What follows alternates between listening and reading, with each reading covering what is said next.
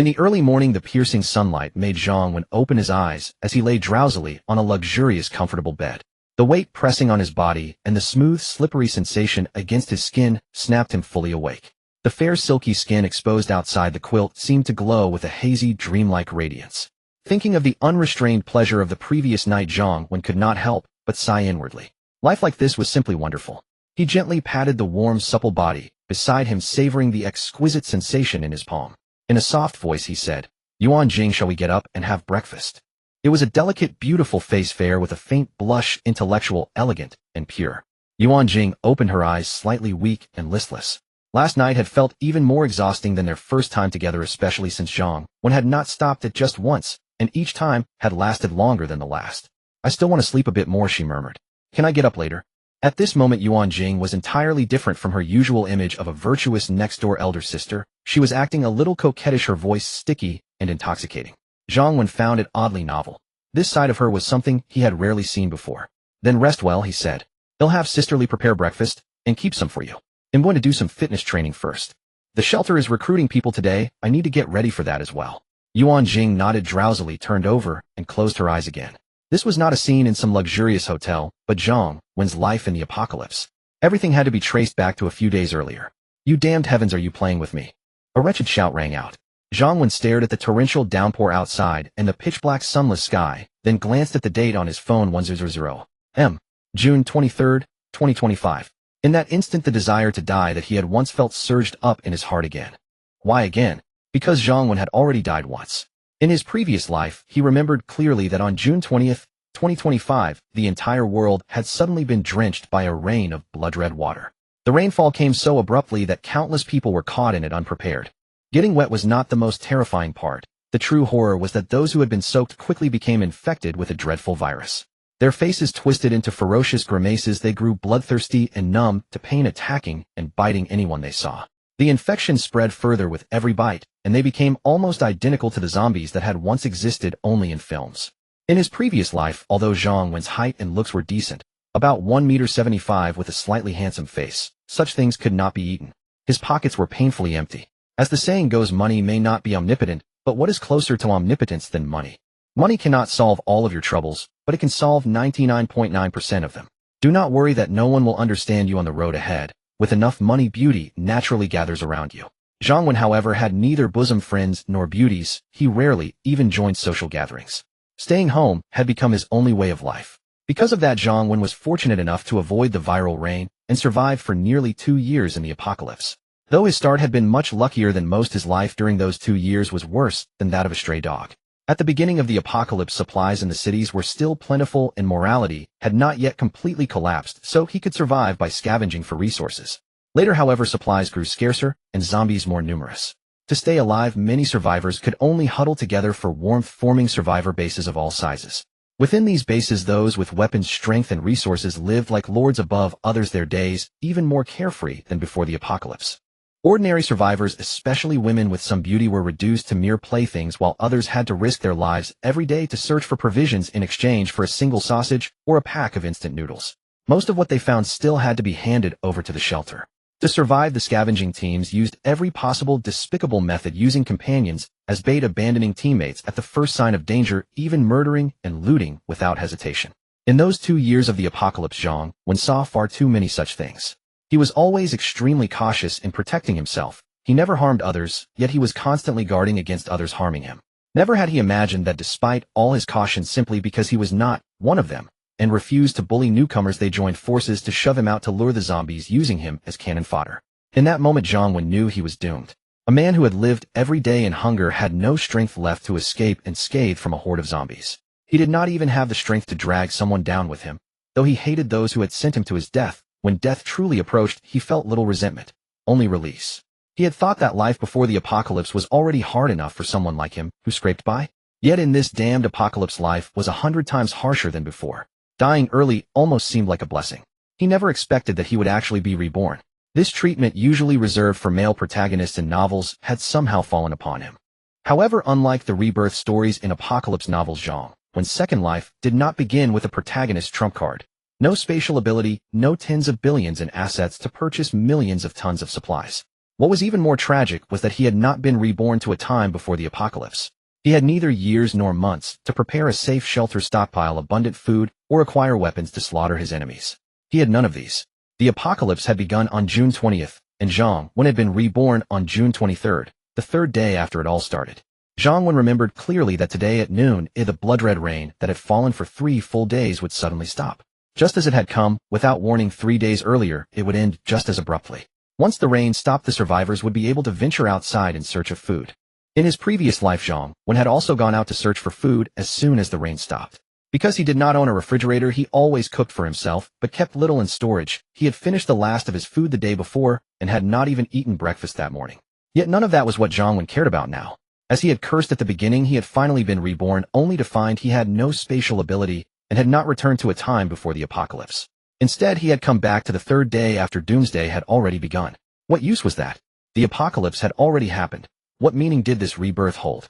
Zhang Wen clearly remembered that reality was nothing like the novels. There were no crystalline cores in zombie skulls, no awakened supernatural abilities among the survivors. Those were all lies fit only to fool ghosts. None of it existed. So what advantage did his rebirth give him?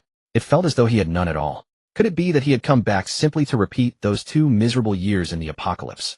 Or to hunt down the people who had killed him, avenge himself, and then die once more? The problem was that the shelter he had lived in during his previous life had not yet been established. Even if he wanted to find those people now, he could not. Moreover, at the moment of his death, he had sworn that if there were a next life, he would never join any shelter again. He would build one of his own instead. Ding. Detecting the host's thoughts, the activation conditions for the apocalypse shelter system have been met. System activation commencing. System activation complete. The host may silently recite in his mind to view the system interface. Kind reminder: the host must choose an initial shelter territory within 1 hour. If the time limit is exceeded, the system will automatically unbind from the host. This is the only mandatory condition for system binding with the host. From now on, all system operations will be decided solely by the host. The system will no longer interfere. Just as Zhang Wen was on the verge of tears, a mechanical female voice suddenly echoed in his mind. My thoughts. System activation. What was I thinking just now? An apocalypse shelter system. Could it be connected to my earlier desire to build a refuge? No matter what it truly was, he finally had the standard boon of a reborn person. It was neither spatial powers nor a chance to return to several years before the apocalypse.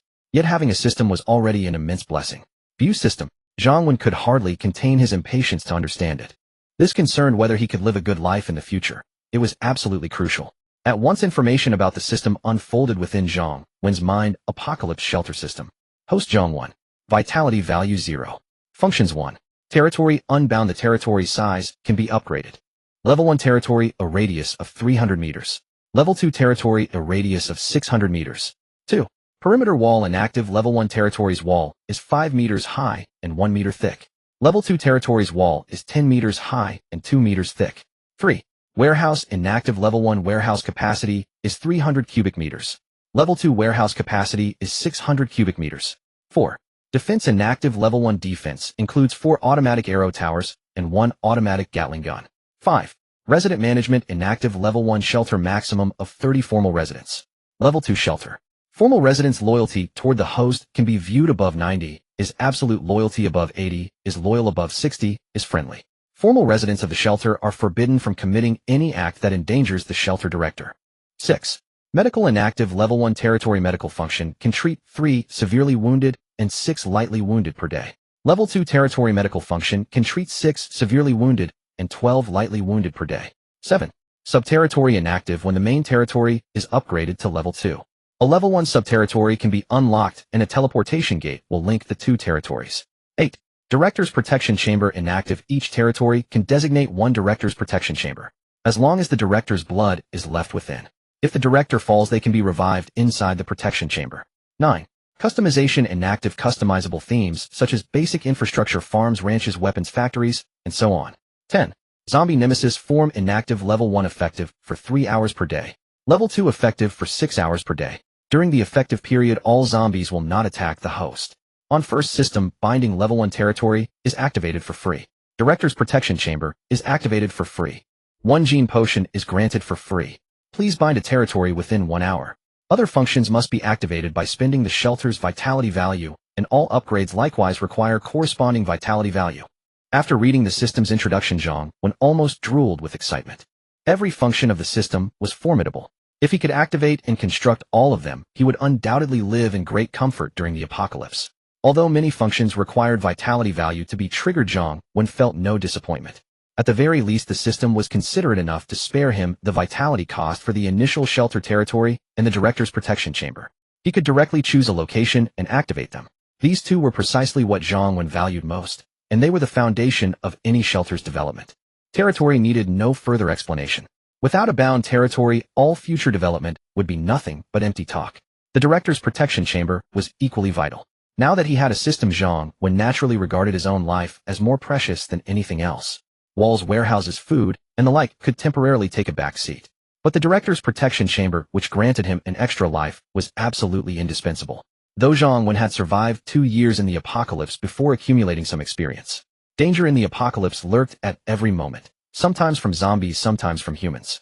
In his previous life, he had managed to live until the 2nd year, but in this life, he might encounter deadly peril the very moment he stepped outside. After all, his timing would never be exactly the same as before. Now that he had an extra life as insurance, Zhang Wen's heart felt much more at ease. His most pressing task was to confirm the territory for the shelter system. He only had 1 hour. If he failed to confirm within that time, the system would vanish. Then he might truly have to relive the misery of his previous life. A level 1 territory had a radius of 300 meters. That size was not especially large, and any moderately big middle school would far exceed that area. Yet it was not exactly small either, especially in Deep Sand City, where Zhang Wen lived. Before the apocalypse, the price per square meter had been high enough to make people blanch, let alone such a vast stretch of land. After thinking it through, Zhang Wen decided to set the shelter territory right where he lived. Of course, if circumstances allowed, he could certainly find far better territories than his current place. For instance, around a large supermarket, a sprawling farmer's market, or an aesthetically pleasing villa district suitable for living, and so on. Unfortunately, the system demanded territory binding within 1 hour. Meanwhile, the blood-red rain outside would only cease after about another hour or so. At such a moment, Zhang Wen dared not venture out. He had to hunker down. Fortunately, the surroundings of his current residence were not bad at all. Recalling roughly what lay within a 300-meter radius, he remembered at least one medium-sized supermarket, as well as restaurants, convenience stores, fruit shops, hardware stores, and a gym. The details would require inspection on site. As long as he could bring these resources under his control, they would be more than enough to sustain him for a long time in the early stage. Of course, these supplies alone would not be sufficient because his shelter would never be for him alone. Though he had yet to determine what exactly the system meant by vitality value, Zhang Wen suspected it was closely related to people. Therefore, the shelter would eventually house many people, and once the population grew, it would inevitably demand more food and materials. Sooner or later, he would have to venture out in search of supplies. He could not simply sit and consume until the mountain ran empty. System set the shelter territory at my current residence, using the 300-meter radius around the host's current location as the shelter territory. Confirm. Confirm, Zhang Wen replied. System binding of territory initiated. Detected 302 zombies within territory. All have been cleared beyond the boundary. The initial shelter territory enjoys beginner protection for 48 hours, or no zombies will enter the shelter territory. After 48 hours, the host must resolve such threats on his own. Within the territory, 26 survivors with detectable vital signs have been found. As this number does not exceed the maximum resident capacity of a level 1 shelter, the host may decide their fate at his discretion. For 24 hours, survivors will be unable to leave the buildings they currently inhabit. After 24 hours, the restriction will be lifted. Subsequent decisions rest with the host. Territory binding successful. Congratulations to the host for binding the system. Initial gift granted 1 gene potion and 100 vitality value. From now on, all system items and functions require vitality value in exchange. The system will no longer gift anything. Director's protection chamber activation successful. The host must select a location as soon as possible to establish the protection chamber. Only the host has authority to enter or operate the chamber. All others are barred from entry and control. Yes. Unable to restrain himself, Zhang Wen let out a joyful shout. The system had finally taken shape. Moreover, when confirming the territory, it had thoughtfully cleared out all zombies within the area and granted him a 48-hour rookie protection period. The system truly deserved praise. Though the protection lasted only 48 hours before walls and defensive weapons were activated, this convenience was immense. It would allow Zhang Wen to patrol his territory and gather its resources without facing immediate danger. The system was genuinely considerate. Compared to those systems in web novels that constantly forced their hosts to complete arduous tasks under threat of punishment, this one was infinitely better. As for the fact that only 26 living people remained within his shelter territory, it was yet another stark reminder of the apocalypse's cruelty. No wonder people later said that the first 3 days of the apocalypse were a devilish trial. Of the 10 billion people who existed before, scarcely 1/10 remained. Within his own territory, the 26 individuals would certainly be subject to strict selection. Not just anyone could join his shelter. First of all, men were out of the question. As for women, his standards were simple. Anyone he found displeasing, anyone whose presence grated on him, none of them would be accepted. This was his territory, and he alone would decide. He himself was the standard. The system had even helpfully restricted the survivors' range of movement, sparing Zhang Wen considerable effort. Please name the shelter, the system prompted. Call it Wenshan Shelter, he replied. Next, it was time to activate the director's protection room. This was extremely important. Zhang Wen took a hammer from home and broke the lock on the adjacent room. After all, in the apocalypse, everything belonged to whoever had the ability to claim it. Then he set up the director's protection room in the next room. The moment the installation succeeded, the previously ordinary room next door transformed instantly. All the furniture and household items vanished. The white walls turned into highly sci-fi metallic walls, and the entire room contained only a crystal table. On it sat a square crystal box inside, which was a blood-drawing syringe. Following the instructions, Zhang Wen picked up the syringe, drew a tube of blood, and placed it in the crystal box. The life-saving procedure was finally complete. He exited the director's protection room. The smashed iron door had already turned into a metal door. Moreover, it had no lock. Only Zhang Wen could open it through the system to enter. With the most crucial director's protection room set up, Zhang Wen returned to his own room. Time quickly reached noon. Just as he remembered, it had been pouring rain moments ago, but at exactly noon, the rain stopped abruptly, and the sky brightened. Zhang Wen decided to take a good look around this sanctuary that belonged entirely to him, although he had lived here for quite a while before the apocalypse. But before, he was merely a passerby of this city and this street. Every time he came home in a hurry, he had no mind to care about anything else. Now it was different. Now the area within 300 meters around his room belonged to him. In the future, the range could be expanded. Moreover, within the sanctuary, there were temporarily no zombies. Survivors could not leave the residential building. Only he could move freely. He could take whatever he wanted however he wanted. Shopping without spending money. Just thinking about it made him happy. How exhilarating. All the supplies in the entire sanctuary were his, which made him even happier. Even though Zhang Wen had spent 2 years in the apocalypse in his past life back, then every resource, including a single sausage or a pack of spicy strips, was fought over by countless people. How could that compare to the joy of taking whatever he wanted now? Unfortunately, he had no spatial ability, and the sanctuary's warehouse function had not yet been activated. Otherwise, Zhang Wen would have loved to immediately store all the supplies in the warehouse, especially the perishable food inside the sanctuary. For example, meat, fruits, vegetables, and so on. For the past 3 days, the blood-red rain had caused the temperature to drop to just a few degrees. So even though 3 days had passed since the apocalypse began, Zhang Wen knew the food was basically still fresh. But it would only last until today. Now that the rain had stopped, Zhang Wen knew the temperature would quickly return to the normal level of his past life. These perishable foods, if not stored immediately, would soon all go bad. Fortunately, the sanctuary's warehouse also had the function of a spatial ring. It could preserve the freshness of food permanently. Zhang Wen secretly decided that activating the system warehouse should be done sooner. He would need to plan carefully later. Before going to inspect the territory, Zhang Wen took out the gene enhancement agent rewarded by the system. Looking at the light blue agent in his hand, Zhang Wen felt a mix of emotions. He remembered his past life. For a long time after the apocalypse began, many people desperately killed zombies to find crystals or waited to awaken supernatural abilities. Unfortunately, that was only something that existed in novels. It was destined to disappoint everyone. It wasn't until after some time of struggle that the major bases and factions gave up. They turned to researching gene enhancement agents. Because the apocalypse brought not only the viral rain but also unknown disasters that caused global power outages and internet blackouts. Even advanced firearms could not be used, essentially returning to an era where martial might ruled. Therefore, gene enhancement agents that could increase one's strength or potential naturally became favored by all factions. However, Zhang Wen had also heard that almost all gene agents had significant drawbacks. Moreover, they were prohibitively expensive and ordinary people couldn't even use them, let alone have a chance to see them. Zhang Wen made up his mind, if the system's gene agent also had major flaws, he would rather not use it. Now Zhang Wen cherished his body very much. The good days hadn't even begun yet. Who would risk their life? Perfect Type 2 gene agent. After use, it can comprehensively improve personal physical fitness by 3 times. There will be a certain amount of pain during absorption, about 5 minutes, with no other side effects. After checking the description of the gene agent, Zhang Wen was overjoyed. It was just 5 minutes of pain after use with no other side effects. Truly worthy of the perfect type. Since there were no side effects, Zhang Wen didn't hesitate. He opened the gene agent and poured it into his mouth. As soon as the agent entered his body, Zhang Wen felt a warm current flowing through his meridians, followed by a sharp pain that struck him, causing him to let out a scream. The next 5 minutes were the most agonizing 5 minutes of Zhang Wen's life.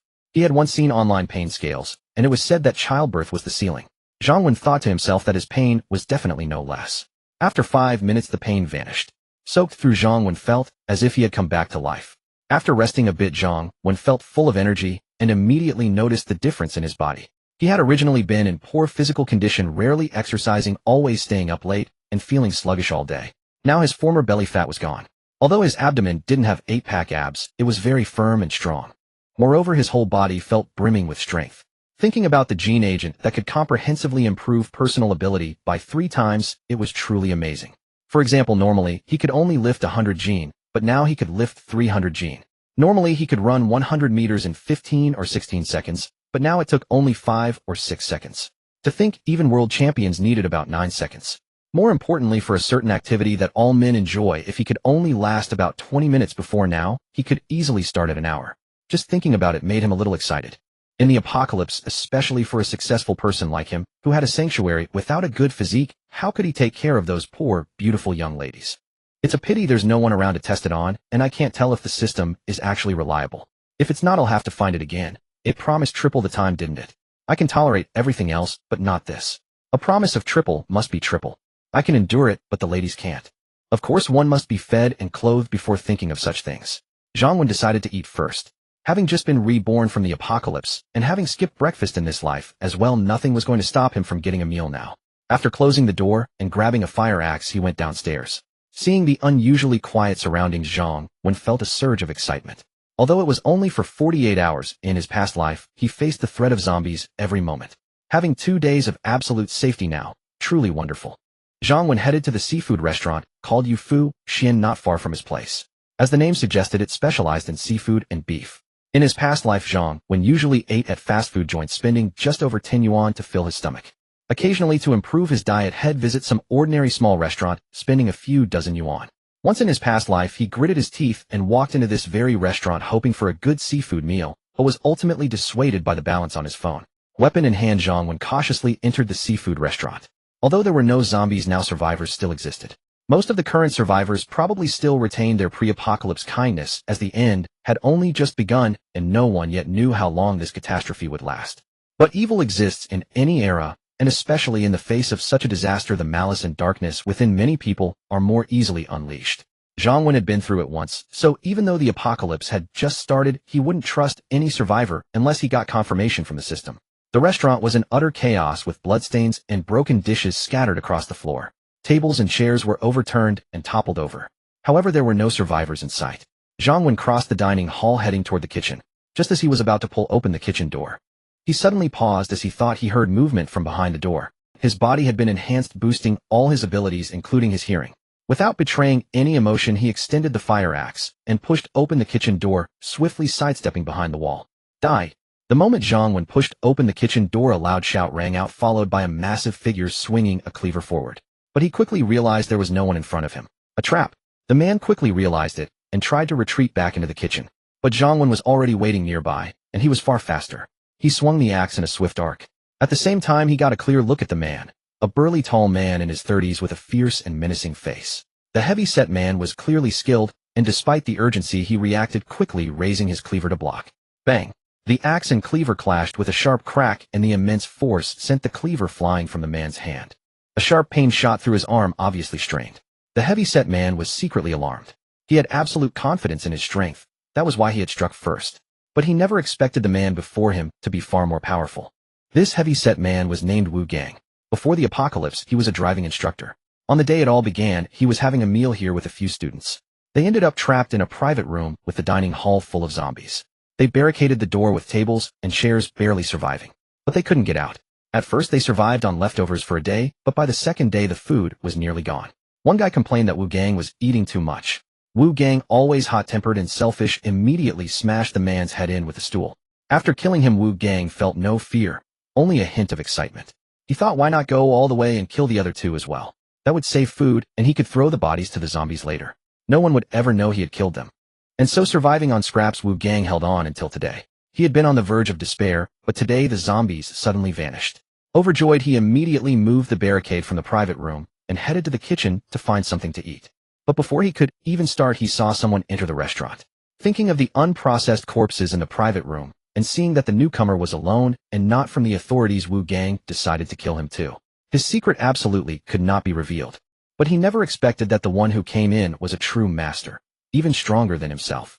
Brother, sorry, I thought a zombie had come in again, that's why I attacked. It's all a misunderstanding. Having lost his weapon and at a disadvantage in strength, Wu Gang tried to find an excuse to stall Zhang Wen. But before he could finish his words, Zhang Wen swung the axe again. Wu Gang had been trying to negotiate peace, never expecting Zhang Wen to be so ruthless and decisive. He tried to dodge, but Zhang Wen was too fast. Before he could react, the axe struck him right in the forehead. He didn't even have time to scream. Warm blood splattered, and the heavy-set man fell silent forever. Wu Gang's words might have fooled a Zhang Wen who hadn't experienced the past life, but this reborn Zhang Wen wouldn't believe a single word of it. The excuse of mistaking him for a zombie was barely acceptable.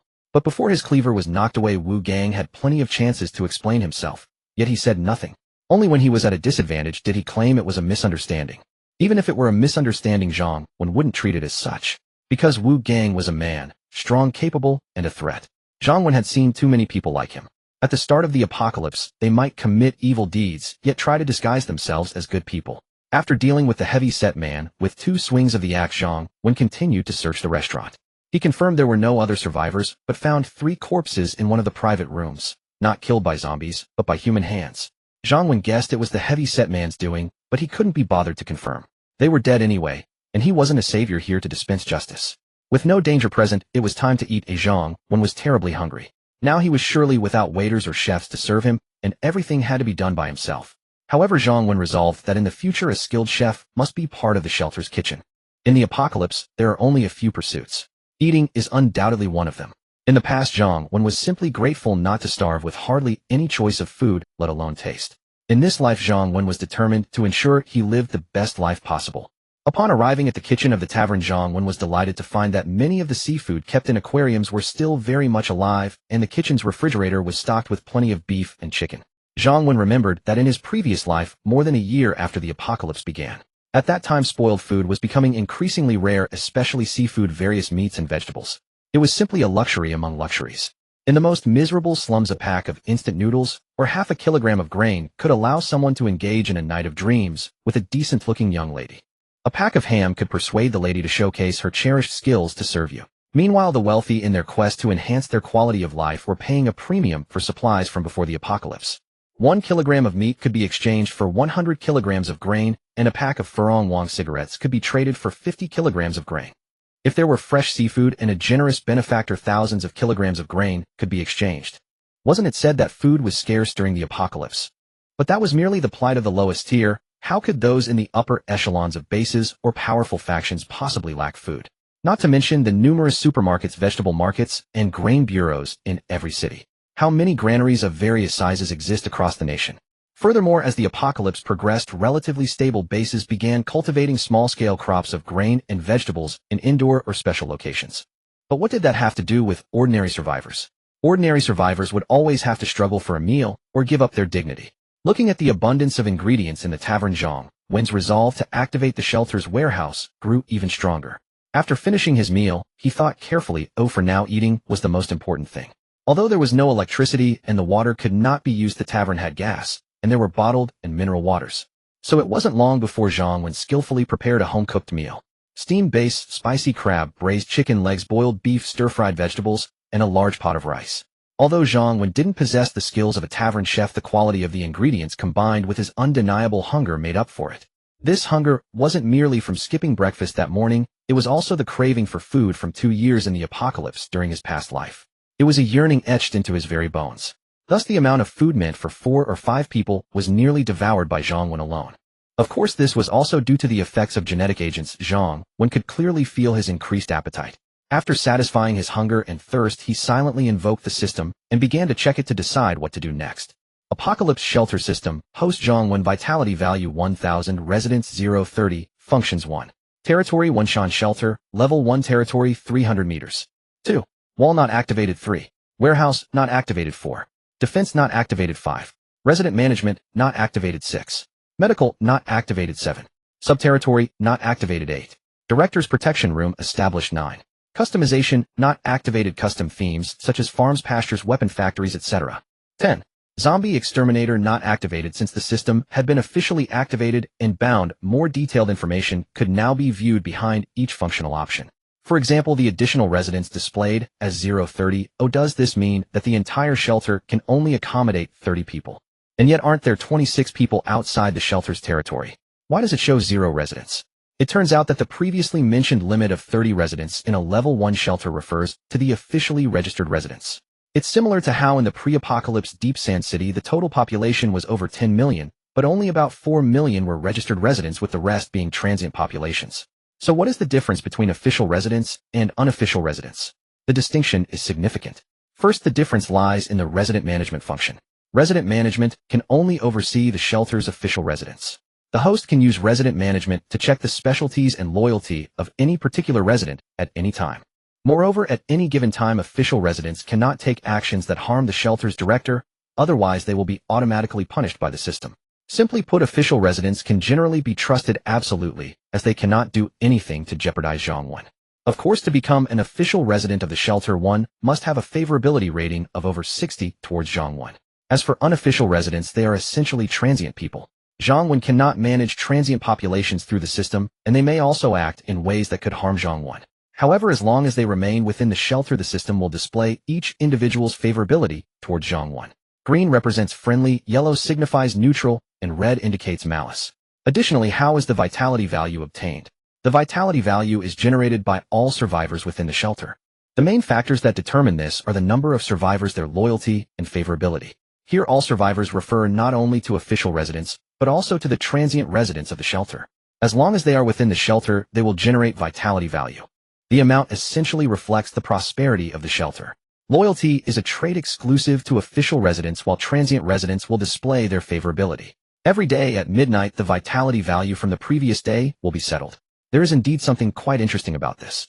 Official residents generate vitality value at 10 times the rate of transient residents under the same loyalty favorability conditions. What does this mean? For example, within the shelter, if one official resident has a loyalty of 60 and another transient resident has a favorability of 60, the official resident can generate 30 points of vitality value in a day, while the transient resident can only generate 3 points. This system is quite the trickster. It pushes one to treat official residents kindly. Doesn't this just encourage one to treat official residents while significantly enhancing their welfare? However, Zhang Wen liked it. He thought just that way. After all, he wasn't an angel, nor was he here to save the world. In the future, whoever is loyal to him, whichever young lady satisfies him, then they can become official residents and live a good life. The apocalypse isn't that complicated, it's this simple. To survive, one must contribute and have a value for it. Zhang Wen then checked all the activated functions and the vitality points required for upgrades. Wall 200 vitality points to activate 2,000 to upgrade to level 2. Warehouse 300 to activate 3,000 to upgrade. Defense 300 to activate 3,000 to upgrade. Resident management 300 to activate 3,000 to upgrade. Medical 500 to activate 5,000 to upgrade. Zombie Bane Body 600 to activate 6,000 to upgrade. Subterritory 600 to activate 6,000 to upgrade. Director's Protection Room 1000 to activate no upgrade available. Custom functions depended on which ones were activated. Zhang Wen coveted every single one of these abilities, but his vitality points were insufficient. He only had 1,000 points at the moment, enough to activate perhaps 3 minor functions at best. The rest would have to wait for another time. He had previously mentally prioritized the order of activation: wall, defense, resident management, warehouse, zombie bane body, medical, subterritory, custom, and finally the director's protection room. Of course, that was just a rough plan he had devised, subject to change based on real circumstances. He had placed the director's protection room last, not because it was unimportant, but because the system stipulated that each territory could only have one. To create another, he would first need to unlock the subterritory function. Moreover, the vitality cost for the director's protection room was staggeringly high. Since he already had one, it made more sense to allocate his precious points to more pressing needs. However, if the revival opportunity of his current protection room were ever used up, he would have no choice but to prioritize creating a new one for safety. But that was his old plan. Now he had to make a slight adjustment. Zhang Wen decided to activate the sanctuary warehouse immediately. His initial strategy was to lie low and survive. Activating wall defense and resident management would have cost exactly 1,000 vitality points. With those 3, as long as he stayed inside his sanctuary and didn't court danger, no one could easily touch him. Of course, if he ever wanted to venture out and take risks, he would need the zombie bane body. The thought of zombies ignoring him was appealing. But without a warehouse, he would inevitably waste precious food and supplies, resources that would become incredibly valuable in the late apocalypse and crucial for his sanctuary's future growth. Weighing the pros and cons, Zhang Wen decided to activate the warehouse first. The wall defense and other functions could wait. Spending 300 vitality points, he unlocked the system warehouse. It was time to reap the harvest. He stored all the seafood from the restaurant, crabs, prawns, base, grouper, and more, into the warehouse. The system scale showed over 500 gene of seafood. Then he collected all the beef, lamb, pork, chicken, and duck, which totaled only a bit over 200 gene, confirming this was indeed a seafood-focused establishment. He also gathered several hundred gene of vegetables and fruits. After taking the valuable items, he casually swept up all the edible supplies, rice flour, cooking oil, seasonings, beverages, and everything else, into the warehouse. He didn't bother tracking the exact quantities, knowing he could consolidate everything later from the supermarket and other stores. He also collected gas canisters, generators, stoves, knives, and any other item he deemed valuable. He simply stored everything first. If the warehouse ran out of space, he could always find a place to stash the overflow within the sanctuary. Moving things in and out was effortless. Zhang Wen finally understood why male leads in apocalypse stories always had spatial abilities. It was incredibly practical and convenient. After thoroughly sweeping through the restaurant, he felt satisfied. Leaving the restaurant, Zhang Wen gnawed on a leftover chicken leg as he headed toward the supermarket. The supermarket stock was the real jackpot. The thought of taking whatever he wanted for free was far more appealing than those protagonists who had to buy supplies before the apocalypse. "Hey, handsome. Over here." He hadn't walked far when he heard a woman's voice seemingly calling out to him. Looking around, he spotted a delicate 3-story villa on his right. 2 women were on the second-floor balcony watching him. Zhang Wen strolled over, studying the 2 young women. He had planned to secure the sanctuary's supplies first before dealing with the residents' issue, but it seemed he had encountered 2 living people sooner than expected. The buildings near Zhang Wen's location were mostly ordinary rental units, typically 7 or 8 stories high. This exquisitely decorated villa, however, was clearly the private residence of someone wealthy. He remembered an elderly couple living here. How had it become 2 young women? A smile curled at the corner of his mouth, not from surprise at seeing survivors, but because he realized the 2 women on the balcony were genuinely stunning. Absolute goddess-tier beauties. He hadn't expected his first encounter after rebirth to be with 2 goddess-level women. Why hadn't he realized his luck was this good before? The woman who had called out to him appeared to be around 27 or 28, dressed in a tight yoga outfit. A slender waist, defined abs, long fair legs, a full curvy figure, and those basketball-like 36Ds. One look confirmed it. She was his type. No, she was the type he greatly admired. After all, it wasn't easy for anyone to maintain such a fit physique. Beside the 36D beauty stood another woman. Though her figure wasn't as striking, her face was truly beautiful. Tall and graceful, with silky shoulder-length hair, crystal-like curved eyes, delicate eyebrows, flawless fair skin, and a refined countenance. She wore a professional outfit, a white blouse accentuating her long neck. She was elegant, beautiful, and carried an air of nobility. By most standards, she was undoubtedly a goddess-level beauty. Seeing Zhang Wen approach, the 36D beauty immediately spoke with a smile. "Hi, handsome. I'm Tang Xian, and this beauty beside me is Li Shui. Do you know why the zombies have disappeared? Has the government regained control? Also, we can't figure out why our door won't open. We're trapped in here. Could you help us? Or maybe buy some food and toss it up to us. We're starving, we haven't eaten in days. Thank you so much, handsome."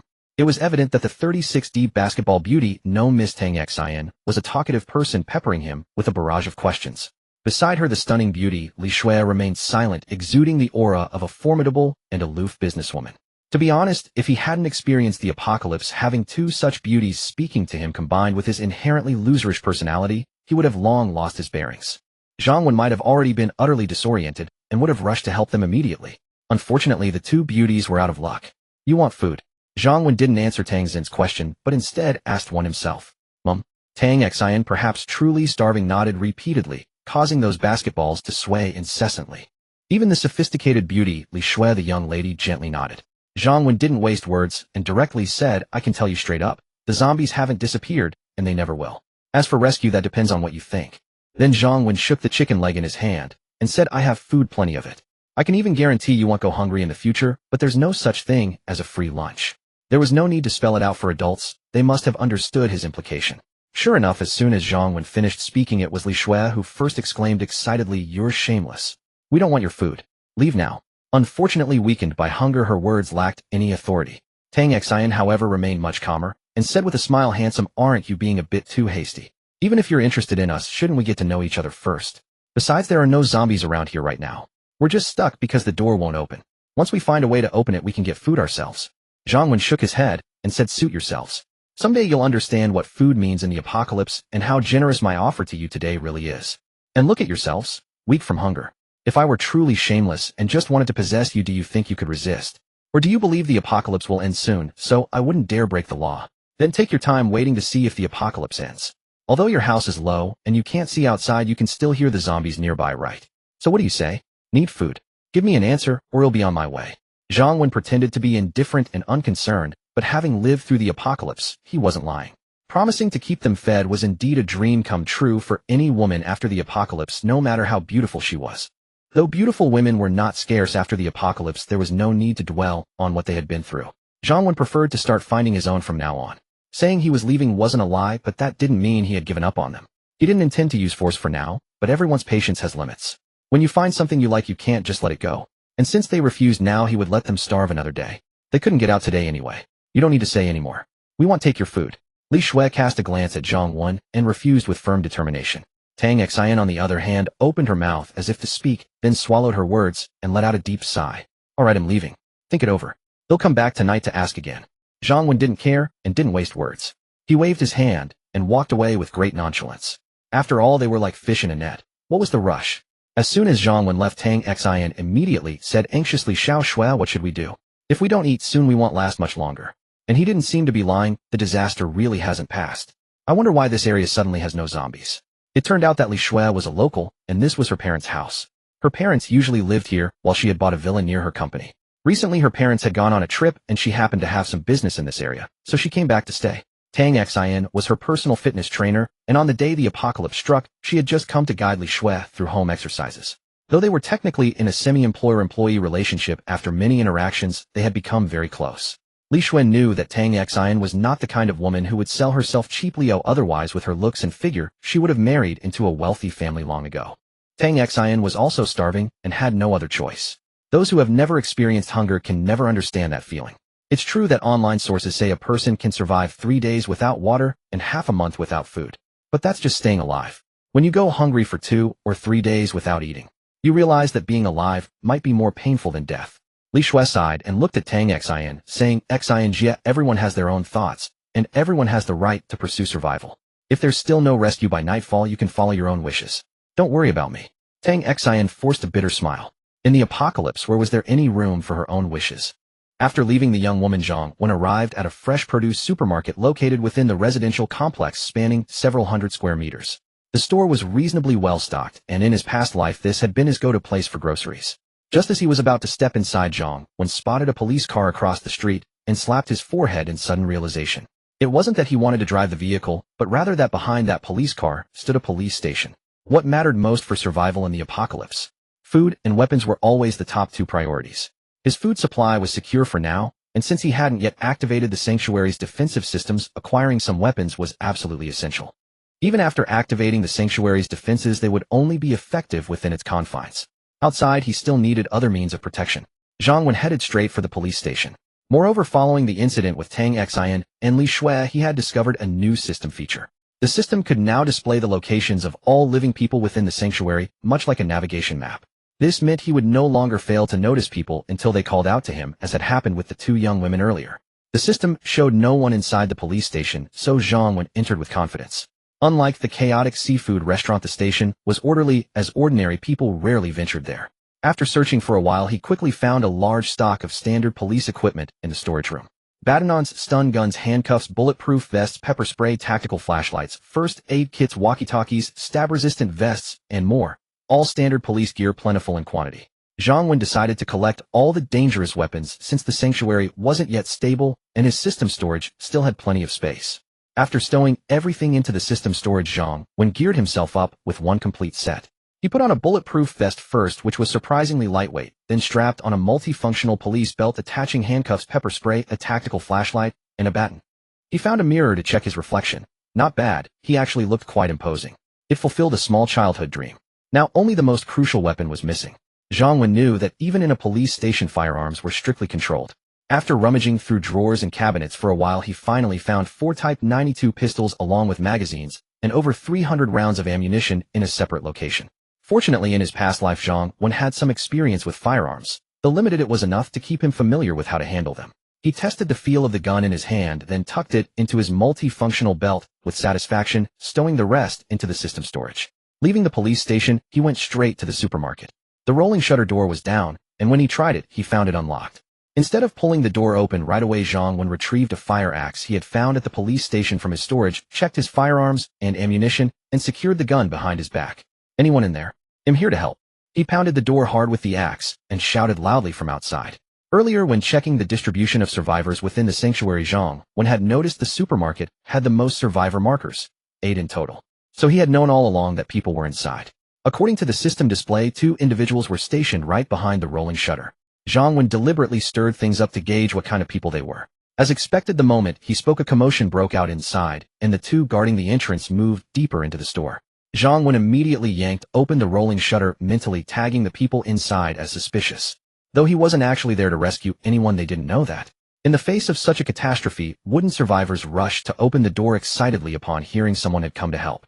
Of course, that was the mindset at the dawn of the apocalypse, when people still clung to hope and their humanity hadn't yet eroded. By the later stages of the apocalypse, humans could become far more terrifying than zombies. Trust between people had long since collapsed. The supermarket was in complete chaos. Bloodstains and discarded food littered the floor, and several shelves had toppled over. Since the rain had just stopped today, and no one had yet ventured out to scavenge supplies, the store's stock remained largely intact despite the mess.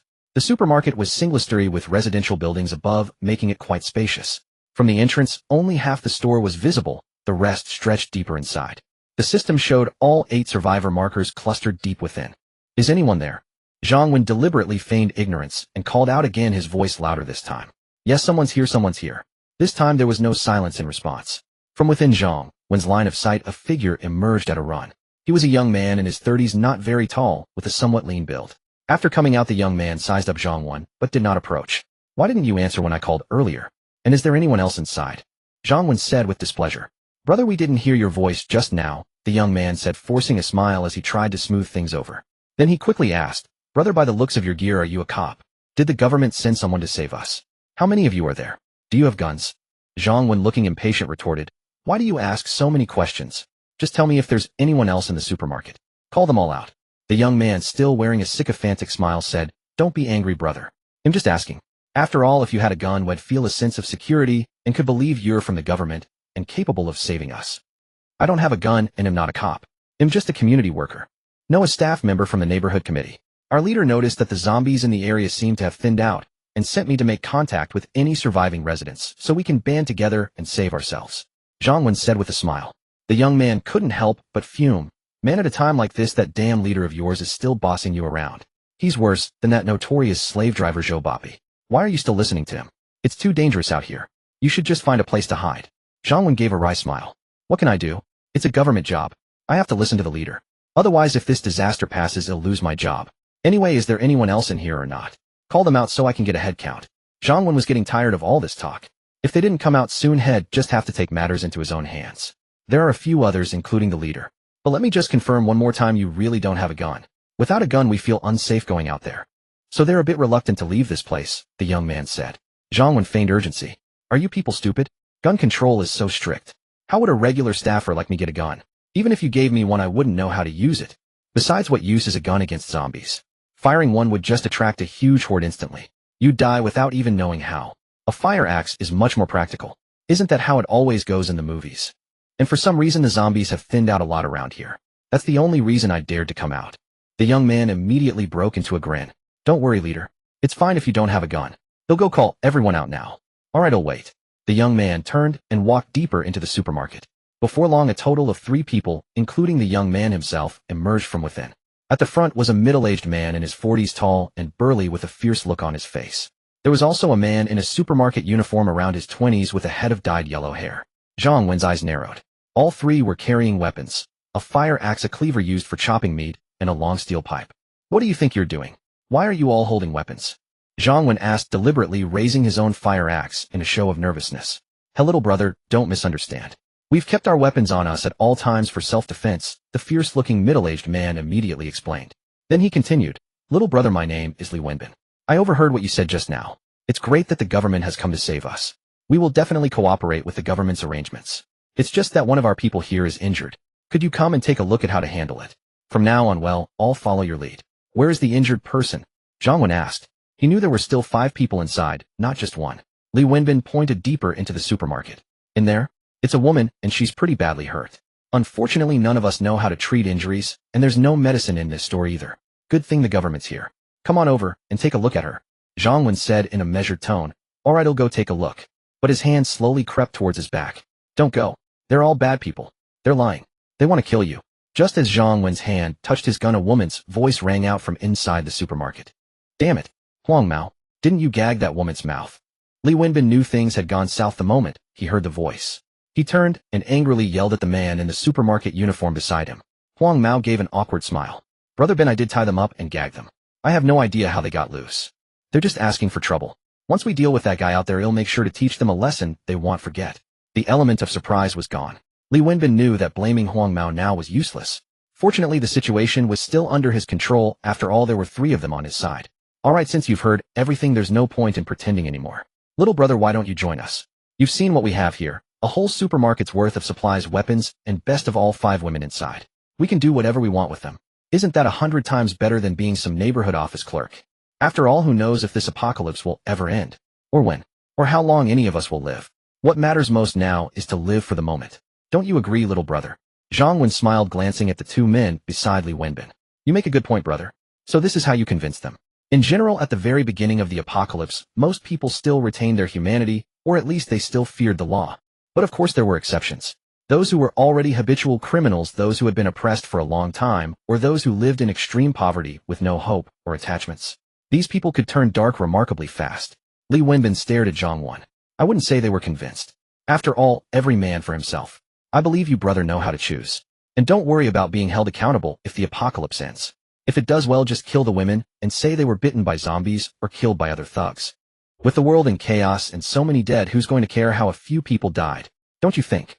That does make sense. Honestly, if Zhang Wen hadn't experienced the apocalypse before and didn't have the sanctuary system, he might have actually joined them. After all, not joining would certainly mean they wouldn't let him go, but joining would. Brother Ben, are we really letting this kid join? There aren't enough women to go around as it is. The yellow-haired man muttered discontentedly from the side. Shut up. More people mean more strength. We can always find more women later. Give this young brother one of my women for now. Li Wenbin shot a fierce glare at the yellow-haired man, then gave him and the other young man a meaningful look. They immediately understood his intention: stabilize and control Zhang Wen first. Whether to kill him or give him a woman later would depend on his behavior. This was one of their planned scenarios. Unfortunately, their plans were overly optimistic. Just as Li Wenbin was scolding the yellow-haired man and signaling his accomplices, Zhang Wen, who had been prepared all along, swiftly drew the pistol from his back, aimed and fired. Bang! Bang! Bang! Zhang Wen's first target was Li Wenbin. He was clearly the leader and the biggest threat. Next were the young man and the yellow-haired man. He fired 6 shots in total, 2 for each of them. Because the Type 92 pistol's magazine could hold 15 rounds, and it was semi-automatic, and Zhang Wen had become proficient with firearms during his 2 years in the apocalypse, he was able to put 2 bullets into each of the 3 men in an extremely short span of time. Screams of agony erupted one after another. The 3 men immediately collapsed into pools of blood. Zhang Wen checked them. He had deliberately aimed at their lower bodies. Li Wenbin had 1 bullet in his calf and another in his thigh. The yellow-haired man had been hit only once in the thigh. As for the other young man, he had also been hit just once, but the shot had gone astray, striking his heart. He was already beyond saving. It seemed his marksmanship was still lacking. 6 shots, only 4 hits, and at such close range. And his aim was off. Zhang Wen had intentionally aimed at their lower bodies, not to spare them, but to avoid waste. Of course, don't misunderstand his intentions. He simply wanted to keep them alive to see if they could generate vitality points for him, and he might have a use for them later. Once their purpose was served, he could end their wretched lives then. He retrieved 2 pairs of handcuffs from his system storage and walked over to cuff Li Wenbin and the yellow-haired man. Even though they were injured, they still posed a potential threat. Once their purpose was served, he could end their wretched lives then. He retrieved 2 pairs of handcuffs from his system storage and walked over to cuff Li Wenbin and the yellow-haired man. Even though they were injured, they still posed a potential threat. The yellow-haired man was clearly a coward who feared pain, wailing and complaining incessantly. Li Wenbin, on the other hand, gritted his teeth against the pain, a glint of ferocity flashing in his eyes. Shut up. If you keep making noise, I'll give you another peanut. Zhang Wen, annoyed by the yellow-haired man's cries, threatened him directly with the gun. The effect was immediate. The yellow-haired man, terrified, instantly fell silent. Young brother, I've lost this round. You're not really a street office worker, are you? If you spare my life, I'll give you all the supplies and the women, and ill-treat you as the boss. In this apocalypse, even with a gun, you can't do much without people. Li Wenbin looked at Zhang Wen enduring the pain and spoke in a calm tone. The quietest dogs are the ones that bite. Zhang Wen knew this well. You shut up too. Speak only when I tell you to. Zhang Wen was done wasting words with him. They had outlived their usefulness. To join Zhang Wen's sanctuary there were 3 conditions. They had to look agreeable. They had to look agreeable. They had to look agreeable. Of course the interpretation of this rule was entirely up to Zhang Wen. If he found you disagreeable today, maybe he'd find you agreeable tomorrow. But one thing was certain within Zhang Wen's sanctuary, he found all men disagreeable. In the apocalypse, men's ambitions were far greater than women's, and they were never satisfied. Today you give them food. Tomorrow they think they have the capability, so they demand women. The day after, even women wouldn't be accepted just like that. While becoming an official resident of the sanctuary would generate more vitality points, Zhang Wen wouldn't do things that went against his own wishes just for those points. He absolutely would not recruit just anyone into the sanctuary, let alone make them official residents. Having been given a new life, Zhang Wen absolutely refused to compromise his own comfort again. There was no need. Ignoring the 2 men, Zhang Wen entered the supermarket. There were 5 people. 2 young women in their 20s, a woman in her 30s, a middle-aged woman in her 40s, and a little girl of 5 or 6. The 2 young women were plain-looking with average figures. Their scanty clothing was the only thing that could draw one's eye. The middle-aged woman was similar, a very ordinary housewife. The woman in her 30s, while her face was only above average, had a truly impressive figure, easily scoring high in that regard with all the right curves in the right places.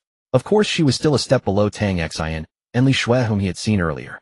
Tang Xin's beauty was top-tier, and her figure was nearly flawless. Li Shui's face was stunning, and her figure was likely excellent, as well. He'd have to measure it sometime. His attention had been so thoroughly focused on studying Tang Xin's figure that overlooking Li Shui's was quite understandable. As for the little girl of 5 or 6, she was incredibly cute. She had a round, fair face, 2 adorable braids, and bright, clear, lively eyes that were simply endearing. Zhang Wen didn't harbor any peculiar obsession. Rather, in his past life, he had always been fond of children, especially hoping for a daughter. Unfortunately, even up to the moment he was reborn at the end of the world, he remained childless. This was hardly surprising. At the bottom rungs of an apocalyptic society, barely able to sustain himself, few were willing to bring new life into such a world. Seeing Zhang Wen approach, coupled with the earlier gunshots, the 5 bound individuals trembled in sheer terror. Ignoring them, Zhang Wen first untied the ropes binding the little girl. He wasn't driven by some misplaced altruism. After all, not just the girl, but every woman here, and even the men outside, posed no threat to him. He was armed and had fortified himself with gene-enhancing agents. His earlier caution was simply a measure to ensure absolute safety. The second reason was that he had other plans for them. The freed little girl remained remarkably obedient, though her gaze kept flitting toward the well-figured young woman as if she wanted to speak. But at the young woman's subtle shake of the head and a pointed look, she quietly stayed put. Who was it that warned me earlier? Zhang Wen asked, surveying the group. They were still bound, but their mouths weren't gagged, so he couldn't tell who had spoken. However, Zhang Wen noticed certain details. The 2 younger women had been tied rather loosely, almost as an afterthought. In contrast, the shapely young woman and the middle-aged woman were bound tightly and securely. Not only were the 2 bound firmly, but their hair was disheveled, and both bore visible bruises and wounds on their faces and bodies. It was me, the middle-aged woman quickly answered. No, it was me, the younger woman spoke up. Sir, we only meant to warn you out of goodwill. We mean no harm. Please don't hurt us. As soon as he heard the voice, Zhang Wen knew it was the young woman who had called out earlier. What's this? All of you want my thanks. Maybe what awaits you isn't gratitude at all, he said, looking at the 2.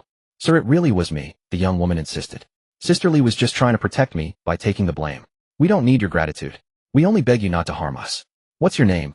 Zhang Wen asked, fixing his gaze on her. Yuan Jing, she replied. Briefly tell me what happened in the supermarket. Daring not to disobey, Yuan Jing began her account. The events were simple enough. 3 days ago, when disaster struck, the supermarket was packed, and naturally the death toll there was devastating. The survivors barely managed to seal the supermarket's doors, leaving only 13 people trapped inside waiting for rescue. Among the 13 were 6 men and 7 women.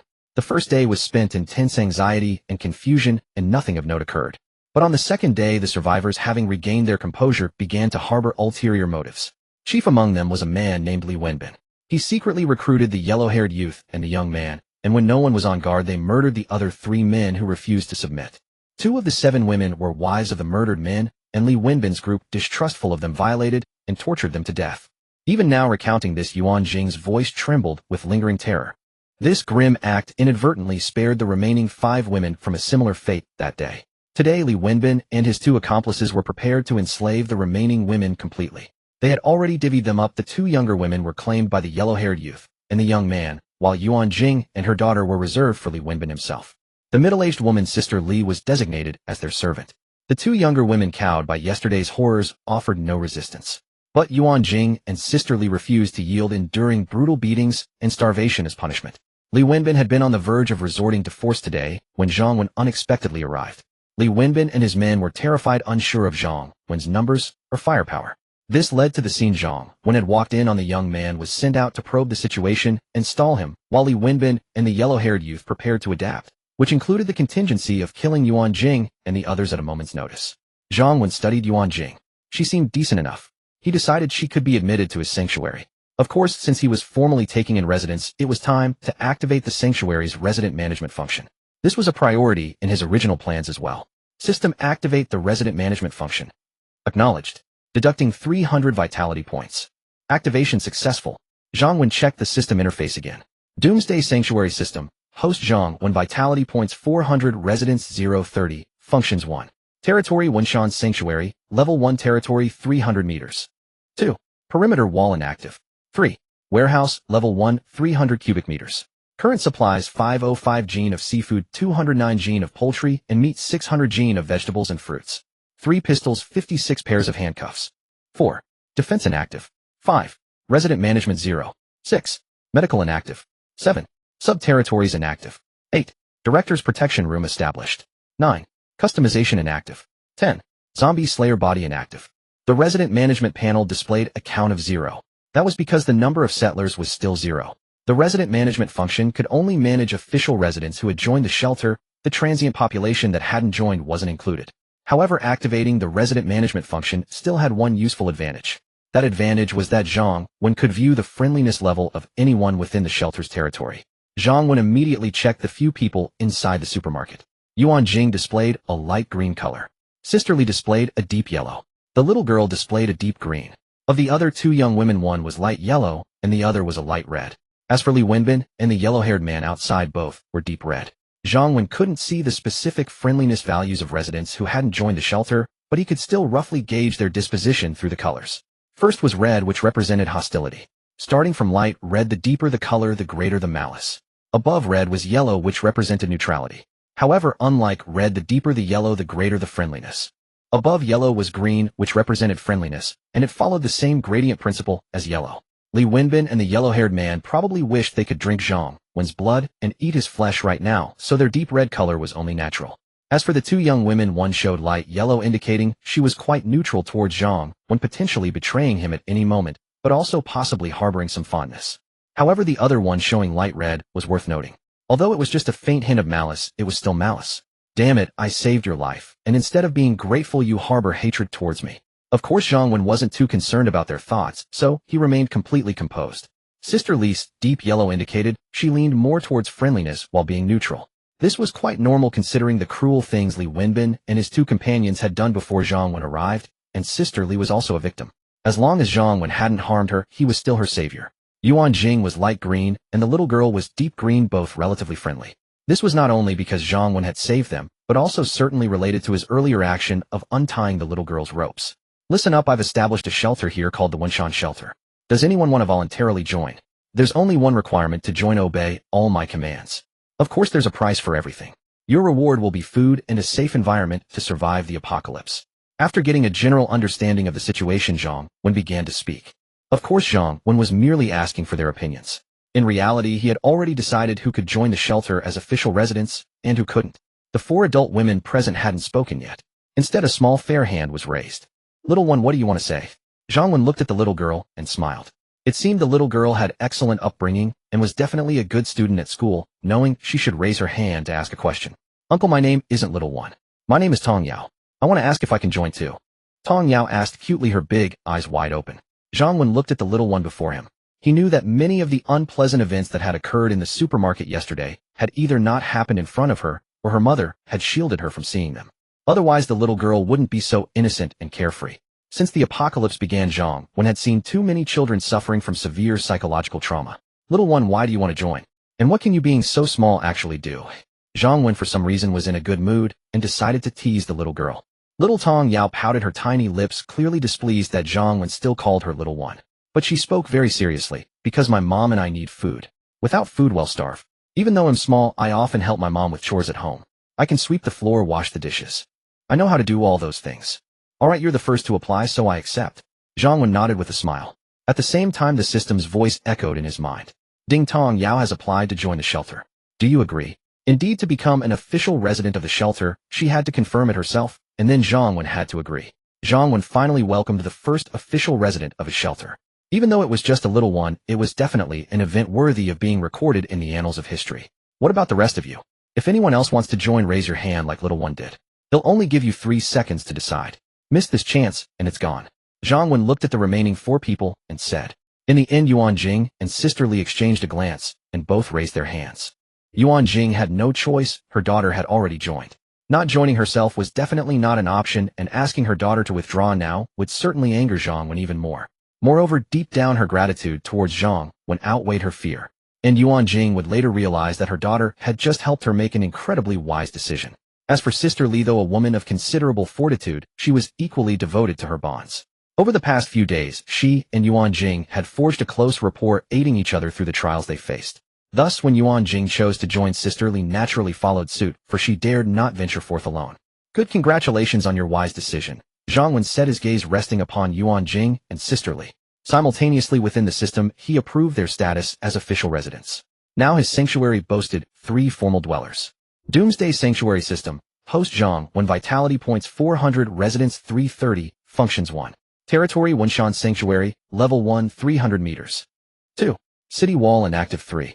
Warehouse level 1, 300 cubic meters. Current supplies, seafood 505 gene, poultry 209 gene, vegetables and fruits 600 gene. Pistols 3, handcuffs 56. 4. Defense inactive 5. Resident management Tong Yao 6 years old, talent singing and dancing, loyalty 86. Yuan Jing 30 years old, talent management, loyalty 80. Sister Li 43 years old, talent cooking, loyalty 69. 6. Medical inactive 7. Sub-territory inactive 8. Director's protection room established 9. Customization inactive 10. Zombie Bane body inactive. Meanwhile, the other 2 young women observing Yuan Jing and her group joining Zhang Wen's sanctuary began to feel a sense of urgency. Yet they remained confident, believing their youth and charm surpassed that of a middle-aged woman or a mother with a child. Still, one of them, unable to contain her impatience, spoke up. Hey handsome, my name is Lu Meiying. Can I ask, does joining your sanctuary require us to risk our lives scavenging for supplies? And what about the food and living conditions? Zhang Wen glanced at the speaker. She was short, heavily made up, with a rather unremarkable figure. Of course, in the pre-apocalyptic world, even a girl of such ordinary looks would have been surrounded by countless sycophantic admirers. Men like Zhang Wen, lacking wealth and looks, wouldn't have even qualified as a backup option. However, his standards had become discerning by now. He was utterly indifferent to such plain appearances. Yet this girl named Lu Meiying, the one with the faintly reddish friendly marker, did earn a second glance from him. That single glance gave Lu Meiying a mistaken impression, prompting her to beam with a flattering smile. She continued, handsome, honestly, we're so lucky you saved us. Those people were truly wicked, even murderers. You seem like a genuinely good person. Too bad WeChat is down, otherwise I'd definitely add you. Zhang Wen ignored her rambling and spoke in a commanding tone. Alright, the time has passed.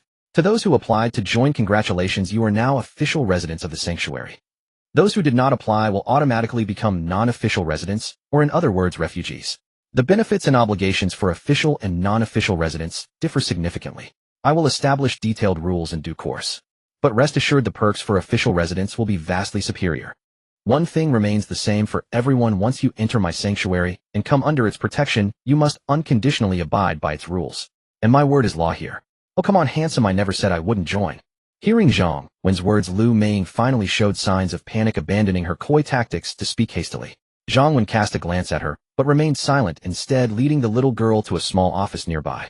There were some scenes that shouldn't be witnessed by a child. In the supermarket snack section, he found a salt-baked chicken leg and some treats, instructing the little one to eat on her own and not come out until he said so. Little Tong Yao was obedient and genuinely famished. She ate with relish. It was evident that Li Wenbin had long since stopped providing them with food. The only thing troubling the little girl was that her mother Yuan Jing hadn't eaten yet, and she wished to share the meal with her. After Zhang Wen promised that her mother would be fed soon, the little one settled down and became docile. Though she may have missed some of the grim scenes in the supermarket, she had been bound and had heard fragments of the adults' conversations. These experiences, combined with her mother's constant guidance, had made the already mature little girl even more compliant and well-behaved. Zhang Wen rose and returned to the front of the supermarket. Handsome, I really didn't say I wouldn't join. Please give me another chance. Lu Meiying, sensing nothing amiss, put on a pitiful act as Zhang Wen emerged. Her experience told her that men were susceptible to such tactics. Without a word, Zhang Wen drew the baton from his waist and struck her hard across the back. Up! Lu Meiying let out a piercing scream, stunned that the seemingly kind-hearted man had turned ruthless in an instant. Even the others present were taken aback by the sudden violence. After striking Lu Meiying several times with his baton, Zhang Wen stopped. He looked at the crowd and said, "Let me say this one last time. As long as you are within my shelter, you must abide by its rules. The most important thing is obedience. There is no room for negotiation. I decide what your treatment will be. When I said you have 3 seconds to decide whether to become an official member, I meant exactly 3 seconds. Of course, I've made it clear that official and non-official residents receive different treatment and different levels of freedom. Official residents enjoy better treatment, but they cannot easily leave the shelter. Non-official residents are free. If you wish to leave, you may apply, and once I approve, you can go at any time. Also, I am the warden of the shelter. From now on, official residents shall address me as warden and non-official residents shall address me as Lord Warden." Lu Meiying, who had been writhing in pain, quickly asked in a low voice, "Lord Warden, is it true that those of us who haven't joined can leave at any time?" At that moment, the pain in her body seemed to lessen, and she felt an overwhelming sense of relief. She was glad she hadn't rushed to join this damn shelter. She needed to get out of here immediately. "Lord Warden, I haven't joined either. I want to leave as well." Another young woman who had remained silent until now finally spoke up. She had been terrified for the past 2 days and had barely eaten anything. All she wanted now was to go home. Yuan Jing and Sister Li remained silent, though their expressions were complicated. Zhang Wen glanced at Lu Meiying and the other young woman, then said flatly, "You want to leave? Fine. I've cleared all the zombies within a 300-meter radius around here. That's the boundary of our shelter. As long as you stay outside that perimeter, you can go wherever you please. We're all countrymen after all. I do hope you survive out there. So, do you want to leave right now? I'll escort you out this instant." Of course, Zhang Wen's offer of free departure was merely lip service. After all, the shelter barely had any people, and he still needed them to earn vitality points for him. In the future, once the shelter's population grew, he might genuinely implement this policy for non-official residents and wanderers. But definitely not now. As for his words about letting them leave freely, Zhang Wen had plenty of ways to make them not want to go. Sure enough, when the women heard that Zhang Wen had single-handedly cleared the zombies within 300 meters, they could hardly believe their ears. They vividly remembered the horrific struggle it had taken just to drive the zombies out of this very supermarket and seal the doors. The suffering they had endured and the price they had paid were still fresh in their minds. Yet Zhang Wen had cleared a 300-meter radius all by himself. It was simply unimaginable. Fierce. Utterly fierce. No wonder they hadn't heard any zombies outside today. No wonder he had easily taken down Li Wenbin and his 2 men the moment he entered the supermarket. They hadn't given it much thought before, but now reflecting on it, the realization sent chills down their spines. Just how formidable was this man? A man this powerful might only be popular with wealthy women in normal times, but in the apocalypse, he was a different breed entirely. Staying with him gave them an overwhelming sense of safety. The 2 young women who had just been clamoring to leave fell silent. Recalling the carnage at the supermarket that day, leaving was suicide. Without rescue or strong protection, how could 2 women possibly fend for themselves? How could they face the zombies alone? What were they supposed to do? Flash some skin at them? It wasn't like zombies were interested in that. "Lord Warden, my home is within that 300-meter radius. What should I do?" Lu Meiying's eyes darted around, and she immediately put on a pitiful expression. In truth, her residence was certainly more than 300 meters away, but the other young woman's home actually was within that range. However, since Lu Meiying had already asked exactly what she wanted to know, she kept her mouth shut. "That's easy to handle. I'm not some unreasonable bandit. Whatever belongings or food you have in your residences, you can take them all with you. I won't touch your homes either. If the apocalypse ever ends, the houses will still be yours," Zhang Wen said with a benevolent look on his face. Lu Meiying was at a loss for words. Refuse. Zhang Wen had already shown her through action what happened to those who disobeyed. Within his shelter, his word was law, no bargaining. All she could do was accept or submit. Moreover, compared to Li Wenbin and his men, Zhang Wen was far better. Although he was somewhat domineering and unreasonable when she thought about it differently, he wasn't entirely without reason. After all, he was the one who had cleared the zombies in this area, so he naturally held the rights to it. Allowing them to leave with their belongings did seem quite reasonable. Fine. But the real question was, how could they even leave? Could they even make it out alive? "Lord Warden, I'd like to stay in the shelter for a few more days to see how things go. Is that all right?" Lu Meiying had no other choice but to play the pitiful card. "Me too, Lord Warden," the other young woman said with a mournful expression. Zhang Wen ignored them, instead addressing Yuan Jing and Sister Li. "Yuan Jing, I hereby appoint you as the logistics minister of the shelter with Sister Li as your assistant. The 2 of them can work as temporary hands. Now go search the residential area above the supermarket for supplies. Remember, collect all food, weapons, medicine, and anything else you deem valuable. Gather them and place them in the hallways on each floor. They'll come up to deal with them later. Also, no one is allowed to take any items for personal use. If you do, you'll bear the consequences. Okay, Director. Yuan Jing quickly acknowledged. Although she didn't care much about the title of logistics minister since she and her daughter had joined, she had to do her best to protect her child. She was about to call Sister Li and the others to action. Wait, Yuan Jing, come with me to the office inside for a moment. Zhang Wen said, walking towards the office. Even after he had entered, Yuan Jing remained frozen in place. Her mind was filled with those words. Going to the office. What could he want in the office? Before the apocalypse, Yuan Jing wouldn't have thought much of it. It was a society ruled by law. But these past 2 days she had witnessed too much darkness not to be wary. Although she wasn't a goddess-level beauty, she was definitely attractive, and her figure had improved after childbirth. That was why Li Wenbin, the former leader, had his eye on her. She had just managed to fend him off. But she knew that if Li Wenbin and his men hadn't been busy with the other women yesterday, and if Zhang Wen had arrived any later, she wouldn't have been able to resist for long against a man using force. But what if the director also? And her daughter was in the office. How could he? Xiao Jing. Sister Li saw Yuan Jing's distress and started to speak. Yuan Jing immediately said, Sister Li, wait for me for a moment. We'll head upstairs to look for supplies later. Yuan Jing didn't want Sister Li to risk herself defending her again. She had to take things one step at a time. For her daughter, she felt helpless. As long as he didn't hurt her child.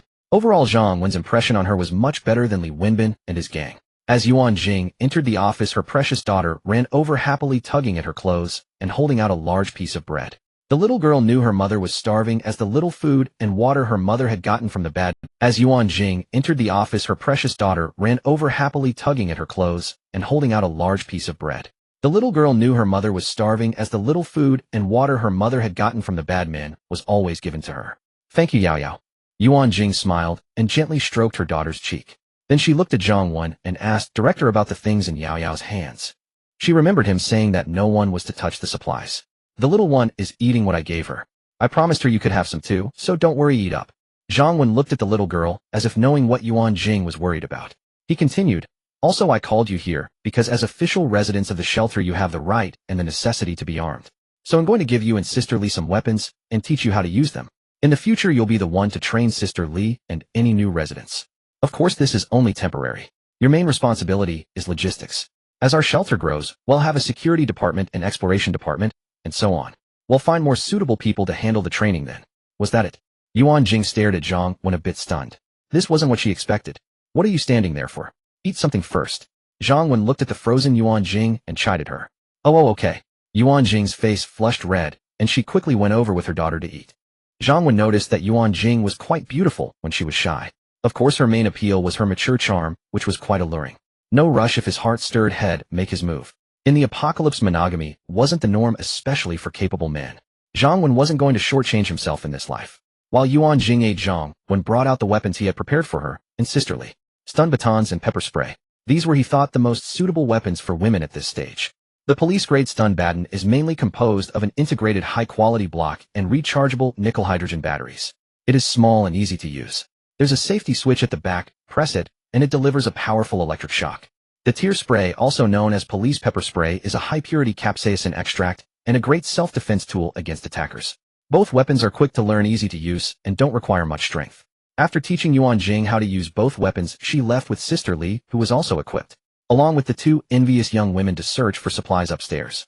Little Tong Yao followed her mother as well. Zhang Wen first locked the naughty yet deadly Wenbin and the blonde-haired man in the office. With their gunshot wounds and handcuffs, it would be quite a feat if they could cause any trouble. Besides, Zhang Wen could check their location in the system at any time.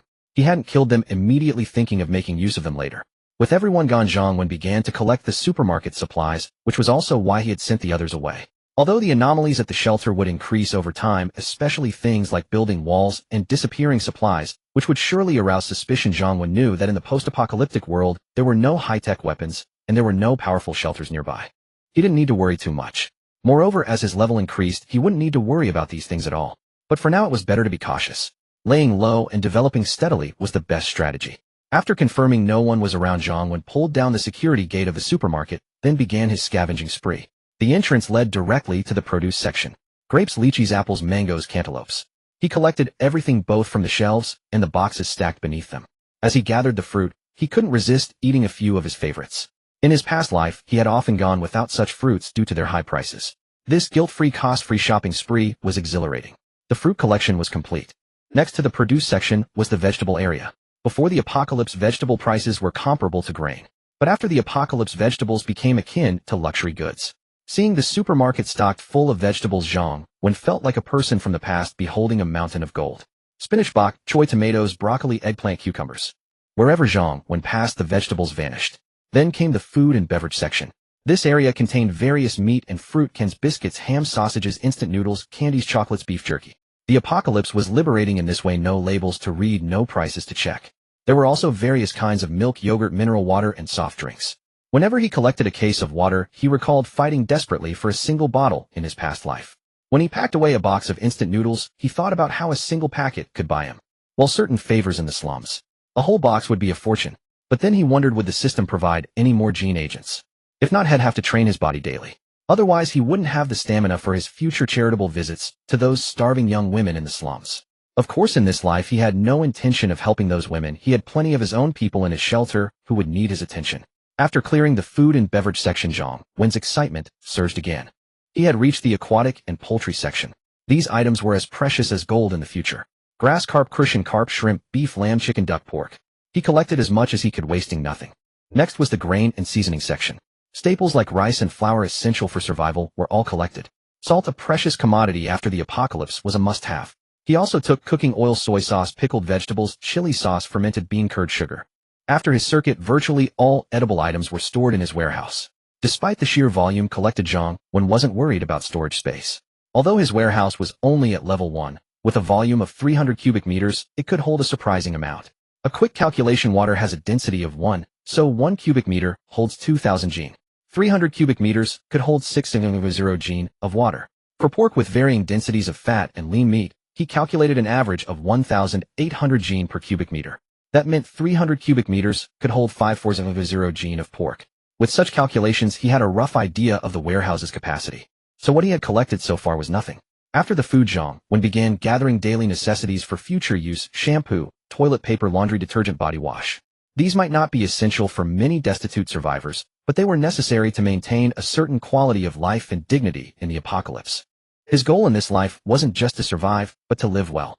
There were other supplies like quilts, slippers, and cookware that he would need eventually, but for now he prioritized the most critical items for his system warehouse. After all, everything in the shelter was his anyway. This supermarket was his offline storage. Oh, there were two more things that, while not essential, held immense trade value in the apocalypse. Those were cigarettes and alcohol. Zhang Wen headed to the tobacco and liquor counter. He swept up various brands of cigarettes, from cheap ones to premium ones like Zhonghua. Then came the alcohol: Matai, Wulianya, Luzhou, Laojiao, and various red wines. After clearing the display shelves, he moved to the supermarket's back storage. In fact, aside from vegetables and meat, the bulk of the goods was in the storage room. Items there were kept in whole cases and boxes, unlike the loose items on the sales floor. Salt, dried fruits, snacks, beverages, alcohol, candies, biscuits, hemp, sausages. All packed in full cartons. It was incredibly satisfying to collect them this way. After clearing the storage room, Zhang Wen was not only thrilled, but also felt a sense of calm. This was the joy of the apocalypse. Shopping without checking labels, without looking at prices, and without spending a cent. And the women in the apocalypse were quite friendly. Of course, only if you had food. Checking the time, Zhang Wen decided to go upstairs to see Yuan Jing and the others. He planned to spend the afternoon collecting food and useful items from all the shops on the streets within his shelter's territory. As for the residential buildings, he wasn't in a hurry. They typically held fewer supplies and were more time-consuming to search. He'd wait until tomorrow to organize all the survivors in the shelter and have them do the searching. Why should he, the shelter master, do all the work himself? Isn't there a saying, if there's work, the secretary does it, if there's nothing?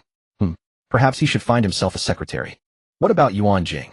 Well, a logistics minister and a secretary are pretty much the same thing. Both serve him. He shouldn't quibble over titles. Zhang Wen thought magnanimously.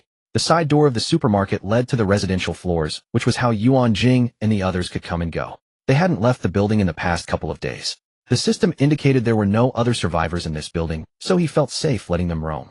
As he reached the top of the stairs, before he even saw them, he heard a clear, childish voice. Sister Xiaoying, Mommy said we can't eat what we find until Uncle Shelter Master checks it, or he'll be angry and scold us. It was the little one's voice.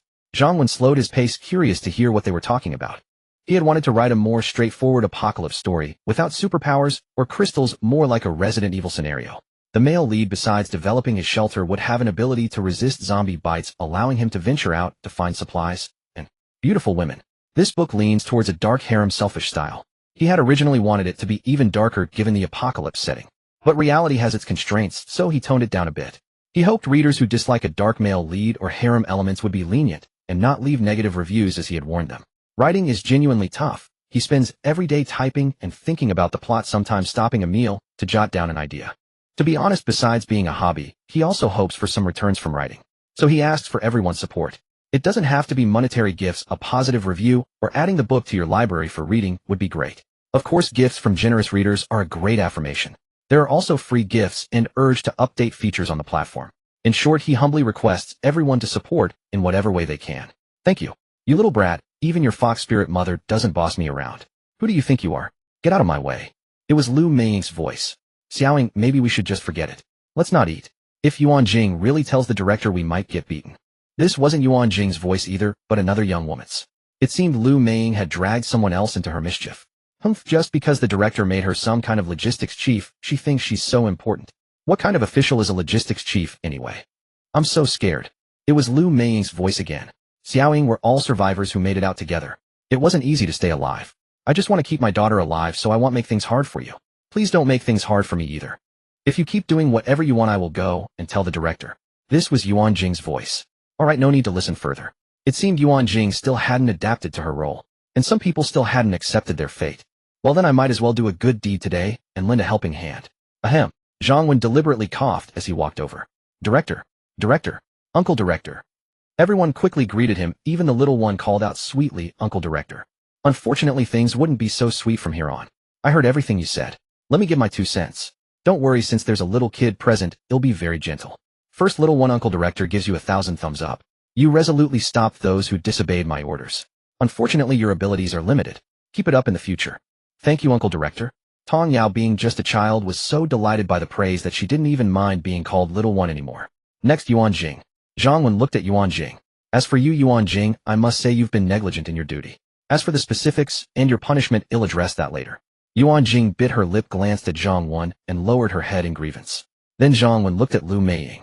Lu Meiying shrank back nervously but forced a smile she thought was charming, quickly explaining, Director, I have been diligently searching for supplies the whole time. I haven't been slacking off at all. I was just so hungry that I ate a tiny bit. Zhang Wen smiled and said, Don't be scared. I'm a reasonable man, and as I said, with a kid present, it'll be very gentle. Lu Meiying just began to relax. Zhang Wen continued, First, let me give you a piece of advice. Zhang Wen looked at Lu Meiying and said, Yuan Jing as logistics chief may not be so impressive, but shall still be someone you can only look up to from now on.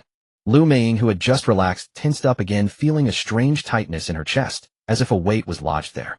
Meanwhile, Yuan Jing, who had been silent all along, inexplicably had tears welling up in her eyes.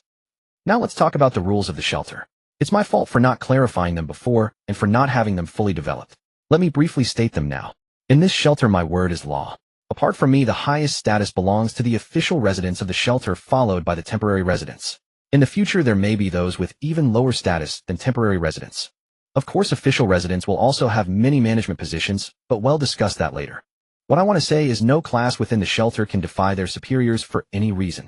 For instance, you cannot defy me or disobey my orders for any reason.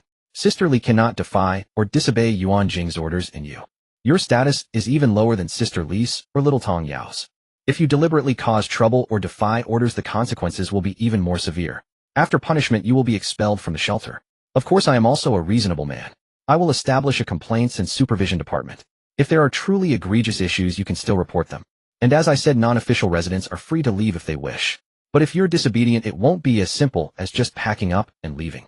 Director, I didn't know about this rule before. Please let me off this time. Lu Meiying was terrified. If she couldn't sense Zhang Wen's anger by now, she'd be a fool. Already somewhat afraid of him, she immediately begged for mercy. Zhang Wen took a pair of handcuffs from his belt and looked at Lu Meiying.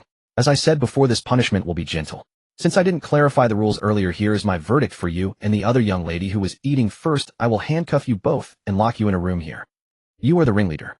You will have no food or water from tonight until noon tomorrow. The other young lady can have 1 cup of water. Second, before noon tomorrow, I will hear Yuan Jing's report on your behavior to decide whether to expel you from the shelter. Third, I had originally decided that the current food standard for non-official residents would be no breakfast, 1 bowl of rice with a bit of pickled vegetables and vegetable soup for lunch, and 1 pack of instant noodles for dinner. 1 bottle of water per day, and of course there might be occasional extra meals. But given your behavior starting tomorrow, your daily rations will be halved until Yuan Jing deems your performance satisfactory, and then they will be restored to the normal standard. Of course, if you're thinking of just going to Yuan Jing and begging for mercy to soften her heart, feel free to try, and Yuan Jing can try too. If she does, she and her daughter might just end up as non-official residents, just like you.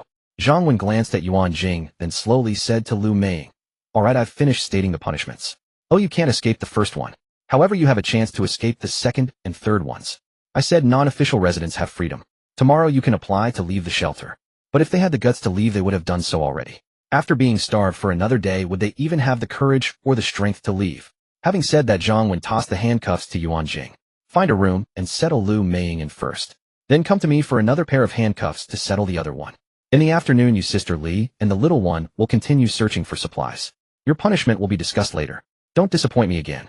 For those who don't listen, I gave you a weapon, not a decoration." Yuan Jing silently took the handcuffs and replied calmly, "I understand. I won't disappoint you again." At that moment, many things became clear to her. The apocalypse was cruel. It wasn't that she was cruel to others, it was that others would be cruel to her and her daughter. She had always cherished her old ties with Lu Mei and the others, always adhering to the kind-hearted ways of the pre-apocalyptic world. But if it all ended with her and her daughter living a miserable life, who would sympathize with her? She didn't blame Zhang Wen for being strict with her. Zhang Wen had saved her and her daughter from those demons like Li Wenbin, and she was forever grateful to him. Moreover, Zhang Wen had not only granted her official resident status in the sanctuary, but had also given her a leadership position. Although Lu Mei and even Yuan Jing herself had previously thought this sanctuary and this status were a mere joke, through Zhang Wen's words just now, Yuan Jing finally understood. As long as the apocalypse hadn't ended, and this sanctuary still stood, her status was exalted, and her life in this apocalypse would be truly fortunate. Because even though Zhang Wen was so harsh on Lu Mei, why didn't Lu Mei just leave? Did she dare to leave? Women could hold their heads high before the apocalypse, but during it they were destined to be the weak. If it were her in that position, would she dare to leave? After handing another pair of handcuffs to Yuan Jing, Zhang Wen left. As for how Yuan Jing performed from then on, only the results would tell. If she failed, Zhang Wen wouldn't give her another chance, and would simply replace her. The reason Zhang Wen was willing to give Yuan Jing a chance, aside from common human nature, like her bountiful figure and ripe peach-like maturity, but let's not dwell on those details, was truly because Yuan Jing had a child. In the apocalypse, mothers with children were the easiest to control because they had attachments. Furthermore, Yuan Jing had a good personality, and both she and her daughter were highly loyal to him. Zhang Wen naturally didn't mind cultivating someone like her as a trusted confidant.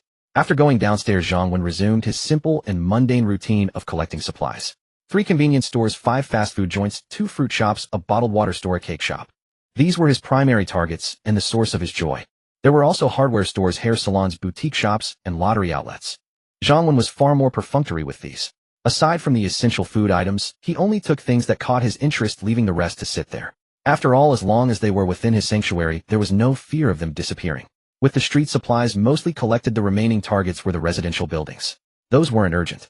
Zhang Wen decided to first refine the sanctuary's tier system and benefits so that future residents could quickly understand their place. Of course, it would also serve as motivation. Taking a pen and a notebook from the supermarket, Zhang Wen began to plan and write. First, the highest rank with the best benefits was naturally the director, Zhang Wen himself. That was a given. Next was the director's wife. Oh, for his own women, he naturally didn't mind providing them with the best life. However, Zhang Wen's standards had become quite discerning in this life, and they had to have the qualifications to become the director's wife. Take someone like Lu Mei, for instance. She barely passed the age requirement. Otherwise, with her looks, figure, and character, she would never even be a formal resident, let alone the director's wife. Below the director and his wives, Zhang Wen planned to establish a sanctuary management committee to handle the day-to-day operations. After all, he had neither the energy nor the interest to manage everything himself. He only needed to steer the general direction. Enjoying life was his true purpose in this lifetime. The management committee was planned to have 5 to 7 members, each overseeing one or several departments with contentious issues decided by vote. These 5 or 7 individuals would constitute the sanctuary's high-ranking officials, and the necessary conditions for the position were being a formal resident and possessing extensive management experience. Of course, their compensation would naturally be very high. Below the management committee were the officials of various departments, such as the logistics department's minister and supervisors, the security department's chief and team leaders, the personnel department. Every official also had to be a formal resident of the sanctuary. Next came the formal residents. Zhang Wen planned to further divide formal residents into probationary residents, first-class residents, second-class residents, and third-class residents. Newly admitted formal residents would start as third-class residents. Those who performed well or made outstanding contributions could be promoted to second-class or first-class residents. First-class residents who continued to excel could then become officials or cadres. What was the benefit of this? Firstly, each class of residents had different benefits which naturally gave them the incentive to strive. Secondly, if a mistake was made, not a major principled error, a first-class resident facing demotion would still be a second-class resident and remain a formal resident. But if a third-class resident was demoted, they would be stripped of their formal resident status. Whether they could ever become a formal resident again or when they might be allowed to rejoin was uncertain. After all, the sanctuary would inevitably grow in population and talent. Of course, Zhang Wen was a nostalgic person. Unless the error was particularly severe, he generally wouldn't casually revoke formal resident status. After all, those who became formal residents of the sanctuary had been carefully selected by Zhang Wen. Someone like Lu Meiying might never become a formal resident. The other woman who was with Lu Meiying also had a very slim chance. Zhang Wen preferred quality over quantity, especially since a first-level territory only had 30 slots. Below the formal residents were the mobile residents, or drifters for short. Of course, in the early apocalypse, with things still unstable, people entering the sanctuary might not be able to move at all. It was only in the later stages of the apocalypse, when large sanctuaries or survivor bases were established, that limited exchange between them would occur, and only then would there be a real small-scale population movement. Zhang Wen didn't concern himself with this, whether they were mobile or stayed put in his sanctuary. As long as they weren't formal residents, he called them all drifters. Drifters are residents who can drift. But if you can't drift yourself, that's not his problem. Of course, once inside Zhang Wen's sanctuary, one would enjoy the safe and protected environment it offered, but that also meant one could not freely come and go as one pleased. So they were called refugees. However, whether entering or leaving, there were certainly requirements and conditions which we won't detail for now. Zhang Wen planned to divide the refugees into 3 tiers, much like the formal residents. This would give them motivation and a path for advancement. For instance, a first-class refugee who performed well could become a probationary formal resident. After all, the apocalypse was filled with despair everywhere. People needed a glimmer of hope. Otherwise, why would anyone risk their life for him? Well, work for him. That concluded the general personnel structure of the entire sanctuary. Of course, there was much room for improvement. For example, the benefits and treatment for each tier needed to be carefully refined and planned. Why did this need refinement and planning? The reason was simple: each tier's benefits and treatment would certainly differ. Moreover, welfare included many things. For instance, regarding housing, Zhang Wen would naturally reside in the best house within the sanctuary. The high-ranking committee members would stay in 3-bedroom, 2-living-room apartments, ministers in 2-bedroom, 1-living-room units, and cadres in 1-bedroom, 1-living-room apartments. If the refugee population grew, they might be housed in 6-person or 8-person dormitories. There were other benefits too, like clothes and shoes. How many would each tier receive? And how often would they be distributed? Of course, the most critical welfare was food, as survival was always paramount in the apocalypse. Each class would have different daily meals, and a standard needed to be set. For instance, what Zhang Wen had previously told Lu Meiying. The current food standard for refugees was no breakfast, a bowl of rice with some pickled vegetables and vegetable soup, for lunch a pack of instant noodles, for dinner, and 1 bottle of water per day. Occasionally there might be extra meals. Note that Zhang Wen said current stage. This referred to the early apocalypse, as resources in the city were still plentiful, then just a bit dangerous. So even for refugees, Zhang Wen wouldn't set the food standard too low. Of course, the formal residents' meals would be better, much better than the aforementioned. In the later stages of the apocalypse, as Zhang Wen had mentioned before, in the slums of many survivor bases, a pack of instant noodles could get you a pretty girl to keep you warm. So by that time, the food standards for both refugees and formal residents would inevitably decline. Regardless, Zhang Wen's own treatment would certainly not decline. If anything, it might only get better. He based these judgments on his past lives' experiences. But in this life, with such an impressive sanctuary of his own, if the sanctuary developed well, perhaps everyone's treatment would improve. Looking outside, it was almost dark and Zhang Wen was feeling a bit hungry. Just as he was about to go cook, he suddenly remembered that Sister Li's specialty was cooking, which would save him the trouble. Moreover, as a formal resident, Sister Li couldn't harm him, so he didn't have to worry about poison or anything. Thus, even in the apocalypse, he could safely have her cook for him. After a moment's thought, Zhang Wen took out 2 pounds of beef, of fish, some pork, and vegetables from his system warehouse. A simple dinner would do for tonight. After some consideration, Zhang Wen also took out a few chicken legs, planning to have Sister Li braise them with spices for extra flavor. Besides giving some to Little, he had also promised the 2 beautiful women he would visit them again tonight. Of course, if they still weren't hungry, he could just eat downstairs by himself. After all, Zhang Wen was very frugal with food. If others weren't hungry, he'd have to finish it himself. Perhaps they'd get hungry once they smelled the aroma. He was really worrying himself sick just to get them to eat. Zhang Wen carried the groceries upstairs, where Yuan Jing and the others were still gathering supplies on the 3rd floor. It was slow going for two reasons. First, they were being very thorough, as evidenced by the supplies lined up in the corridors on the second and third floors. Second, while some doors were open, others were locked and needed to be broken into. Women had limited strength for breaking things, so it naturally took longer. However, Yuan Jing and the others were still quite fortunate. After the apocalypse, having an absolutely safe environment to search for supplies at their own pace was probably only possible here at Zhang Wen's place. Zhang Wen glanced at the supplies. All the food, seasonings, daily necessities, bottled water, and anything he had specifically mentioned or they deemed useful were neatly arranged and roughly categorized. Despite the volume, it didn't look messy. Zhang Wen was quite satisfied with Yuan Jing's organizational skills. Although she hadn't fully adapted to the rules of the apocalypse, that was only human nature.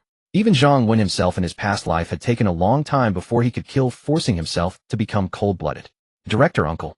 Little Tong Yao, who was struggling to carry a large bottle of cooking oil out of a room, immediately spotted Zhang Wen. Hearing her voice, Yuan Jing and Sister Li also came out. Director, they both greeted him. None of them had had a chance to wash up since the apocalypse began, and after a hard afternoon of work, all three, two adults and one child, were drenched in sweat and covered in dust. Yuan Jing wiped the sweat from her brow and reported to Zhang Wen.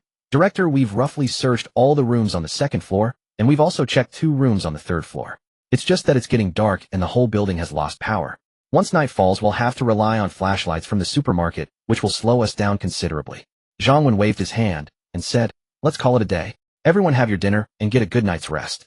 Tomorrow we'll have plenty more hands, so you won't have to do this heavy lifting yourselves.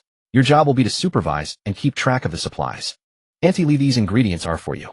From now on you'll be in charge of my meals. Auntie Li quickly took the bundle of vegetables Zhang Wen handed her and grinned. Don't you worry, Director. I can't vouch for much else, but cooking is definitely my forte. Good. Zhang Wen was indeed confident, as the system had indicated her specialty was cooking, so she was certainly skilled. By the way, Director, do you have any dietary restrictions? Any preferred flavors or particular dishes you fancy? Auntie Li perked up at the mention of cooking, becoming more talkative. I have no restrictions. I prefer spicy food, but you can decide the rest. In his past life, Zhang Wen wasn't wealthy, so he couldn't afford to be picky about food. By the way, make these chicken legs into braised ones, nice and fragrant for our little one. Also prepare 1 or 2 non-spicy dishes. Too much spice isn't good for a child. Zhang Wen smiled and glanced at little Tong Yao, who was staring at the array of delicious food, swallowing her saliva. Little Tongio's big eyes lit up instantly. Director Uncle, can my mom Auntie Li and I eat all this too?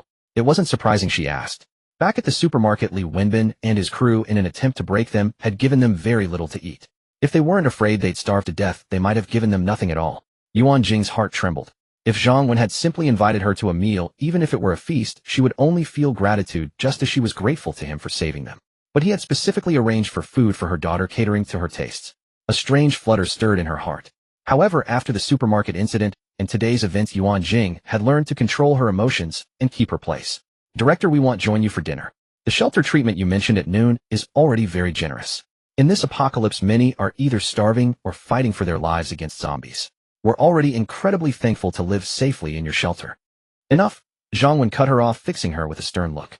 I've said that in my shelter my word is final. There's no room for bargaining. Besides, today marks the founding of my shelter, so it's only right to celebrate. And as official residents of the shelter, you must attend, or it wouldn't be any fun. As for tomorrow, your meals will follow the shelter's rules. Of course, the food I mentioned for Lu Meiying at noon is for those who aren't official residents. Yours will certainly be much better. Since Zhang Wen had put it that way, Yuan Jing couldn't argue further and could only say, choked with emotion, thank you, Director. Little Tong Yao, knowing they were in for a treat, also said sweetly, thank you, Director Uncle. Zhang Wen patted Tongio's little head. In the apocalypse, having a lively, obedient little girl around was indeed a balm for the soul. But soon Zhang Wen frowned. They hadn't bathed for days, and after working all day, the adorable little one was not only covered in dust, but also starting to smell. How was he supposed to ruffle her hair like this? Right before the apocalypse, people would pass the time by petting cats, but Zhang Wen could only pet little girls. As Auntie Li took the ingredients to find a room with a gas stove to cook, Zhang Wen looked at Yuan Jing and asked, Yuan Jing, while you were cleaning the rooms, did you notice any that have those storage-type electric water heaters? Yuan Jing immediately replied, yes, there are 5 on the second floor with storage heaters, the rest are instant type. Since you told us that tap water and even water from outside would be contaminated with the virus and unusable, I made a point to check for the storage water heater tanks. Also, in the rooms we've searched, besides the supplies I thought were useful and could be moved out from the hallways, I've roughly noted down the other items in a notebook. For example, computers, pots, refrigerators, sofas, tables, chairs, repair tools, etc. If you need any specific supplies, just tell me, and I'll see if we have them. Very good. Zhang Wen was even more impressed with Yuan Jing after hearing this. An employee who not only completes assigned tasks diligently, but also thinks proactively to improve their work. What leader wouldn't be satisfied with that? Since you know where the water heaters are, find a room with one. You and the little one go take a bath and change into some clean clothes. Director, uncle, can we take a bath? Little Tong Yao was even happier at the mention of a bath. After all, the little one might not fully grasp the harshness of the apocalypse. For someone who used to bathe daily in the summer, going days without one was truly unbearable. This is a process everyone must go through. In time, they will grow accustomed to this apocalyptic world. Most survivors of the apocalypse would pay a tremendous price just for a sip of drinking water, let alone a bath. However, as one who had lived through it, Zhang Wen knew that while water was precious in this new world, it wasn't as scarce as one might think. Because it would rain again, and this time the rain wouldn't carry the virus. So as long as one survived the initial chaos and managed to gather enough containers, water scarcity wouldn't be as dire once the rains came. But there was a catch: one had to be in a place free from danger. This was precisely why so many sanctuaries and survivor bases were established later on. Only by building a base and securing a safe territory could one store large quantities of rainwater and even cultivate crops. Director, water will surely become extremely precious in the future. Using it for bathing is too wasteful.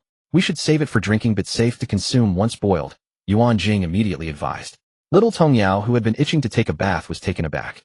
She pouted her small lips, but obediently remained quiet, casting a hopeful gaze toward Zhang Wen. The little one naturally knew that Uncle Director was the most authoritative figure here. Zhang Wen, however, smiled and said, "That does make sense." Little Tong Yao was utterly crestfallen. Her hopes for a bath were dashed. But then Zhang Wen turned and glared at Yuan Jing. "Unfortunately, I'm not a man of reason. Now all of you go take a bath. As official high-ranking members of my sanctuary, if you were to walk around dirty and smelly, that would be a failure on my part. Who would trust my sanctuary then?" Yuan Jing wanted to protest, but Zhang Wen gave her no chance. "Which house has water? I'm going for a bath too.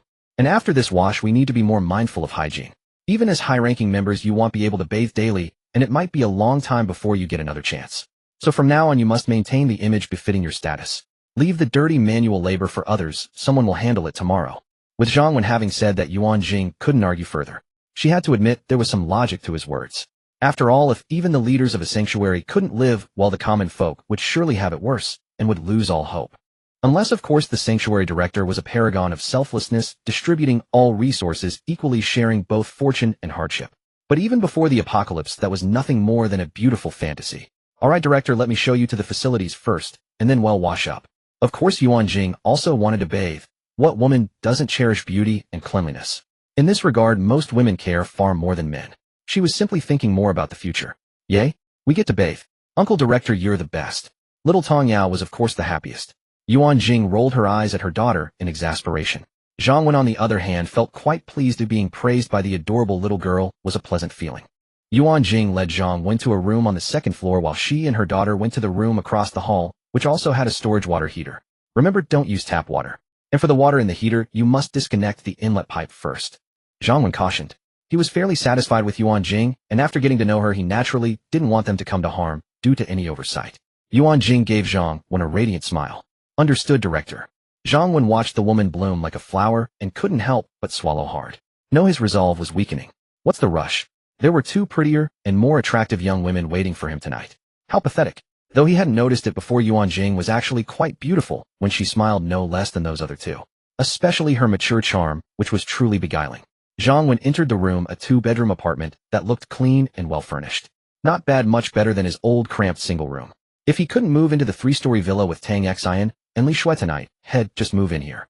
With some fresh bedding from the supermarket, it would serve as a decent temporary residence. After all, the supermarket staff would be staying in this building anyway. Going back to his old shabby room alone held no appeal. So forgetting about the bath for now, Zhang Wen headed out to get the bedding. Passing by the supplies Yuan Jing and the others had gathered in the corridor, he casually stored everything into his system warehouse. He grabbed several sets of new bedding towels and bath sheets from the supermarket. Then, thinking for a moment, he went to a clothing store and stored all the men's and women's clothes into his warehouse. Especially the women's clothing, he had no use for it himself, but some of the styles were quite pleasing to the eye. Whom they could be for Yuan Jing or the other two young women. After all, the people he had his eye on were within his sanctuary. They weren't going anywhere. It was best to be prepared. But he hadn't seen any children's clothes. "Little one, it's not that Uncle Director isn't giving you new clothes." After retrieving the items, he returned to the room upstairs. He took them out from the system warehouse, as it would be troublesome to suddenly produce them in front of the women. Mainly there were 3 sets of bed sheets and quilts, towels, bath towels, and several sets of men's and women's clothing. He didn't take out too many as it was convenient to store them in the system warehouse. Director, have you finished washing? Is there anything you need my help with? If not, I'll take Yao Yao upstairs to help Sister Li cook. At this moment, Yuan Jing, who had already bathed, came out from the opposite house with little Yao Yao. Seeing that Zhang Wen's room door was not closed and he was inside, she walked over. You two are quite fast. I haven't showered yet. Just as you're here, I went down earlier and got 3 sets of bed sheets and quilts. Help me change this room set. I might stay here tonight. For the other 2 sets, you find 2 rooms, one for you and Sister Li.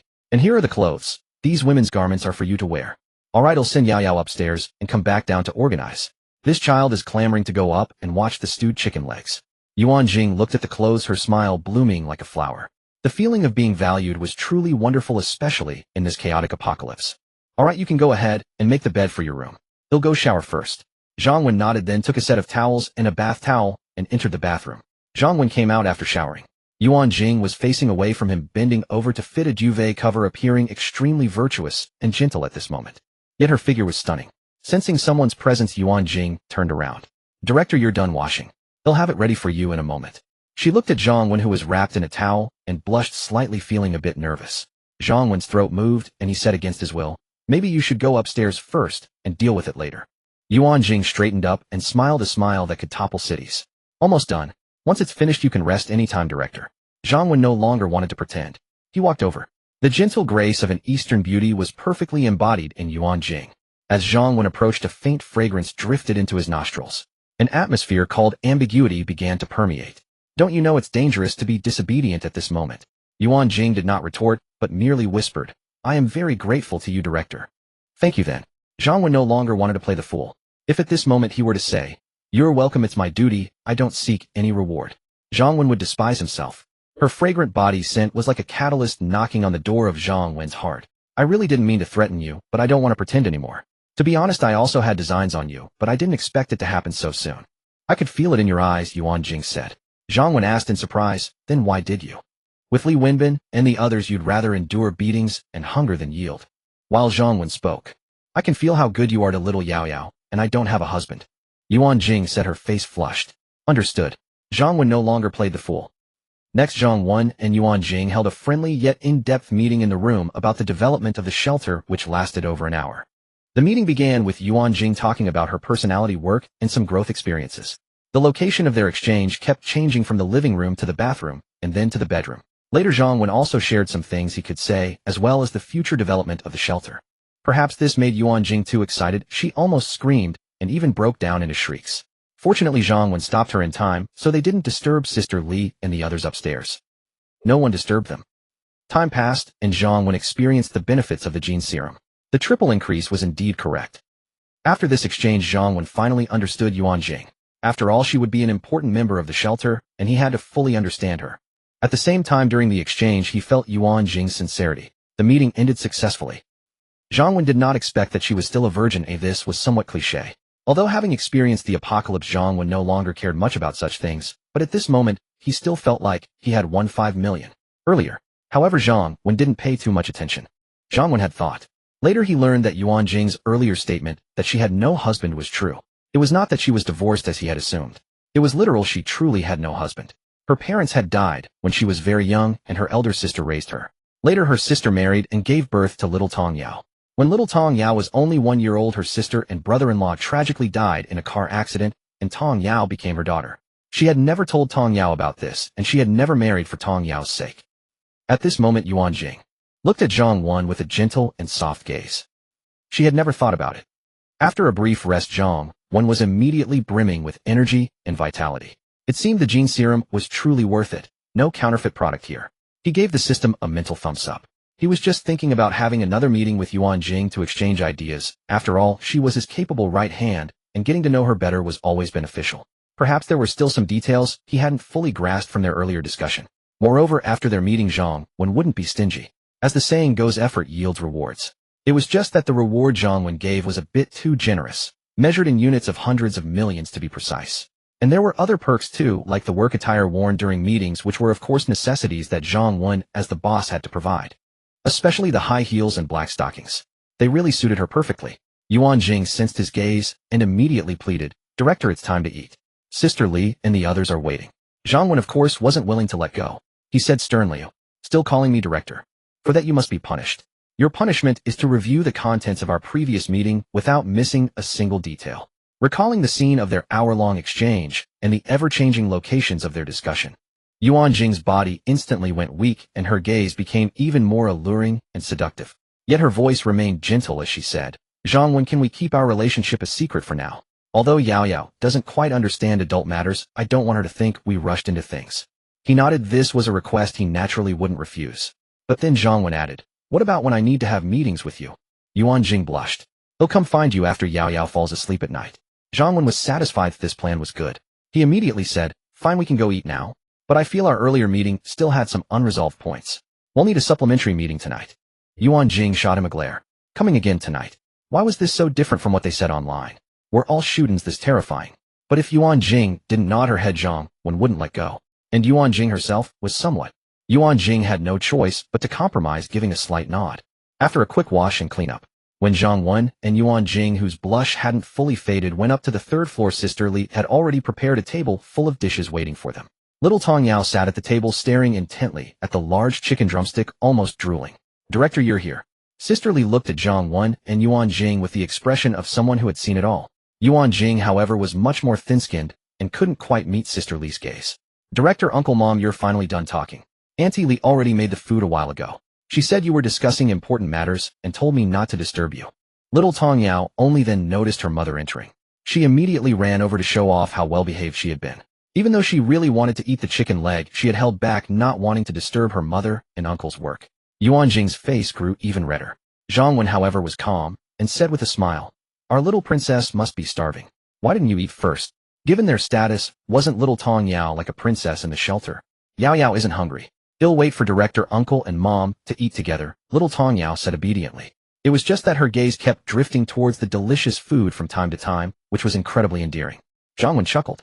"We can eat now. I'm hungry too after all that business talk just now." With that, he picked up a large drumstick and handed it to Little Tong Yao, then took one for himself and started devouring it. Little Tong Yao looked at the fragrant chicken leg in front of her and swallowed her saliva. She glanced at her mother and saw she wasn't stopping her. Happily, she took the drumstick from her uncle and took a big bite. Delicious. Sister Li's cooking skills were truly not just for show. Everything she made was genuinely tasty. The chicken leg was stewed until it was fragrant, soft, and tender, practically melting in the mouth, and the flavor was superb. It was even better than what you'd buy from shops outside. They all sat down to eat. This was the first hot meal Yuan Jing and the others had had since the apocalypse began. Although only 3 days had passed, those days felt like a lifetime. From the initial terror and danger when the apocalypse started to barely managing to secure the supermarket and then having it taken over by thugs. Fortunately, Zhang Wen had arrived. Though the apocalypse wasn't over, they seemed to have found a place to belong, a sense of security. Yuan Jing frequently served rice and dishes to Zhang Wen and Tong Yao. Deep down, she was a gentle woman. Sister Li was a bit reserved. After all she had been through, she could only regain her confidence when she was cooking. Zhang Wen and Little Tong Yao ate and drank heartily, their mouths greasy. Although the room was small and the food wasn't gourmet, it felt exceptionally warm and cozy. The chicken drumsticks, which were originally mostly prepared for Tang Xian and the others, had all ended up in the stomachs of Zhang Wen and Little Tong Yao. As for Tang Xian and Li Shui, since they wanted to be difficult, they could have all the time they needed to reconsider. Zhang Wen was in no hurry now. Sometimes meat tastes great when you eat it, but if it's too easily obtained, it feels like something is missing. Having been reborn, Zhang Wen understood that life should be savored and experienced slowly. Of course, he wouldn't tire of what he had already obtained. Take Yuan Jing, for example. Maybe she did it out of gratitude, maybe to seek protection, maybe to survive with her daughter. No matter her initial reasons. Since Zhang Wen had accepted her, and she had satisfied him, she was now his woman. He would not let her and Little Tong Yao suffer anymore. Effort yields rewards, especially for a woman, he acknowledged. After the meal, though it was still early, Little Tong Yao was getting sleepy. They hadn't rested well these past few days. Zhang Wen told the 3 of them to go rest. There was no electricity or internet anyway, so there wasn't much else to do. But catching Zhang Wen's meaningful glance, Yuan Jing's fair cheeks flushed bright red as she left. Zhang Wen returned to his room on the 2nd floor. Unsure when Yuan Jing would arrive, he tried to distract himself by focusing on the shelter. Having decided to prioritize safety in the early stages, he knew the perimeter wall had to be built first. With limited vitality points early on, a secure environment was essential for developing the shelter peacefully. Once the shelter was stable, activating the zombie repellent body would also be necessary. With that function, no zombie would bite him, even if it only lasted 3 hours a day. Gathering supplies outside would become incredibly convenient. It seemed tailor-made for the apocalypse. But for now he had to stay steady and get the wall up first. Acting on his decision, he commanded System activate the wall function. System received, deducting 200 vitality points. Activation successful. Zhang Wen checked the system interface again. Apocalypse Shelter System, host Zhang Wen vitality points 200, residence 330, functions 1. Territory 1 Shan Shelter, level 1 territory 300 meters. 2. Wall level 1 wall, 5 meters high 1 meter thick.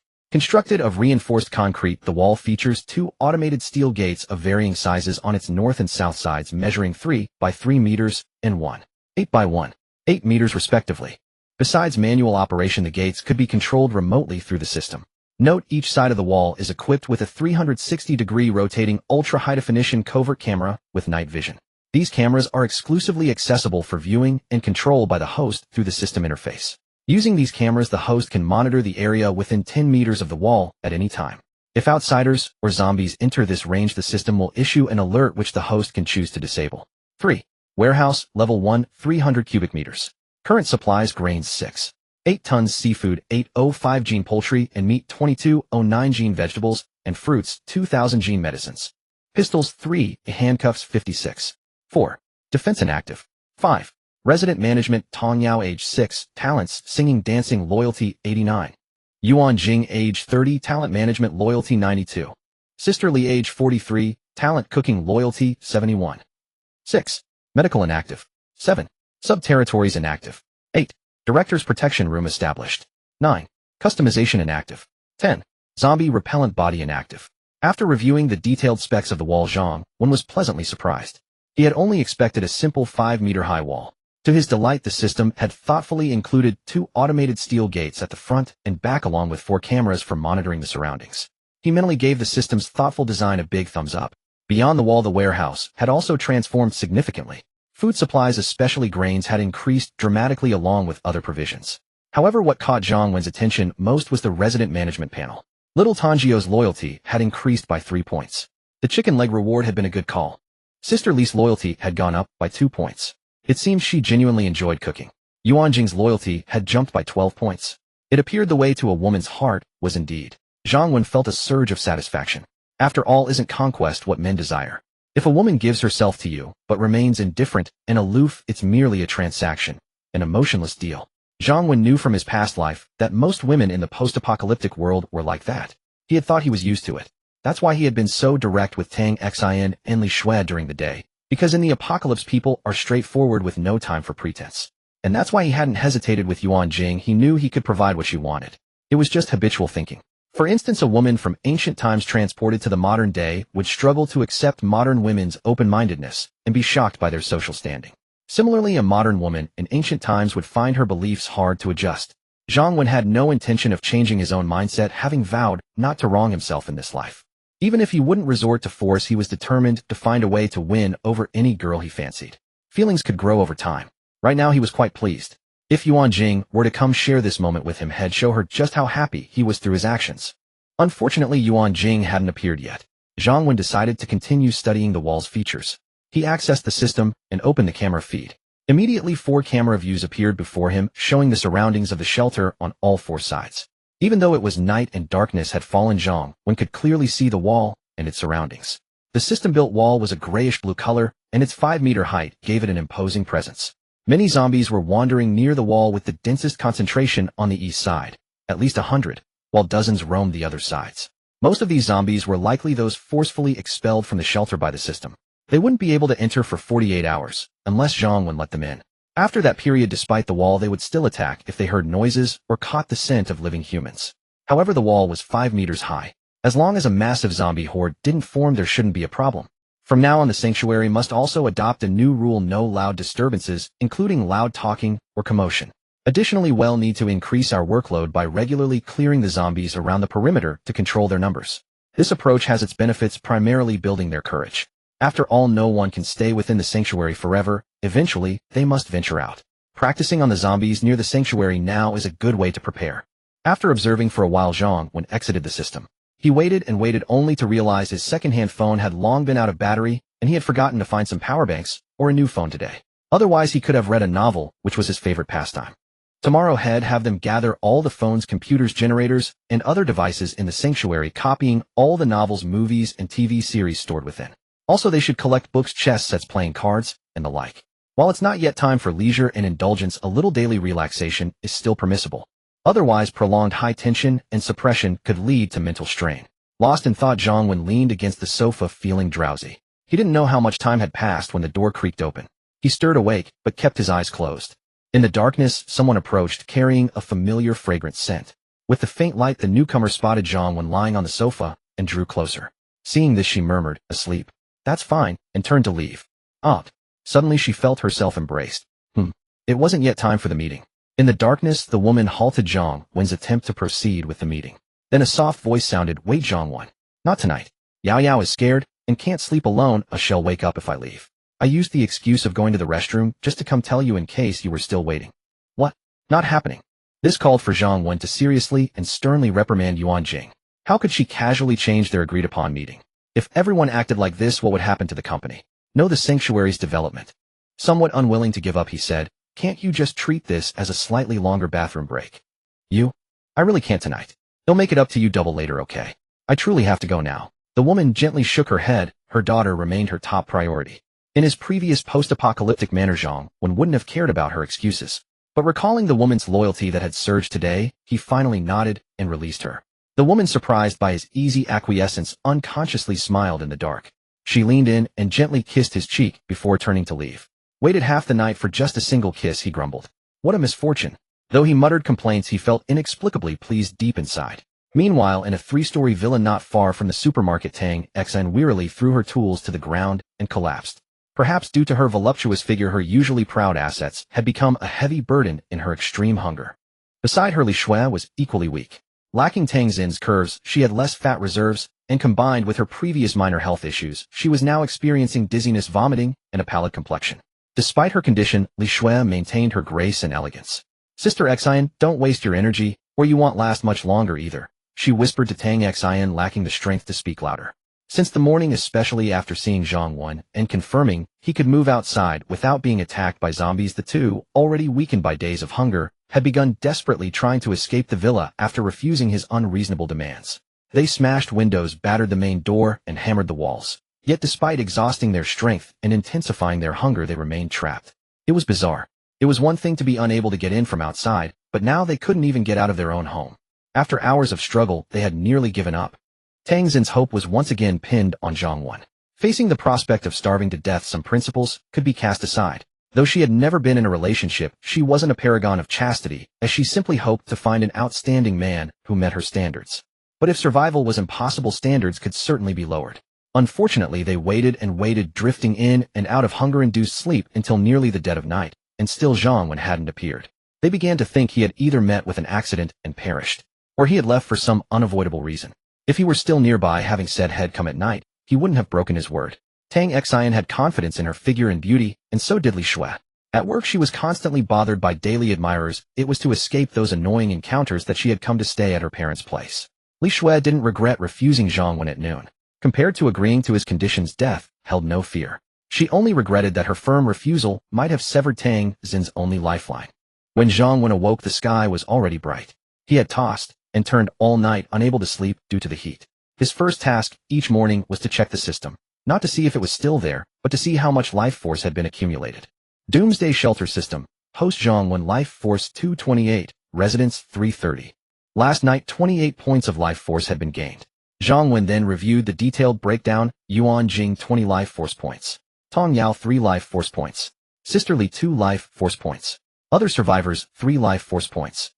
Official residents of the shelter generate 10 times more life force than refugees. This is precisely why Zhang Wen had to significantly improve the treatment of official residents. Looking at the other survivors, over 20 people, yet they only generated 3 life force points. It was simply appalling.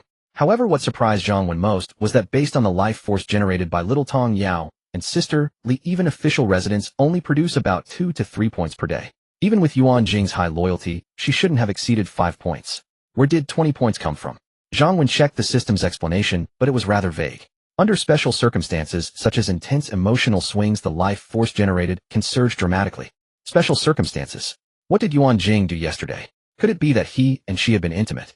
He decided he absolutely had to find a chance to verify this again today.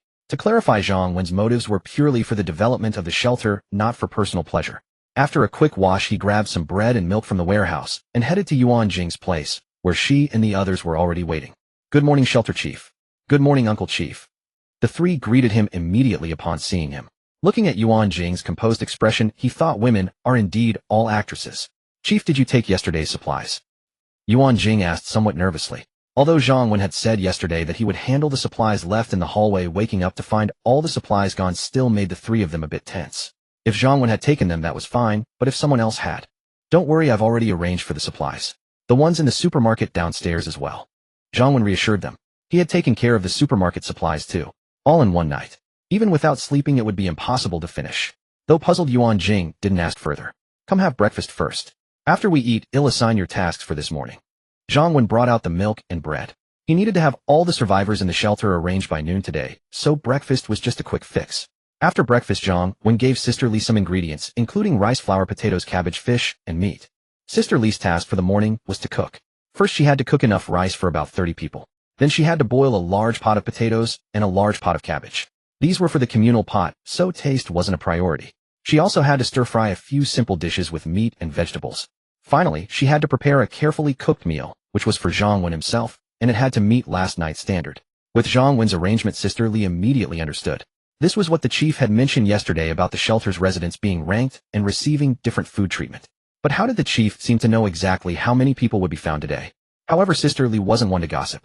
She had fully accepted her new identity and promptly went to prepare the ingredients. As for Yuan Jing, Zhang Wen naturally wouldn't send her out to scavenge for supplies again. Instead, he gave her the draft on the shelter's rank and treatment system he had written earlier, asking her to refine it. He also asked her to make several copies to post on the wall for everyone to see. Zhang Wen had already roughly established the shelter's hierarchy. It was mainly the treatment details that were incomplete, with only the food aspects having been decided.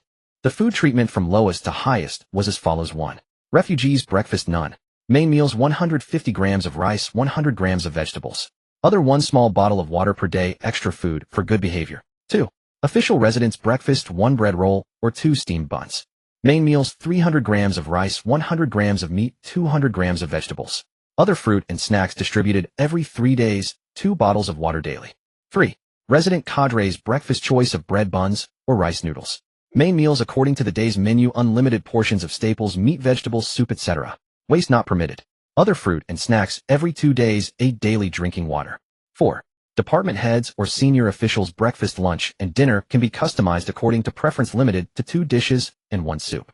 Other, daily fruit drinks and snacks, unlimited drinking water. 5. Shelter chief's wife meals specially prepared by a private chef, unlimited quantity. Note: except for the chief and the chief's wife, the treatment for everyone else is subject to adjustment based on performance and the shelter's supply situation. Looking at the hierarchy and food rations Zhang Wen had established after everything she had been through, Yuan Jing could no longer naively consider it inhumane. In the apocalypse, those with power might think the treatment of shelter residents was decent, but the refugees' rations were like throwing scraps to beggars, or even crueler. Yet for the weak without skills, especially women who couldn't fight off dangerous zombies or fend off living thugs, being able to have a safe place to stay, some food to eat, and water to drink in the apocalypse was already a blessing.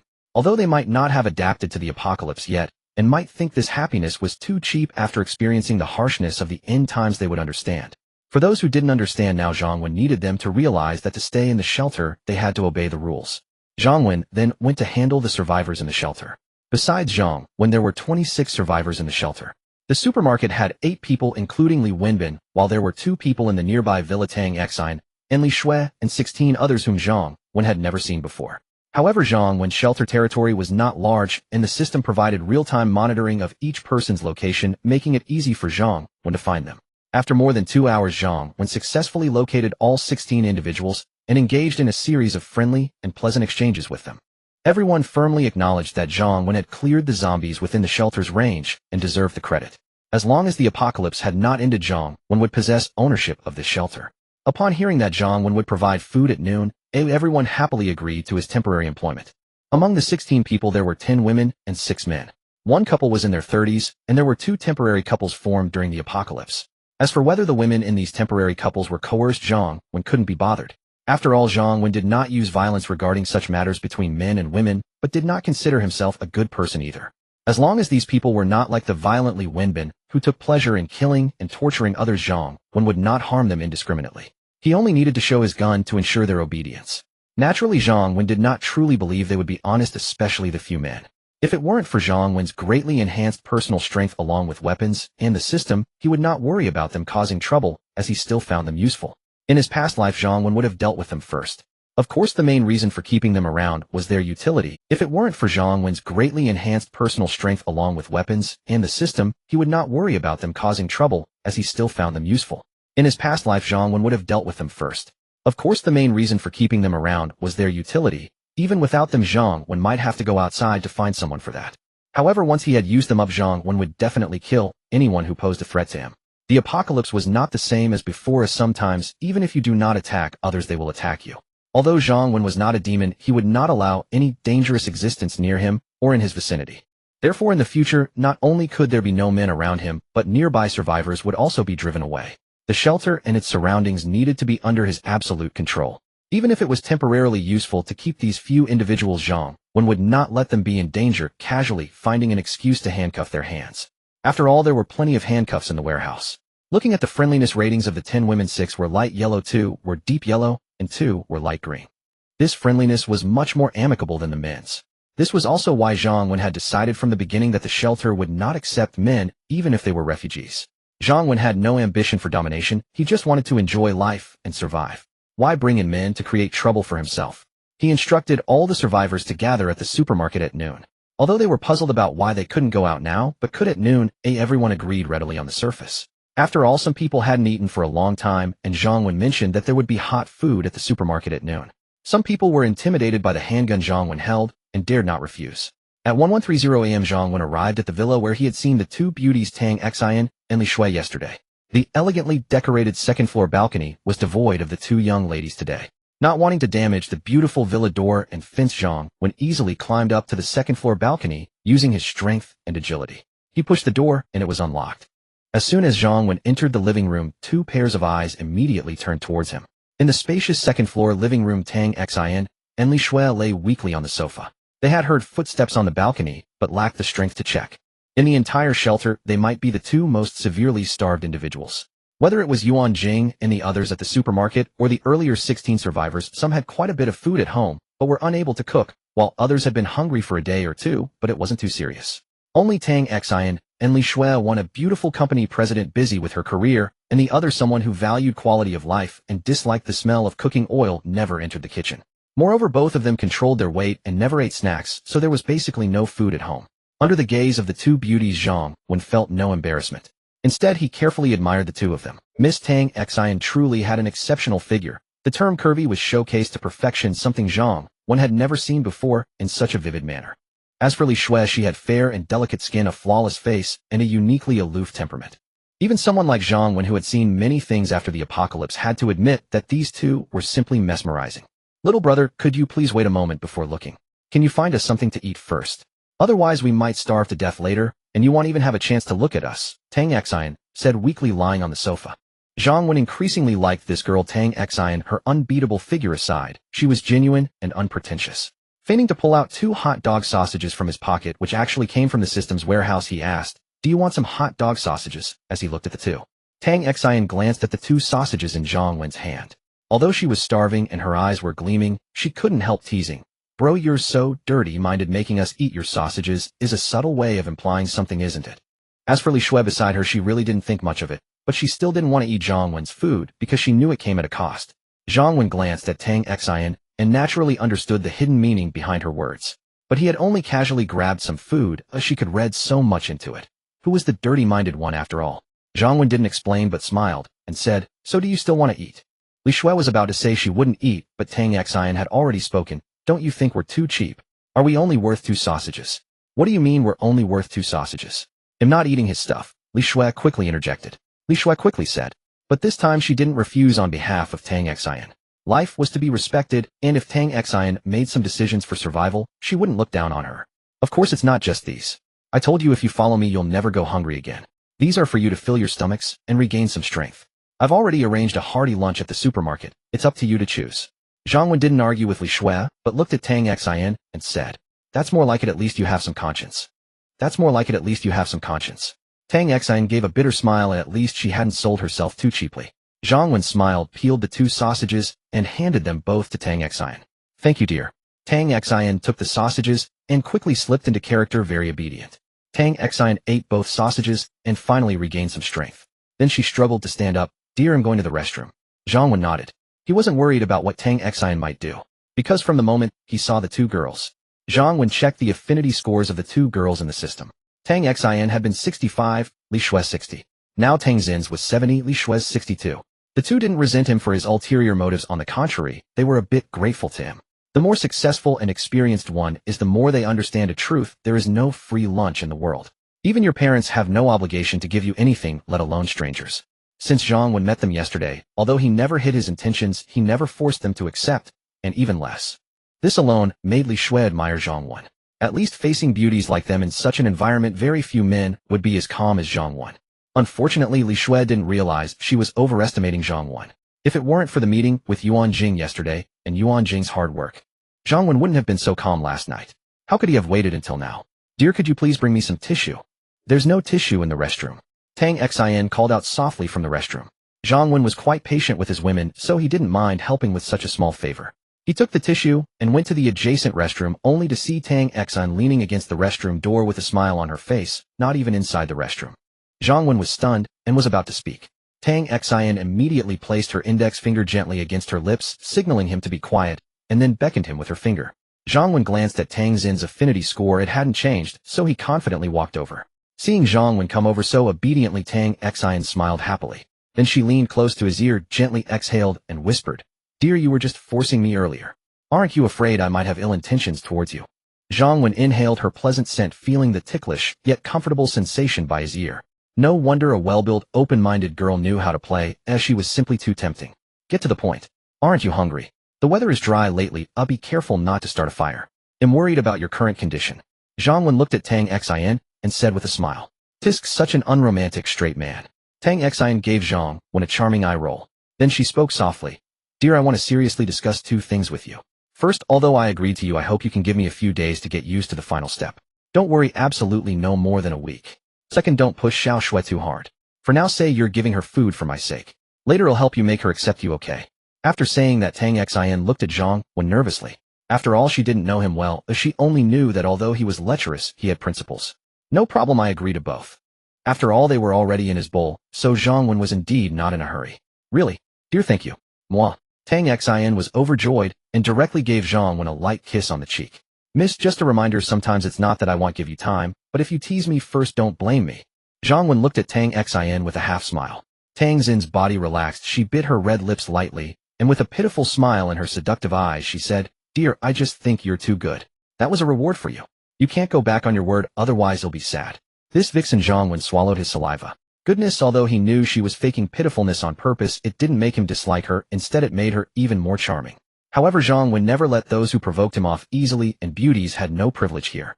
Otherwise, how could he, Director Zhang, continue to run the shelter? The rich fragrance of perfume assailed the nostrils, and the astonishing surging waves like a mighty river came one after another, making one marvel at the extreme danger. Don't be fooled by some people who talk very openly, but their actions are very inexperienced. Before the apocalypse, there were many such people who talked glibly about many things online, but when actually asked to do it, they looked completely clueless. In the 2 years of the apocalypse, Zhang Wen not only learned how to deal with zombies, but also gained many life skills. He happened to enjoy teaching and liked to instruct those without experience. Zhang Wen and Tang Xin, whose face was flushed, returned to the living room. On the way, Zhang Wen took out 2 cans of 8 treasure kanji, handing one to Tang Xin and the other to Li Shui. Li Shui glanced at Zhang Wen and said no.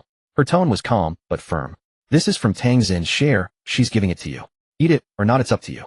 Zhang Wen didn't indulge her, and directly threw the can of kanji onto the sofa. Afternoon, the other survivors in the shelter began to gather towards the supermarket one after another. It was the first time everyone had left the buildings. They looked at the bright sunny sky, and if not for the blood-stained roads and the chaotic abandoned cars, they might have thought the apocalypse was over, because there were indeed no zombies outside. Soon everyone who had come out saw a wall several meters high not far away. All of them gasped in astonishment. They knew this area better than the backs of their hands, or a few days ago such a majestic wall had definitely not been here. How could it have risen so suddenly, in just a few days? Even before the apocalypse, no matter how advanced the infrastructure, it would have been impossible to build this so quickly. Could it be an alien invasion? Was the zombie virus also brought by extraterrestrials? Although no one provided them with answers, they finally began to believe Zhang Wen's words a bit. Life in his shelter was indeed very safe. However, there were mixed feelings. Zhang Wen had made it clear when he first found them. All women could voluntarily choose whether to stay in the shelter. Those who chose to stay would undergo an assessment. The excellent ones would become official residents, while those who failed would become refugees. As for the men, they had no choice. Zhang Wen's requirement for them was this: he would temporarily provide some food to help them regain their strength, and in return they needed to provide labor for him. After a day or two, once they had recovered sufficiently, they would have to leave the shelter. At the time, some agreed for the sake of food, some because Zhang Wen said the shelter's territory was small, and with Zhang Wen armed, naturally, no one openly objected. But now, the 16 survivors aside from Yuan Jing and Tang Xin's group quickly arrived in front of the supermarket. Some were so weak from hunger that they could barely walk. Others, however, looked as healthy as they had before the apocalypse, and some had even lived more comfortably these past few days than they ever had before. The 16 people, some acquaintances who had come together, gathered in small groups, while others waited quietly alone. 2 of them were particularly conspicuous because they were wearing handcuffs. Damn, so there was a wall this high here all along. No wonder he's making us leave. He wants to keep this place all to himself, and all these women too. One of the handcuffed men, a youth in his 20s, muttered to another man in his 30s. That bastard. This wall definitely wasn't built by him. He just saw it first and claimed it as his. He won't even let us stay here and put us in handcuffs, parading us around like monkeys in a zoo. And ever since I found out I can't stay here, even my wife won't walk with me anymore. That bitch. She was so pathetic when she begged me for food before. I haven't even left yet, and she's already turned her heart away. The man in his 30s cursed bitterly. The younger man sneered, "Come on, brother. You think I don't know the story with your wife? You threatened her and forced her. Did you really expect her to stay faithful to you till the end of time?" The older man chuckled wryly. "Damn you talking about me. You little brat snagged one too, and she's so old. How could you even stomach that?" The younger man shrugged with a lewd grin. "You wouldn't understand. When a man's been starved long enough, even a pig looks good. Especially a guy my age. These days girlfriends are too hard to find, and the ones you pay for are either too expensive or too risky. It's been ages since I've had any, so we'll take what I can get." The younger man was named Li Dongping, and the older one Wang Tong. Before the apocalypse, they were both losers. After it began, they each used different methods to get themselves a woman and managed to stockpile a fair amount of food. So when Zhang Wen found them, these two harbored the most hostility towards him. Unfortunately, Zhang Wen had a gun, and they were just ordinary men lacking the courage to resist openly. "Damn, there are some real lookers here. Don't you have any ideas?" Wang Tong glanced around at the dozen or so women. While none were beauties on the level of Yuan Jing, let alone goddesses like Li Shui or dangerously alluring figures like Tang Xian, there were still several who were far better looking than the woman had managed to get. He didn't really care that the woman had been with had now distanced herself from him. But these prettier women made his heart itch with desire. At the same time, he felt even more furious. Why should he have to leave this paradise and let that bastard, that so-called chief, enjoy it all? Though Wang Tong hadn't amounted to much before the apocalypse, he was cunning and sly, having pulled plenty of sneaky and underhanded tricks in his life. Already a scheme to deal with Zhang Wen was forming in his mind. "Damn right, I have ideas." Li Dongping kept stealing glances at a girl not far away who was dressed in a school uniform like a middle school student and muttered through gritted teeth. "You think I actually want an old woman? Who wouldn't prefer a young one? I've never even had the taste of it. But he's got a gun. What the hell can we do?" Wang Tong lowered his voice. "That bastard may have a gun, but he's made a huge mistake. So we still have a chance." Li Dongping asked immediately, "What mistake?" "He's hogging everything for himself." "Hogging everything?" Li Dongping was confused. "What does that have to do with us?" Wang Tong smiled confidently. If that Zhang Wen had men under him real power, then fine. He could hog it all, and would have no choice but to bow our heads. But besides us, Zhang Wen seems to be the only man in this shelter. And he wants to hog it all by kicking all the men out. Forget us too.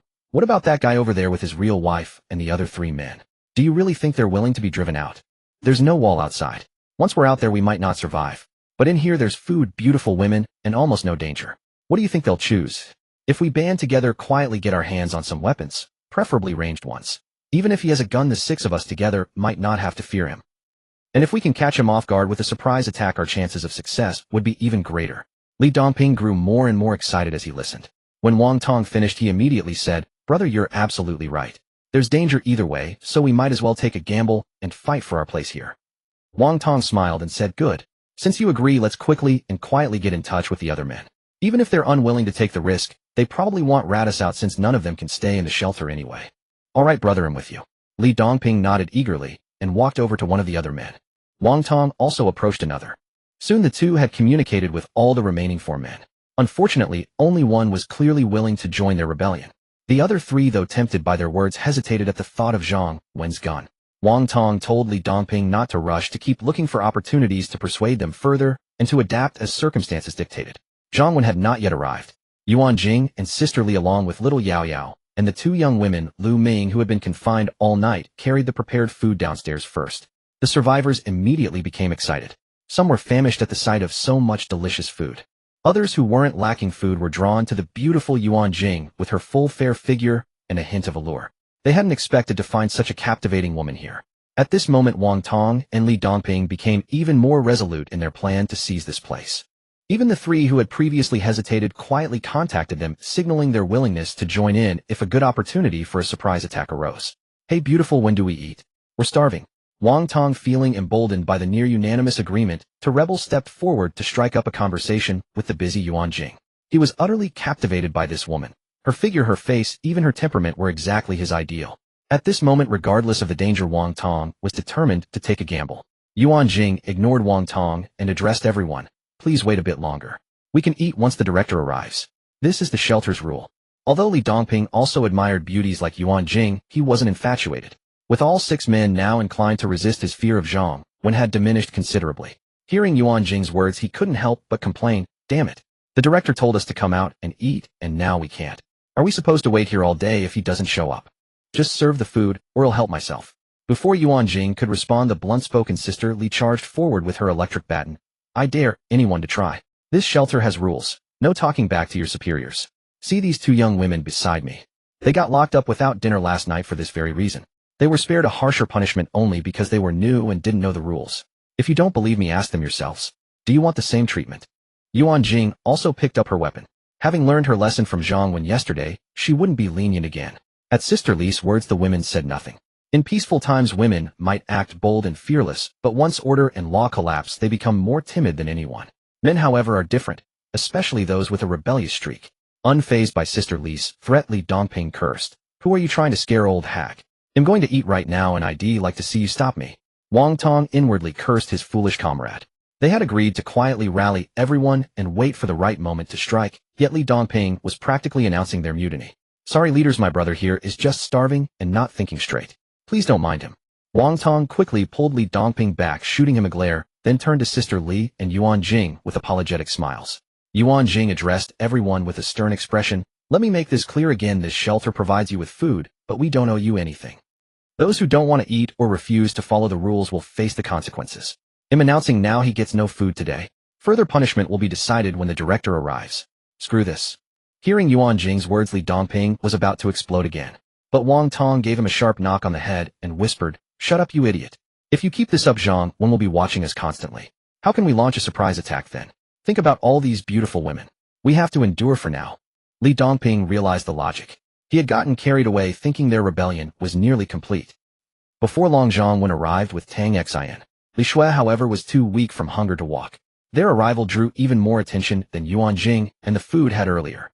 This was partly because everyone had met Zhang Wen before and his previous visits had not been friendly, leaving a lingering sense of awe. The other reason was Tang Xin, who was simply too eye-catching. If Yuan Jing had only attracted men's gazes, Tang Xin captivated everyone. Men admired her figure, and women were filled with envy and resentment. It's like how a man might see a handsome guy and think he's not so special, because sometimes looking in the mirror he feels he's quite handsome himself. Handsome can be subjective, but when you see someone who is both exceptionally handsome and has a perfect physique, envy is inevitable. Why is fate so unfair? My dream is to be like that too, but the reality is. Director uncle. Little Yao Yao, ever innocent, was the first to greet Zhang Wen. Yuan Jing paused briefly upon seeing Tang Xin by his side, but quickly regained her composure. She had mentally prepared herself for this. Zhang Wen didn't seem like the type to stay faithful. In the apocalypse, she had learned to adapt and accept. After calmly greeting him, she recounted the recent events and her punishment of Li Dongping. After listening, Zhang Wen immediately summoned the system to check the survivors' friendliness levels. The 10 women hadn't changed much, some had slightly increased, others slightly decreased. Overall, none had dropped below yellow. But the men's status had changed drastically. Of the 6 men, 3 had originally been light yellow, 1 light red, and 2 deep light red. Now it had changed to 3 deep red, 2 deep light red, and 1 light red. Damn it. I haven't even used my trump card yet, and just inviting you for a meal makes you turn against me this quickly. Zhang Wen remained calm, and began by praising Yuan Jing, and sisterly, you did well this time. If there's anything you want, tell Yuan Jing, and shall let me know. Yuan Jing, you've also improved. He'll give you a special reward later. Thank you, director. It's my duty, sisterly said calmly. Life in the apocalypse was already good enough for her, and she was content. Yuan Jing caught the underlying implication in Zhang Wen's words, and still feeling a bit petulant shot him a glare, without even bothering to say thanks. Zhang Wen didn't mind. He then turned his gaze to the 6 men among the survivors. His initial plan had been to keep them working at the shelter for a few days to give the women some respite. Then he'd use them as an example for the women, perhaps staging a drill. Whether they survived that drill would depend on their own luck and strength. Of course, those who were already hostile were doomed. But it seemed they didn't want to live a few more days. So they would serve as an example for the women directly, and he'd crank up the difficulty. Alright, Yuan Jing, please explain the shelter's tier system and rules to everyone. Yuan Jing then took out a notebook and began to read. The tiers and food rations were mostly what Zhang Wen had written, with some additions by Yuan Jing, though not yet fully refined. But the main point was clear: to live well in the shelter and enjoy privileges, one must become a formal resident. As for the rules, Zhang Wen set 3 for now. First, everyone in the shelter must obey Zhang Wen's commands. Second, you cannot talk back to your superiors. Third, you cannot make loud noises. After Yuan Jing finished speaking, Zhang Wen addressed everyone. I won't lie to you. In the early stages of the shelter, due to limited resources, the assessment to become a formal resident is very strict. For the most part, men cannot stay in the shelter during this initial phase. Whether a woman can become a formal resident depends on her luck and effort. Of course, even if women don't become formal residents, they can still stay as refugees and have a chance to become formal residents later. Pausing for a moment, Zhang Wen continued, I'm not a thug or a bandit. I won't force you to do anything. Any woman who doesn't want to stay can leave with them. Now I'll give all the women 30 seconds to make a choice. After you've decided, well, eat. As soon as Zhang Wen finished speaking, the women among the survivors began to whisper amongst themselves. Tang Xian, standing beside Zhang Wen, giggled. Honey, do I get to make a choice too? Zhang Wen glanced at her ample chest and said, dream on. Tang Xian rolled her eyes at him. Vulgar. Zhang Wen chuckled. You've got that right.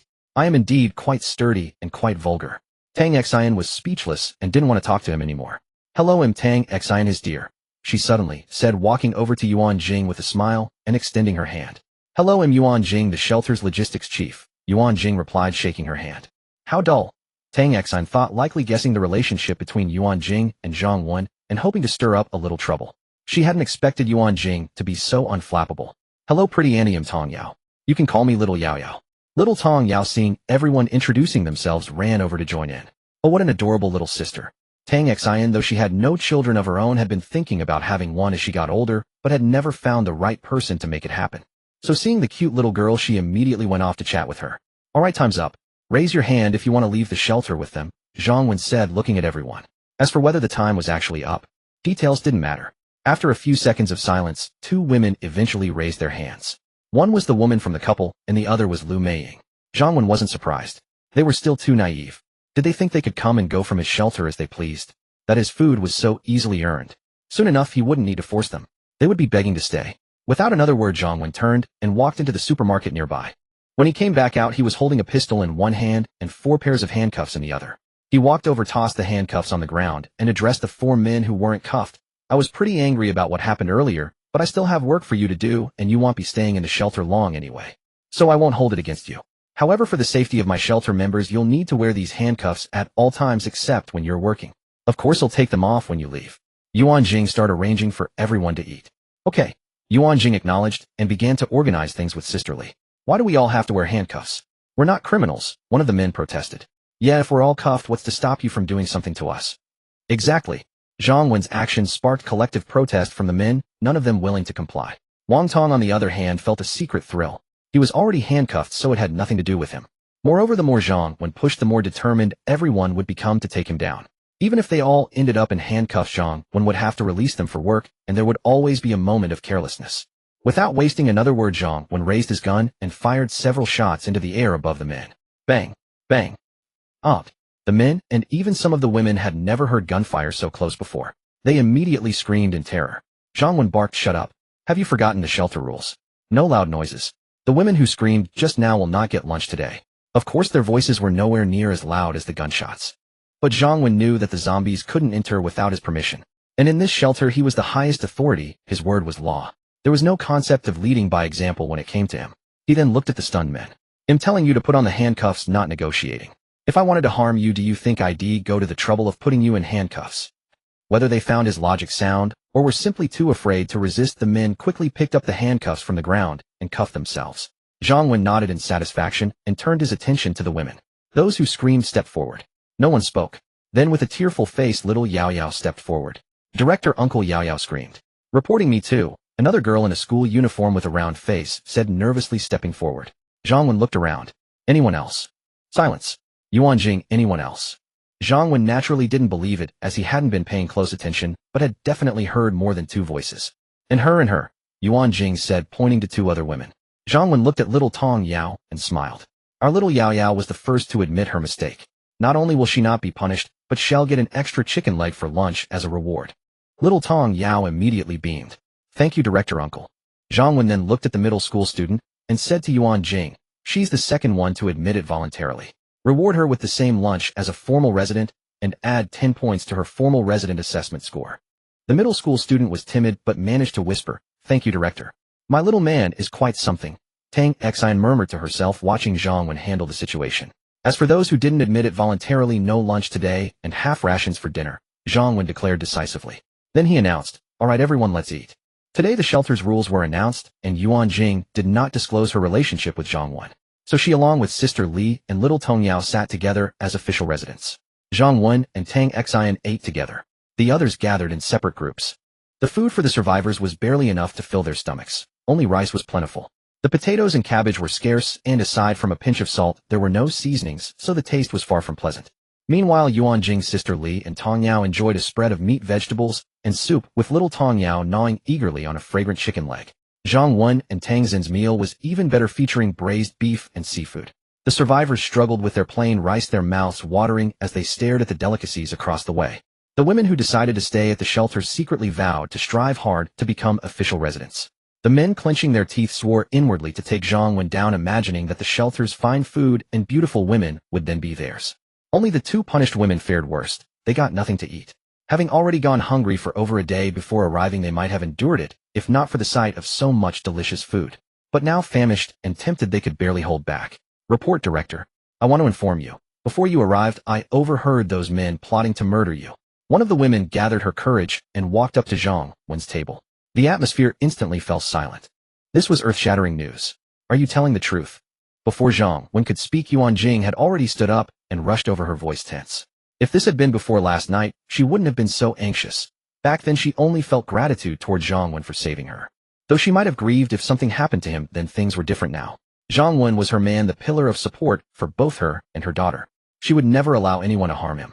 Zhang Wen, however, remained unruffled. He had already suspected something like this. Director, it's true. I heard a bit of it too, but then they lowered their voices, and we couldn't catch the details, so we didn't dare tell you. The other punished woman stepped forward to corroborate the claim.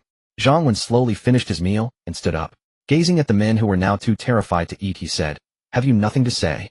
Don't end up as fools dying for nothing. Director, it wasn't me. Director, they're lying. Director, it wasn't my idea.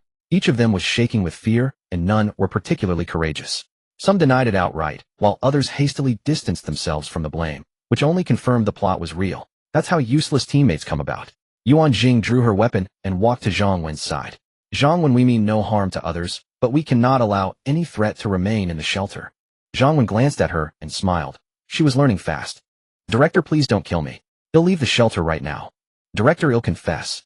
It was Wang Tong and Li Dongping who threatened us to harm you. We didn't agree. Exactly, it was all Wang Tong and Li Dongping's doing. Director, Wang Tong was the one who ordered me. Li Dongping immediately cowered. With no room left to resist, he was desperate to survive. As for the mastermind Wang Tong, he stayed silent, offering no excuses. What could he do when surrounded by such fools? Head said to keep a low profile, but they'd been overheard anyway. It must have been that idiot Li Dongping. And earlier. Exhausted at heart, he didn't want to talk anymore. Let it all burn. Don't worry, I won't kill you, Zhang Wen finally spoke. To those men it sounded like heavenly music. Yuan Jing looked at Zhang Wen, puzzled. From what she had seen, her man wasn't the forgiving type. Zhang Wen smiled and shook his head at her, signaling her to be patient. Moreover, those two women who chose to follow you along with all of you may leave the shelter today. I won't even require you to work. Zhang Wen continued. At that moment not only Yuan Jing but also Sister Li and even Lu Ming stared at him. When had the director become so merciful? Lu Ming even wondered, should she still leave?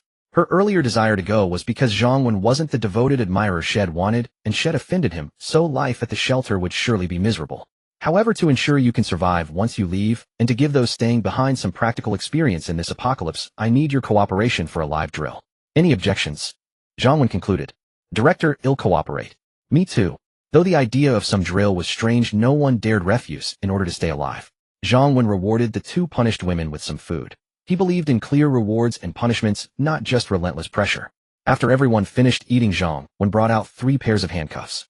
He had the 2 punished women cuff one ankle of each of the 6 men, pairing them up with 1 pair of cuffs per duo, dividing them into 3 groups. With the handcuffs on and the operation carried out by 2 clearly low-status women, even taking them hostage would be useless. Though uneasy about Zhang Wen's intentions, no one dared to resist. After their ankles were cuffed in pairs, Zhang Wen ordered the women to unlock the handcuffs on their wrists. Now everyone was baffled, freeing their hands only to cuff their feet. What kind of move was this? Hands freed, but feet bound. Did he need them to use their hands for work? Zhang Wen naturally offered no explanation. Then he had Yuan Jing lead people to lock all the doors of the shelter's residential buildings, shops, and the supermarket. Next, Zhang Wen began setting up the drill site. He chose the open area in front of Li Shui's villa, a spacious flat ground with excellent visibility from the villa's balcony. He brought everyone there. Then addressing the crowd, he said, "Now let me announce the details of this drill. It's a live exercise and everyone in the shelter must participate. Of course, the protagonists of this drill are those who will be leaving the shelter. The world out there is extremely dangerous. The goal of this drill is to help you adapt to the outside world in advance and boost your chances of survival once you leave. Naturally, I'm not that selfless. The main purpose of this drill is for those staying behind. For those remaining, Tang Xian and Yuan Jing will take you to the villa balcony to watch the drill. This is a valuable opportunity to learn, so watch carefully, or you'll regret it later. Now let me announce the rules of the drill. All those leaving the shelter must stay within this open area and cannot leave for 1 hour. After the hour, those still alive will be given weapons and some food to depart the shelter. Also, everyone on the balcony must not speak loudly or scream at any time. Is that clear?" "Yes," everyone replied. "Good. Then let's begin." At Zhang Wen's command, Tang Xian and Yuan Jing led the others into the villa to watch from the second-floor balcony. 6 men along with Lu Ming and another woman remained in the courtyard. After a moment's thought, Zhang Wen went back to the supermarket and hauled out Li Wenbin and the yellow-haired man, both still alive. He literally carried them out, one in each hand. Everyone who witnessed this marveled at Zhang Wen's immense strength. It turned out the director wasn't just armed with a gun, he possessed terrifying physical power as well. 8 men, 2 women. Zhang Wen explained the rules to Li Wenbin and the other man once more. If they survived, they too could leave the shelter. Li Wenbin and the other man who had resigned themselves to death now saw a glimmer of hope. They gritted their teeth and mustered their spirits despite the pain. Seeing that everything was in order, Zhang Wen was the last to enter the villa, locking the main gate behind him. From his system storage, he retrieved a collection of weapons, fire axes, cleavers, iron rods, and the like. When he reached the balcony, over a dozen women and girls were already waiting for him. Even Li Shui was there, looking somewhat better after eating the food Tang Xian had brought her. As Zhang Wen arrived, Yuan Jing was telling everyone about Li Wenbin's story. It gave all the women a new perspective on the ruthlessness of the apocalypse. This was Yuan Jing's intention. She wanted those who remained to see Zhang Wen in a favorable light. Ignoring this, Zhang Wen tossed the weapons he held one by one to the open ground below, where Wang Tong and the others stood. "Everyone choose a weapon you want. The drill will begin as soon as I give the command." At that moment, both those below and those watching from above began to grasp Zhang Wen's intent. Was the director making them fight each other, and the survivors would be allowed to leave? After all, the victor would be the strongest, better equipped to survive the outside world. But things had already reached this point regardless of what the onlookers upstairs thought. The men below were all determined to be the last one standing. They immediately scrambled to grab the best weapons. However, some were injured and others were chained together by handcuffs, limiting their movement, so no outright brawl broke out. Once everyone had a weapon, Zhang Wen made some adjustments in his system. First, he checked the distribution density of the zombies using the wall's cameras. Then he opened a small gate, letting in about 20 zombies before quickly shutting it again. As soon as the zombies entered the shelter, they caught the scent of living humans and charged over frantically. "Get ready down there. The live fire drill is about to begin." Zhang Wen shouted, not wanting the men below to be overwhelmed instantly. The men, expecting a fight against each other, tensely eyed everyone else, now viewing all as enemies. The 2 women, however, stood idly at a distance. They had no intention of participating, as surely no one would attack women, right?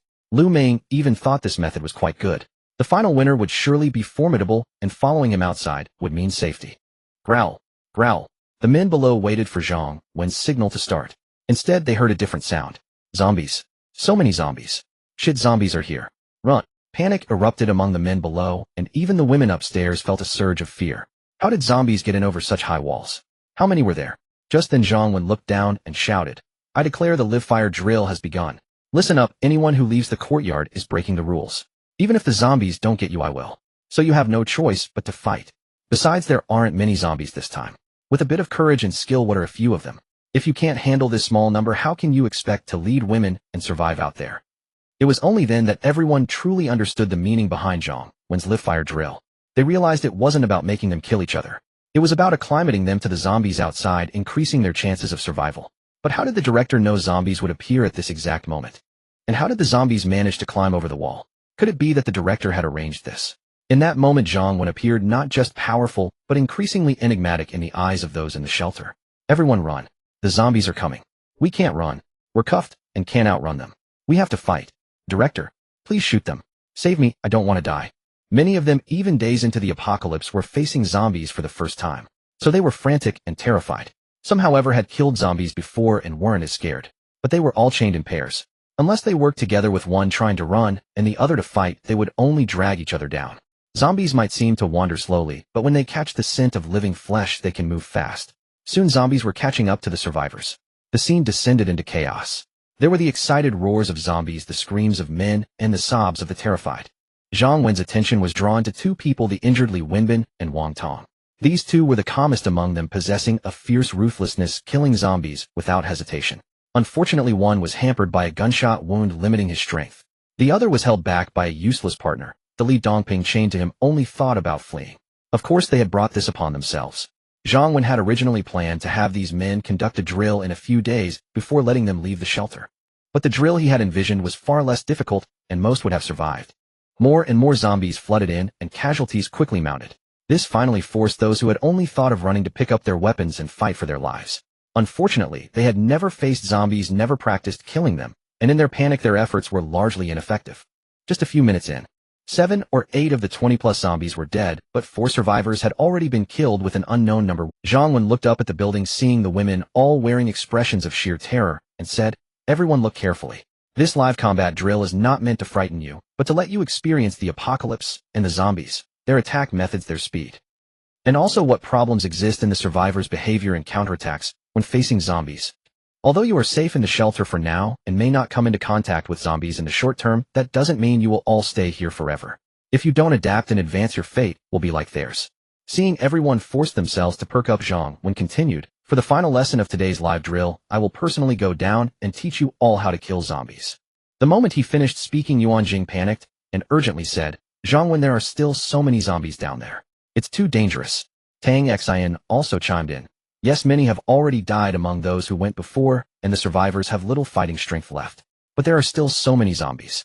It's too dangerous for you to go down alone. Please don't go. Zhang Wen reassured them. Don't worry, I still have so many good days ahead. Why would I joke with my own safety? This was not arrogance on his part. After 2 years in the apocalypse, he had accumulated vast experience in killing zombies, and his strength had now multiplied several times over. There was truly little danger. Besides, although there were many zombies now, most were busy feeding and had no mind to attack new prey. So this time was actually safer. Finally, and most importantly, nothing in this world is absolute. But Zhang Wen had 2 lives. That was his true confidence. Yuan Jing still couldn't let it go and said, How about we all go down with our weapons? There's strength in numbers. Each of us only needs to kill 1 zombie. As for the other women, there was no rush. Sending them now would surely result in heavy casualties. The shelter was still short-handed and couldn't afford such losses. Moreover, the purpose of this drill was to give them experience, not to As for the other women, there was no rush. Sending them now would surely result in heavy casualties. The shelter was still short-handed and couldn't afford such losses. Moreover, the purpose of this drill was to give them experience, not to send them to their deaths. Alright, all of you stay upstairs and watch how I deal with the zombies. There will be opportunities for you next time. Without giving Yuan Jing and the others a chance to protest, he turned and went downstairs. The reason he had to act personally was also part of his other goals for this live drill. First, to show them his strength. Second, to make them realize the dangers of the apocalypse so they would never dare to think about leaving the shelter. Zhang Wen grabbed a fire axe and walked out of the villa. As expected, many zombies were focused on feeding and paid no attention to him. But one zombie closer to Zhang Wen noticed him and immediately walked over. The women upstairs tensed up instantly, with Yuan Jing and Tang Xin especially worried. Zhang Wen, however, remained calm and even spoke loudly. Watch closely. The most important thing when dealing with zombies is to never panic. First, assess the situation. If there aren't many zombies and you can handle them, then fight. If there are too many and you can't deal with them for now, or if there might be danger, then retreat temporarily. He continued. Next is the choice of weapon. When facing zombies, heed, and it's best not to use a pistol. First, guns are too loud. Zombies have extremely poor vision. They're practically blind. They rely on hearing and smell to find food. Gunshots will attract most zombies to swarm you. Also, there's the accuracy and firing rate of handguns. Nor should you choose short, lightweight weapons like daggers or fruit knives. Zombies don't feel pain, and these weapons have limited lethality against them. The best weapons for killing zombies are fire axes, crowbars, and the like. They have great power and suitable length. As he spoke, the zombie was already right in front of him. Zhang Wen swung the fire axe fiercely at the zombie's head. With his immense strength, he blew its head off in a single strike. Zhang Wen continued. The zombie's only fatal weak point is the head. So don't panic when killing them, because if you panic, you might instinctively attack randomly or lose accuracy. When attacking, you must use force or your weapon might get stuck. If your weapon gets stuck, don't panic either. First, confirm if the zombie is dead. If it's dead, try to pull the weapon out. But if you find it's too hard to get out, don't dwell on it. Abandon it immediately. Seeing Zhang Wen completely unflustered killing a zombie with no trouble at all, the women upstairs felt their hearts calm down, as well influenced by his demeanor. They all listened intently to his lesson. Just then, 3 more zombies surrounded Zhang Wen. He spoke again. Zombies are actually slower than humans. So when you find that there are too many zombies and you can't handle them, you can retreat, selectively find a safe place to hide, or use their distance to pick them off one by one. Of course, when you choose to retreat, you must not panic or get flustered. Zombies aren't faster than you, but if you trip and fall. Of course, if you're strong enough, there's no need to retreat. Just kill them all. Zhang Wen took the initiative to charge forward, his axe dancing in continuous arcs, as one zombie after another fell, with its head blown off. Watching their director below, slaughtering the horde while explaining the techniques, and recalling the performance of the men earlier. All the women's eyes sparkled with admiration. Their director was truly handsome. And with him protecting the shelter, they felt an overwhelming sense of security. They completely extinguished any thought of leaving. Next, Zhang Wen picked them off one by one, and soon the remaining dozen or so zombies were all killed. The zombies were all killed, but the survivors downstairs suffered heavy casualties. 5 people were bitten and devoured by the zombies, including Li Wenbin and the young woman Lu Mei. As for the other woman, she was fortunate enough to survive. 4 other men also survived, but they were in a sorry state, some even bearing wounds.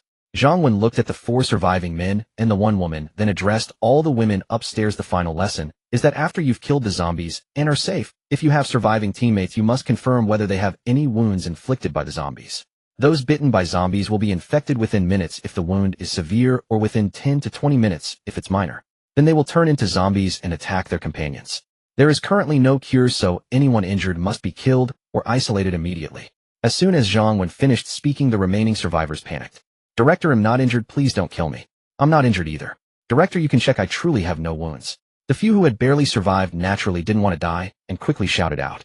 Zhang Wen said to the women upstairs, this is another point to note in our lessons. Whether someone is injured cannot be based solely on their own claim. The living must check each other, even have multiple people verify, because letting one person go unchecked could lead to the destruction of the entire team. As for you all, Zhang Wen looked at the group and said, whether you check or not is up to you. I'm a man of my word, I'll release you soon. If someone is injured and hides it and later attacks you, don't say I didn't warn you. Alright, Director, you're doing this for our own good. We'll check each other. A man immediately spoke up. We're about to leave, why check? I'm not hurt. Yeah, I'm not hurt either. Some were reluctant. Are you refusing to check because you're injured? Damn, you're the one who's injured. Are you cursing me? But regardless of willingness, the willing ones were quickly forced to undergo checks. The woman was no exception. Damn, this bastard is really injured. He wants to get us all killed. I'm not. I accidentally hurt myself with my weapon, it wasn't a zombie bite. Bullshit. That's clearly a bite mark, and you say it's from a weapon. Do you take us for fools? Yeah, get him away from us. How do we get rid of him now? Just kill him, or we'll all die. Zhang Wen didn't bother with how they handled it. He glanced at the remaining few. Those like Li Wenbin, the yellow-haired guy Wang Tong, and Li Dongping, who either had to die or harbored the deepest malice and stirred up trouble, were all dead. Good, it saved him the trouble. Zhang Wen couldn't be bothered with the rest. Had just kicked them out and let fate decide if they survived the apocalypse. And letting them leave rather than killing them outright was also deliberate. Oh, a scream rang out quickly, fading into silence. Alright, get ready. They'll give you the keys to your handcuffs and let you know how to leave. Leaving those words, Zhang Wen turned to head back to the villa. Just then the surviving woman rushed up to him, pleading, "Director, please let me stay in the shelter. He'll do anything you ask, I promise to obey you." Zhang Wen looked at the woman before him. She was average and looks though somewhat buxom, but far from his standards. What intrigued him was that she seemed to have a husband, and that husband had also survived. Sure enough, among the 3 living men, he spotted one whose face was twisted with rage, yet who dared not voice his anger. Keeping her, or not, was trivial. Keeping her could serve as a warning to others in the shelter. However, Zhang Wen didn't plan to agree outright lest the woman get the wrong idea. It would also prevent other women in the shelter from thinking they could just plead for pity or offer some fleshly deal to escape consequences if they made a wrong choice. Zhang Wen led the woman into the villa and up to the balcony. Pointing to her, he said to Yuan Jing, "You heard, she wants to stay. Since the shelter's management committee hasn't been formed, yet let the official residents discuss this, and then you, Yuan Jing, make the final call. They'll stay out of it." Then turning to Tang Xian, he said, "Tang Xian, Li Shui, you two check me for any injuries. From now on, after anyone in the shelter fights zombies, at least 2 people must verify that the participants have no wounds." Tang Xian rolled her eyes at Zhang Wen. "With your swift, mighty, and handsome moves just now, and a dozen pairs of eyes watching you the whole time, do you really need to check for injuries? He's definitely scheming something. Why else would he call for me and Li Shui? It's obvious." But Tang Xian also knew Zhang Wen was establishing a rule. Everyone must submit to checks, the director included. Li Shui's fondness for Zhang Wen had grown, but not to an intimate level. Though reluctant, she was dragged upstairs by Tang Xian anyway. Enjoying a few minutes of a full-body touch-based examination by 2 beauties lifted Zhang Wen's spirits. Meanwhile, Yuan Jing had reached a decision after their discussions. Of course, calling it an official resident discussion was a formality given the current roster of official residents. Yuan Jing's sister Li and little Tong Yao, what was there to discuss? It might as well have been Yuan Jing's decision alone. By now Yuan Jing had a good read on Zhang Wen's temperament. He might not fancy this woman, and her staying was optional. But the shelter was still short-handed. Since Zhang Wen had brought her up at signaled, he was inclined to keep her. He just wanted her to make the decision, which would also help establish her authority. And Zhang Wen also didn't want to seem like nothing had happened before. So Yuan Jing said, "Director, after our discussion we've decided that if she wants to stay there are 2 conditions. First, she must clear it with her husband, as they are still legally married. Second, even if she stays, her initial benefits will be lower than others to be restored based on her performance." Zhang Wen smiled and said, "I told you, you decide. I don't care." Yuan Jing gave him a flirtatious glare. "Like I do believe that. If I just agreed without any conditions, you'd definitely meddle." The woman, hearing Yuan Jing's requirements, immediately shouted down to her husband, "Honey, I'm staying at the shelter. Take care of yourself out there." The husband could no longer hold back, crying out in anguish, "Wife, how could you? We agreed to leave together. We're husband and wife. How can you stay behind alone?" Imagining that Zhang Wen was the only man in the shelter, and what might happen to his wife. His anguish deepened. Earlier, when Wang Tong had contacted him, had entertained fantasies of having multiple wives. But now that it was his own woman, he couldn't accept it. The woman remained unmoved, saying, "It's too dangerous out there. I'm just a woman, I can't help you, and I might even hold you back. Just go on your own." The man refused to give up, fantasizing and promising, "Wife, don't worry. I killed zombies too. Once we get out, well, find a safe place to hide." The woman cut him off, sobbing, "Husband, just consider me a traitor. He'll repay you in the next life. Please just let me go. I want to live." This time the man was left speechless. Even those upstairs who had once looked down on the woman fell silent. Indeed, she merely wished to live to survive. Was that a sin? Had they been in her shoes after witnessing so many deaths from the zombie outbreak, would they have found the courage to venture out with their husbands? Initially, the woman had not chosen to stay in the shelter, but to leave with her husband. This showed that she had harbored the will to share his hardships. But reality is cruel. Not everyone can stay true to their original intentions when staring death in the face. During the sweltering hours of 1 to 2 in the afternoon, zombie activity was at its lowest. Zhang Wen kept his word, allowing the 3 surviving men to leave the shelter. Letting them go was not merely to demonstrate his integrity. It was also to set an example for those who remained, and to serve a few other subtle purposes. Whether they lived or died was up to them. He hoped they wouldn't disappoint him. After all, they had at least shared a meal with him. Then Zhang Wen returned to the villa. Zhang Wen gathered Yuan Jing, Tang Xian, and Li Shui. At Zhang Wen's request, Tang Xian and Li Shui applied to join the shelter as official residents. Tang Xian was utterly bewildered and said with a wry smile, "Darling, I'm already yours. Why do you care about this formality of joining?" Li Shui, however, had a glint in her eyes. Looking at Zhang Wen, she said, "I'll join the shelter, but since I'm not your woman, yet I'll need a position." This dominant woman, clearly unwilling to be a mere ornament, was fiercely ambitious. This suited Zhang Wen perfectly. The shelter was short on capable hands, and even if Li Shui hadn't spoken up, he would have assigned her a role anyway. In this post-apocalyptic world, survivors were plentiful, but capable individuals, especially women, were treasures. After Tang Xian and Li Shui received the system's acknowledgement of their membership, Zhang Wen reviewed the system's resident management panel. Resident management, Tong Yao 6 years old, a specialty singing and dancing, loyalty 89. Yuan Jing 30 years old, specialty management, loyalty 92. Sister Li 43 years old, specialty cooking, loyalty 72. Tang Xian 27 years old, specialty fitness instructor, loyalty 86. Li Shui 26 years old, specialty corporate management, loyalty 70. Zhang Wen had anticipated their specialties. It was their loyalty he was keen to observe. Not bad. Although Li Shui's loyalty wasn't high, it was within expectations and not too low. After all, they had only known each other for a short time, especially in terms of close contact. Still, having only 5 official residents was too few. Others still needed to pass assessments to join, and Zhang Wen didn't want to devalue the status of an official resident. Even if everyone joined, that would only be a little over 10 people. So Zhang Wen looked at them and said, the shelter has 3 tasks to prioritize at this stage. First, we need to recruit people extensively. Second, we need to survey all the supplies within the shelter. Third, we need to establish departments to ensure the shelter runs smoothly. Yuan Jing, now accustomed to following Zhang Wen's orders, remained silent. Tang Xian wasn't skilled in management and didn't care much about it. Only Li Shui raised her hand and asked, Director, may I offer a suggestion? Zhang Wen smiled and said, of course. Outside of this meeting, suggestions aren't needed, only execution. But since this is a meeting, good ideas are welcome. Otherwise, why bother having one?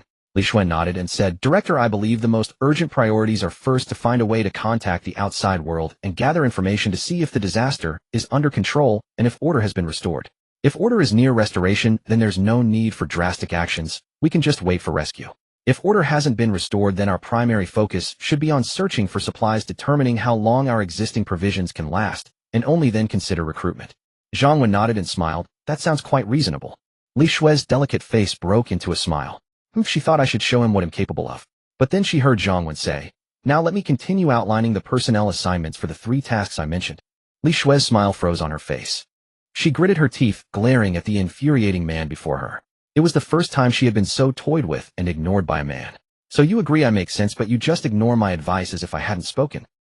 Tang Xian, who had been pretending to listen attentively, couldn't help but laugh at Zhang Wen's brilliant reversal. Yuan Jing remained calm. She had already experienced this before. In truth, Zhang Wen genuinely agreed with Li Shui's reasoning. If he hadn't been reborn and known the events of the next 2 years, he would have followed her advice. Ignoring their reactions, he continued, regarding the first point on recruitment, hey, race my plan. Although we can't actively go out to search for survivors, we can make them come to us.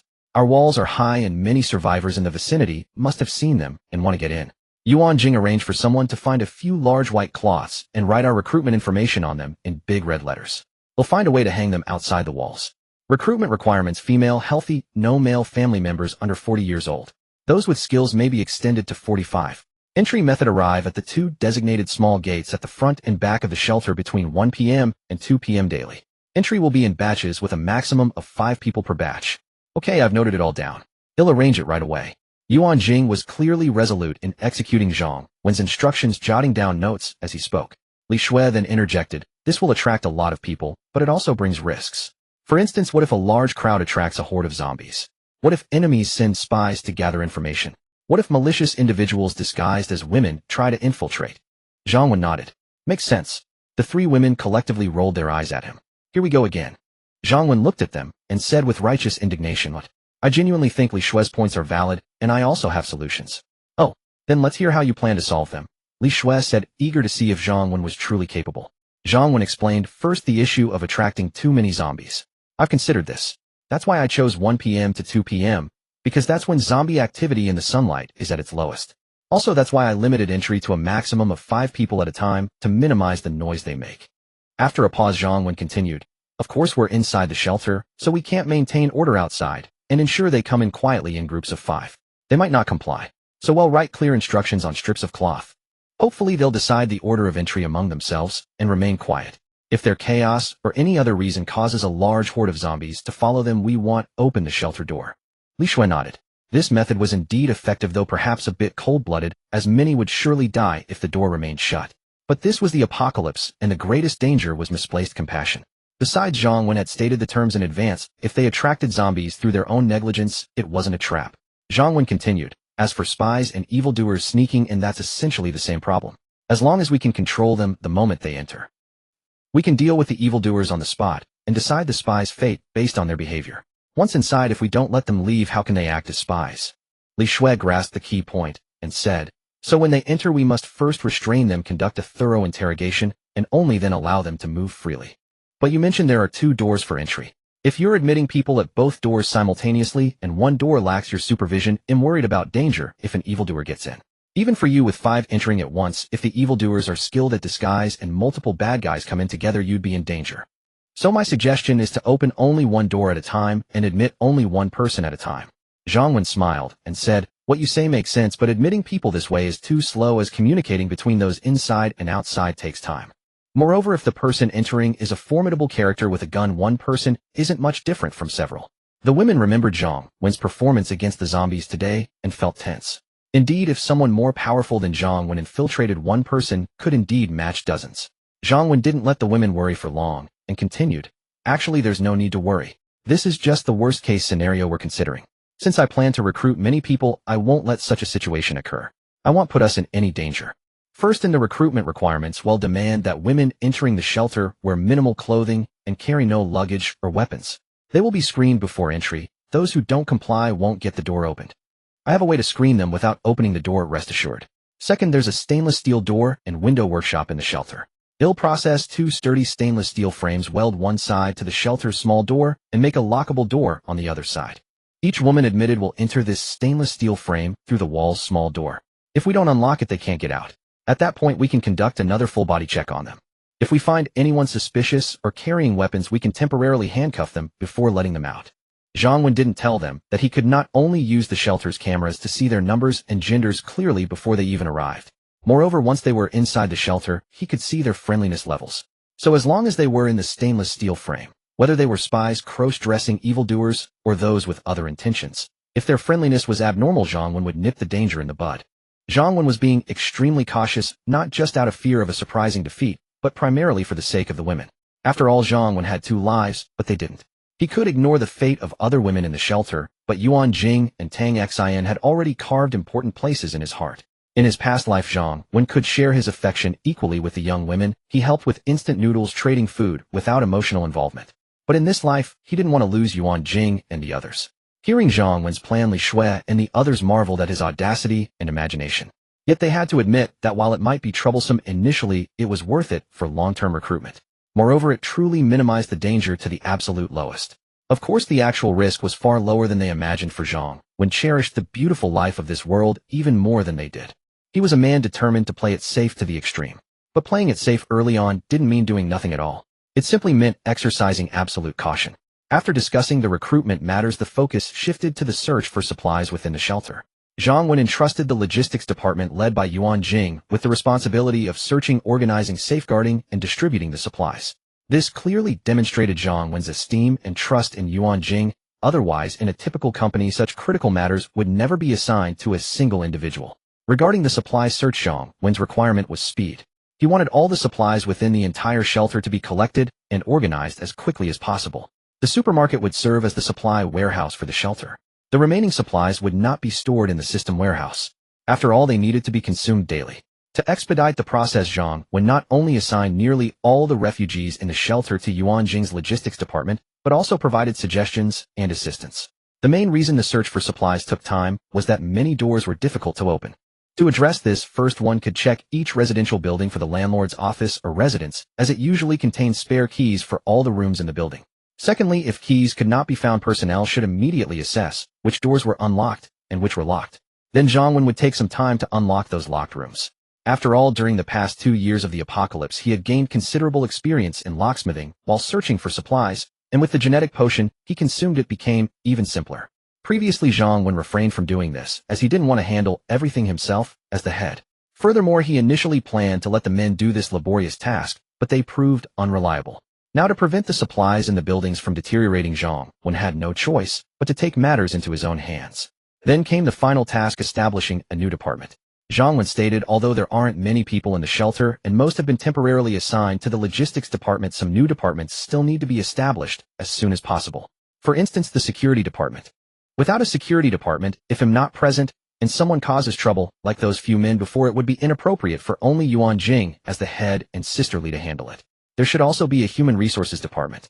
Currently, there are no officially registered residents in the shelter, and there will be new arrivals in the future. All these individuals need the Human Resources Department to establish promotion standards and assessments. Once they meet the criteria to become official residents, the department head will conduct a review, which I will personally verify.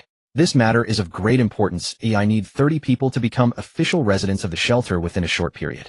At this moment, Li Shui interjected, if you are assured I can take charge of the security department, and Tang Xian can temporarily manage the Human Resources Department. Of course, she will just hold the title. You can find someone with management experience to assist her. Zhang Wen looked at Li Shui in surprise. I thought you would want to manage the Human Resources Department. Isn't this your forte? Li Shui replied, before the apocalypse, I was the CEO of a company, so I am naturally skilled in managing human resources. However, being skilled doesn't mean I want to continue doing it. I got tired of it before the apocalypse and don't wish to do the same work afterward. Moreover, in such an important department, every leader tends to find a trustworthy person. While I believe Tang Xian is more compliant and suitable than I am. Additionally, I have trained in martial arts, taekwondo, shooting, archery, and with my management skills I believe I can handle the security department's duties. Zhang Wen nodded. After all, she was the president of a large company, and her reasoning was always sound. Thus, under Li Shui's astonished gaze, Zhang Wen declared, all right, you will manage both the Human Resources Department and the Security Department. Li Shui glared at Zhang Wen, genuinely angry this time. Are you out of your mind? Don't you understand what I'm saying? The Human Resources Department is crucial. It must be entrusted to someone I fully trust. If not Tang Xian, then Yuan Jing would suffice. What do you mean by assigning it to me? Zhang Wen responded, that's precisely the point. Isn't Yuan Jing busy enough? As for Tang Xian, let her remain my personal fitness coach. I think she prefers that job more. Oh dear, you really understand me. Tang Xian couldn't help but express her joy by blowing Zhang Wen a kiss. She truly had no interest in managing human resources. Having spent so much time together, Li Shui also realized this, otherwise she wouldn't have suggested finding a capable assistant for her. So you. Li Shui started to say something, but Zhang Wen suddenly pulled out something and placed it in front of Li Shui, interrupting her words. Aren't you still overseeing the security department? Here's a weapon for you, and this is why I still let you manage the Human Resources Department. Li Shui stared in disbelief at the handgun Zhang Wen placed before her. Did he really have that much faith in her? She understood the implication behind Zhang Wen's words. Because I trust you completely, I can even give you a gun. What else would make me hesitate to let you handle the Human Resources Department? Moreover, since you know how to shoot, you can teach Yuan Jing and Tang Xian another day. I will equip them with guns as well. Currently I have 4 guns, so each of us will have one. Zhang Wen glanced at Li Shui and added. At this moment, it wasn't just Li Shui who felt this way. Yuan Jing and Tang Xian, who were initially a bit jealous that Zhang Wen was giving Li Shui a gun, were now deeply moved. Zhang Wen's words clearly conveyed that the reason he gave Li Shui a gun wasn't because he favored her more, but because she could use one. As long as you learn how to use a gun, you will receive one. The total of 4 guns symbolizes absolute trust in you. In truth, Yuan Jing and Tang Xian had no particular interest in guns. They weren't boys who inherently liked weapons. What mattered to them was Zhang Wen's opinion and their status in his heart. Now they were satisfied. The meeting concluded and the objectives for the shelter's current development and upcoming tasks were set. Besides Zhang Wen, the shelter now housed 17 other survivors, 5 official residents, and 12 refugees. Among the refugees, 3 had been penalized. There was also the woman who had initially planned to leave with her husband, but chose to stay. These 4 individuals would certainly not be granted official residency anytime soon. For the remaining 8, Zhang Wen's instructions to Yuan Jing and Li Shui were clear. They were to be assigned heavy workloads in the afternoon and presented with several tests to evaluate their character. If they passed, they would become official residents that very day. Yuan Jing and Li Shui were puzzled by Zhang Wen's combination of strict assessment and apparent urgency, but it was not their place to question it. Since this was not a major issue, they naturally raised no objections. Yuan Jing and Li Shui led the group of women off to work. Sister Li was still in charge of cooking for everyone, though this was only temporary as she was Zhang Wen's private chef and could not cook for the masses indefinitely. Once more people arrived in the coming days, separate chefs would be assigned for his own meals, the official residents' meals, and the refugees' meals. Tang Xian, having nothing else to do, volunteered to take care of little Tang Yao and brought her along for some exercise. Zhang Wen's interest was piqued. Using the pretext of ensuring she could handle the child, he insisted on tagging along. Li Shui, it turned out, had also been a fitness enthusiast in her past life, having long hired Tang Xian as her personal trainer. She even had a dedicated home gym equipped with professional gear. Tang Xian, clad in tight yoga attire, guided little Tang Yao through simple poses. Her stunning figure made even the most basic movements a captivating sight for Zhang Wen. She flashed him a charming smile and asked, "Darling, want to join? I can teach you. I am your personal trainer after all." This enchantress was not only blessed with a great figure, but also great beauty. Every smile and frown was alluring. Her graceful form was especially eye-catching during exercise. The thought of having Tang Xian guide him personally. Buddha said, "If I don't enter hell, who will?" However, They'll come find you for that workout tonight, Zhang Wen said with great willpower, turning on his heel and leaving. The shelter's development and construction came first. Once the shelter was truly strong and stable, he could work out with her every day without issue. Leaving the villa, he encountered busy women along the path. Everyone greeted him with deep respect. After the morning's zombie incident, Zhang Wen was no longer respected merely for his title as director. His strength had earned him the admiration of every woman in the shelter. Zhang Wen quickly arrived at the stainless steel door and window fabrication shop within the shelter. The idea of constructing a stainless steel frame to quarantine newcomers was a lesson learned from his 2 years in the apocalypse, including the skills for fabricating and installing the steel. He found a cutting machine, an oxy-fuel welder, a hand drill, and a small generator in the shop. The shelter wall's small gate measured 1.8 meters by 1.8 meters, so Zhang Wen planned to make the frame 2 meters by 2 meters to encompass it completely. He first processed the stainless steel in the shop, planning to install it at the wall later using expansion bolts. Since it didn't need to be fine work, only sturdy and secure, Zhang Wen aimed to finish in 3 to 4 hours. Thanks to the gene agent had taken hours of physical labor wouldn't exhaust him. While Zhang Wen toiled for the shelter, Yuan Jing and Li Shui led their group of women in their own tasks, creating the recruitment ads he wanted, scouting for keys in residential buildings, and searching for and transporting supplies. Director Yuan, we've moved all the supplies you requested from this room. They have a lot of food here. Could you come and take stock? Once counted, I'll move it to the supermarket for storage. With more people now, Zhang Wen preferred not to use the system warehouse for every supply find, so a central storage at the supermarket was established. 8 women were assigned to search and transport supplies, all of whom were the ones Zhang Wen had marked for evaluation. The 4 who didn't even qualify for evaluation were assigned other tasks. Of the 8 women, 3 were factory workers before the apocalypse, 2 were office workers, 1 was a restaurant server, 1 was a housewife, and 1 was a middle school student. The one reporting to Yuan Jing was a female office worker in her 20s named Zhang Ying. She was decent-looking, a minor beauty. She was one of the women Wang Tong had his eye on before Yuan Jing appeared. Unfortunately, Zhang Wen's standards were now high, and he paid little attention to these so-called beauties. Through their interactions, Zhang Ying proved to be cheerful and lively, yet diligent in her work. Yuan Jing thought highly of her. However, Li Shui, as the head of the HR department, was primarily responsible for this assessment. Following Zhang Wen's advice, she designed various exam questions for the women.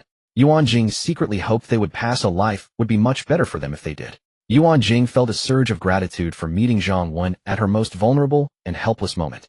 As one of his first followers, he had given her his complete trust and preferential treatment. Those who joined later weren't so fortunate. Even though Zhang Wen emphasized his urgent need for 30 official residents, he refused to relax the assessment standards. In fact, those who made mistakes weren't even allowed to participate in the evaluation. She was certain that as the shelter's population grew, obtaining official residency would only become more difficult. Pushing aside these thoughts, Yuan Jing replied, "All right, I'll come take a look now. Director Li Shui just needed me for something, so I haven't had a chance to register everything yet." She had in fact already tallied the supplies, especially the food. Just then Li Shui appeared. "Director Yuan, I have another idea about the director's instructions I'd like to discuss. I'm a bit undecided, but I'm in the middle of." Yuan Jing hesitated. Li Shui responded seriously, "We must prioritize. These are the director's orders, and we must complete them." Yuan Jing nodded, and then spoke to Zhang Ying. "Xiaoying, please move these supplies to the supermarket. Make sure to tell the staff there to keep them separate from the registered items. They'll come by later to register them for storage." "Okay, Director Yuan." Zhang Ying didn't overthink it, and immediately began moving the items. What Zhang Ying failed to notice was that after she carried her things downstairs, Yuan Jing and Li Shui were not discussing the mission assigned by the director at all, but were instead discussing her. Yuan Jing looked at Li Shui with curiosity and asked, "Xiao Shui, why is the test you designed for each of them different? For some it's carrying heavy objects, for others you deliberately make things difficult, and for some you have them move food supplies." Li Shui smiled and said, "Sister Jing, our director acts on a whim. We need to conduct a strict assessment and finish it all today. Relying solely on interviews or assigning a single task wouldn't reveal anything meaningful. So we have to tackle them one by one and prescribe the right remedy. Take Zhang Ying, for example. From what I've learned, her hobby is snacking, and she's particularly fond of certain snacks. And among the supplies we just moved were some of those very snacks. She found them herself, so she knows they're there. Since you haven't registered them, it's up to her to decide." Yuan Jing was speechless. For someone who had been starving for days, this was quite the test. She was glad she didn't have to participate in the assessment. If Li Shui had designed a test for her, it might have involved her own daughter, and she might not have passed. Meanwhile, Zhang Wen spent the entire afternoon transporting the 2 stainless steel frames to the perimeter wall and installing them.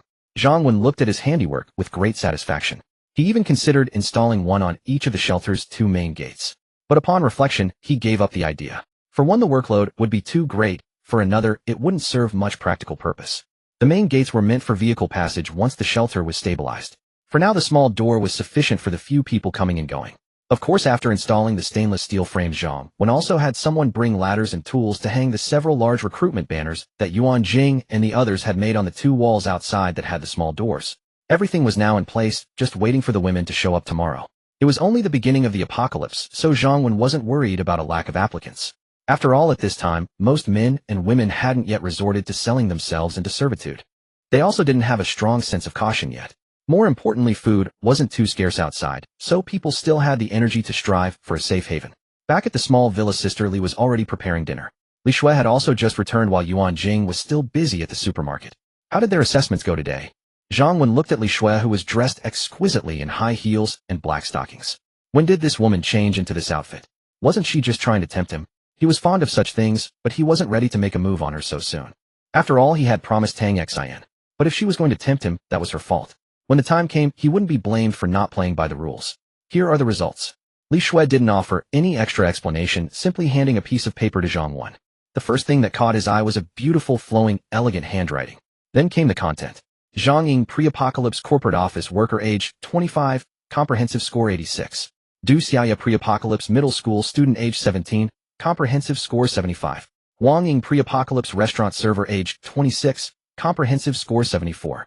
Wu Xiuhua, pre-apocalypse factory worker, age 35, comprehensive score 50. 8 people participated in the assessment. 2 scored above 80. 5 scored between 60 and 80. 1 scored below 60. Li Shui didn't elaborate on what the assessment entailed or how the scores were calculated. Zhang Wen didn't ask either. For one, he trusted Li Shui's abilities. For another, he only treated this assessment as a reference. No matter how high their assessment scores were, if the system showed their friendliness level was insufficient, Zhang Wen wouldn't let them pass. Fortunately, thanks to the afternoon's conditioning, this batch had significantly increased their friendliness levels, meeting Zhang Wen's requirements. Sister Li, Zhang Wen called out towards the kitchen. Director, you called for me. Sister Li quickly ran out upon hearing his voice. For tonight's dinner, increase the standard rations by 7 for formal residents and prepare for 5 transients. Zhang Wen instructed. All right, Director. Sister Li acknowledged and went back to the kitchen to get busy. Li Shui glanced at Zhang Wen. Are you sure we have enough food in the shelter? Zhang Wen smiled and said, if it's not enough, well, just go out and find more. Don't worry, I told you I wouldn't let you go hungry. You? Li Shui was at a loss for words, finding that she got angry very easily in front of Zhang Wen. Maybe it was because no one had ever dared to speak to her like that in her previous company. What's your real purpose in recruiting people? To dominate the world. But you're only recruiting girls. To satisfy your desires. But you don't even look at their age or looks. To do good deeds. But you treat them differently. I'm genuinely curious. After a moment, Li Shui couldn't help but ask the question that had been on her mind. Zhang Wen gazed at the beautiful woman before him, a teasing smile playing on his lips. Has anyone ever told you that when a woman becomes curious about a man, she's not far from falling for him? Li Shui shot him a glare. Fall for you, my foot. You've been reading too many romance novels. That's all made-up nonsense. If you don't want to talk about it, then just drop it. Zhang Wen looked at Li Shui and said, I think there's some truth to what those novels say. I mean, I'm quite curious about you, and I've already fallen. I think it works the same for both men and women. Li Shui fell silent. Zhang Wen had never hidden his intentions towards her and Tang Xin from their very first meeting. Tang Xin had already agreed to his terms. Li Shui knew that as long as the apocalypse continued, her own agreement was only a matter of time. However, what differed now was that she no longer felt the same resistance as before. She was slowly beginning to accept this sanctuary as her home. Not long after, as dusk began to fall, Yuan Jing led all the women back to the small villa. Of course, aside from Yuan Jing, none of them had the privilege of sleeping in the villa itself. The only ones permitted to reside there were Zhang Wen, Tang Xin, Li Shui, Yuan Jing, Little Tong Yao, and Aunt Li.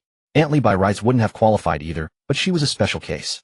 As Zhang Wen's personal chef from now on, she needed to live in close proximity, otherwise the back and forth of cooking would be too troublesome. As for Yuan Jing, when Zhang Wen had spoken to her about it at noon, she hadn't refused. Although she knew that moving in would essentially make her relationship with Zhang Wen public, she no longer cared. As for the other women, they were temporarily housed above the supermarket. They had been brought here now simply for a meal, as there was no cook available to prepare food for them over there yet. Once everyone had assembled, Tang Xin and Little Tong Yao emerged as well. Aunt Li laid out a sumptuous dinner on the tables.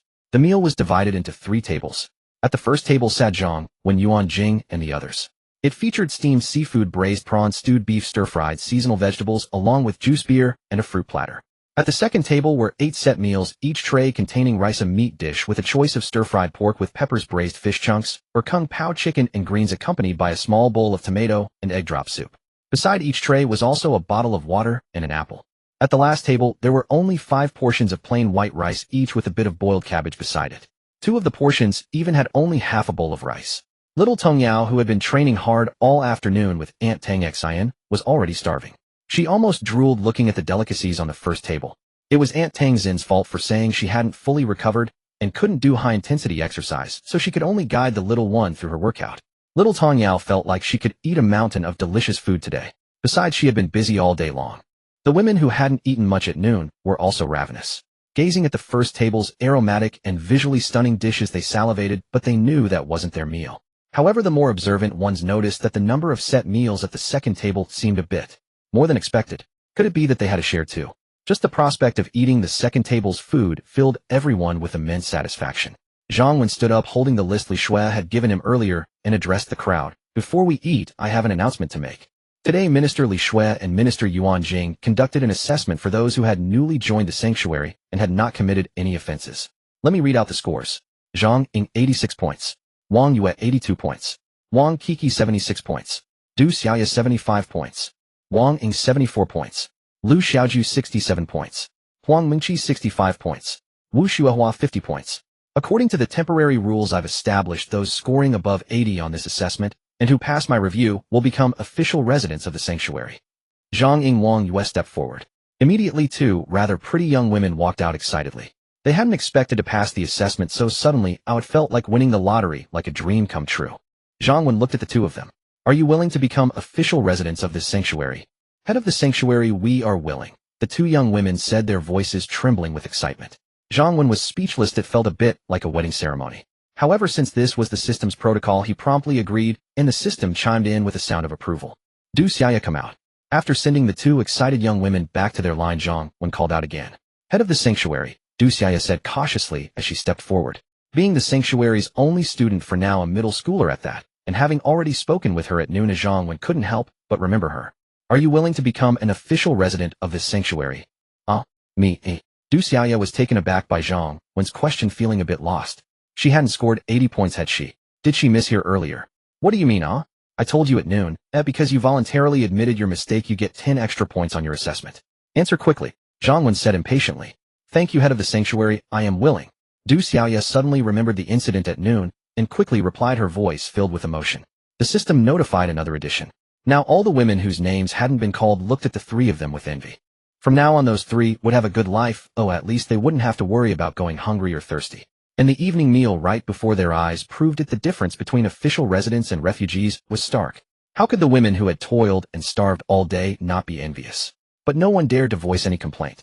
Zhang Wen continued. For those who didn't pass, you are unfortunate. Because starting tomorrow, the sanctuary will be recruiting in large numbers to take in survivors from outside. The initial quota for official residents is 30, and future assessments will only get stricter. Before those who failed could even begin to grieve, Zhang Wen added. However, some of you are also fortunate. Because you are among the first batch to join this sanctuary, I will grant you special treatment this once. All those who scored 60 or above today can become official residents. But you will have a 1-month probationary period. The HR department will be monitoring your performance and conduct assessments. If you perform poorly during this time, or if you still haven't reached 80 points on the assessment after a month, you will be automatically eliminated. After dinner, Yuan Jing and the others went to arrange sleeping arrangements for the women. Zhang Wen followed Tang Xin to the gym for a workout. Although he had taken gene enhancement serum, he still needed to persist in exercising.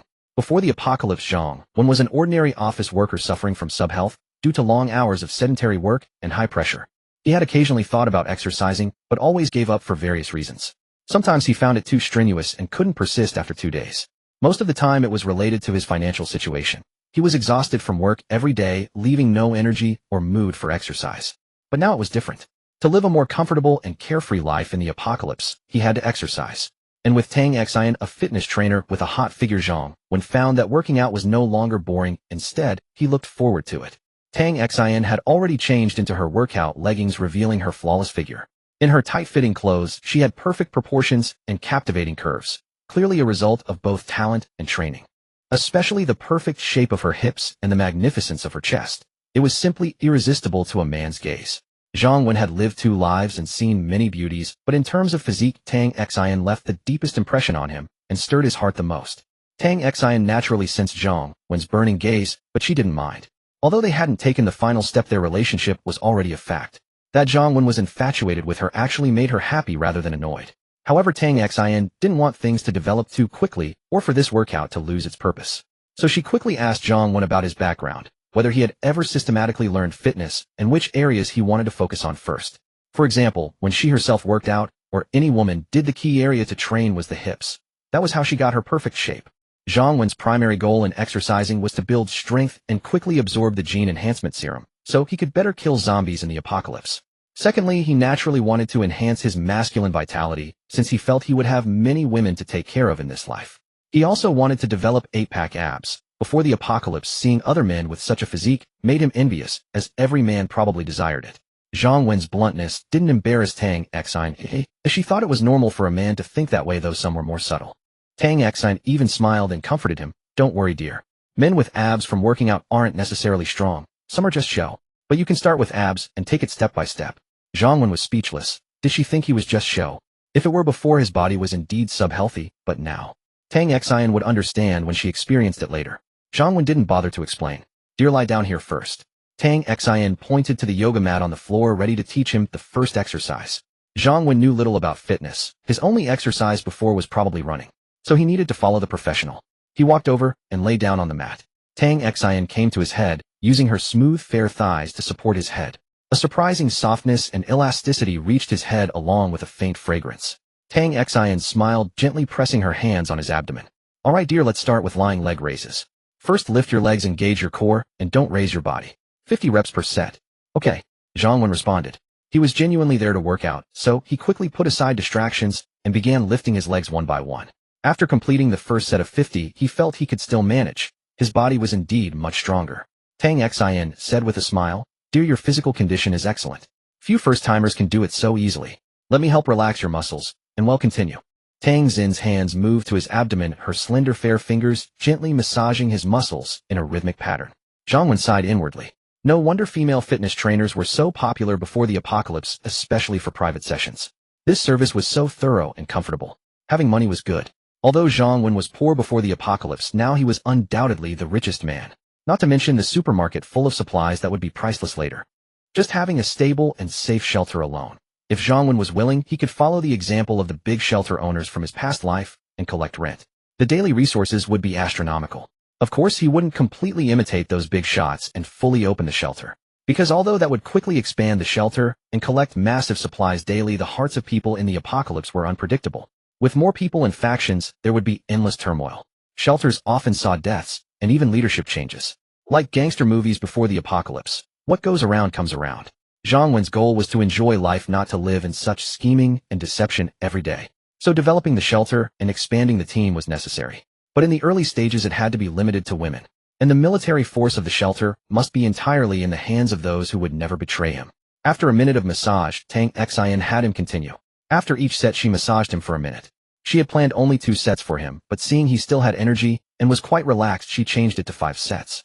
After completing all 5 sets, the intense exercise only left him slightly out of breath. Tang Xian stared in amazement. Zhang Wen's physique didn't look like he could be this strong. You really can't judge a book by its cover. After the last set, Tang Xian continued massaging his muscles, and Zhang Wen thoroughly enjoyed the perfection of her figure. Tang Xian didn't refuse. When he had recovered enough, she blushed and escaped from him, saying, Dear, let's move on to the next exercise. As she gently got up, she noticed his obvious reaction. In front of this enchantress, Zhang Wen admitted he seemed to get excited easily. He felt a little embarrassed. Dear, don't let your mind wander. Calm down and start the next set. How can anyone not let their mind wander? Unless he's sick. Didn't your previous clients ever think about it? Zhang Wen thought it wasn't his fault. The perfect shape and soft touch were too torturous, and he somehow asked the last question without thinking. Dear, jealous. Tang Xian laughed openly, then said, Don't worry. My previous clients were all women, and my biggest client was Xiao Shui. I basically only served her afterward. I had been looking for a male client to serve exclusively, but before I found one, the apocalypse came. Zhang Wen smiled and said nothing more. He had really found a treasure. Tang Xian carefully massaged him. Dear, to take your mind off things, let's try something more challenging. Tang Xian led him to a pull-up bar. She demonstrated herself. Now do hanging leg raises. Grab the bar with both hands, pull yourself up, then raise your legs to a 90-degree angle. 30 reps per set. This move was harder than the previous one. With each rep, Zhang Wen did Tang Xian quietly counted beside him, correcting and encouraging him. After each set, she carefully massaged him to relax. Between big sets, she fed him water and wiped his sweat. For the first time, Zhang Wen underwent such high-intensity training and was slightly out of breath. Dear, you're doing great. Let's do one more set. Again. In the past, he couldn't even complete a tenth of this workload. Dear, you're already excellent, but you still have some energy left. To get good results, you have to persist. Tang Xian encouraged him carefully. Zhang Wen nodded. He knew that many people couldn't stick with things and gave up halfway. He himself used to be the same. Sometimes he wanted to go for a run, but gave up after a few minutes. All right, dear, let's continue. Tang Xian was clearly very dedicated to his training. Next up, crunches. Keep going. She sat on Zhang Wen's legs again, letting him feel the perfect shape and soft touch once more. At least he was getting used to it now. Zhang Wen began doing crunches one by one. Though the previous exercises had been intense, this one wasn't too tiring. And after each set, Tang Xian would carefully massage his muscles to help them relax. This way Zhang Wen could keep going. No wonder they say men and women working together never feel the strain. If left to exercise on his own, even with the stamina, he'd lack the drive and willpower to last long. He'd do a few token moves or stick with it for a day or two before giving up entirely. The final exercise was complete. Tang Xian gave Zhang Wen a relaxing massage on his muscles. Every time he saw Tang Xin's flawless figure perfectly outlined in her tight yoga pants, Zhang Wen marveled at the wonders of creation. During each break, they'd share some intimate moments, and Tang Xian did her best to accommodate him. But when he tried to take things further, Tang Xian gently stopped him. That final step, she truly wasn't ready for it yet. Zhang Wen wasn't in a hurry anyway. After all, in his own sanctuary, she couldn't fly away. Yet he never expected that just doing some fitness training would make him feel like he was back in the pre-apocalypse days. But when he tried to take things further, Tang Xian gently stopped him. That final step, she truly wasn't ready for it yet. Zhang Wen wasn't in a hurry anyway. After all, in his own sanctuary, she couldn't fly away. Yet he never. Tang Xian didn't want to make things difficult for Zhang Wen either. So she quickly asked, "Darling, how far have you gone with Yuan Jing? What are you jealous to?" Zhang Wen didn't answer directly, instead throwing her own words back at her. Tang Xian smiled and said, "Fine, consider me jealous. Now answer me, and no lying. If you have, just nod." Zhang Wen nodded. Tang Xian shot him a flirtatious glare. "You actually admitted it when I told you to. Aren't you afraid of breaking my heart?" Zhang Wen chuckled and said, "Don't worry, you'll treat you just the same." Tang Xian quickly said in a panic, "Darling, you promised me. I'm really not ready yet. Don't worry, you'll make it up to you. Tonight I'll have little Tong Yao sleep with me, so she won't bother you and Yuan Jing." Zhang Wen's eyes lit up. That was actually a good idea. Last night, because of little Tong, Yao had ended up alone in bed, unable to sleep. Since Tang Xian was being so considerate, Zhang Wen gladly let her off the hook. Ding! Camera surveillance detects someone entering the sanctuary's perimeter. Host, please check immediately. However, it's still the early days of the apocalypse, and it seems medical care can indeed wait a bit longer. It appears I sometimes still habitually view problems with a past life mindset. Of course, the shelter also needs to be upgraded to a level 2 territory, whether it was a zombie or a living person, as long as they came within 10 meters of the sanctuary and entered the camera's view, Zhang Wen would be alerted. However, Zhang Wen had previously turned off alerts for zombies, keeping only those for humans. Because zombies were too active at night and would often wander around the base of the wall. If he didn't turn it off, he'd never get any sleep. He'd just be listening to alerts all night. But the wall hadn't been up for long, and up until just now Zhang Wen had never heard a single alert. That meant even if people saw the wall suddenly appear, none had yet dared to come check it out or scheme against him. Still, Zhang Wen knew this situation wouldn't last forever, and sure enough, someone had finally gotten curious. He was mentally prepared, so he didn't panic. Zhang Wen pulled up the system's surveillance feed. Soon he spotted a short man at the northern wall, slowly moving along outside it, searching for something. He was probably looking for the entrance to the sanctuary. Unfortunately, the sanctuary's gate was seamlessly integrated into the wall. There was no visible lock, and it was hard to spot from the outside. Moreover, like an elevator door, it slid open and closed in parallel. The man circled most of the wall, but found nothing. And even though he tried his best to stay silent, a zombie still detected him and came roaring toward him. Helplessly, the man glanced at the towering wall, gave up for now, and retreated to report back to his boss, before figuring out another plan. Just then Yuan Jing and the others returned. Li Shui immediately said to Zhang Wen, "We heard zombie roars outside the wall on our way back. We know zombies don't usually roar. They only get excited and yell when they spot a human. So someone must be near the wall drawing the zombies over." Before Zhang Wen could respond, Tang Xian smiled and said, "What's there to worry about? The wall's so tall they can't get in." Li Shui glanced at her friend's figure. No wonder they said bigger there meant. But Zhang Wen was quite satisfied with Tang Xin's fitness service today, so he took the initiative to explain to her, "Zombies usually can't get in, and people can't easily climb over without tools. But with the right tools, it's a different story. Li Shui nodded seriously and said, "That's exactly what I mean. I roughly checked the wall's height today. It's about 5 meters. Some skilled people with tools wouldn't find it too hard to get over." Yuan Jing also chimed in. "Li Shui and I were just discussing this. Actually, someone climbing over isn't the scariest part. The scariest part is if they sneak in while we're sleeping and no one even knows. That's the real danger. After all, there's no surveillance or law anymore. Who knows what they'd do once inside?" Tang Xian immediately panicked. "Then what do we do?" She had heard Yuan Jing's story about what happened at the supermarket plus the apocalyptic movies she'd watched. She also knew that not everyone was like Zhang Wen, who despite initially having designs on them was still relatively gentle. And now that she had accepted Zhang Wen and was just one step away from fully committing, there was no way she'd accept any other man. Zhang Wen didn't want to reveal that he actually had surveillance and everything was under his control.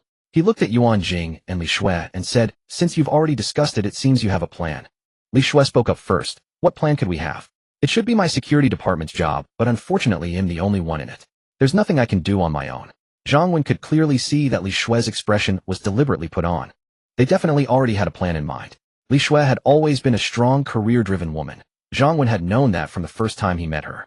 But as long as she became an official resident of the sanctuary, Zhang Wen wasn't afraid of her ambition. In fact, he was more worried if she lacked drive.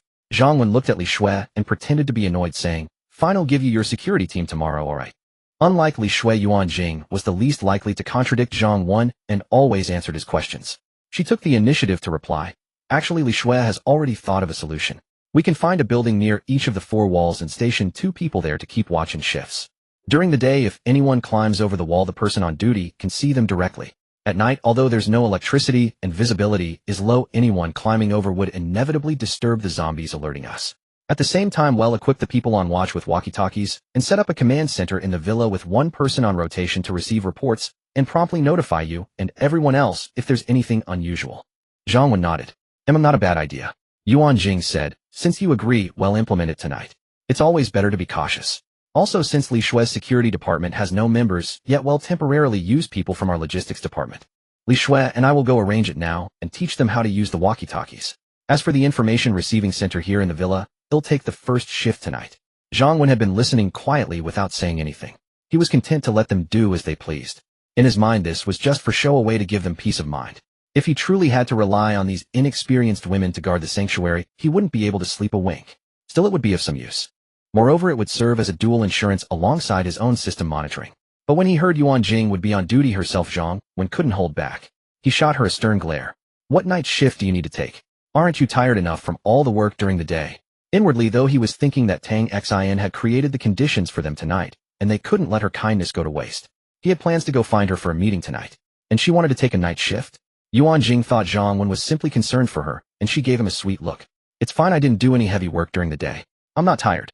Only Tang Xian understood Zhang Wen's true intentions. She deliberately spoke with a pitiful tone. "What Zhang Wen means is that I had the least to do during the day, so I should take the shift tonight." Li Shui, unaware of the subtext, also chimed in, "I should do it. After all, this is a matter for my security department."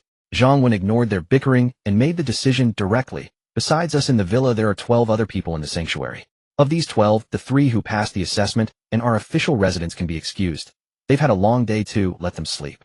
For the remaining 9, assign 2 to each of the 4 walls for rotating watch, with each person on duty for 6 hours, which should last until dawn. The last person will stay at the supermarket residence to receive information. If there's a problem and I don't reply in time, they can quickly come over to report. Also, to prevent negligence, you need to establish some measures. Their performance should be factored into their assessments. I won't get involved in the specifics."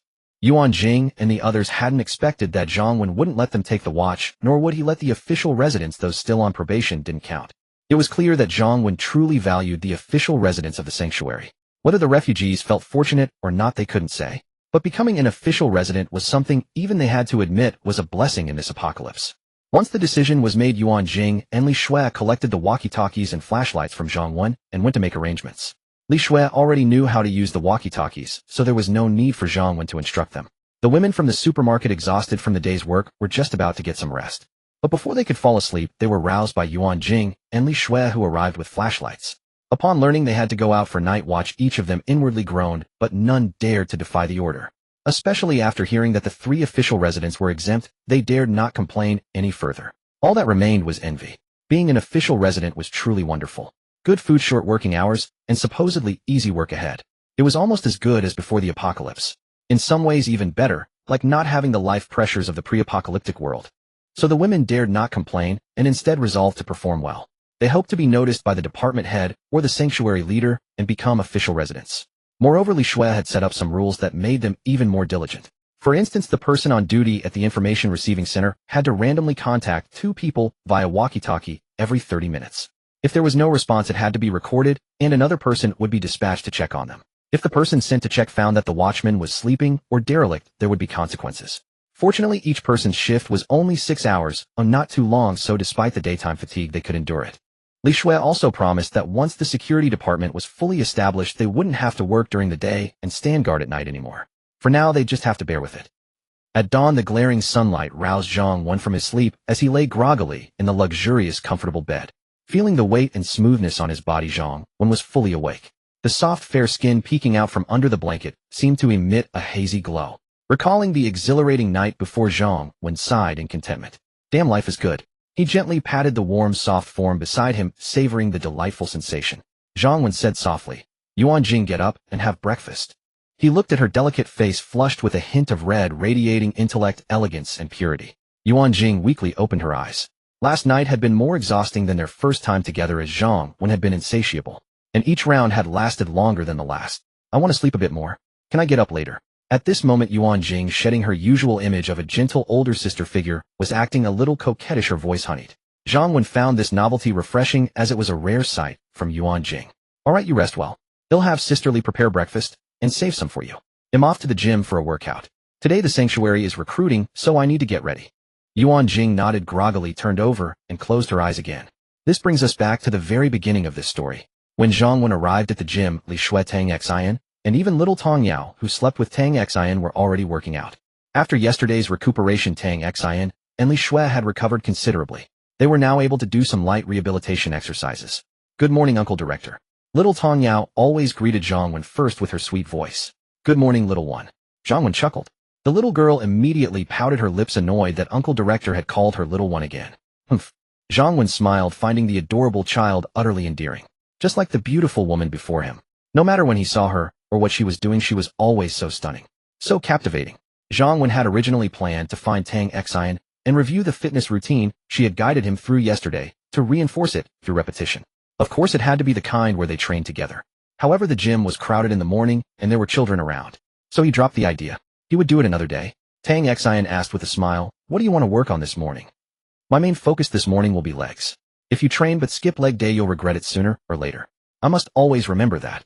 Zhang Wen intended to train seriously, focusing on his legs in the morning, and have Tang Xian devise a plan for him. Training legs was essential, especially for a man surrounded by women. Although Zhang Wen wasn't afraid, he couldn't afford to be complacent. Tang Xian giggled. "Darling, I'm afraid your legs might turn to jelly later." He looked at her. "Who are you underestimating? Even with you added to the mix, I can still work out without my legs giving out. Want to try it out right now?"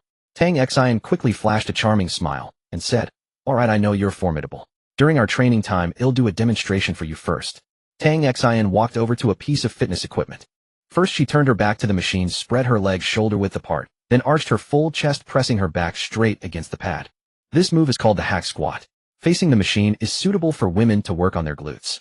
Doing it this way in reverse is for men to train their legs. Keep your body straight, stick your hips out slightly, and then... Tang Xian completed a set as a demonstration, then asked Zhang Wen, "So, did you see it clearly?" Zhang Wen nodded, murmuring, "I saw it quite clearly. Your figure is amazing, simply perfect." Tang Xian shot him a glare. Although she was pleased to be complimented on her figure, she still said coquettishly, "Who told you to look at my figure? I asked you to watch my form." Zhang Wen chuckled. "Then do it one more time, and I promise to watch carefully." Tang Xian laughed playfully. "Do you think I'm silly? You do the exercise according to my demonstration, and I'll correct you." The morning training intensity was high. Even with Zhang Wen's current physical condition, he was drenched in sweat. Tang Xian attentively used her own towel to wipe the sweat from him and massaged his leg muscles for a while. After the workout, everyone went to the living room. Sister Li had also finished preparing the meal. As usual, there were 3 separate tables with different breakfasts. Yuan Jing still hadn't gotten up, and little Tong Yao wanted to go wake her mother for breakfast. Zhang Wen then asked Sister Li to notify the others, including the women who had kept watch during the night, to come for breakfast. Normally refugees weren't given breakfast, But they had worked hard yesterday, so a reward was in order. Zhang Wen felt he was truly a considerate director. He basked in self-appreciation for a minute. Taking advantage of their absence, Zhang Wen checked the system to see how many new vitality points had been gained yesterday. Of course, he first checked the loyalty levels mainly for those in the villa.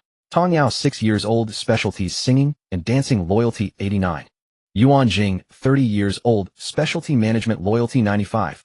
Sister Li, 43 years old, specialty cooking, loyalty 80. Tang Xin, 27 years old, specialty fitness trainer, loyalty 89. Li Shui, 26 years old, specialty company management, loyalty 82. A system loyalty of 80 generally indicated absolute loyalty, and 90 usually meant unwavering devotion. So 90 was a watershed. Among all the women, only Yuan Jing, who had been intimate with Zhang Wen, had loyalty above 90. However, the others had also increased their loyalty, especially Li Shui, whose loyalty had risen significantly. Zhang Wen was quite satisfied.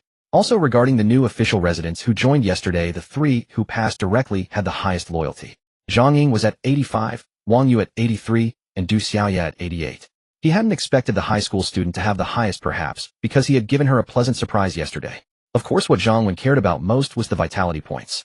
Doomsday Shelter System, host Zhang Wen, vitality points 302, residents 1230. Yesterday, the total vitality points increased by 74. The specifics were roughly as follows. Yuan Jing, 16 vitality points. Du Xiaoya, 15 vitality points. Tang Xin, 5 vitality points. Zhang Ying, 5 vitality points. Li Shui, 4 vitality points. The other 7 official residents, 26 vitality points. The 5 refugees, 2 vitality points. As suspected earlier, even with increased loyalty, the daily vitality points generated by ordinary official residents generally didn't exceed 5 points. Most produced around 3 or 4 points. But unexpectedly last night, besides Yuan Jing, the high school student had also given him a surprise. Because according to Zhang Wen's own estimates, today's vitality points definitely wouldn't have exceeded 300. Zhang Wen had been a bit regretful that the defensive functions might not be activated with vitality points until tomorrow. He hadn't expected this small stroke of happiness to come so suddenly. The generation of vitality points was influenced by individual differences and loyalty, among other things. But of course, the most significant factor for a surge was emotion. Only through intensely strong emotions could a person generate a large amount of vitality points that day. It seemed that in the future, besides giving official residents good treatment, he would also need to periodically give them little surprises. This way they would occasionally bring him small surprises in return. After all, besides activating the defensive functions, Zhang Wen also wanted to activate the zombie bane physique and medical functions as soon as possible. These functions required a significant number of vitality points. Also within the custom functions, things like the farm and weapon factory were all quite appealing. However, among the custom functions, the one that tempted Zhang Wen the one he desired most wasn't the farm. What he wanted most was the eco-infrastructure. This eco-infrastructure primarily had 3 functions: household waste processing, biogas power generation, and sewage purification. Simply put, with these functions, the shelter's water, electricity, and waste disposal needs would all be covered. The shelter could essentially return to a pre-apocalyptic quality of life. Of course, this function wasn't cheap. Activating level 1 required 600 vitality points, and the daily electricity and water produced would only be enough for 30 people. Isn't this just matching the number of official residents in the shelter? It completely disregarded the refugees. Of course, the system's calculation of enough for 30 people was based on pre-apocalyptic average consumption. For example, before the apocalypse, a person used about 60 kilowatt-hours of electricity and 3 tons of water per month. But after the apocalypse, things couldn't be the same. So with this amount for 30 people, after meeting all the needs of the small village, Zhang Wen could slightly lower the treatment for the official residents. Then there would be no problem supporting an additional 300 refugees. After all, who gets electricity and bathwater while struggling to survive in a post-apocalyptic world? Being able to occasionally give them a bath and turn on a light for a midnight trip to the bathroom was already generous. Zhang Wen truly coveted this function. But he definitely had to activate the defense and zombie bane physique functions first. This wasn't the time for complacency. He had to stay low-key and survive. If it really doesn't work out, the medical functions can be pushed back further. In the late stages of the apocalypse, due to hunger, viruses, sanitation, and other reasons, doctors and medicine are actually extremely precious. Not to mention the powerful medical capabilities within the shelter system. However, it's still the early days of the apocalypse, and it seems medical care can indeed wait a bit longer. It appears I sometimes still habitually view problems with a past life mindset. Of course, the shelter also needs to be upgraded to a level 2 territory as soon as possible so that sub-territories can be unlocked. With sub-territories aside from anything else, the saying "a cunning rabbit has 3 burrows" applies. The safety of myself and my family would be greatly guaranteed. After all, sub-territories and the main territory are connected by teleportation portals. There are also other function upgrades. However, these require a high amount of vitality points. Just upgrading the territory alone requires 8,000 points. Based on the current maximum capacity of 30 people for a level 1 shelter, it would take over a month to accumulate enough. So there's no rush. In the early stages, it's better to focus on developing the shelter first. Before long, Yuan Jing brought her daughter to the dining hall. Her gaze towards Zhang Wen was filled with a hint of resentment. Zhang Wen was baffled. This morning, when he left, wasn't she acting like a delicate little woman? What happened in such a short time? Little did Zhang Wen know he was the reason Yuan Jing got teased by her daughter for sleeping in at her age. Soon, all the shelter residents came to the dining hall to collect their breakfast. The official residents' breakfast consisted of noodles, bread, or porridge. Although simple, they cherished the fact that they still had breakfast during the apocalypse. Especially the refugees who weren't official residents. Originally, there was no breakfast, but it was a benefit added due to the temporary night watch duty last night. Zhang Wen's breakfast, on the other hand, was quite sumptuous. Beef, rice, noodles, meat buns, fried eggs, sweet potatoes, milk. A wide variety, enough for both adults and children. There's always something you like. Watching the women leave with their breakfast, Zhang Wen ate his own while pondering how to add a little surprise for the official residents of the shelter. This way their vitality points might bring him a little surprise of his own. Of course, even without surprises, Zhang Wen wouldn't be at a loss. Firstly, official residents were inherently important to him, and were 100% trustworthy. Treating them well was only right. Secondly, it would also boost the motivation of others in the shelter, showing the refugees the benefits of becoming official residents, ensuring they would strive harder. Yuan Jing, what do you think they lack now? Or what they want the most? I mean the official residents. Zhang Wen decided to ask Yuan Jing's opinion, as she had the most contact with the women in the shelter. Lack. Their food treatment is already quite good, and they basically have single rooms. After all, this is the apocalypse. It's impossible to have the same life as before. Yuan Jing thought for a moment and said, then smiled again. If possible, I think the treatment for the refugees could be improved a bit. I can see they are completing their tasks very seriously and are working quite hard. Zhang Wen shook his head. Once the treatment is set, it can't be changed casually. If they feel the treatment isn't good, they need to work harder to become official residents. Li Shui chimed in at this point. Although our shelter master is a bit too direct and cares too much about the official residents, what he said is correct. Once treatment is established, it can't be changed arbitrarily. Just like in a company, the basic salary can't be easily modified. Of course, for those who perform well and work diligently, we can give them extra material rewards or promote them. For those without leadership abilities, we can transfer them to easier positions. Finally, they can undergo assessment to become official residents. Zhang Wen nodded. Exactly, those who work hard and seriously should be rewarded. Aren't we recruiting new people today? They can be considered veterans of the shelter now. For any light work, such as inventory counting, warehouse, organizing, supervision, etc., you can prioritize these veterans. Then he added, what I'm talking about now is the official residents. What do you think they still need, or what would make them the most excited and happy? Darling, I know this one. Tang Xian beside him said with a smile. Oh, go on then. Zhang Wen looked at Tang Xian. I don't know about others, but I think it's definitely taking a shower. Nothing would make them more excited and happy than letting them have a shower. Even we only managed to wipe ourselves down with water last night. They haven't bathed for days, some are starting to smell.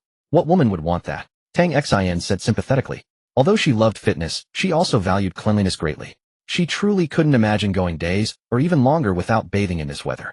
Unfortunately, the available water in the small villa had run out the day before yesterday. Last night, Yuan Jing had fetched water from the water heater storage tanks in the residential building, and the women had simply wiped themselves down. This was even a privilege reserved for Zhang Wen's women, otherwise they wouldn't even have water to wipe themselves with. However, even for the women in the small villa, this privilege might not last much longer, because the water in those storage tanks wasn't much, and according to Yuan Jing, the shelter's drinking water was also running low. Indeed, upon hearing Tang Xin's words before Zhang Wen could respond, Li Shui shot Tang Xian a glare first. What times are these and you're thinking about showers? Want me to draw you a bubble bath with some red wine too? Tang Xian sighed. If anyone could do that, I'd absolutely adore them. Zhang Wen chuckled. You can love me, but don't love me to death. That's inauspicious.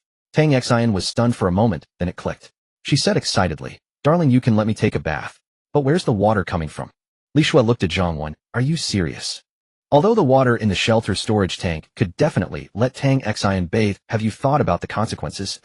You should listen to what Yuan Jing has to say about how much water the shelter currently has, and how long it will last us for drinking. Yuan Jing kept a little notebook. In it, she recorded the supplies found over the past 2 days, the supplies consumed, and the current inventory. Yuan Jing took out the notebook, glanced at it, and quickly said, We've probably searched over half of the residential buildings in the shelter by now. We've found 56 bottles of 1.5-liter mineral water, 98 large barrels of barreled water, and some smaller bottles of water and drinks. In total, that's about 2,000 liters of drinking water. Based on this estimate, even after searching the entire shelter, we'd find at most just over 3,000 liters. But our shelter's current daily water consumption, excluding baths and foot washes if we conserve, is about 100 liters per day. That would last us just over 30 days. Additionally, the water found in the water heater storage tanks amounts to roughly 3,000 liters. Previously, Yuan Jing wasn't too anxious about the water situation. Li Shui and the others didn't know, but Yuan Jing was aware that Zhang Wen had plenty of supplies, she just didn't know where he had stored them. However, she also had some objections to using water for bathing. It wasn't jealousy. After witnessing Zhang Wen's strength last night, she had no energy for such feelings, and she would have welcomed someone to share the burden. After listening to Yuan Jing's report, Zhang Wen smiled and said, "Isn't there still plenty of water? We have enough for drinking alone to last over 30 days. Li Shui shot Zhang Wen a glare and said, "The water we have now might barely last us 30 days for drinking, but aren't you planning to recruit a large number of people? If we take in another 100 or 200 people, how long will this amount of water last then? What will we do when that time comes?" Tang Xian quickly interjected, "All right, everyone, let's drop it. I won't bathe anymore. I was just saying it casually. I know what's important and what's not." Zhang Wen, however, stated, "No, that won't do. I won't just let you bathe. I'll make sure everyone in the villa gets to bathe." Li Shui rolled her eyes at Zhang Wen and said with irritation, "With this amount of water, how many baths could everyone take? What's the use?" Zhang Wen looked at Li Shui. "I've said it before, as long as you all stick with me, it'll naturally ensure you live well. As for bathing, not only will everyone be able to do it, but bathing every day won't be a problem either." "Every day?" Li Shui looked at Zhang Wen with a strange expression, as if she were staring at an escapee from an asylum. "What? Don't believe me? What if I actually deliver on my word?" Zhang Wen retorted, looking back at her. Li Shui didn't hesitate. "Fine, if you truly manage to let us bathe every day, I'll admit you're a capable man. I know what you want. Same as with Tang Xian and Yuan Jing. I agree to it. But if you fail, you must stop pressuring me, okay? All right, deal? It's settled then." Zhang Wen smiled. In reality, his plan wasn't just about letting the people in the villa bathe. His goal was to allow all formal residents of the shelter to bathe regularly. Even informal residents would get the occasional chance. It was just a plan before, but now it seemed he needed to implement it sooner rather than later. After all, someone had practically offered themselves up. Activating the environmental infrastructure required 600 vitality points, which could be accumulated in just a few days. During these days, aside from the water in the shelter's water heater tank, which could be used for bathing, Zhang Wen also knew that it would rain in 3 days. From his memories of 2 years in the apocalypse, he might not remember when other rains would occur. But this first rain he remembered vividly. The rainwater this time wouldn't be contaminated. They could find plenty of containers to store a large amount of it. She had only brought up the condition tentatively, never expecting Zhang Wen to agree so readily. Could it really be that simple to let everyone bathe daily? Unless the apocalypse ended and order was restored, Li Shui couldn't fathom how Zhang Wen would accomplish it. Not far from Zhang Wen's shelter, in a lavishly decorated 5-story building called the Golden Sun Club, inside an office. "Boss Li, I've confirmed it. The wall does have a recruitment sign. They're only hiring women. At noon every day, the door below the sign will open and survivors can enter the shelter." In the office stood 5 or 6 men, one of whom, a tall man in a suit, was reporting to a middle-aged man seated in the boss chair. The middle-aged man was Li Guangxing, over 40 years old. Though not very tall, he carried an air of authority, clearly someone of high status, even before the apocalypse. Li Guangxing had risen through the ranks of organized crime in his youth, but had successfully laundered his image through business ventures. Not only did he own this club, but he also had numerous other enterprises boasting a fortune worth hundreds of millions. For his own safety, he kept a number of thugs employed at the club, and he frequented the place himself. When the apocalypse struck, Li Guangxing, relying on his authority and weapons, led his men to clear the zombies from the club and maintained his control over it.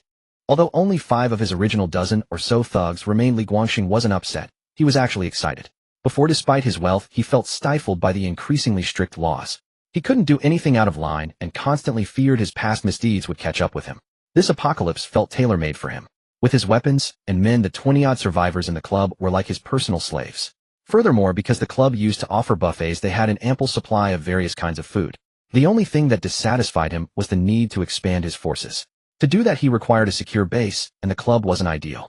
It wasn't until yesterday morning, before he had even gotten up from between the 2 women who served him, that his subordinates reported a very tall wall had suddenly appeared not far away. He initially thought it was a hallucination from his subordinates being exhausted from their debauchery, or perhaps a mirage. But when Li Guangxing saw the wall himself, he was somewhat shaken. In prosperous times, a wall about 5 meters tall wouldn't have impressed him at all. His wealth could easily build hundreds of them. But this was the apocalypse. Moreover, zombies were increasing in number, and there was no sound of construction machinery nearby. How could this wall have appeared out of thin air? But since the end of the world had come, no one seemed to care much about such strange occurrences. After the initial shock, the only thing Li Guangxing wanted to know was what was inside that wall. An alien base? Or was it just a wall with everything else unchanged? If that were the case, then the space inside the wall would be his ideal base. To figure things out, Li Guangxing had sent one of his more resourceful men skilled in lockpicking to investigate last night. If he could sneak inside the wall, he could find out what was going on in there. However, to Li Guangxing's disappointment, his subordinate returned and reported that the wall had no door, making it impossible to enter. At the time, Li Guangxing didn't think much of it and wasn't too disappointed. He decided to send someone today to find a safe tall building near the wall to get a clear view of what was inside. The only downside was that it had to be done during the day, which was somewhat dangerous. He had already planned who to send this morning and how to coerce or entice them into cooperating. But then things took another turn. The people inside the wall had put up a recruitment notice, and they were only hiring women. More importantly, the wall did have a door. Thinking about this, he glared fiercely at another man in the room, a short young man. Wu Di, didn't you say the wall had no door? The young man Wu Di cowered in fear and quickly explained, Boss Li, I really did circle the wall carefully last night. Maybe it was because it was too dark and I had to watch out for zombies, so I didn't notice it. Please give me another chance, Boss Li. Now that I know the exact location of the door, I'm sure I can sneak in tonight. Li Guangxing picked up a cigarette from the table, lit it, and pondered for a moment. Then he said, It's too late tonight, and it's not convenient to scout the area in the dark. We must take over that base as soon as possible. Once we're inside, we can do whatever we want, and be perfectly safe. So we need to send someone in during the day, and you can make contact tonight. If their defenses are weak, we'll all move in together and occupy the place completely. But Boss Li, their recruitment ad says they're only hiring women. The tall man who had reported earlier couldn't help but speak up. Li Zhuang, I've always told you to use your head more, and not just resort to violence.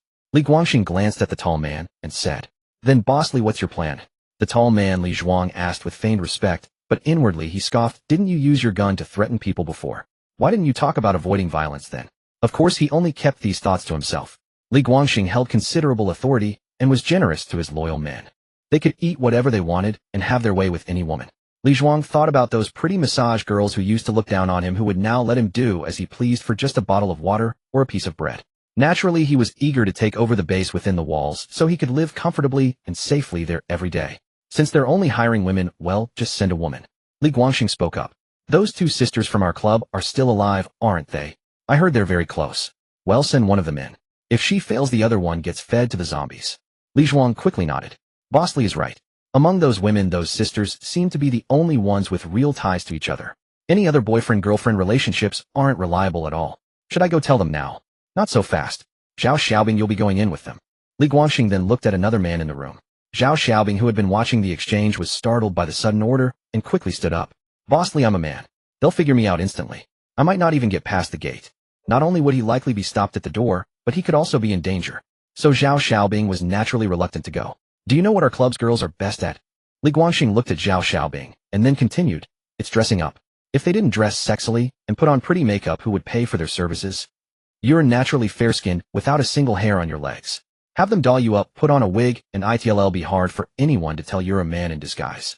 We don't know how many people they're recruiting or for how long, so we must seize this opportunity to find out what's going on inside as quickly as possible.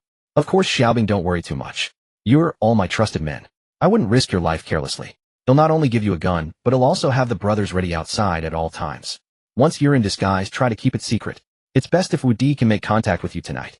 If they're strict and you get discovered, fire your gun or take a hostage. Then retreat to the wall, open the gate, and he'll lead the brothers in for an assault. Li Guangxing laid out his full contingency plan. Everyone in the office found it quite reasonable. Moreover, although Li Guangxing treated them well, he never let them handle guns. The fact that he was now entrusting Zhao Xiaobing with a firearm underscored the importance of this operation. Zhao Xiaobing thought it over. He didn't dare refuse, and for the sake of a better future, he decided to give it his all. He had no choice. If he refused now, he might not even get the chance to agree later. They had been with Li Guangxing for a considerable time and knew his ruthless nature. If he had shown some restraint before the apocalypse, the demon within him had been completely unleashed since it began. Meanwhile, on the other side of Zhang Wen's shelter, many people in the vicinity had also seen the shelter's recruitment advertisement. In an 8 or 9-story residential building, apartment 802, 2 young women lay on a bed, their faces etched with pain. They were recent university graduates who had started working and had been close friends since their school days. When the apocalypse struck, Lu Wan had been feeling unwell and was home on leave. Her classmate Wang Yue had brought her lunch that day, and that simple act saved both their lives. After 2 days of starvation, they couldn't bear it any longer. Since Lu Wan was unwell, they gave the last morsel of food to Wang Yue, who decided to venture out to find supplies. There was a convenience store right below their building, and Wang Yu struggled to make her way down to it. She found that the store had already been almost completely looted. The few remaining items were being fiercely fought over by several men, and there was almost nothing left. With no other choice, she rushed in to grab some supplies. She had just picked up a piece of bread. A man spotted her and swung a stick he was holding in her direction. Terrified, the young woman screamed and fled. Now one was sick, the other injured, and both had gone without food for 2 days. Their situation was utterly miserable. When they saw the recruitment notice suddenly appear on the wall in the distance, they were both tempted. However, Wang Yu was seriously injured and felt she couldn't make the journey. She handed the bread she had managed to bring back despite being beaten to Lu Wan, and said, "Pang, you eat the bread. They'll tell you how to avoid the zombies in this building. Once you get out of this building, it's not far to the wall, and there aren't many zombies. You can definitely get there safely." Lu Wan refused to take it. "I don't have the strength to go anywhere. You should go. You risked your life to get this bread." Wang Yu gave a bitter smile. "Let's not argue over this. I want to go too. Who knows if there's food in there, but at least it's safe. But my arm hurts so much it might be broken. I'm a walking liability. Forget about making it there. Even if I did get there, would they be willing to support a sick person like me? Yeah. If I were drop dead gorgeous, I might be able to seduce my way in, but unfortunately my name only has the word you moon in it, not a face like one." As Lu Wan finally took the bread, and Wang Yu breathed a sigh of relief. Lu Wan broke the bread in half and handed one piece back to Wang Yu. "You were both in bad shape. If we stay here, we'll die anyway. We might as well take a gamble. If they won't take you, we'll leave with you too." Wang Yu looked at her friend and finally uttered a single word, "Okay." After the midday meal, recruitment began in the afternoon. Zhang Wen assigned tasks. Li Shui, leading 6 people, was responsible for receiving arrivals at the north gate.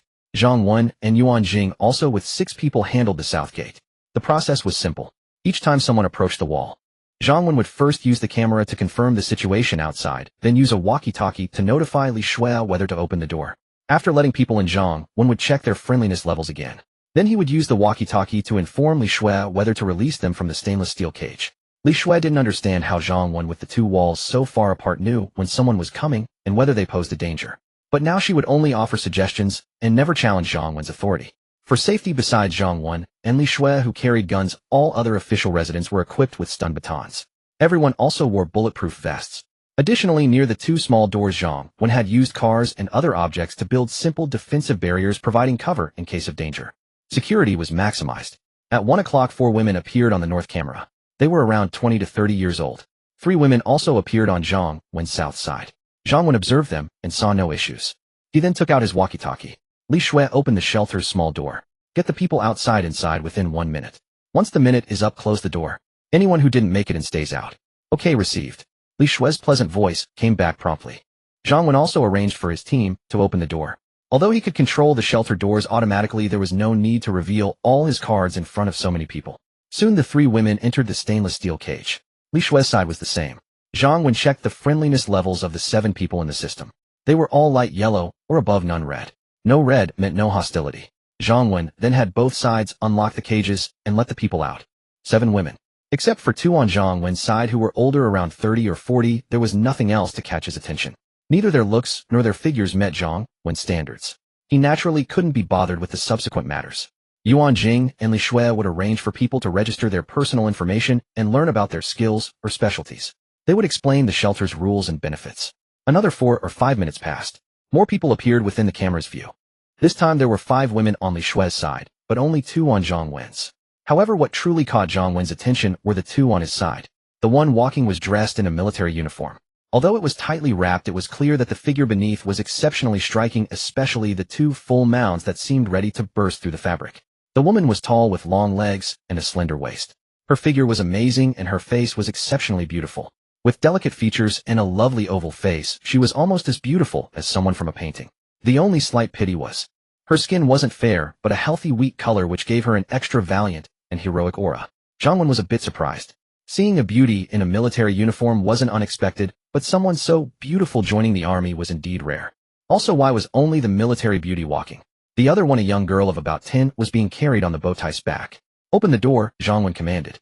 A female team member beside him immediately pressed the switch.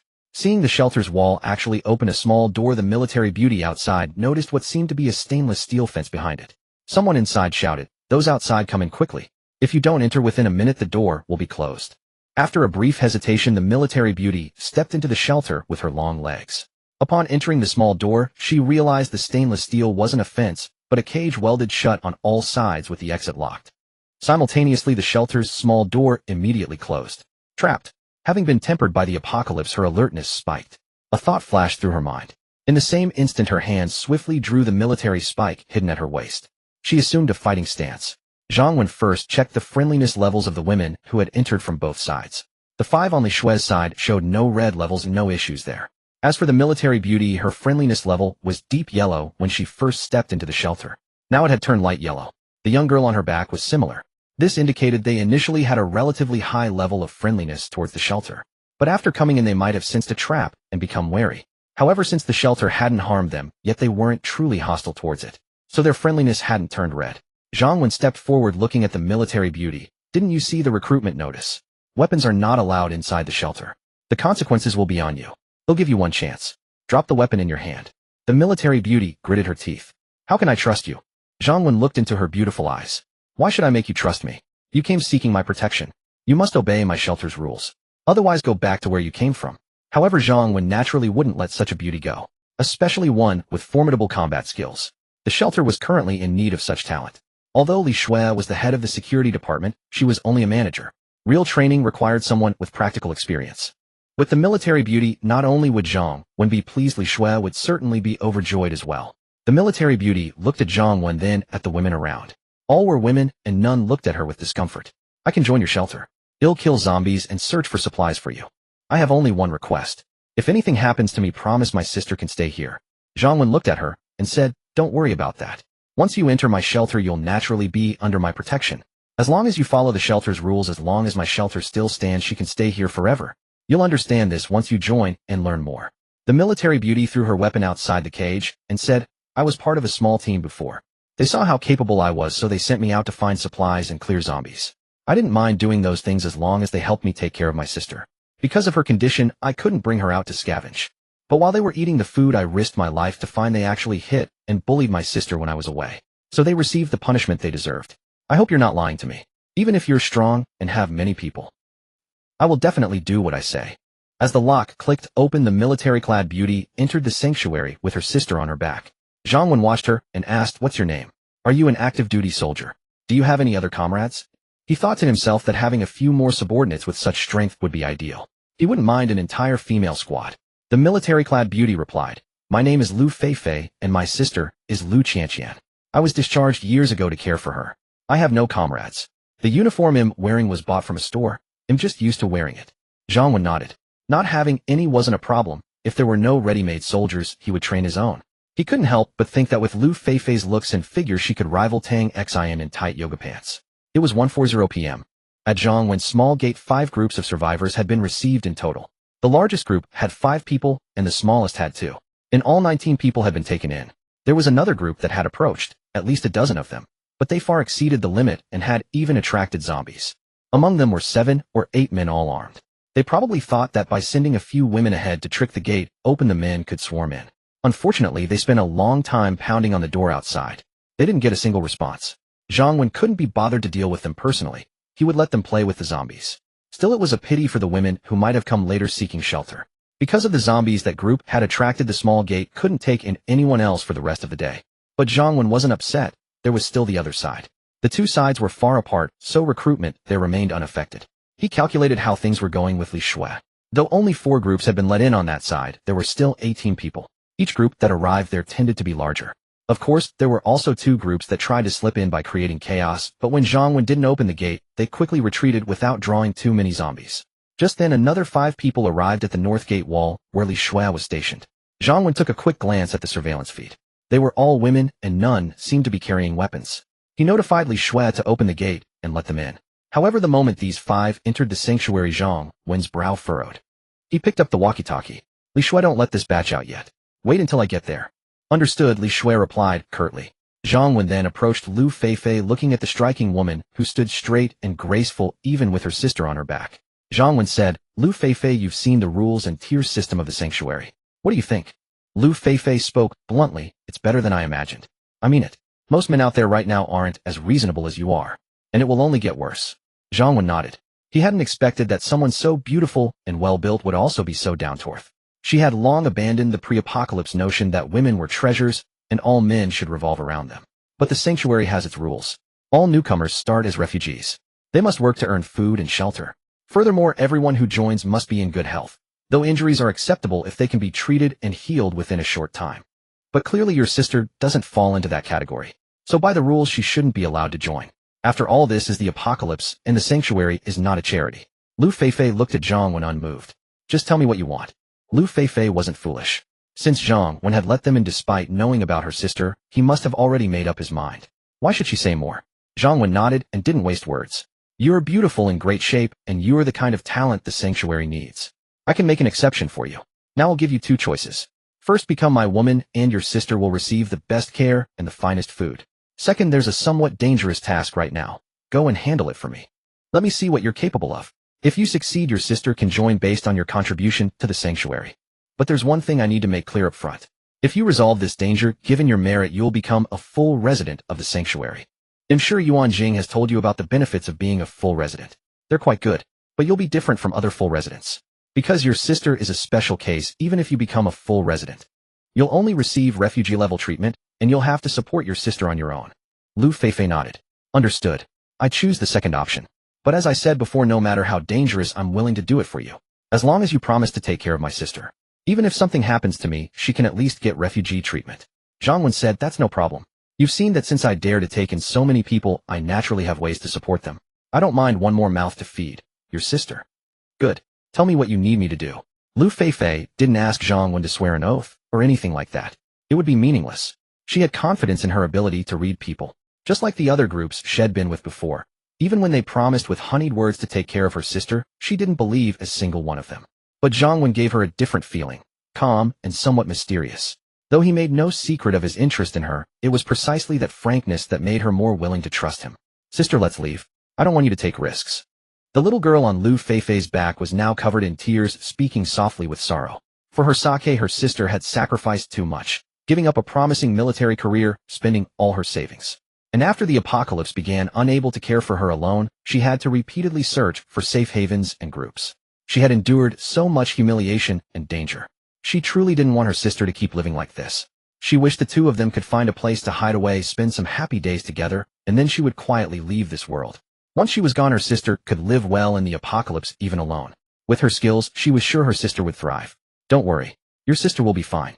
I'm very capable, Lu Feifei comforted her sister in a gentle voice. Zhang Wen wasn't surprised at all that Lu Feifei chose the second option. In fact, one could say the second choice was tailor-made for her. From the moment she entered the sanctuary, she had only ever had one real choice. It was just a matter of how long the process took. So Zhang Wen was in no hurry. Zhang Wen glanced at Yuan Jing and said, Yuan Jing assigned someone to help Lu Feifei take care of her sister. Then take everyone and follow me to the north gate to watch a show. Okay. Yuan Jing agreed and immediately arranged for Du Xiaoya. That is, the middle school student was to take care of Lu Qianqian. This was also Yuan Jing's way to reassure Lu Feifei. She sent Du Xiaoya, who was similarly young. True enough, they saw a young girl in a school uniform looking cautious as she came up. Lu Feifei did not say much and handed her sister over to her. Since Lu Feifei was willing to entrust her sister, Zhang Wen returned her weapon. He also gave her a stun baton. On the way to the north gate, Zhang Wen briefly explained the situation. The batch of people newly arrived at the north gate included two dangerous individuals harboring ill intentions toward the shelter. They were still in the stainless steel cage, not yet unlocked and released. Zhang Wen's requirement for Lu Feifei was to fully control those two and, if dangerous, kill them if necessary.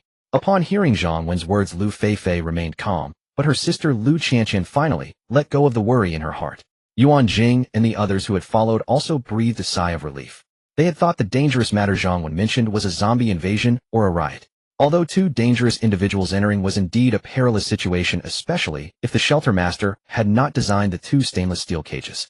If among the recruits there were armed thugs, especially dangerous men, slipping in, many people could indeed die. But now, with the buffer of the stainless steel cage, everyone coming out would first be confirmed as women, then thoroughly searched to ensure they had no weapons before being allowed out. This greatly reduced the danger. Meanwhile, at the north gate of the shelter, 5 women stood inside the stainless steel cage. They all looked at the woman before them, who was still beautiful and elegant, even with just light makeup, with mixed feelings. Because they had seen several groups outside enter the shelter smoothly.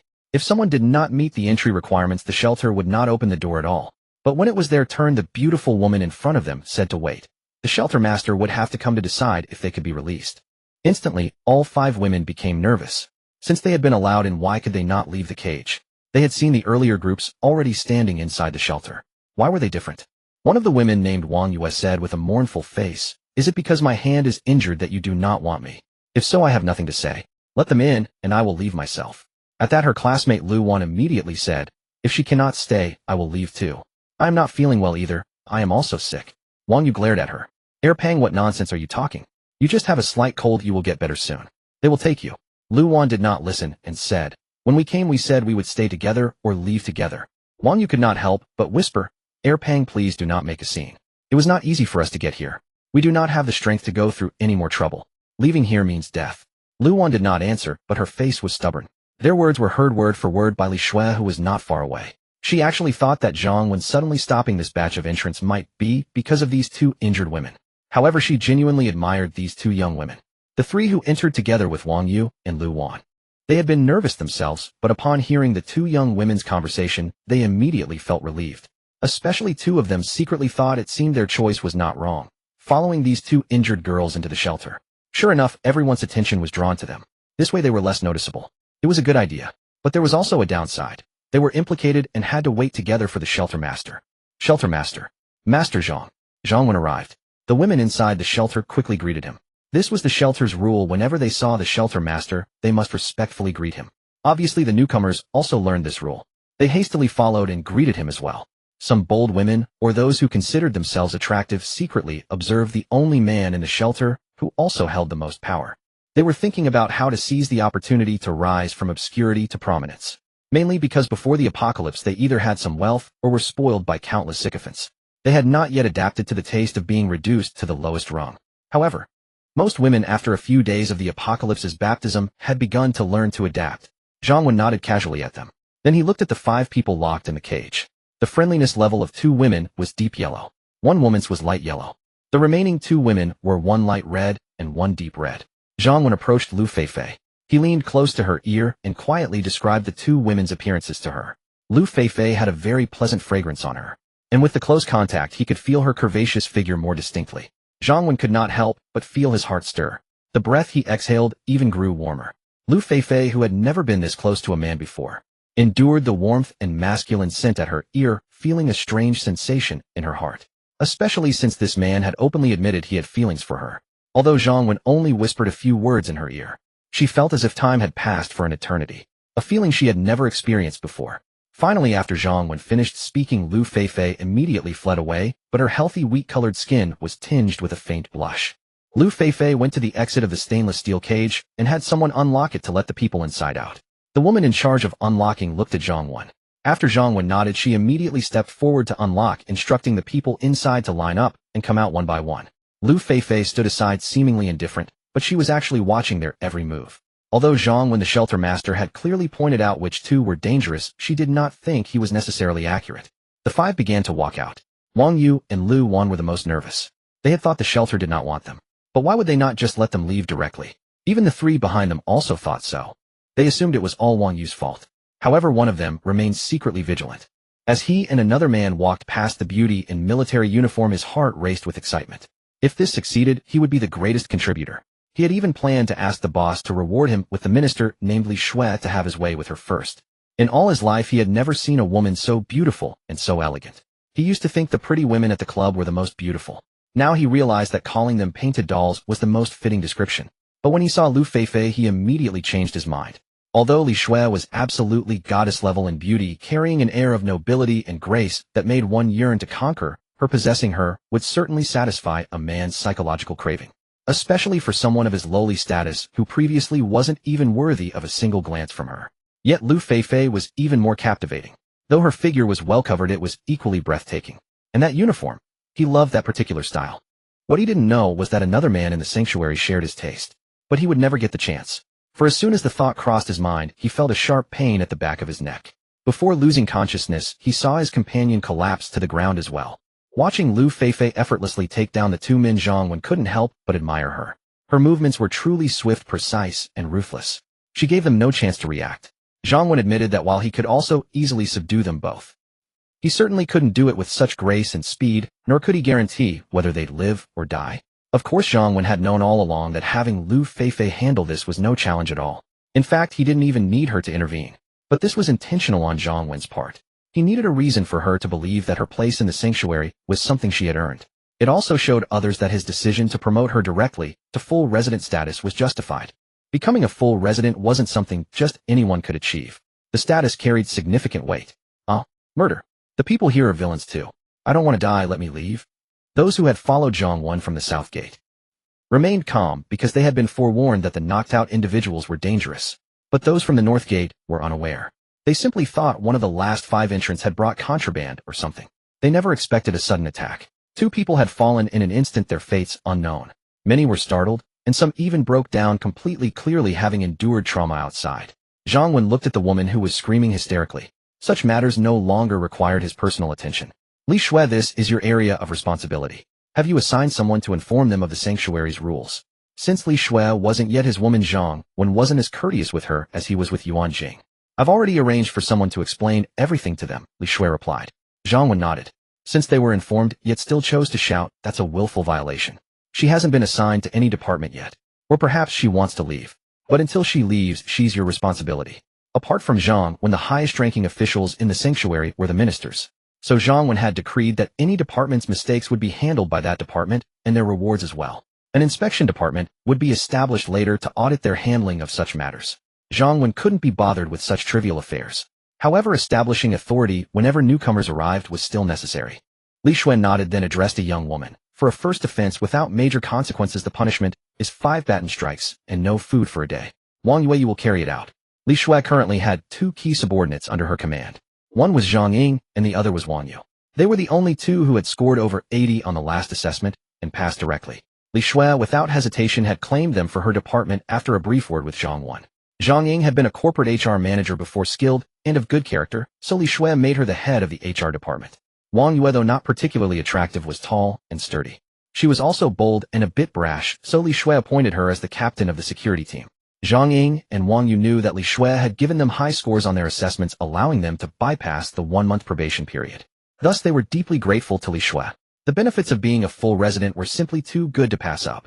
Aside from being granted by Zhang Wen, the director Li Shui was the person they were most thankful to.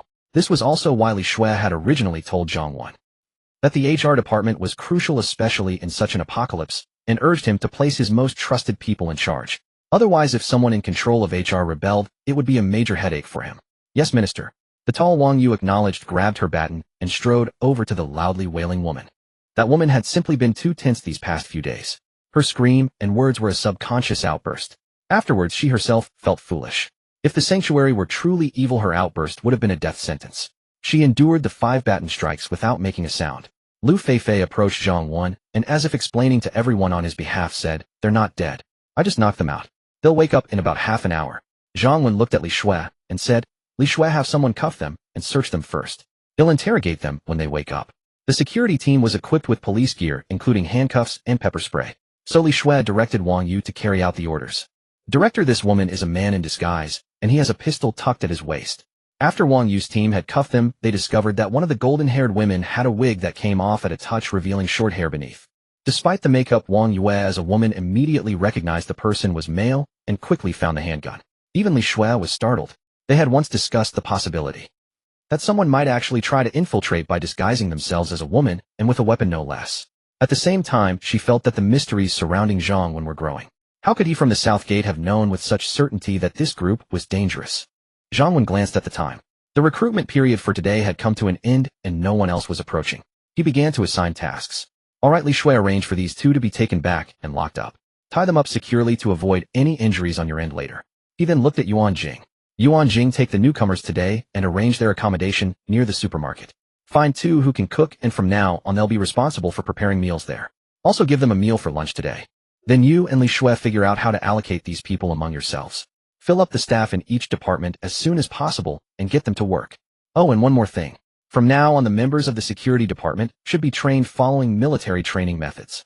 Considering their physical condition, the initial training intensity can be halved, but it will still be very tough. They might also have to undertake some dangerous missions. Therefore, those who voluntarily join the security department will receive benefits. For example, access to showers priority for becoming official residents, meat rations, recreational activities, and so on. If there are too many applicants, Lu Feifei will conduct an assessment and select the best. Yuan Jing and Li Shui nodded. Understood. Zhang Wen glanced at Lu Feifei. Lu Feifei, you will be temporarily assigned to the security department as the drill instructor. You are only responsible for training, not personnel management. Report any issues directly to me. Lu Feifei nodded in agreement. She actually preferred being a simple soldier, training daily and executing missions as assigned. She didn't care about holding a leadership position. Alright, let's leave it at that for now. After giving the instructions, Zhang Wen was about to leave. Director, can we stay at the shelter too? My hand is injured and I can't do heavy work now. I'm also sick. At that moment, two timid voices spoke up. Zhang Wen looked at the two young women who were cautiously observing him with hopeful eyes. They seemed young, like students who had just entered society. One had a plain appearance, the other had a prettier face, but was somewhat overweight. To Zhang Wen, people with minor aches and pains were hardly a concern. Isn't it normal to get injured in the apocalypse? It's only a problem if they were scratched by zombies. Besides, even serious conditions like Lu Feifei's sister Lu Qianqian's disability could be cured once the shelter's medical functions were activated. Of course, there was no need to explain this to the others right now. Li Shui had been about to speak up for the two girls as she genuinely appreciated them. However, Zhang Wen had already spoken. You can stay and Yuan Jing can temporarily assign you some lighter work. But remember, the shelter is not a charity. If you do less work, your daily food rations will correspondingly decrease. Upon hearing that they could truly stay and knowing it was the director himself who said it, the two women were overjoyed, knowing it was absolutely reliable. The two women were immensely excited. No one could understand their elation at that moment. They had thought there was no hope left. Unexpectedly, they had found a way out against all odds. They both bowed deeply to Zhang Wen and said, "Thank you, director. We will recover quickly and work hard." Zhang Wen was fairly satisfied with their attitude. He looked around and addressed everyone. You all know the shelter's rules and benefits by now. That's right, it's exactly as you've heard before. In this shelter, those who become official residents can live a life no worse than before the apocalypse. But if you are a refugee, life can be quite harsh with poor food and benefits, more work and longer hours. Don't ask me why it's so unfair. Everything in this shelter is mine. Your only duty is to obey orders. Of course, I've always emphasized that we are not a den of bandits, and I am not a demon or a robber. If anyone wishes to leave the shelter, I'm giving you that chance right now. You are free to go. But if you miss this opportunity today after you've eaten our food and enjoyed our protection, leaving later won't be so easy. There will still be a chance, but it will require a price. So, I'll give you 1 minute to think it over carefully. Earlier when Zhang Wen had mentioned letting them leave, it was just talk. But now if anyone truly wanted to go, Zhang Wen wouldn't stop them. Because back then the shelter was severely understaffed. But now just today he had recruited 40 women. Tomorrow, the day after, there would be no shortage of people. Moreover, Zhang Wen valued official residents the most, and the quota was temporarily set at only 30. Although having more people would give him more options for choosing official residents, and he could afford to support them, it didn't really matter whether there were a few more or fewer. And by letting them choose freely, it made the shelter seem even less dependent on them. He remembered the shelters he had lived in during his past life for 2 years. Many people paid a far greater price to stay within those shelters to avoid displacement, facing zombies and wilderness hunters. The cost was much higher than what he was imposing now, and the rewards were practically non-existent. So Zhang Wen felt he was already being very merciful. If they wanted to leave and survive long enough to join those better shelters, he wouldn't stop them. Indeed, his nonchalant attitude made those who were initially scared and wanted to leave hesitate once more. Even the woman who had been beaten showed no intention of leaving. Before she came in, she had been harmed by others and barely managed to escape. Her earlier scream was because she thought Zhang Wen intended to kill all the newcomers, which caused her to break down. Now, knowing that those two were infiltrators and that there was food for work and the director allowed them to choose whether to stay or leave, this actually made her trust the shelter even more and solidified her decision to stay. She had long seen the reality of the world. In the apocalypse, if one still expected gender equality, or even ladies first, and demanded fairness in everything, they simply hadn't been harshly taught by the apocalypse yet. After sending the women off to work, Zhang Wen was in a great mood. The shelter originally had over a dozen people. Adding today's 40, the shelter now had over 50 people. Filling the quota of 30 official residents could be done at any time. But just now Zhang Wen had only made Lu Feifei and Lu Qianqian official residents. A beauty like Lu Feifei coupled with her combat prowess needed to be secured first. As for the others, he would decide after observing their performance. Of course, for the sake of vitality points, Zhang Wen would also select residents soon, but the 1-month probation period was a must. In his excellent mood, Zhang Wen decided to do something meaningful. He found Sister Li and Yuan Jing and gave each of them a few instructions. In the evening, inside the seafood restaurant within the shelter, the establishment, now renamed the Wenshan Shelter Canteen, had been requisitioned by Yuan Jing to serve as the shelter's communal dining hall. Only those residing in the small villa continued to take their meals there. Everyone else now dined here. Oh look, they're having stir-fried pork with peppers. I love some of that. Oh, I adore spicy food. I'm not fond of spicy food, but they have fruit. I envy them. It's been ages since I last tasted any. Don't envy them, they're all full residents. I heard there are only 30 slots for full residents in total and 40 of us arrived just today. Imagine how difficult it is. Yeah, I envy them. I heard they only joined the shelter a day earlier than us. Back then there wasn't much competition and many were selected. Even though some are still on probation, they enjoy the same benefits. True, but we're not doing badly either. Joining today is still better than those who'll come tomorrow, the day after, or even later. Exactly. Look, those tables over there are for the recruits who passed today's security team selection. It is them. Most of them are newcomers like us. I heard they've also become temporary full residents. Look, they even have more meat than the full residents over there. I'm not envious. Haven't you heard the director? The security team's training is modeled after the military. It's exhausting and potentially dangerous. You're just sour grapes. In the apocalypse, nothing is without hardship or danger. We're not on the security team, but our work is tiring too, and our hours are long. And don't think I don't know. You also tried out for the selection and simply didn't make the cut. So I don't pick on her. I tried out too. Unfortunately, the team only recruited 15 people, and many of us were eliminated. Yet joining the security team might be the fastest way to become a full resident. The shelter already had over 10 full residents. And over 10 more slots have been taken now, leaving very few. It'll be even harder for us to become full residents in the future. With more people, the canteen was lively. Although voices were kept low, many sat together chatting in hushed tones. Especially the newcomers who were curious about everything and regretted not joining earlier. At that moment, Wang Ying, Yuan Jing's right-hand person in charge of logistics and supplies, a round-faced girl with short hair, rushed in breathlessly. Zhang Wen checked the affinity scores of the two girls in the system. Tang Xin had been 65, Li Shui's 60. Now Tang Xin's was 70, Li Shui's 62. The two didn't resent him for his ulterior motives, although one was Yuan Jing's trusted aide, and the other was Li Shui's person. There were no factional disputes within the shelter for now. They were both full residents who had passed the assessment in the same batch, which naturally brought them close. Wang Ying was a bit displeased with the nickname Zhang Ying had given her. It lacked creativity far inferior to the one she had come up with for Zhang Ying. Firefly, you want to know? Give me your fruit for today, and I'll tell you. Wang Ying said, smiling at Zhang Ying. Zhang Ying rolled her eyes at her. You silly Ying monster, do you think everyone is as foolish as you? It's not just me who wants to know. Why should I give you my fruit? Besides, even if you don't tell us now, Minister Yuan will come and announce it later. Can I just wait and listen then? Then you'll be disappointed.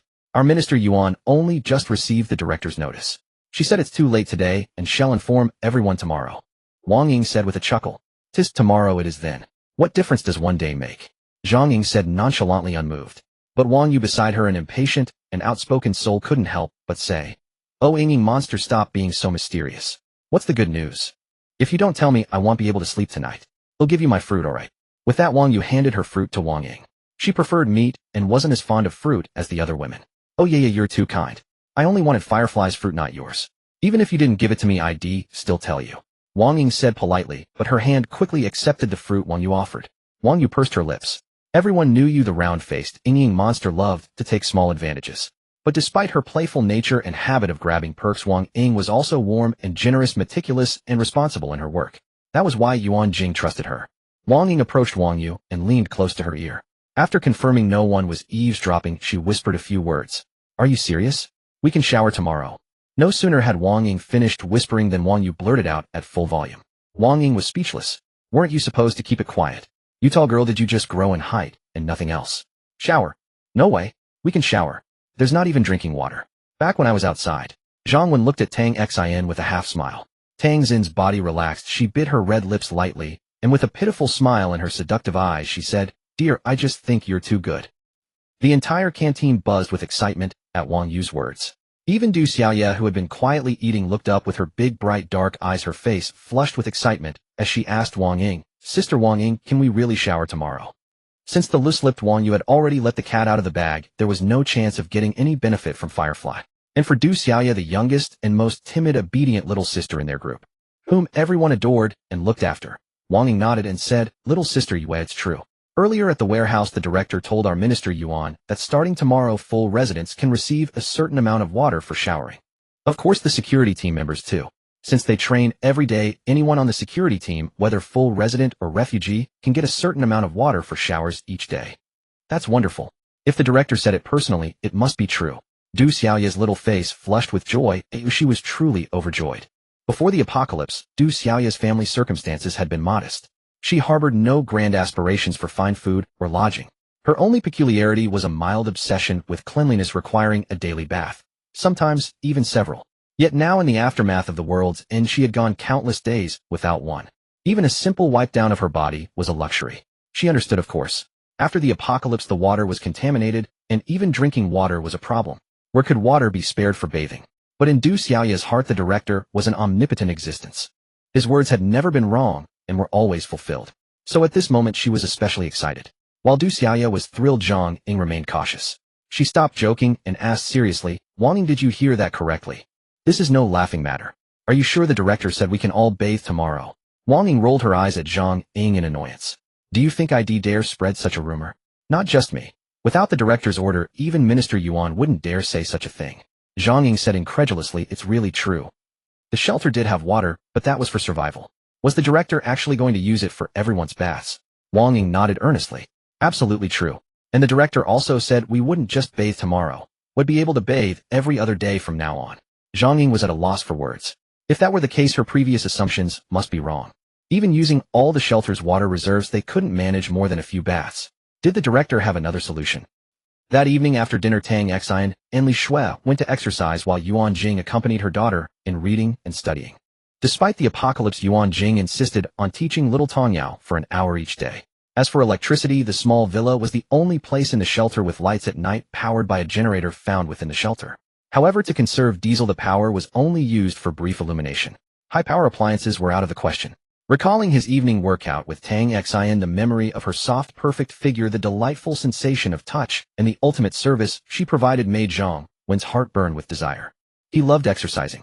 It kept him healthy and happy. However, thinking about the afternoon's interrogation, Zhang Wen decided to check the perimeter wall first and give the women a surprise later. That afternoon, Zhang Wen had interrogated the crossdresser and the other woman. He learned they were from a high-end club nearby, sent by their boss undercover to gather information. Their boss also planned to send a lockpicking expert tonight to secretly make contact.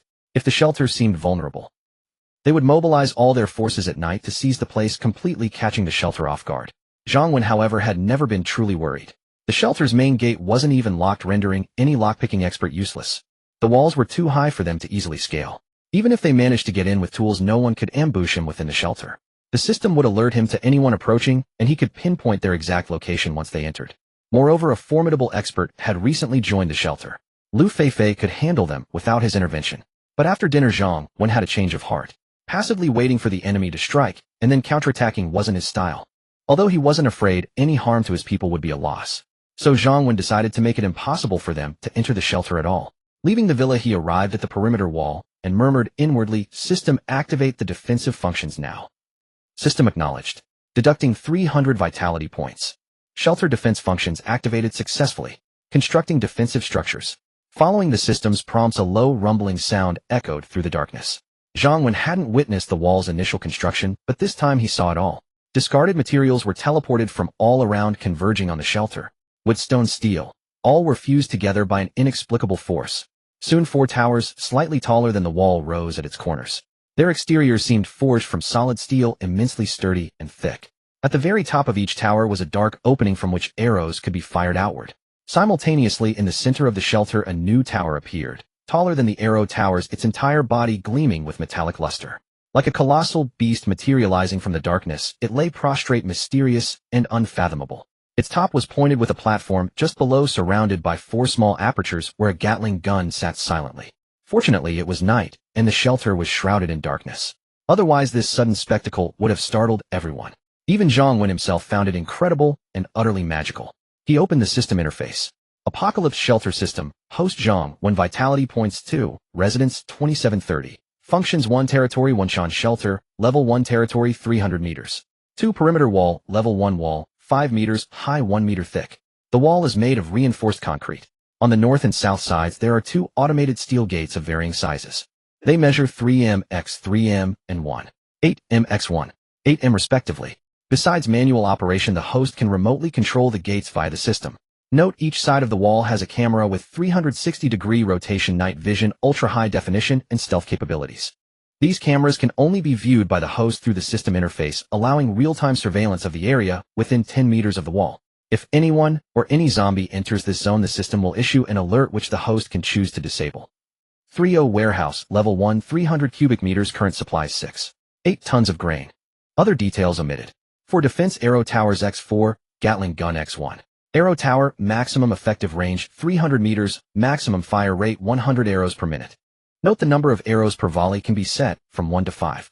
Gatling gun, maximum effective range 1,000 meters, maximum fire rate 6,600 rounds per minute. Note minimum fire rate 2,000 rounds. Arrows 1 vitality point per 100 arrows. Machine gun ammunition 1 vitality point per 2,000 rounds. 5. Resident management. Liu Feifei, age 26, specialties martial arts, shooting loyalty 70. Liu Qianqian, age 10, specialty computers loyalty 65. Omitted. 6. Medical inactive 7. Territory division inactive 8. Director's protection room established 9. Customization inactive 10. Zombie Bane body inactive. Zhang Wen hadn't checked the system for a long time. After this deduction of 300 vitality points, only 2 points remained.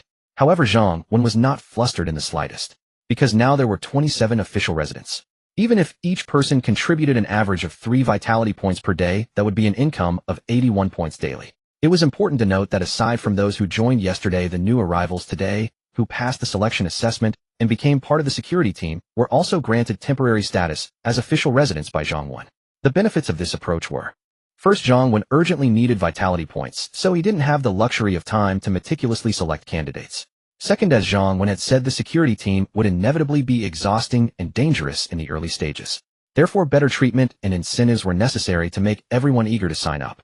Just like the Russia-Ukraine war before the apocalypse, dangerous jobs certainly demanded better compensation. Furthermore, aside from the earliest official residents like Yuan Jing and Tang Xian, there were also Zhang Ingwang Yue and Du Xiaoye who had passed the assessment. Those who joined later were all official residents on probation. They still needed a month of observation and evaluation before they could be confirmed in their positions. This way, Zhang Wen could satisfy his own need for vitality points, while also having the flexibility to weed out any unqualified individuals at any time. Besides the significant change in the number of official residents, Zhang Wen also checked the loyalty levels of Liu Feifei and Liu Qianqian. One was 70, the other 65, neither being particularly high. However, Zhang Wen wasn't worried. Since they had already entered the shelter, they were destined to be unable to escape. Moreover, they had become official residents and were in no danger. After reviewing the above, Zhang Wen finally turned his attention to the main event of the night, the defensive structures. The range of the arrow towers and the Gatling gun, among other details, were all thoroughly explained in the system, so there was no need to elaborate. The one aspect worth mentioning was that both the arrow towers and the machine gun were fully automated. Zhang Wen could operate them through the system or set commands to allow them to defend autonomously. For instance, during the night, Zhang Wen didn't want to constantly monitor for intruders. In that case, he could set the arrow towers to automatic defense. Of course, this applied only to the arrow towers. The machine gun couldn't be used lightly. Not to mention the rate of fire and how many vitality points it consumed per minute, but also the tremendous noise it generated would inevitably attract a horde of zombies. Therefore, the machine gun could only serve as a deterrent force unless absolutely necessary. What surprised Zhang Wen was that even arrows and bullets had to be exchanged for vitality points. However, upon reflection, it made sense. If he didn't have to use vitality points, where else would he get arrows and bullets? Could he expect the system to simply gift him unlimited arrows and bullets? With the remaining 2 vitality points, Zhang Wen exchanged them all for arrows. Each of the 4 arrow towers was equipped with 50 arrows. Even if a situation arose at night, it would be sufficient. As for the machine gun ammunition, he would deal with that tomorrow. Closing the system, Zhang Wen took out a piece of white cloth with writing on it that he had on him. He pulled out a dagger, pierced the cloth, then opened the small gate in the perimeter wall and tossed it outside. The bait had been laid. Whether the fish would take the bait, Zhang Wen wasn't too concerned. Just as he was entering through the small gate, preparing to head back, he suddenly felt a sense of alertness, sensing a gust of wind rushing towards his ear.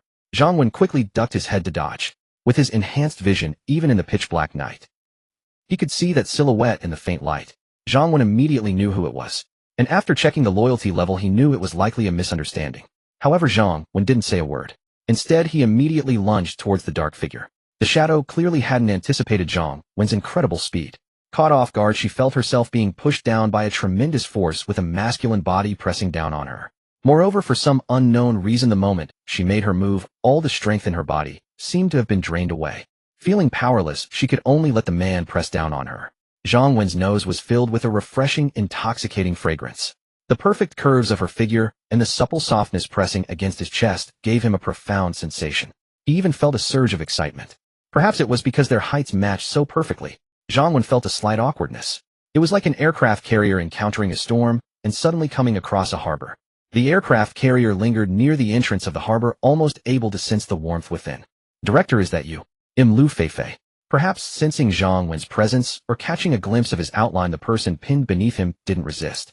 She merely shuddered violently as if stung by a scorpion, her beautiful eyes snapping wide open, a vivid blush rising to her cheeks. Since she had spoken, Zhang Wen couldn't very well continue playing dumb. He said, "Lu Feifei, what are you doing out here in the middle of the night? And why did you attack me?" In the darkness, Zhang Wen couldn't see Lu Feifei's flushed cheeks, but she could feel the man's presence and that strange, unsettling sensation. Lu Feifei quickly said, "Director, could you get up first? He'll explain everything afterward." Zhang Wen replied matter-of-factly, "Of course not. Who knows if you're still a threat, or perhaps an enemy who has infiltrated."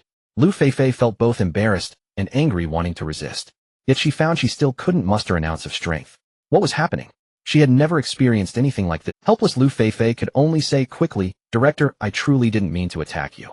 I just saw someone sneaking into the shelter with a gun today. I was afraid they might come back at night, so I went out to patrol. When I saw you coming in from the wall, I thought you were an enemy, so I struck out." Zhang Wen chuckled inwardly, knowing not to push things too far. Having been reborn, he understood that life should be savored slowly. And so should women. Zhang Wen released Lu Feifei and stood up, saying, "All right, I accept your explanation. But the shelter has people assigned to night watch. Although your intentions were good, you have your own duties and responsibilities. From now on, don't come out at night without my orders." At that moment, Lu Feifei felt her strength suddenly return. She quickly stood up, glancing at Zhang Wen somewhat inexplicably in the darkness. Could it be that the director used some kind of ability to make her body go weak? Thinking again about how these tall walls hadn't existed here before, Lu Feifei became even more convinced of her theory. In truth, it wasn't Zhang Wen's ability, but the system's punishment. Even if Zhang Wen hadn't dodged, Lu Feifei couldn't have harmed him.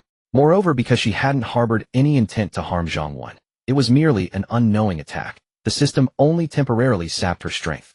Once Zhang Wen forgave her, the punishment naturally vanished. This was precisely why Zhang Wen placed such importance on official residence. Zhang Wen possessed no kingly aura that made everyone submit with a mere tremor of his body, nor did he have any administrative talent or desire to play political games. So the official residents, they weren't just tied to his vitality points and the shelter's growth. They were also the very foundation of his rule over the shelter. Because they couldn't harm him. They wouldn't betray him. They were effortless and worry-free. Take Lu Feifei, for example. Even if she were stronger than him, even if she were given a weapon, there was no need to worry about her rebellion. Meanwhile, in the small villa district, Tang Xian lounged contentedly in a warm bathtub with rich premium red wine and exquisite snacks beside her. How long had it been since she had enjoyed such luxury? In this moment, she felt as if she had returned to her pre-apocalyptic life. Soon a blissful smile spread across her face, making her even more radiantly beautiful. Even though it wasn't the pre-apocalyptic era, her life was still as comfortable as before, because there was a man who treated her well. Though saying love might be a bit too sentimental, affection was more fitting. Zhang Wen undoubtedly had feelings for her. Especially after their workout earlier, she had been brought here by Sister Li, who said Zhang Wen had prepared a gift for her. When she discovered a full bathtub of warm water complete with red wine and refreshments, she knew that Zhang Wen had remembered his afternoon promise. When Zhang Wen returned to the small villa, he only saw Tang Xian in her pajamas reading in the living room with no one else around. "Darling, you're back. Tired? Go take a shower. I've saved some water for you." Tang Xian spoke tenderly the moment she saw Zhang Wen. He glanced at her figure, which even the loose pajamas couldn't hide, and noticed her voice was especially gentle, carrying a hint of coquettishness she rarely showed. Zhang Wen didn't overthink it. He only felt a slight regret about missing their workout time tonight. He had no motivation to exercise alone. He could make up for it tomorrow. "All right, I'll go shower first." Zhang Wen nodded and headed toward the bathroom. Tang Xian spoke up again. "Darling, thank you for the gift you prepared. I love it. I've also prepared a feast for you. Come to my room to enjoy it later." Without waiting for his reply, she gave him a charming smile and went back to her room. Zhang Wen was caught between laughter and tears. Hadn't they just finished dinner? Still after his shower, he made his way to Tang Xin's room. The feast could be skipped, but there were other delicacies to savor. One's far more delicious and unforgettable than any meal. Opening Tang Xin's door, under the glow of the lights, her fair face looked exceptionally beautiful, and paired with her perfect figure, she was stunningly gorgeous. Meeting Zhang Wen's fiery gaze, a blush crept onto her cheeks, and she spoke in a sweet, coquettish voice. "Darling, you're here." Zhang Wen stepped in and closed the door behind him, smiling. "With fine food and a beauty like you, of course I'd come. So where's your feast?" Tang Xin's blush deepened, making her even more alluring. She looked at him and said, "Isn't it right in front of you?" Zhang Wen was momentarily stunned, then realization dawned. What was he thinking? What kind of feast could there be this late at night? And was there any feast more delicious than what stood before him? He simply hadn't wanted to force her and had intended to savor her slowly, so he hadn't considered it. Now with Tang Xian willingly opening her heart, why would Zhang Wen hold back? He stepped forward and scooped her into his arms, immediately feeling the pressure against his chest. Tang Xian, how did you manage to get such a perfect figure? Feeling the strength of his embrace and the heat of his breath, a delicate blush crept onto her fair face, as tempting as a pink peach blossom. Natural talent plus hard work and training, I suppose. That was true. Some people are born with a natural fragrance, others with inherent physical strength. Some are born with fair, supple skin. Others may try every method and still have rough, dull complexions. Tang Xian was perfection itself. Her figure was exquisitely curved, her skin fair and tender with astonishing elasticity. Truly a gift from heaven, flawless and immaculate. Gently laying Tang Xian on the bed, Zhang Wen admired her like a rare treasure. Despite having prepared herself mentally, Tang Xin's cheeks still burned with shyness. Darling, shall we have some red wine first? Tang Xin's voice was melodious, and with her subtle grooming, she appeared even more enchanting. She had clearly prepared in advance. Opening a bottle of aged premium red wine, the deep crimson liquid flowed, releasing a rich, mellow aroma. They raised their glasses and clinked them with a crisp sound. The wine didn't intoxicate, they intoxicated themselves. The red wine was like a gourmet feast, sweet, smooth, and velvety. Zhang Wen had always inexplicably adored Tang Xian for her understanding and thoughtfulness. Perhaps it was her figure, perhaps her personality, or perhaps her maturity. The apocalypse was cold, cruel, and oppressive. So Zhang Wen always followed his heart. At this moment he treasured her like a rare jewel, admiring her with the utmost care. Darling, thank you. Her nervous tension eased under the influence of the wine. Candlelight flickered and the night was enchanting. Zhang Wen finally began to savor the long-awaited earthly delight. Zhang Wen hesitated no more. He began to savor the feast before him. Especially after his workouts, he felt his physical condition improving day by day. Tonight he was determined to conquer the majestic Mount Everest, even if it was difficult to scale with just one hand. He would never give up, for nothing is impossible to a willing heart. It was smooth, delicate, rich, and fragrant. Truly warm and exquisite, leaving one reluctant to part. Zhang Wen felt as if he were tasting the finest delicacy in the world, appreciating it, carefully cherishing it dearly. He treated it with tenderness and care. Just as he was enjoying this sumptuous feast, at the Golden Sun Club, Li Guangxing and his men were also having a feast, of course a proper one. It was almost midnight.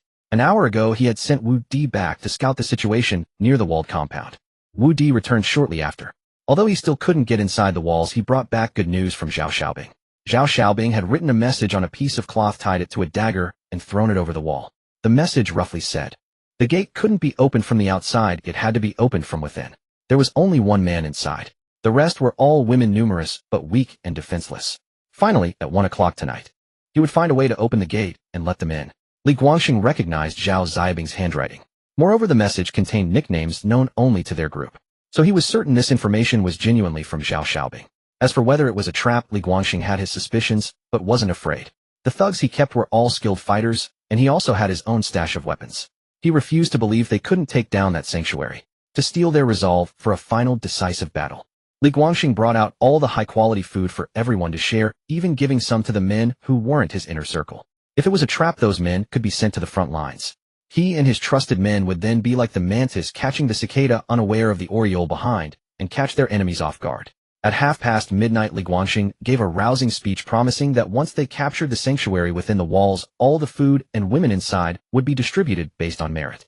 Everyone would live a life even more comfortable than before the apocalypse. Then the 10 men in the club, fully armed, set out. Li Guangxing had 3 guns. He kept one for himself and gave one each to his 2 most trusted men. The other 2 trusted men, though without guns, were equipped with crossbows and tang swords he had collected before the apocalypse. As for the other 5 men, they were just ordinary employees or guests of the club before the end of the world. Naturally, they didn't earn his trust and were only given simple knives or iron bars. Meanwhile, zombies were more active at night, and their large group might attract unwanted attention. To ensure they reached the walls safely, Li Guangxing selected 3 women from the survivors at the club who were of little value and average appearance. He tied a phone to each of them and played music, sending them in 3 different directions to lure the zombies away. The threat of a fate worse than death ensured their obedience. Once the nearby zombies were drawn away, Li Guangxing led his men swiftly out of the club.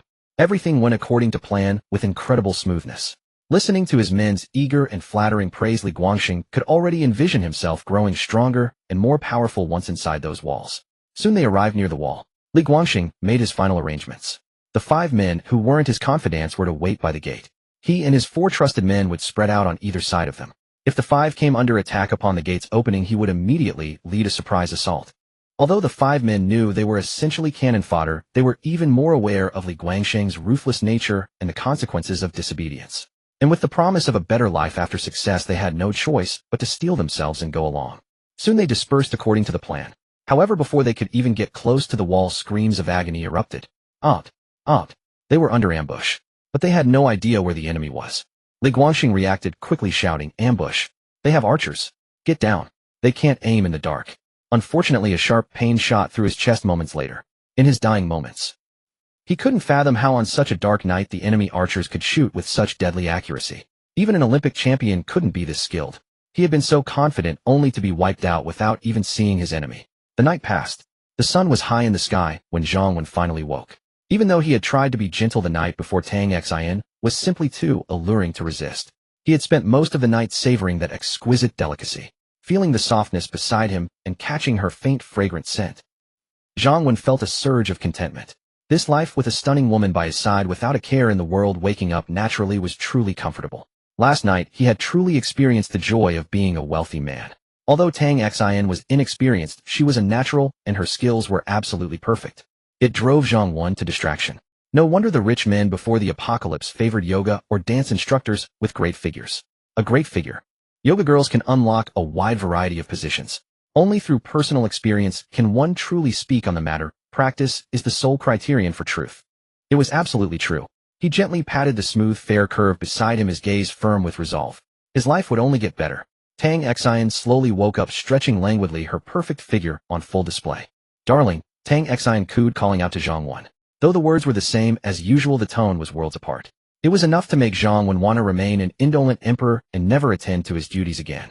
Unfortunately, his opponent had been defeated and injured last night. There would be no encore today, and life had to go on. This was no time for comfort and leisure. There were still forces nearby that could threaten the sanctuary, and who's to say there won't be more in the future? They weren't short on food for now, but it was far from enough. He also had to keep up his training. When he was poor, he had nothing, not even a good body. But now a wonderful life was right in front of him. Without a healthy body to enjoy it, what would be the point of having anything else? When Tang Xin learned that Zhang Wen was going to the gym, she perked up immediately despite her lingering discomfort. She wasn't fit to exercise herself, but she could certainly coach Zhang Wen. It was clear that Tang Xin had a genuine, deep-seated passion for fitness.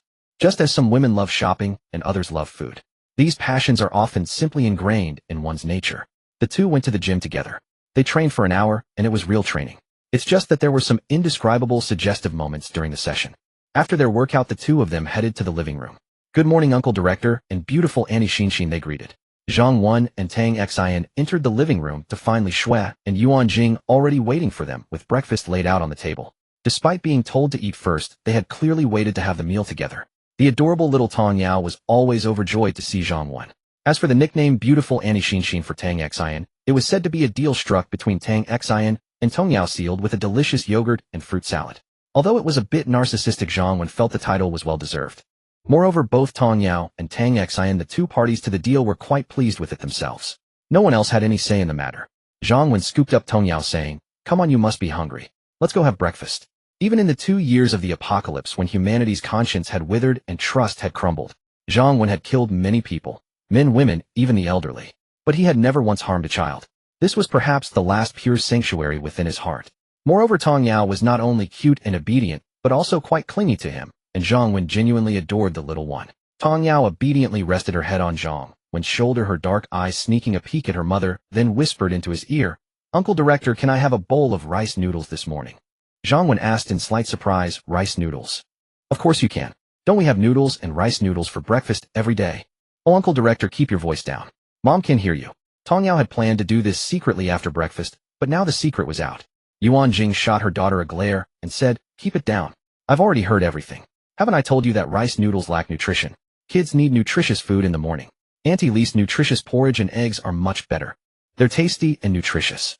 Emboldened by having Uncle Director around, Tong Yao pouted and retorted, "But I want rice noodles with some chili pepper in it. That's what makes it delicious."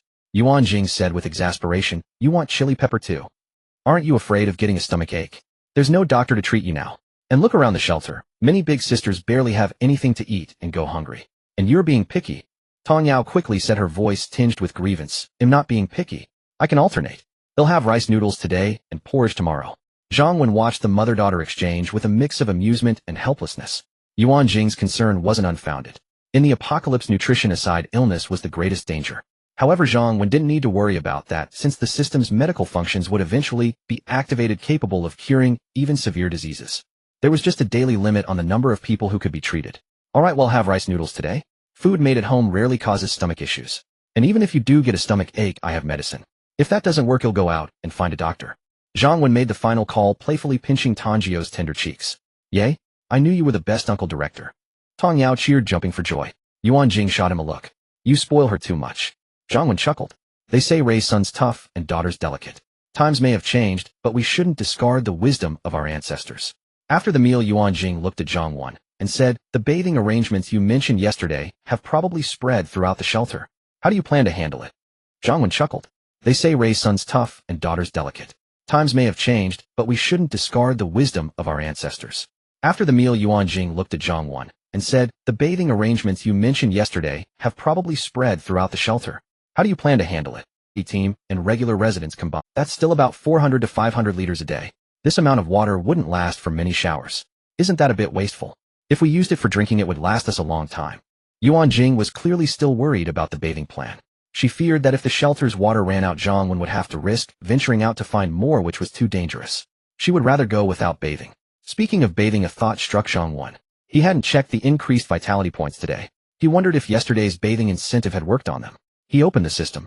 Apocalypse Shelter System. Host Zhang Wen, vitality points 152. Residents 2730. Total population 58. 1. Territory 1. Shan Shelter. Level 1 territory 300 meters. 2. Walls level 1 walls 5 meters high, 1 meter thick. Yesterday, the total vitality points increased by 152, broken down roughly as follows: Du Xiaoya 18 vitality points. Tang Xian 15 vitality points. Yuan Jing 5 vitality points. Li Shui 5 vitality points. Zhang Ying 5 vitality points.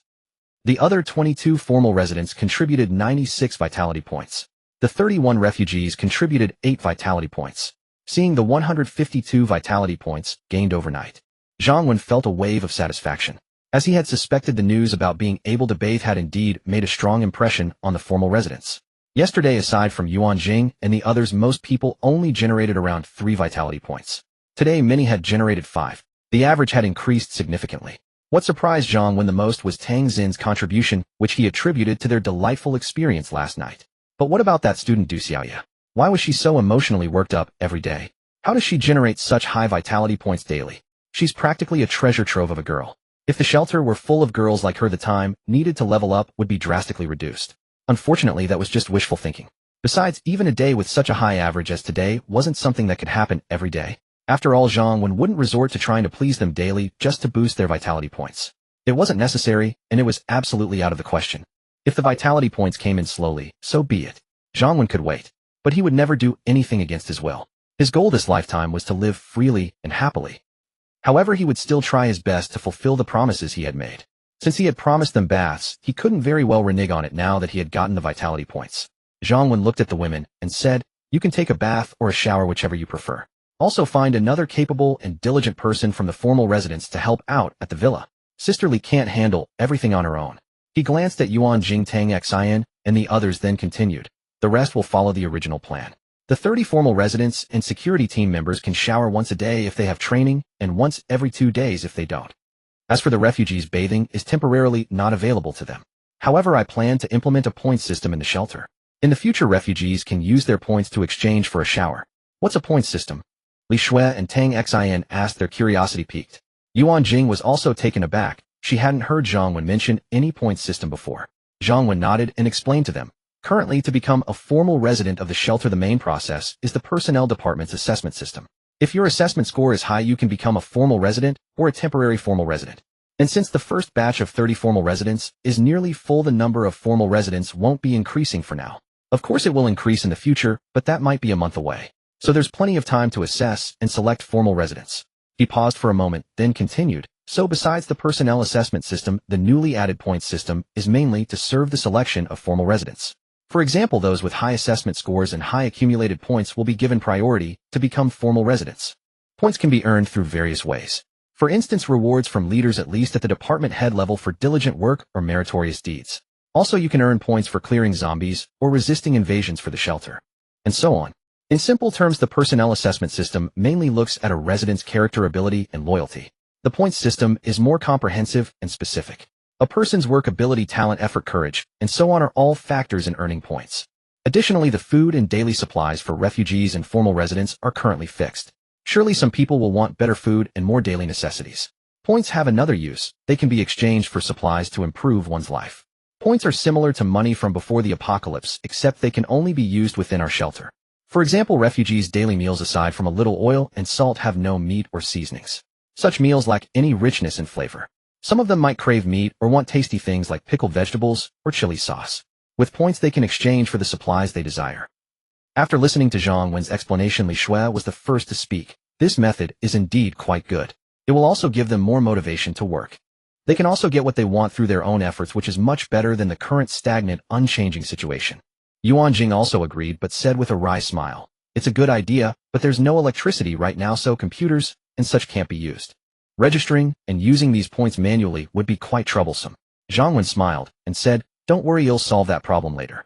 In the beginning there won't be many points anyway. Let's first give them some hope." Zhang Wen didn't tell them that the shelter would have electricity, soon planning to give them a little surprise. As for the water problem, first arrange for people to collect all containers that can hold water. We'll have water tomorrow. Zhang Wen wanted to activate the zombie Bane physique, first a function he coveted greatly. So activating the eco-friendly infrastructure would have to wait. The water problem would have to be solved with the rain the day after tomorrow for now. The shelter didn't have much water, but it had plenty of containers. Buckets, water tanks, bathtubs, and so on. However, although it would rain for a few hours the day after tomorrow, Zhang Wen knew this rain wouldn't solve the water shortage problem for most survivors. There were two main reasons. First, most people knew from the news before the internet went down that the disaster was mainly caused by the rain. All rainwater, tap water, and the like were unusable. Second, some people were trapped and couldn't access the outside rainwater. Of course, what happened to others was none of Zhang Wen's business. Neither of the above factors was a problem for him. So the day after tomorrow, he would happily stockpile rainwater. Meanwhile, on the refugee dormitory floor of the shelter, as the number of people in the shelter grew, although formal residents and refugees still ate in the same cafeteria, for now their accommodations had been separated. Although they were in the same building, the refugees all lived on the top floor, the 6th floor. Not only did they have to climb up and down every day, but the rooms were also small single rooms. Besides the bed, all other furniture had been removed and confiscated. The formal residents, however, had much better accommodations on the 2nd and 3rd floors. Not only did they have one-bedroom apartments, but they also had furniture like tables, chairs, and stools. Anyway, at the shelter, formal residents enjoyed better treatment in every way. At the refugee gathering point in the dormitory, two women were urging in low voices, "Everyone come over quickly and collect today's water. We're about to go downstairs for assembly." The consequences of being late were explained to you yesterday. The management measure Zhang Wen had adopted for the refugees was selecting management personnel from the earliest refugees who joined the shelter to assist Yuan Jing in managing all the refugees. One of the two current managers was named Wu Xiaohua. She was the only one who hadn't passed the last formal resident assessment. She was older and somewhat harsh, but she had been a factory manager before the apocalypse. Coupled with her early entry into the shelter and no record of mistakes, these were her advantages.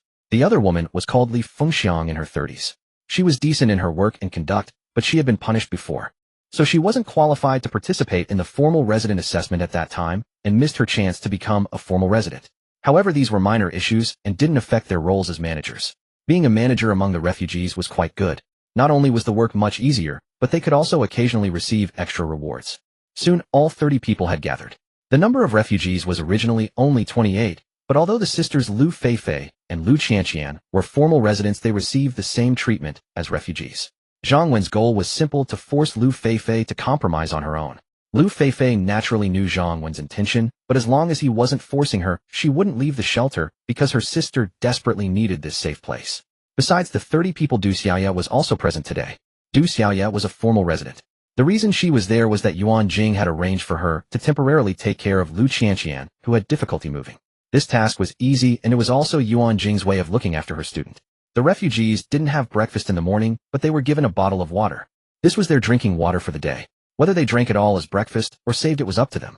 Wu Xiaohua began distributing the water one bottle at a time. When she reached the Lu sisters, she handed a bottle to Lu Feifei. Just as she was about to move on to the next person, Du Xia couldn't help but say, Sister Wu, why did you only give Sister Feifei a bottle of water? What about her sister? A flicker of displeasure crossed Wu Zuihua's face. Since she had become a minor manager among the refugees, the women usually addressed her respectfully as Sister Shui, calling her Sister Wu. It made her sound so old. Though Wu Zuihua was displeased, she dared not show any hostility toward Du Xiaoya, for despite the girl's tender age and timid demeanor, Wu knew better than to cross her. After all, within Zhang Wen's sanctuary, every entrant was made aware of the rules. Within the sanctuary, official residents enjoyed the highest status and privileges. It was strictly forbidden for refugees to openly defy them. Deliberate harassment or provocation carried severe consequences, including mandatory punishment and, in the worst cases, expulsion from the sanctuary.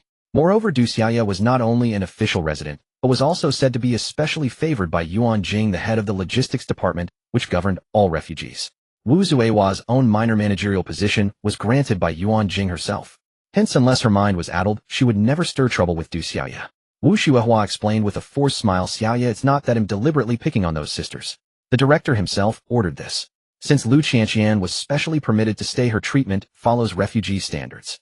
As refugees, we can't compare to you official residents. You get ample food every day without lifting a finger, but we must work for our meals, water, and shelter. Unless Lu Feifei's sister works like the rest of us, she can't receive any provisions. Wu Zuihua cast a contemptuous glance at Lu Feifei, then turned back to Du Xiaoya. Besides, some people could have had a life better than yours, but they squandered it. Who's to blame for their hunger now? Du Xiaoya voiced her concern. But 2 bottles of water a day is too little, and I heard Sister Feifei has to train the security team, which demands more water and food. At that moment, Li Fengxiang approached as well. Xiaoya, rules are rules. If Lu Feifei is unhappy, she can leave with her sister and seek a better life on her own. But if she chooses to stay, she must abide by the sanctuary's regulations. You know how the director deals with those who defy the rules and cause a commotion. So I hope you won't interfere with our work. Besides, the director and Director Yuan have already been generous. Considering Lu Feifei's duties, they even arranged for you to look after her sister. That's more than enough. Lu Feifei stepped forward and said, Du Xiaoya, thank you for your kindness. Just help watch over my sister and leave the rest alone. They're right. This is my choice, and the sanctuary has been nothing but fair. Du Xiaoya gazed at Lu Feifei, who was as beautiful as an immortal, and felt a pang of envy. Sister Feifei was truly stunning and remarkably capable. It was a pity she had to care for her disabled sister. Only Wu Zuihua sneered inwardly, thinking that such beauty was useless. With a mind full of ailments, she'd still suffer like the rest of them. Wu Zuihua harbored contempt for such pretty, delicate women. Li Fengxiang, however, was shrewder. She maintained the same stance without granting extra water, knowing full well that Lu Feifei had spurned the director's olive branch. The director intended to mete out a minor punishment, making her life difficult, so she'd reconsider. Yet Li Fengxiang was aware that the director still harbored considerable interest in Lu Feifei. Otherwise, he wouldn't have made an exception for her. If Lu Feifei ever came around, she could directly become the director's wife.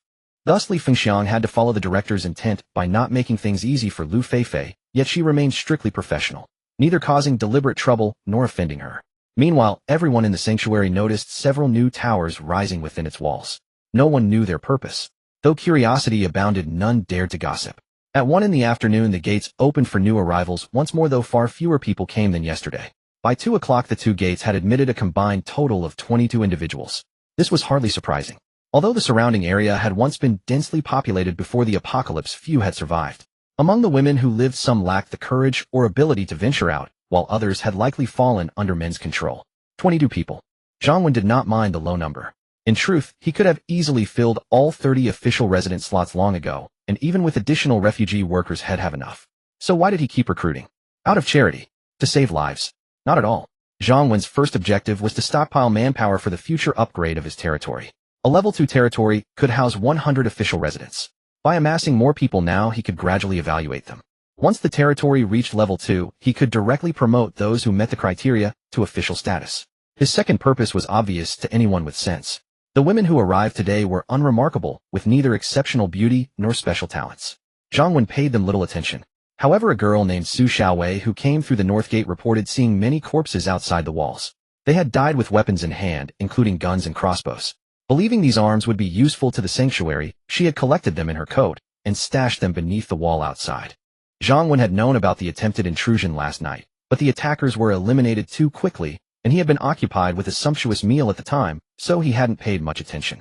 Though the sanctuary's defenses had rendered ordinary weapons largely obsolete within its bounds, their diminished utility didn't mean they were unnecessary. Especially firearms and crossbows. those had to be firmly secured in his hands. After confirming Su Xiaowei's loyalty was beyond question, Zhang Wen ordered the gate opened to retrieve the weapons. There were 3 pistols, 2 crossbows, and an assortment of blades. With these additions, his arsenal now boasted 8 firearms and over 600 rounds of ammunition. Su Xiaowei had earned herself a modest merit. At this stage, with no contact from rival factions and no exploration teams dispatched, earning distinction was no easy feat. Zhang Wen naturally intended to reward her handsomely. Thus, Su Xiaowei caught the last train, securing the 30th and final slot among the official residents, though she too faced a 1-month probationary period. Just yesterday, the count of official residents had stood at 27. But at noon, Yuan Jing mentioned that Li Shui had recommended 2 young women to work under her. Due to physical ailments, they had been unable to participate in the security team selection yesterday and thus failed to become official residents. After meeting and assessing them this morning, Yuan Jing found them highly commendable and sought 2 slots from Zhang Wen to grant them official status. Though Zhang Wen valued official residents, what he truly prized was the vitality points. Who filled the roles mattered little, since Yuan Jing rarely made such requests. And after she promised to don several uniforms and role-play various characters, that evening unlocking a few challenging positions, Zhang Wen readily agreed. The uniforms were irrelevant, of course. He simply trusted her and Li Shui's judgment.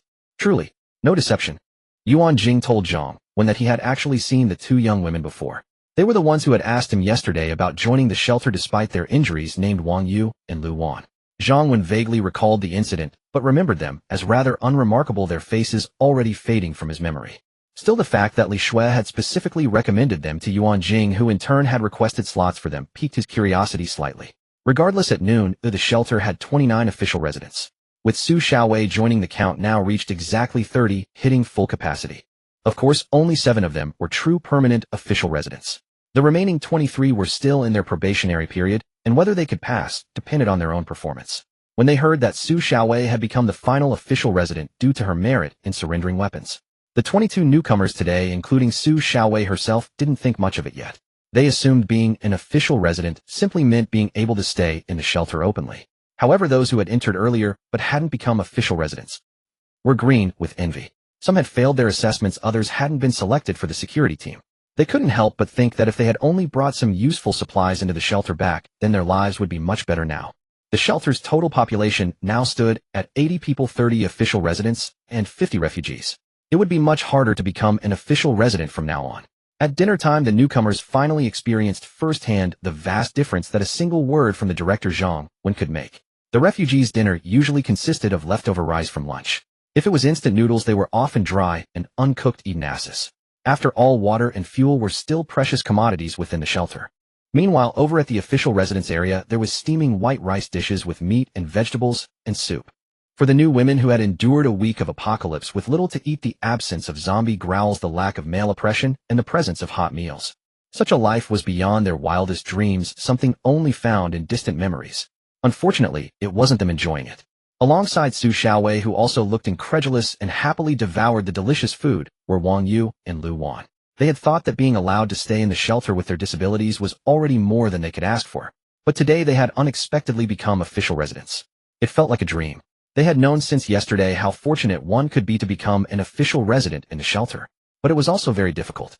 They heard that even among the earliest settlers, while the success rate was higher, several still hadn't made it. And the later one arrived, the harder it became. The 22 newcomers today only had 1 slot available. Future newcomers wouldn't have any slots at all unless an existing probationary official resident made a mistake or failed their assessment. But those who had already tasted the benefits of being an official resident were all striving desperately. So it was said that the only hope for the future was to perform well and wait for the shelter to grow, potentially becoming part of the second batch of official residents. But no one knew how long that would take or how much effort would be required. Therefore, Wang Yu and Lu Wan never dared to hope that the last 2 slots would fall to them. According to Zhang Ying, the head of the HR department, it was Minister Li Shui who personally recommended them to Minister Yuan Jing. Minister Yuan Jing then personally approached the director. Now they could also call him director. The 2 young women were immensely grateful to Minister Li Shui and Minister Yuan Jing, while the 3 women who became official residents today were eating with excitement. The other official residents seemed distracted, anticipation written on their faces. Even many refugees were watching closely, wondering if the director really would. Just then Yuan Jing walked into the cafeteria. "Hello, Minister Yuan." "Hello, Minister Yuan Jing." The shelter was no longer what it was during Lu Meiying's time. No one dared to underestimate Yuan Jing now. As the logistics minister, she controlled everyone's meals and supply distribution. Looking at the cafeteria filled with women and their sincere respect, Yuan Jing felt a surge of emotion. She still remembered Zhang Wen's words to Lu Ming back then. Yuan Jing, as the logistics minister, may not seem impressive, but she is someone you couldn't even hope to catch up to for the rest of your life. She also felt grateful that her daughter had made the decision for her and Sister Li to become official residents back then. If she had joined later or entered the shelter at a different time, things might have been very different. And as for her relationship with Zhang Wen, that was a story for another time. Alright everyone, please continue eating and listen to an announcement I'm about to make. Yuan Jing's temperament was still gentle, though she could be stern when dealing with those who erred. The director has decided that starting today, all official residents and security team members are entitled to 15 liters of water, about half a bucket, for bathing on days with intense training. On days without training, they can bathe once every 2 days. As soon as Yuan Jing finished speaking, a young woman immediately cheered. We can finally shower. Thank you, director. Thank you, Minister Yuan Jing. You're the best. That's wonderful. Long live the director. The itching on my body and head has been keeping me up at night. I can finally wash. The women were ecstatic. Some of the more outgoing ones were lavishing praise on the director and Yuan Jing. But it was undoubtedly sincere. No one could understand the torment of a woman going days or a week without a shower in the scorching summer, especially while working and training hard, drenched in sweat. Yuan Jing smiled and waved her hand. No need for all that praise. The director and I don't go in for such things. Just remember to go to the bathhouse and shower after you finish eating. Also, no need to bring anything today. New buckets, basins, towels, and body wash will be provided. After showering, take these items back with you and bring them to the bathhouse next time you need to bathe. Understood, Minister Yuan. The women immediately agreed in unison. Some, too eager, even considered skipping their meal just to shower. But they only entertained the thought. They wouldn't dare leave without finishing their food, as wasting it was a serious offense. In the shelter, wasting food was a grave matter. Although Zhang Wen was very good to the official residents, there were still many rules. For instance, wasting food was prohibited. While there was an upper limit on the amount of food for official residents per meal, there was no lower limit. This meant that while they had good meals, they couldn't eat to their heart's content, but they could voluntarily eat less. Wasting or taking food away was forbidden. Violators would face consequences.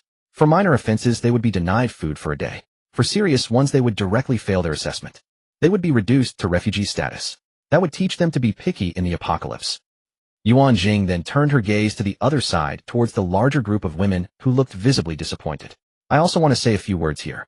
The shelter survives solely due to the director's efforts, allowing so many of us to live through this apocalypse. At the same time, some people are living a good life, including me, probably living even better than the official residents. But to those who haven't achieved that good life, I say this: some of you didn't work hard enough, missed opportunities, or failed your assessments. Some of you were just unlucky and arrived too late. It's certainly not that the director owes you anything.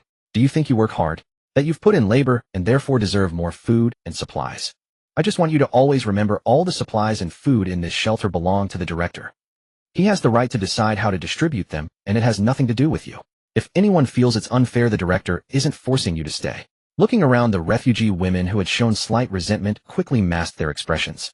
They understood the logic. Even before the apocalypse, there were countless billionaires, while many struggled to afford their next meal, who had time to pity whom. They were simply too envious of the official residents, wishing the director might improve their own conditions slightly. Even just a single shower would be worth going hungry for a day. Of course, I also have another announcement, and this one might disappoint those who aren't official residents. The shelter will be implementing a points system. What are points? For example, if you work exceptionally hard and do a great job, you could earn points. Or if thugs or zombies invade the shelter and you manage to kill a certain number, you can earn points. Even if you have good suggestions or inventions that benefit the shelter, you can earn points for that too. And with points, you can exchange them for food supplies, showers, and even medicine. But that's not all. Although the shelter's official resident quota is currently full, it will definitely increase. In the future, your HR assessment scores and personal point rankings will be crucial factors determining whether you can become an official resident. Indeed, the announcement Yuan Jing made immediately ignited a spark of hope in the eyes of all the refugees. Setting aside the prospect of becoming official residents, just the fact that they could use points to exchange for food and supplies they couldn't otherwise access was enough to excite them. Life suddenly seemed to have a glimmer of promise. Time flew by, and 2 days passed in the blink of an eye. Early in the morning, Zhang Wen rose from the warm embrace of his bedding. Yuan Jing had already gotten up and left, but the lingering fragrance she left behind still filled the bed. Recalling the events of the previous night, he was still lost in the memory. Tang Xian had been resting and recuperating for the past 2 days, so it was mainly Yuan Jing who accompanied Zhang Wen at night. Since the day before yesterday, Yuan Jing had agreed to certain private conditions set by Zhang Wen in order to make Wang Yu and Lu Wan official residents. Last night she fulfilled her promise: black silk stockings, high heels, and a certain professional uniform. Zhang Wen had never expected that a woman so gentle, virtuous, and dignified could be so alluring. No wonder men all adore their wives. Graceful in the hall, skilled in the kitchen, a lady in public, and a temptress at home. He also finally understood why before the apocalypse so many men were drawn to women in high heels and black stockings. It was primarily a visual appeal. It made women appear more mysterious, more seductive, and it stirred something deep within a man. The tattered stockings scattered across the floor from last night had probably been cleaned up by Yuan Jing already. Last night had been satisfying, but it was rather hard on the stockings. It seemed like he'd need to stock up on more if he was going to keep this up. He checked the new vitality points gained today, 142. Yesterday's vitality points had increased by 168. The population had grown by 16. The record-breaking 168 vitality points yesterday were mainly because the day before all official residents had taken baths, which greatly boosted their vitality points for the day. Du Xiaoye along with newcomers Su Xiaowei, Wang Yue, and Lu Wan had all contributed vitality points above the average that day. He checked the system, Apocalypse Shelter System, host Zhang Wen vitality points 462, residents 30, total population 96 people. The total vitality points accumulated over 3 days amounted to 462. He was still 138 points short of the 600 needed to activate the zombie Bane physique. It would probably take just one more day. Zhang Wen had initially thought it would take 5, but he never expected to gather enough in just 4. It was true that giving the official residents little surprises from time to time brought him little surprises in return. When he arrived at the living room, Li Shui and Tang Xian hadn't woken up yet. Little Tong Yao was sitting on the sofa with her small mouth pouting and a sulky expression on her little face. Seeing Zhang Wen enter, she happily ran towards him shouting, "Director Uncle, you're up." Zhang Wen scooped up the little cutie and said with a smile, "Who's been bullying our little one and making her angry? Tell Uncle, and he'll get revenge for you." Little Tong Yao pouted, glanced towards Yuan Jing, and said with a hint of grievance, "No one bullied Yao Yao. It's Yao Yao who didn't behave." "Impossible, our Yao Yao is so well-behaved and adorable. How could she not behave?" Zhang Wen pinched her little cheek, playfully indicating he didn't believe it. Hearing the director uncle's words, little Tong Yao beamed like a blooming flower, blinked her eyes, and said, "Yao Yao wanted to watch some cartoons, but Mommy said Yao Yao wasn't behaving by watching cartoons so early in the morning." Zhang Wen chuckled. "Isn't it normal for kids to love watching cartoons? After breakfast, Uncle will find you a phone with cartoons to watch." "Thank you, Director Uncle. You're the best." Little Tong Yao joyfully gave him a kiss. Yuan Jing shot Zhang Wen a glare, then said to little Tong Yao, "Tong Yao, I never said you couldn't watch cartoons. But the phone screen is too small, and watching it for too long hurts your eyes. So you can only watch for half an hour each day. Besides, there's no electricity now. If you keep watching, and the phone dies, there'll be nothing to watch later." Little Yao Yao pouted again, and whispered, "But half an hour goes by in just a moment." Zhang Wen smiled, and said, "Kids don't have to go to school anymore, so what's the harm in watching a bit more cartoons? If the phone screen is too small, we can find a computer with a big screen. Also, isn't there that big LCD TV in the villa? It can read cards, right? Once I get the electricity sorted at the villa in a few days, you can watch on the big TV." "Really? Director Uncle, can I watch cartoons on that big TV? And watch them for longer?" Little Tong Yao stared with wide, expectant eyes. "No, Tong Yao, even with a computer or the big TV, you can't watch too much in a day, or it'll hurt your eyes." Yuan Jing spoke up before Zhang Wen could even open his mouth, knowing that if she didn't, he would agree to whatever the little girl asked. Little Tong Yao said nothing, just looked at her director uncle expectantly. Her look clearly said, "What you say doesn't count, only what director uncle says matters." Yuan Jing was amused by her daughter's defiance. She cast a sultry glance at Zhang Wen and said, "See, it's all because you spoil her so much. In just a few days, she's become disobedient." Zhang Wen shrugged nonchalantly and smiled. "Our little Yao Yao just wants to watch some cartoons. How is that being disobedient? Weren't we the same when we were kids? And back then we still had to study. Now she doesn't have to study, and she doesn't have other kids to play with. What else is she supposed to do but watch cartoons?" Yuan Jing knew this is how it would go and fell silent. There was no winning an argument with him. "Director Uncle, you're the best." Little Tong Yao knew her mom would always listen to the director uncle. Not long after everyone arrived and finished their breakfast, Zhang Wen asked Yuan Jing, "How's the preparation of water containers going these past 2 days?"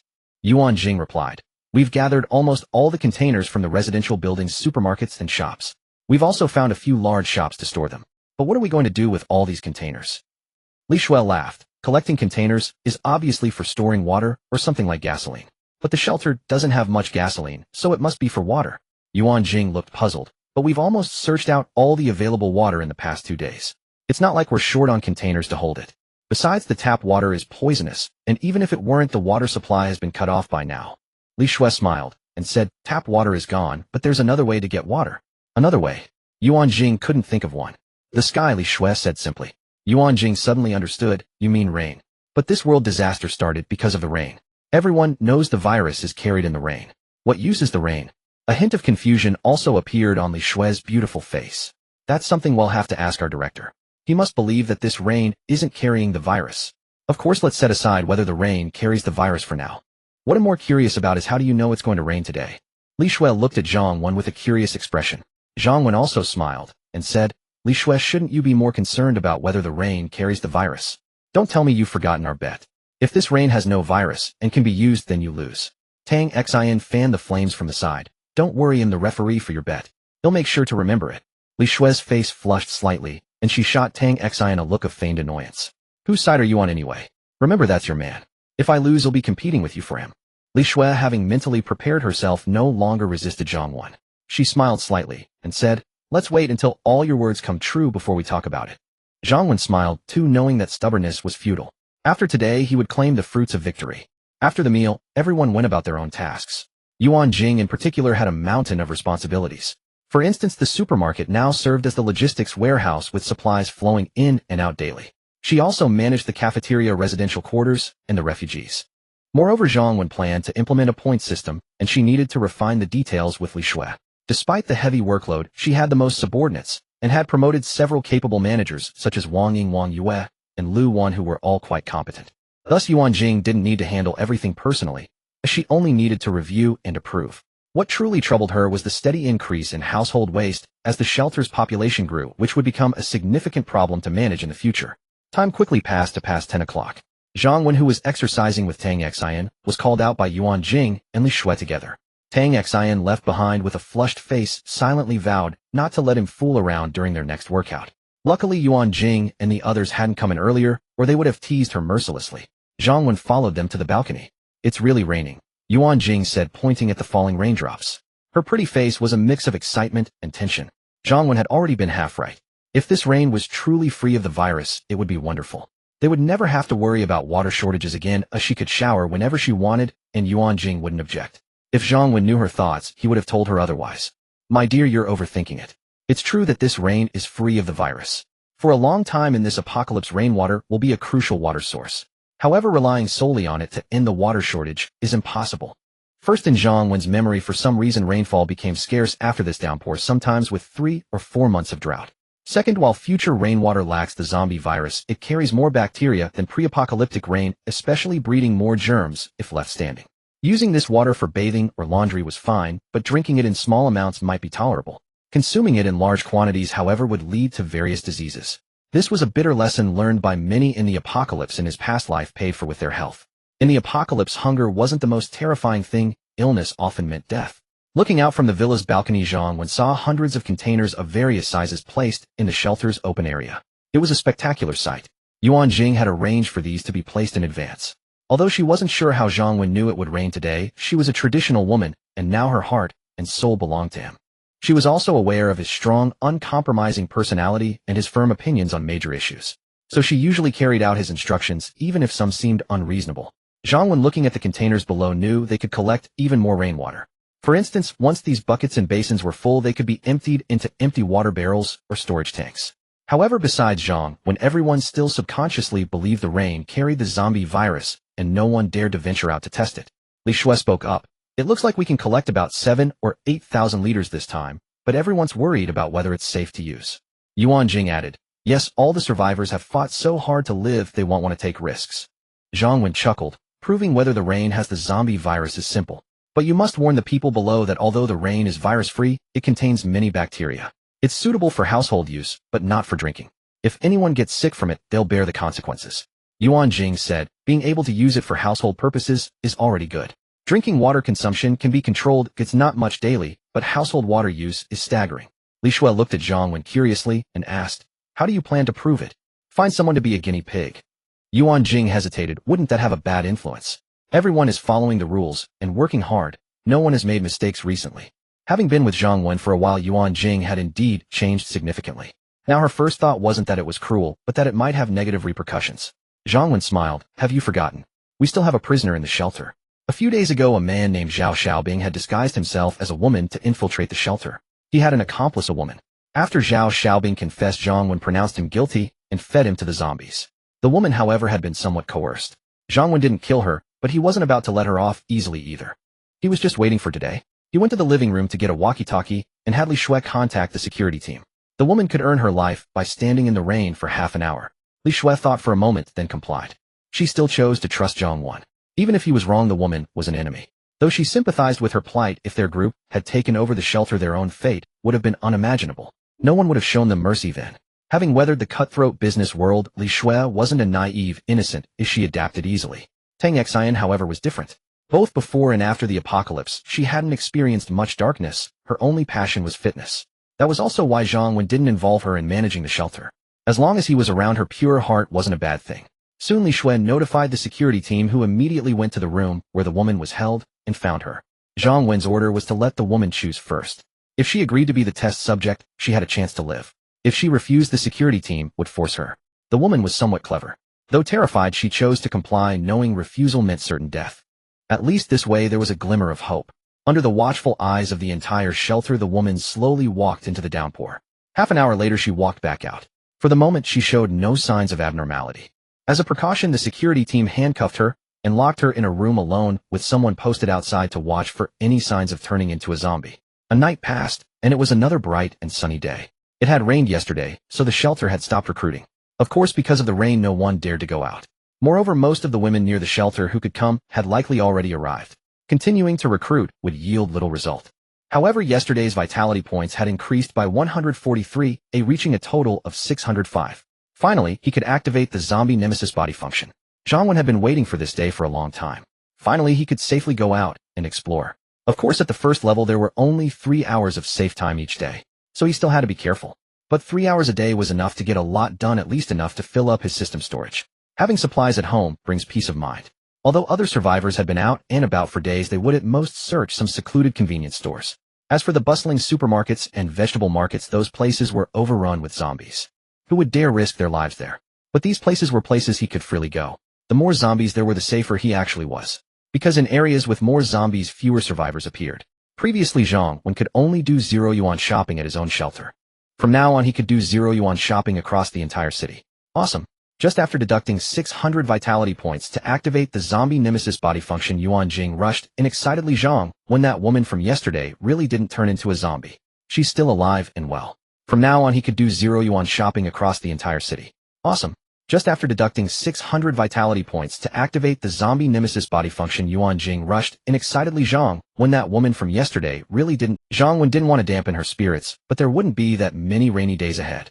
Besides, 8,000 liters of water seemed like a lot, but considering a person used about 3 tons per month before the apocalypse, and the shelter now had nearly 100 people, that 8,000 liters wouldn't even last a day. Zhang Wen thought for a moment and said, since we have plenty of water, let's give everyone in the shelter a bath tonight and have them change into new clothes. Otherwise, the whole shelter will start to stink. The rainwater after the apocalypse wasn't drinkable and shouldn't be stored for long. So Zhang Wen decided to use it to improve the morale and appearance of the women in the shelter. After all, if most of them were dirty and smelly, he and the others would suffer whenever they had to face them. Although bathing 100 people required a lot of water, Yuan Jing, now feeling a bit wealthy, agreed without a second thought. By the way, how are the point system and exchange list coming along? Yuan Jing took out a notebook and handed it to Zhang Wen.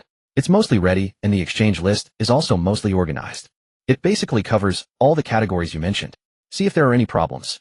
Zhang Wen took the notebook, skimmed through it, and adjusted a few items that were priced too low. Alright, let's go with this for now. Have someone copy it and post it in the cafeteria. Okay, you'll arrange it right away. After finishing the official business, Zhang Wen wrapped his arms around Yuan Jing's curvaceous figure. Why didn't I see you last night? I even prepared a different color of stockings for you. It's daytime, be careful that Yao Yao doesn't see us. Although they had been together many times, and she had learned a wealth of colorful knowledge under Zhang Wen's guidance, Yuan Jing was still shy during the day. She shyly escaped from his embrace. Yao Yao said yesterday that she hadn't slept with her mom in days and wanted to sleep with me. Zhang Wen said speechlessly, what about Tang Xian? Yuan Jing giggled, I originally told Tang Xian to go find you, but Yao Yao was also quite clingy with her at night, so we all slept together. Zhang Wen felt that his legendary little cotton-padded jacket was leaking wind, and he fell silent for a moment. He gritted his teeth and said, I think what you said last time made a lot of sense. Children eating rice cereal in the morning and watching cartoons are all very bad behaviors. We must resolutely put a stop to it. Haha. This time Yuan Jing really couldn't hold it in. She didn't expect Zhang Wen to have such an adorable side. After laughing, she gave him a coquettish glare. She's just a kid, what does she know? Are you really sulking over this? Zhang Wen, of course, wasn't actually angry with the child, it was just a joke. Just then, crackle crackle pop pop. A loud noise erupted like the sound of firecrackers. Zhang Wen immediately became furious. What the hell? Who was looking for death? Setting off firecrackers in the shelter. Fortunately, the noise didn't last long before it stopped. Still uneasy, Zhang Wen quickly accessed the system to check the surveillance around the perimeter walls. Thankfully, although the loud noise had attracted quite a few zombies, the sound didn't last long. So many zombies hadn't gathered near the walls yet. Then, losing the attraction of the sound, they slowly dispersed again. But the number of zombies around the shelter's perimeter walls had still increased by 1 or 2 times. Yuan Jing was also startled and immediately asked worriedly, what's with the firecrackers? Will it attract zombies? Zhang Wen comforted her, don't worry, the noise didn't last long. It definitely won't attract many zombies. Come on, let's go see who's tired of living. It was no wonder Zhang Wen was enraged. The shelter had clear rules against making noise. Several people had already been punished just for screaming too loudly. Zhang Wen deliberately made a big deal out of it to teach them a lesson. It seemed they hadn't learned their lesson. Or did they think the punishment was too lenient? Whoever it was this time, Zhang Wen would make them wish they were dead. Zhang Wen and Yuan Jing walked quickly and soon arrived at the scene not far from the southern wall. A crowd had already gathered there. Move aside. Who was it that was asking for death just now? With a sharp rebuke, Zhang Wen strode over. The women watching saw the director and Minister Yuan Jing approaching and quickly scattered to make way for them. Zhang Wen and Yuan Jing walked over. He saw a young woman limping, her face covered in soot, walking towards them. Li Shui and Wang Yue along with some members of the security team arrived at the scene. Wang Yu, why is it you? Yuan Jing recognized the girl before Zhang Wen could even speak. However, she found it hard to accept. Wang Yu was the one Li Shui had recommended to her. Later, she had been given important responsibilities. Yuan Jing had thought highly of her and another girl named Lu Wan. Their becoming full residents was the only time she had ever begged Zhang Wen for a favor. How could it be Wang Yu? Was it you who set off the firecrackers? Zhang Wen spoke at this moment, his voice cold. Director, it wasn't me. Seeing the director and the minister, Wang Yu seemed to realize a misunderstanding was taking place and hurriedly tried to explain. All right, let me speak. Li Shui interjected, silencing Wang Yu. She knew that Zhang Wen was surely furious at this moment and might not be in a mood to listen to the person involved. Li Shui continued, I've already looked into the matter. The firecrackers were lit outside the wall and thrown in. Many people around saw it, and they can testify to that.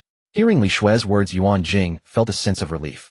Otherwise, she knew that no matter the reason, no one could save Wang Yu today. Although Zhang Wen was generally easygoing and trusting with the women in the villa on small matters, and often let them handle things independently, he was unwavering on matters of principle. No one could challenge his authority, not even his women. The women in the small villa understood this very well. They could offer suggestions, but they would never defy his decisions or the rules he set.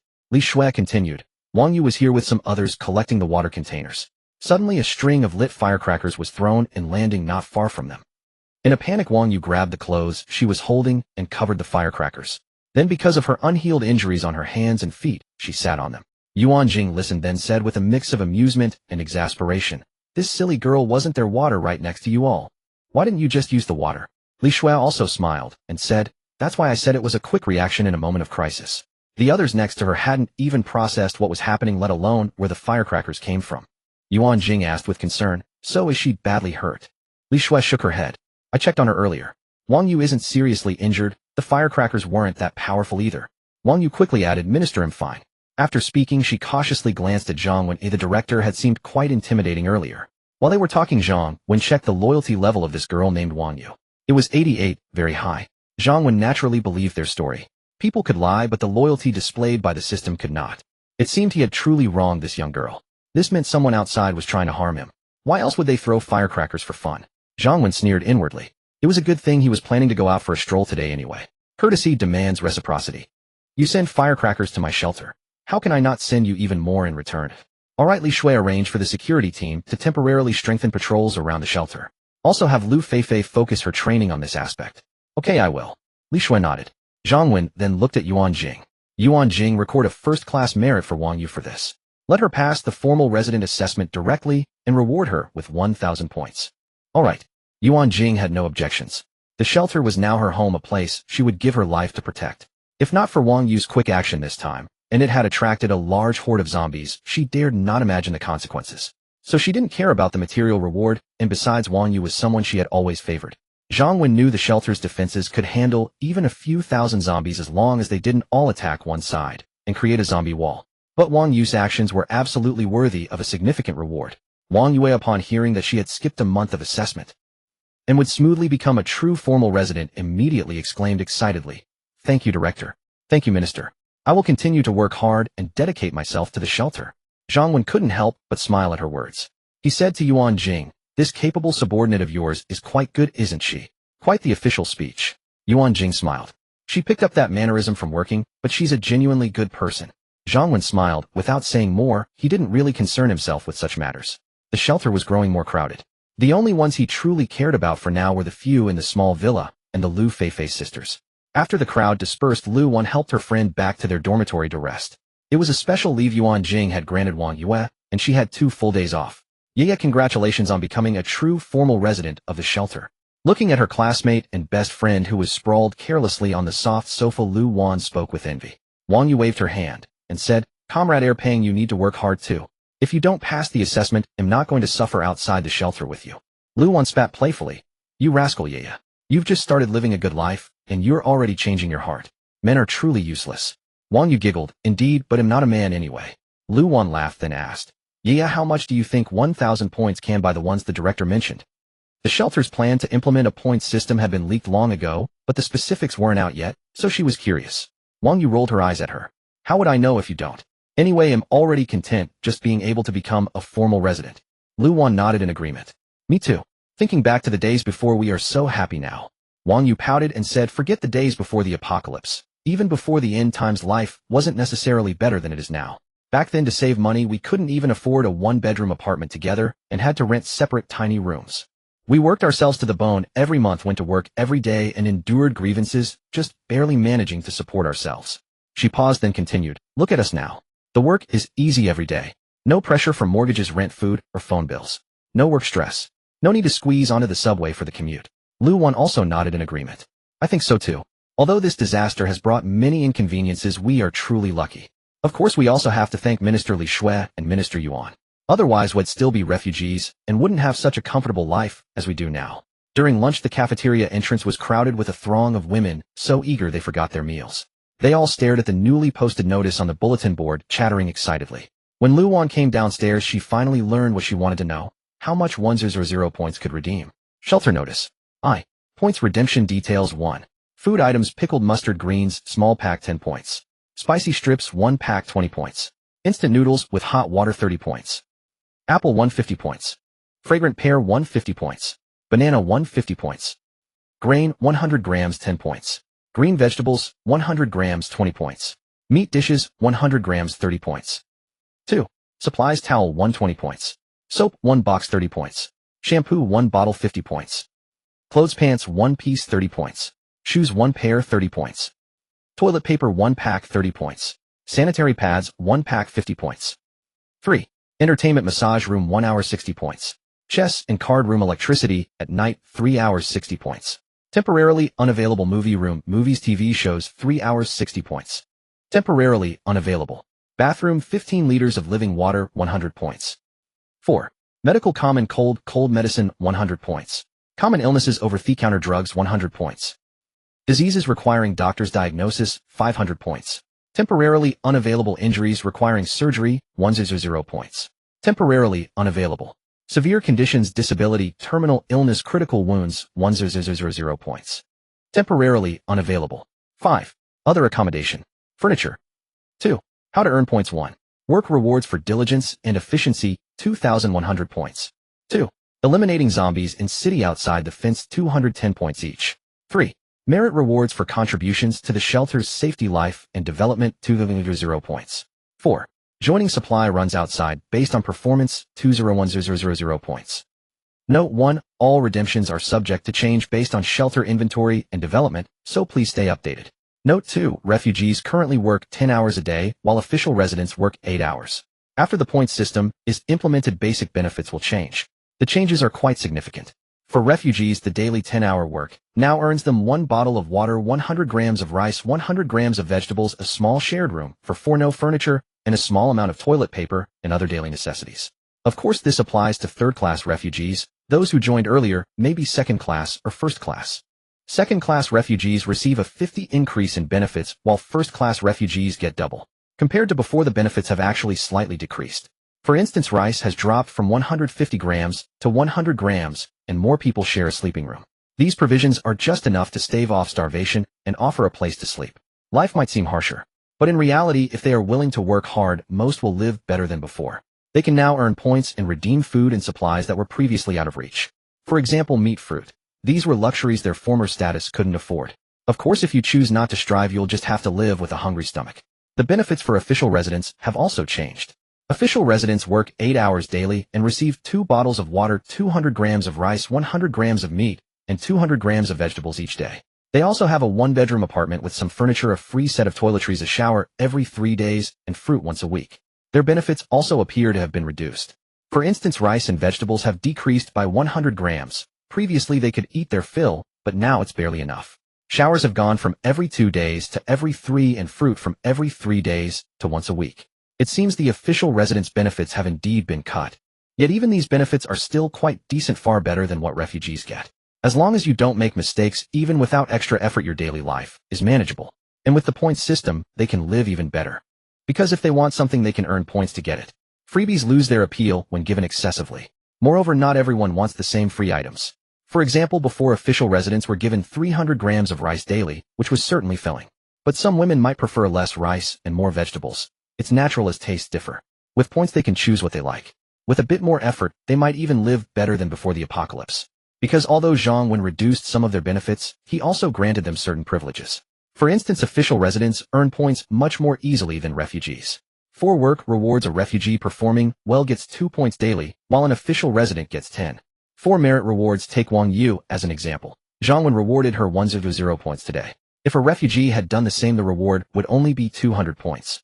Additionally, official residents generally have lighter duties or managerial roles. Their working hours are shorter and without pressure. So it's no empty promise that hard work leads to a better life than before the apocalypse. Zhang Wen's loyalty still lies with the official residents. Zhang Wen was not worried that the points he was giving out would be too many for the shelter's supplies to handle. For one thing, there was a cap on how many points each person could redeem per day. Especially for food and materials, there was a daily limit on how much of each item a person could redeem. Additionally, Zhang Wen had set up numerous entertainment options: bathhouses, chess and card rooms, massage rooms, video game rooms, movie theaters, libraries. These entertainment facilities were typically open for 3 to 4 hours in the evening when there was no work. There was no cap or limit on redeeming points for them. People could play as much as they wanted. This not only allowed the shelter residents to use entertainment to relieve the oppressive feeling of the apocalypse, but it also consumed their points in large quantities. And to earn more points, they would need to work even harder. Then there was healthcare. That was also a major consumer of points. Who doesn't get a headache or a fever sometimes? Who doesn't get sick or injured? Wouldn't they need to save up points for future medical expenses? Besides, the supplies in his system warehouse were already substantial. Now that the zombie Bane body had been activated, the resources of the entire city were waiting for him to claim. Meanwhile, in the refugee dormitory, Lu Feifei was about to take her sister to the cafeteria for a meal. The once valiant and strikingly beautiful woman now appeared pale and gaunt. Li Fengxiang stopped Lu Feifei and said earnestly, "Feifei, don't blame me for saying this, but if you keep going like this, your body won't be able to take it. You don't have much food to begin with, and you give most of it to your sister, leaving only a tiny bit for yourself. And every day you train the security team. Even if you were made of iron, you couldn't hold out much longer. Listen to me, our director is really a good man. You must have heard about what happened at the shelter's supermarket, or what happened to the women who came in from outside these past few days. You know that many men out there are worse than beasts. So the director setting his sights on you is your good fortune. Think about it, being with him means no worries about food or drink and no danger. Besides, the women in the small villa who here in the shelter wouldn't want to get into the director's bed. But has the director ever really given them a second glance? Listen to me, whether it's for yourself or for your sister, this is the best choice." Lu Feifei paused for a moment, then said in a calm voice, "Sisterly, thank you for your kindness, but I know what I need to do." Li Fengxiang let out a sigh. These past days she had tried to persuade Lu Feifei almost every day, but the result was always the same. If at first Li Fengxiang's attention to Lu Feifei was partly for her own benefit, to please the director and to build a connection with this formidable woman he favored, she had over time come to genuinely like and admire the two sisters. The elder sister's unyielding spirit and meticulous care for her younger sibling. The younger sister's well-behaved and sensible nature. Unfortunately, she couldn't persuade Lu Feifei, and her abilities were limited, so she couldn't help them either. "Alright, I won't say any more. You should go down and eat." Li Fengxiang sighed again and turned to leave. Lu Feifei walked into her dormitory. Inside was only her frail and thin younger sister. Du Xiaoya had already gone to eat. Sister, you're back? You must be thirsty. Have some water first. Lu Qianqian's beautiful eyes lit up when she saw her sister enter, and she immediately handed over a bottle of mineral water. Where did this water come from? Lu Feifei asked her sister. The bottle of water they were given each morning was already half gone after they both drank from it. Yet this bottle was unopened. Sister Li Fengxiang gave it to me. I said no, but she just put it down and left. Lu Qianqian lowered her head and spoke in a small voice, not daring to look at her sister. She knew her sister never wanted to accept favors from others. All right, since Sister Li gave it to you, you should drink it. You'll repay her later. Lu Feifei's eyes grew a bit moist as she looked at her sensible sister. She was making her suffer, but there was no other way. Outside the shelter, she was capable enough to find more food, but she couldn't guarantee her sister's safety. Inside the shelter, although food was scarcer, her sister was at least safe. So she chose to stay. Sister, you've been training all morning. You drink first. Lu Qianqian unscrewed the cap and held the bottle out to Lu Feifei. Lu Feifei knew her sister's temperament and didn't stand on ceremony, taking a big gulp. Sure enough, a bright smile bloomed on Lu Qianqian's face. Come on, I'll take you to get something to eat. The shelter had a rule: aside from water, snacks and fruit, food couldn't be taken back to the dormitories. It had to be eaten in the cafeteria. On the other side, after Li Fengxiang left, she thought it over. She decided she should still report the matter to Director Zhang Wen. Although the director hadn't seemed to pay much attention to Lu Feifei these past couple of days, she felt he was still quite interested in her. Seeing how thin and pale Lu Feifei was getting, she seemed to be at her breaking point. If she reported this to the director, it might on the one hand help the Lu sisters, and on the other hand win her the director's favor and a reward. However, Li Fengxiang was just a refugee, a minor manager at that, and had no direct way to contact Zhang Wen. Although the small villa wasn't far, it had long been declared a restricted area of the shelter. Even official residents weren't allowed to go there without permission. But Li Fengxiang had her ways. As a manager of the refugees, she naturally knew quite a few people, especially in the logistics department. Wang Ying, Wang Yuelu, once she knew all these managers, and had even had a few exchanges with Director Yuan Jing. In the end, Li Fengxiang sought out Wang Yu. Wang Yu was already highly regarded by Director Yuan Jing, and having performed meritorious service today, her words would carry even more weight. Besides, from their interactions, Wang Yu seemed like an easygoing girl. So Li Fengxiang found Wang Yu in the cafeteria and explained the situation to her. Wang Yu had actually entered the shelter on the same day as Lu Feifei and her sister. She was in fact a little fan of Lu Feifei. She admired Lu Feifei's beauty, strength, and resolute character. She immediately used her walkie-talkie to contact Director Yuan. Most of the shelter's management were equipped with walkie-talkies, though generally one wasn't supposed to report to someone above their immediate superior. Yuan Jing, who was about to have dinner in the small villa, gave Zhang Wen a rough summary of the situation. She knew Zhang Wen had his eye on Lu Feifei, and she didn't feel jealous. In fact, she was quite willing to facilitate the matter, especially after today's firecracker incident. It made her realize that although the shelter had walls, it wasn't completely secure. They could face a crisis at any time. People like Lu Feifei were exactly what the shelter needed most. After Zhang Wen heard Yuan Jing's report, he was a bit annoyed. He had wanted to play the innocent game, giving her the cold shoulder for a few days until she couldn't take it and came to him on her own. He hadn't expected to almost forget about her, and that she had such a stubborn temper, preferring death over submission. Fine then. He was done playing games. Since playing innocent wasn't working, he'd be direct. If she wanted to stay in the shelter, she would move into the small villa and become his woman. Otherwise, she could leave the shelter. It had to be one or the other. He'll handle Lu Feifei's matter later. I also want to let you all know that he'll be leaving the shelter for a while tonight. Zhang Wen suddenly said. The women who had just sat down to eat all paused. They thought they must have misheard him. It was little Tong Yao who first spoke up, her voice laced with worry. Uncle Chief, didn't Mom say it's dangerous outside the shelter? There are monsters everywhere that eat people. Please don't go. Yao Yao doesn't want Uncle Chief to be in danger. Zhang Wen smiled. Don't worry, little Yao Yao. Uncle Chief is very capable. He'll bring back delicious food and fun things for you when I return. It was then that the women finally realized Zhang Wen wasn't joking. Yuan Jing, the most frightened among them, said nervously, Zhang Wen, we still have plenty of supplies to last us a good while. Please don't risk yourself out there. Tang Xian also pleaded, darling, what would we do if something happened to you? Li Shui, however, frowned for a moment before asking, are you planning to go out and get revenge on the person who threw the firecrackers today? Zhang Wen shot her an appreciative glance. Smart and beautiful indeed. Though he had many tasks to accomplish outside, his primary goal this time was retribution. Of course, his absence wouldn't compromise the shelter's safety. An incident like today's was unlikely to repeat itself. Earlier, to attract new members, Zhang Wen had disabled the automatic defense system during the day. The arrow towers were only set to automatically attack non-residents who came within 50 meters of the shelter at night. Now Zhang Wen planned to take down the recruitment notices and replace them with warnings to stay 100 meters away from the shelter. From now on, the Arrow Tower's defenses would be active day and night, with an attack range extended to 100 meters. As for the risk of harming innocents, Zhang Wen couldn't be bothered to care. As long as they weren't shelter residents, even if they harbored no ill intentions, if they courted death, or were simply unlucky enough to miss the warning signs, they had only themselves to blame. Zhang Wen nodded, acknowledging Li Shui's insight. Li Shui continued, "Actually, there's no need for you to go. We could strengthen patrols and place more containers filled with water around the perimeter. That would deter anyone from tossing firecrackers in again." Zhang Wen replied, "That might prevent firecrackers, but what if they come up with other malicious tricks? Should we stay on permanent defense? Besides, my trip isn't just about them. I also need to find supplies, weapons, medicine, fuel, and skilled survivors." Li Shui took a deep breath. "Have you thought about us? No one can guarantee your safety out there. If something happens to you, what will Yuan Jing and Tang Xian do? And what about me? You've already won our bet. Are you going to make me a widow before we're even married?" Zhang Wen found Li Shui's concern amusing. This woman had been silent about their bet all this time. Was she trying to entice him now? "You'll get what's coming to you tonight. Don't worry, you won't be a widow. Wait for me tonight, all clean and ready. He'll be back safe and sound." Zhang Wen found Li Shui's concern amusing. This woman had been silent about their bet all this time. Was she trying to entice him now? "You'll get what's coming to you tonight. Don't worry, you won't be a widow. Wait for me tonight, all clean and ready. He'll be back safe and sound." At the shelter's cafe, Lu Feifei brought her sister to the cafeteria and immediately noticed it was different from the usual quiet. Today the place was bustling. While no one dared to shout, almost everyone huddled in small groups, whispering amongst themselves. Lu Feifei and her sister made their way to the designated dining area for refugees. In the shelter, although formal residents and refugees shared the same cafeteria, there were strictly demarcated zones for dining. Exchanging food between the two groups was strictly forbidden.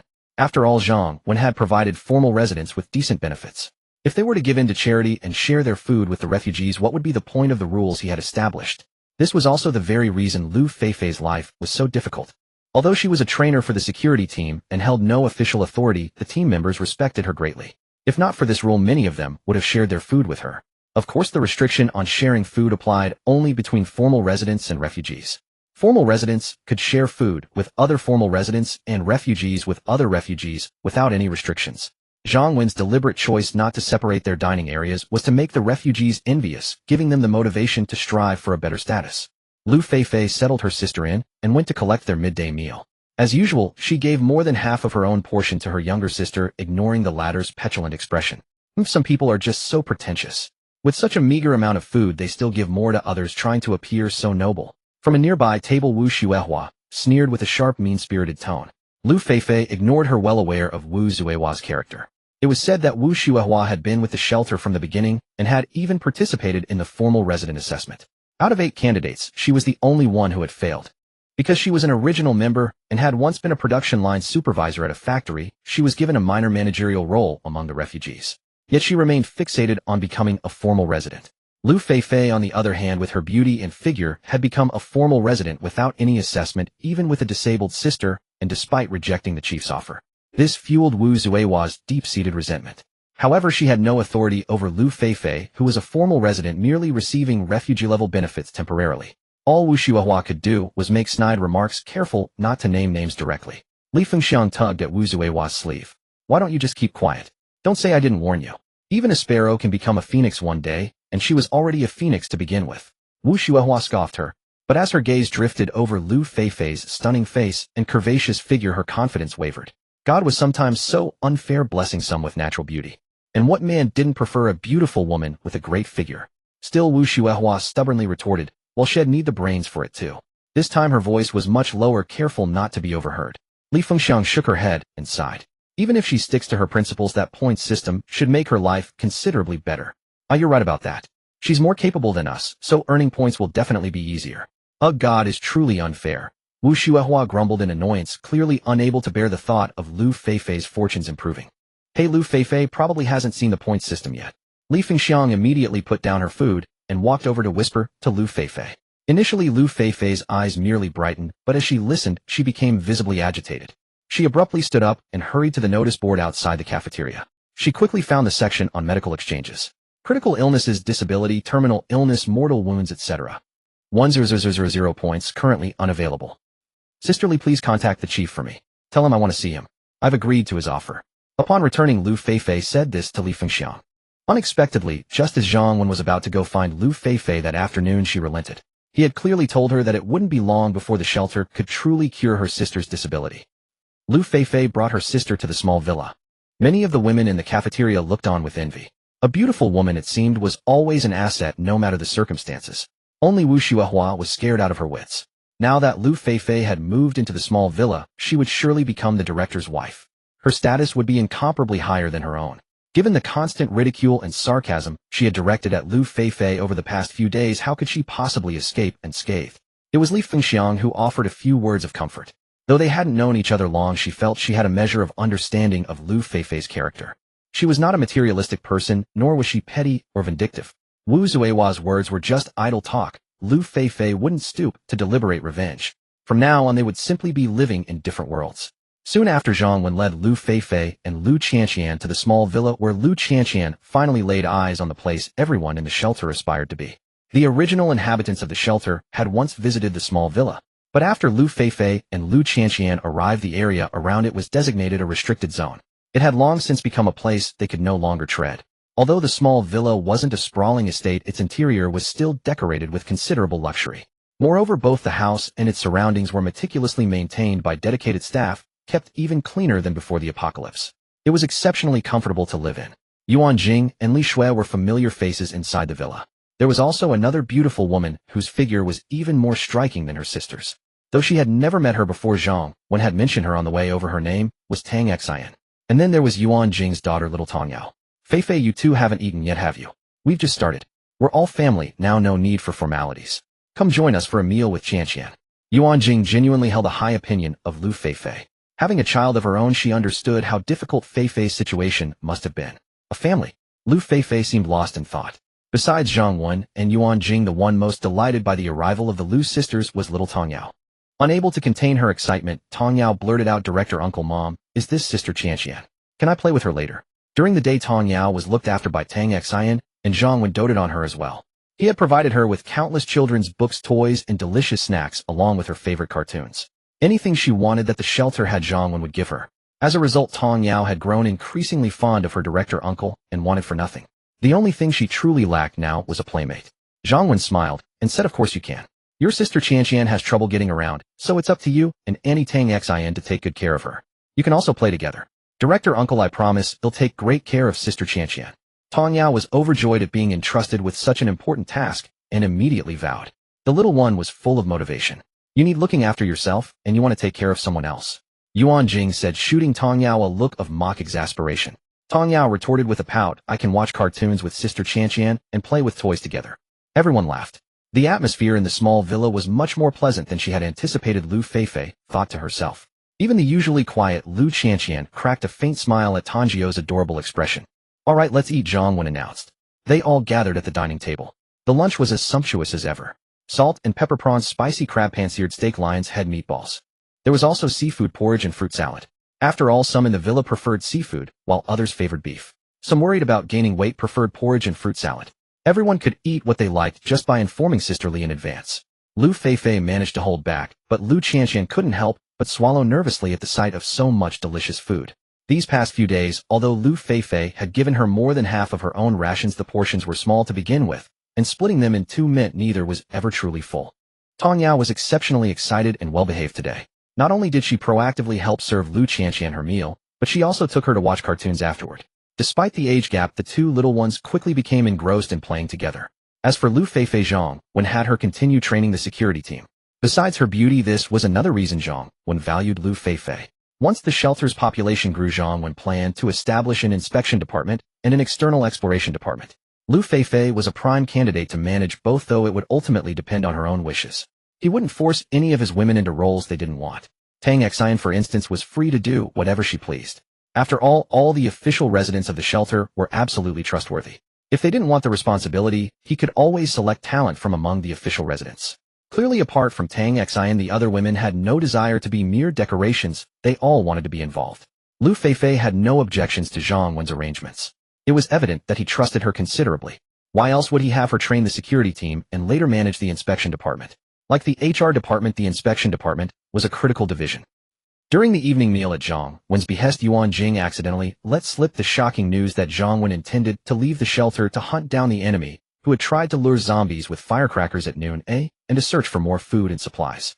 Apart from the supplies in Zhang Wen's system warehouse, the shelter's stockpile of scavenged goods was quite limited. With nearly 100 people now in the shelter, the existing food wouldn't last long.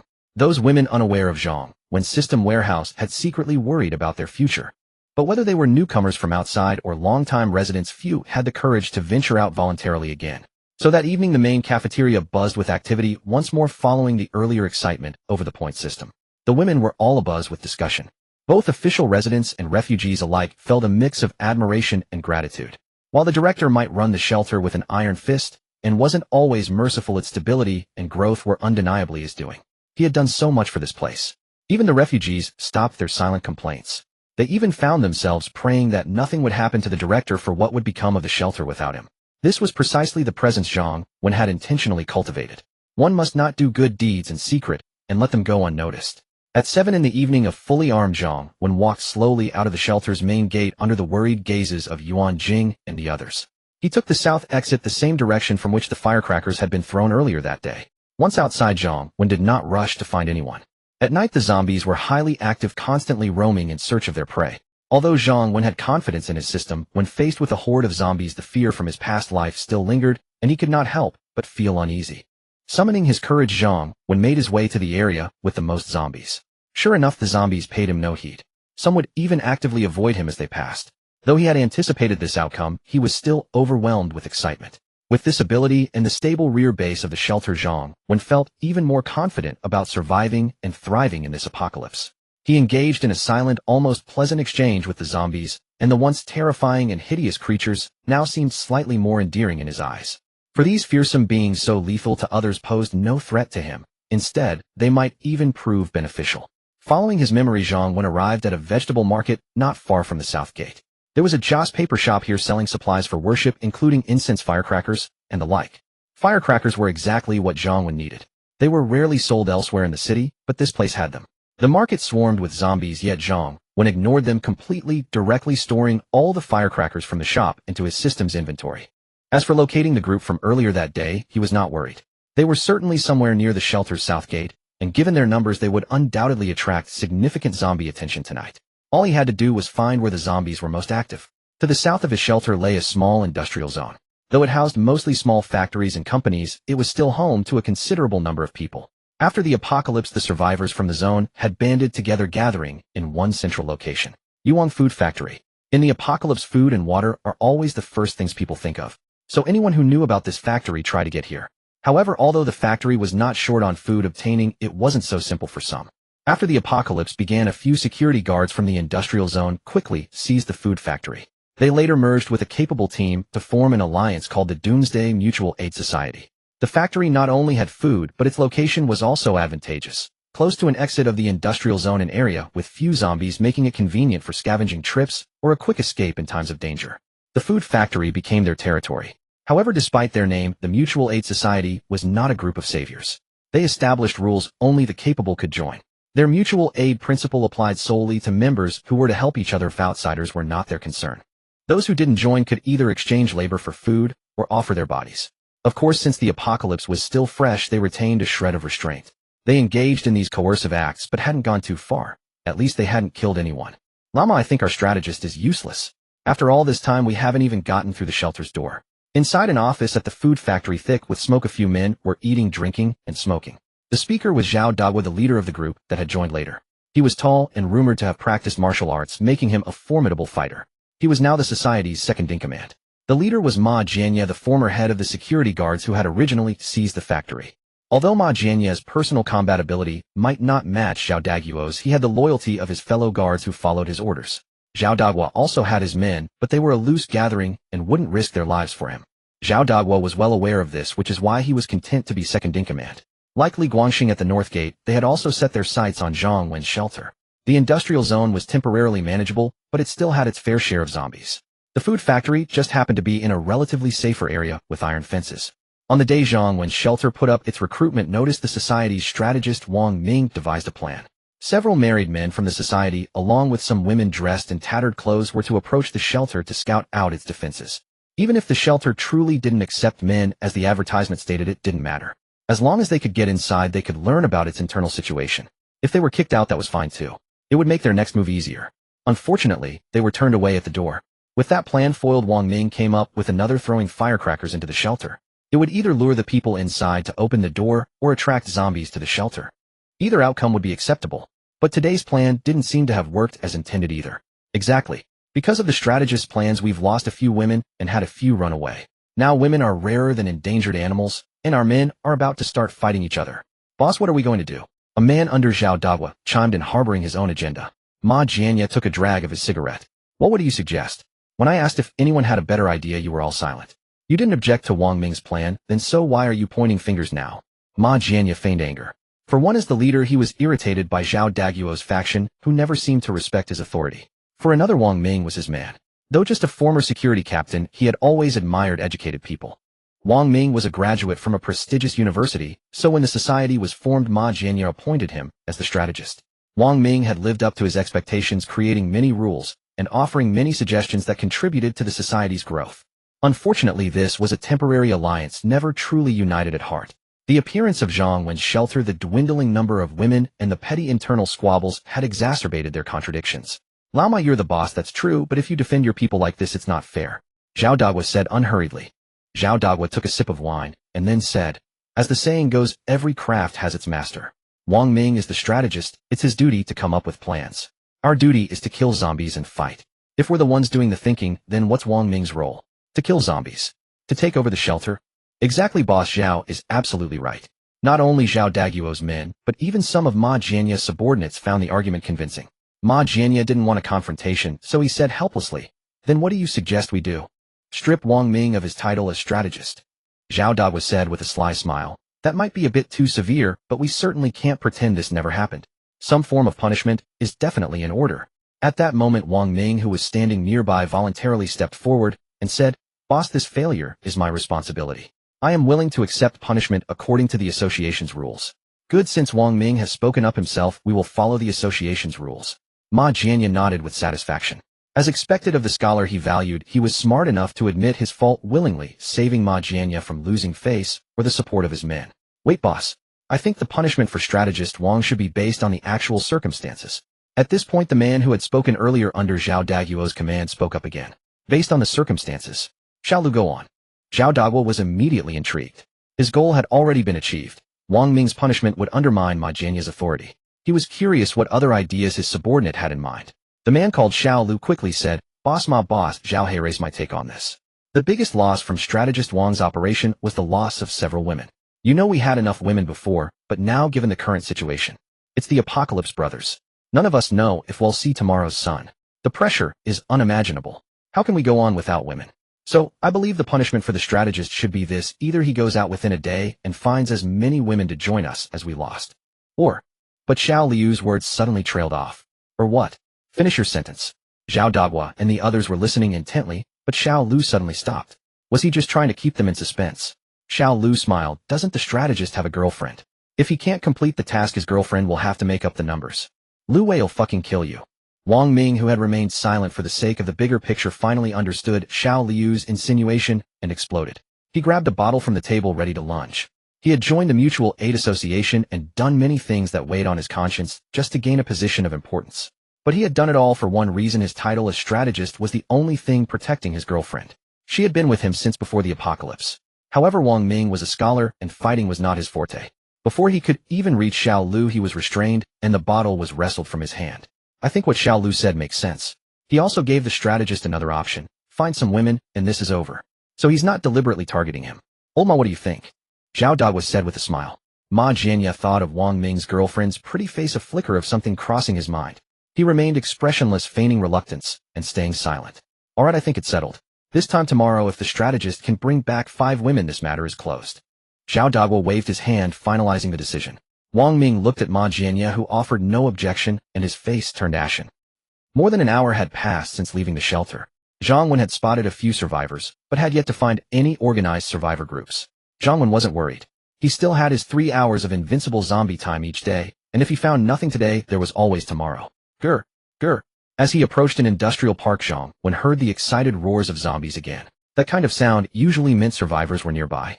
Zhang Wen cautiously approached the industrial park.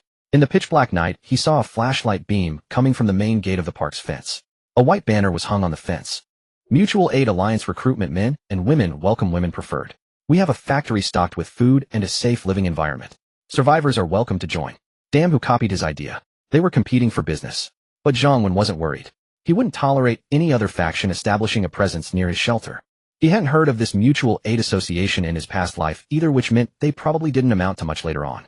And could this association be the group he was looking for? Using the chaos of the zombies as cover, Zhang Wen scaled the fence and entered the park, then made his way to the security guard booth at the gate.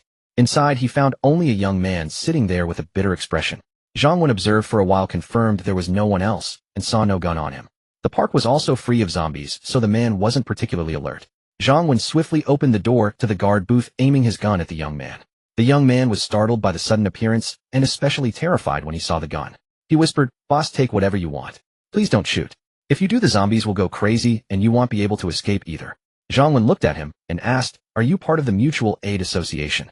The young man quickly replied, "Yes, boss. My name is Wang Ming. I'm the strategist for the association. If you're here to join us, you are more than welcome, and we'll give you the best treatment." Zhang Wen had thought he was just a guard, but it turned out he was a strategist. He found it amusing and asked, "How many people are in your association? And what kind of position is strategist that you have to personally stand guard at the gate?"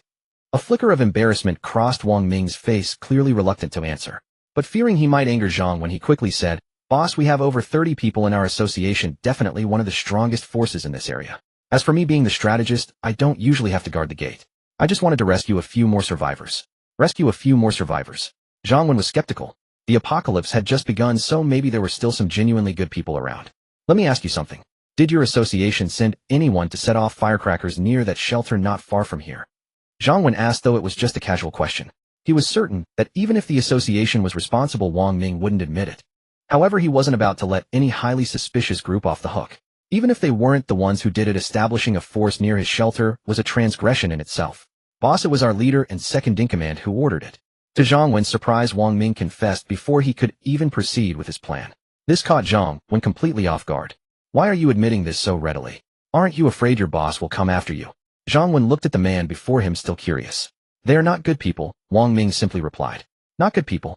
Zhang Wen chuckled. "Actually, I'm not a good person either." Before Wang Ming could process his words, Zhang Wen understood Wang Ming's intent. The man must have seen his gun and harbored resentment towards his boss, hoping to use him as a weapon. But then Zhang Wen's next move left Wang Ming stunned. Zhang Wen calmly opened the iron gate of the compound from the inside, and a horde of zombies surged in. "Are you insane?" Wang Ming roared, fleeing the guard room at top speed and racing towards the food processing plant. "Oh!" The zombies that had entered the compound immediately gave chase. Zhang Wen unhurried followed behind them. He went to the warehouse and retrieved a string of 5000 firecracker. Arriving at the food plant, he lit it and tossed it inside. Crackling, crackling. The firecrackers were of good quality, their thunderous noise echoing far into the silent night. Oh! It was as if a switch had been flipped. Zombies in the vicinity, hearing the commotion, all came charging madly towards the plant. Having just rushed into the plant before he could even find Ma Jianya and the others to report, Wang Ming was stunned again. Such a familiar tactic and sound. But this time it was happening to them. Ma Jianya, who was eating and drinking in his room, was also baffled. Where was that firecracker noise coming from? Who the hell wants to die? His place wasn't like that sanctuary with its tall walls. This food plant couldn't withstand a massive zombie horde. It wasn't just Ma Jianya who panicked. All the survivors were in a state of alarm. Some tried to flee, others sought safer spots. It was utter chaos. Zhang Wen quietly found a vantage point, watching the ever-increasing number of zombies flooding into the plant, punctuated by occasional screams. The food plant had become a playground for the undead. In the darkness, some brave souls fighting for their lives swung cleavers and iron bars desperately at the zombies. But there were too many zombies and the resistance was unorganized. They were quickly overwhelmed and devoured. Brother Zhao, help. Open the door." Some ran towards the office where Ma Jianya and the others were begging to be let in. The entire food plant had warehouses and offices that could serve as shelters. However, for easier management, Ma Jianya and his group had previously kept the keys to these places in the hands of the Mutual Aid Society's higher-ups. The ordinary survivors were confined to the workshop area. "Block the door completely. Watch it. Don't let anyone in." Inside the office occupied by Ma Jianya and Zhao Dagua, upon hearing the commotion outside, they had already ordered their men to pile desks against the door with several subordinates ready to brace it at any moment. There was no way they would open the door for those outside. Their core members were mostly safe inside the office. The fate of those outside was irrelevant. Even if they all perished once this crisis passed, they could simply recruit new people. "Brother Ma, it's me, Wang Ming. Open up." Wang Ming's voice rang out from outside. After running in, he had first found his girlfriend, then pulled her along as they raced towards Ma Jianya's office. "Boss, it's the strategist." "Should we open the door?" one of the subordinates asked. "Open it. Are you stupid? There are zombies everywhere out there. Opening the door is suicide. And who knows if he's been bitten or infected." Zhao Dagwo barked in reprimand. Ma Jianya, not wanting the reputation of abandoning his subordinate, shouted outside. "Wang Ming, we're blocked in here. It'll take too long to clear the way. Find a place to hide.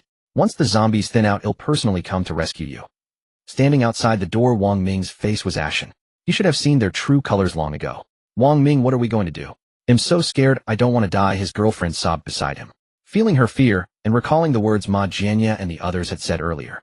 Even if not for this zombie attack tomorrow, his girlfriend would have become their plaything. And still they refused to help. Fine, then they would all die together. Wang Ming stopped knocking. He watched as more zombies shambled towards his direction. Without further hesitation, Wang Ming sprinted to the materials area, grabbing a barrel of flammable grease and some kindling. Then he pulled out his lighter. Outside, Zhang Wen was waiting for the zombies to clean up the place. He planned to go in afterwards to check for survivors. But his main goal was to collect supplies. This was a food plant after all. There was bound to be a lot of food, and it shouldn't go to waste. Zombies didn't need it. However, Zhang Wen soon noticed something was wrong. Even though it was night, Zhang Wen could see smoke rising from the food plant.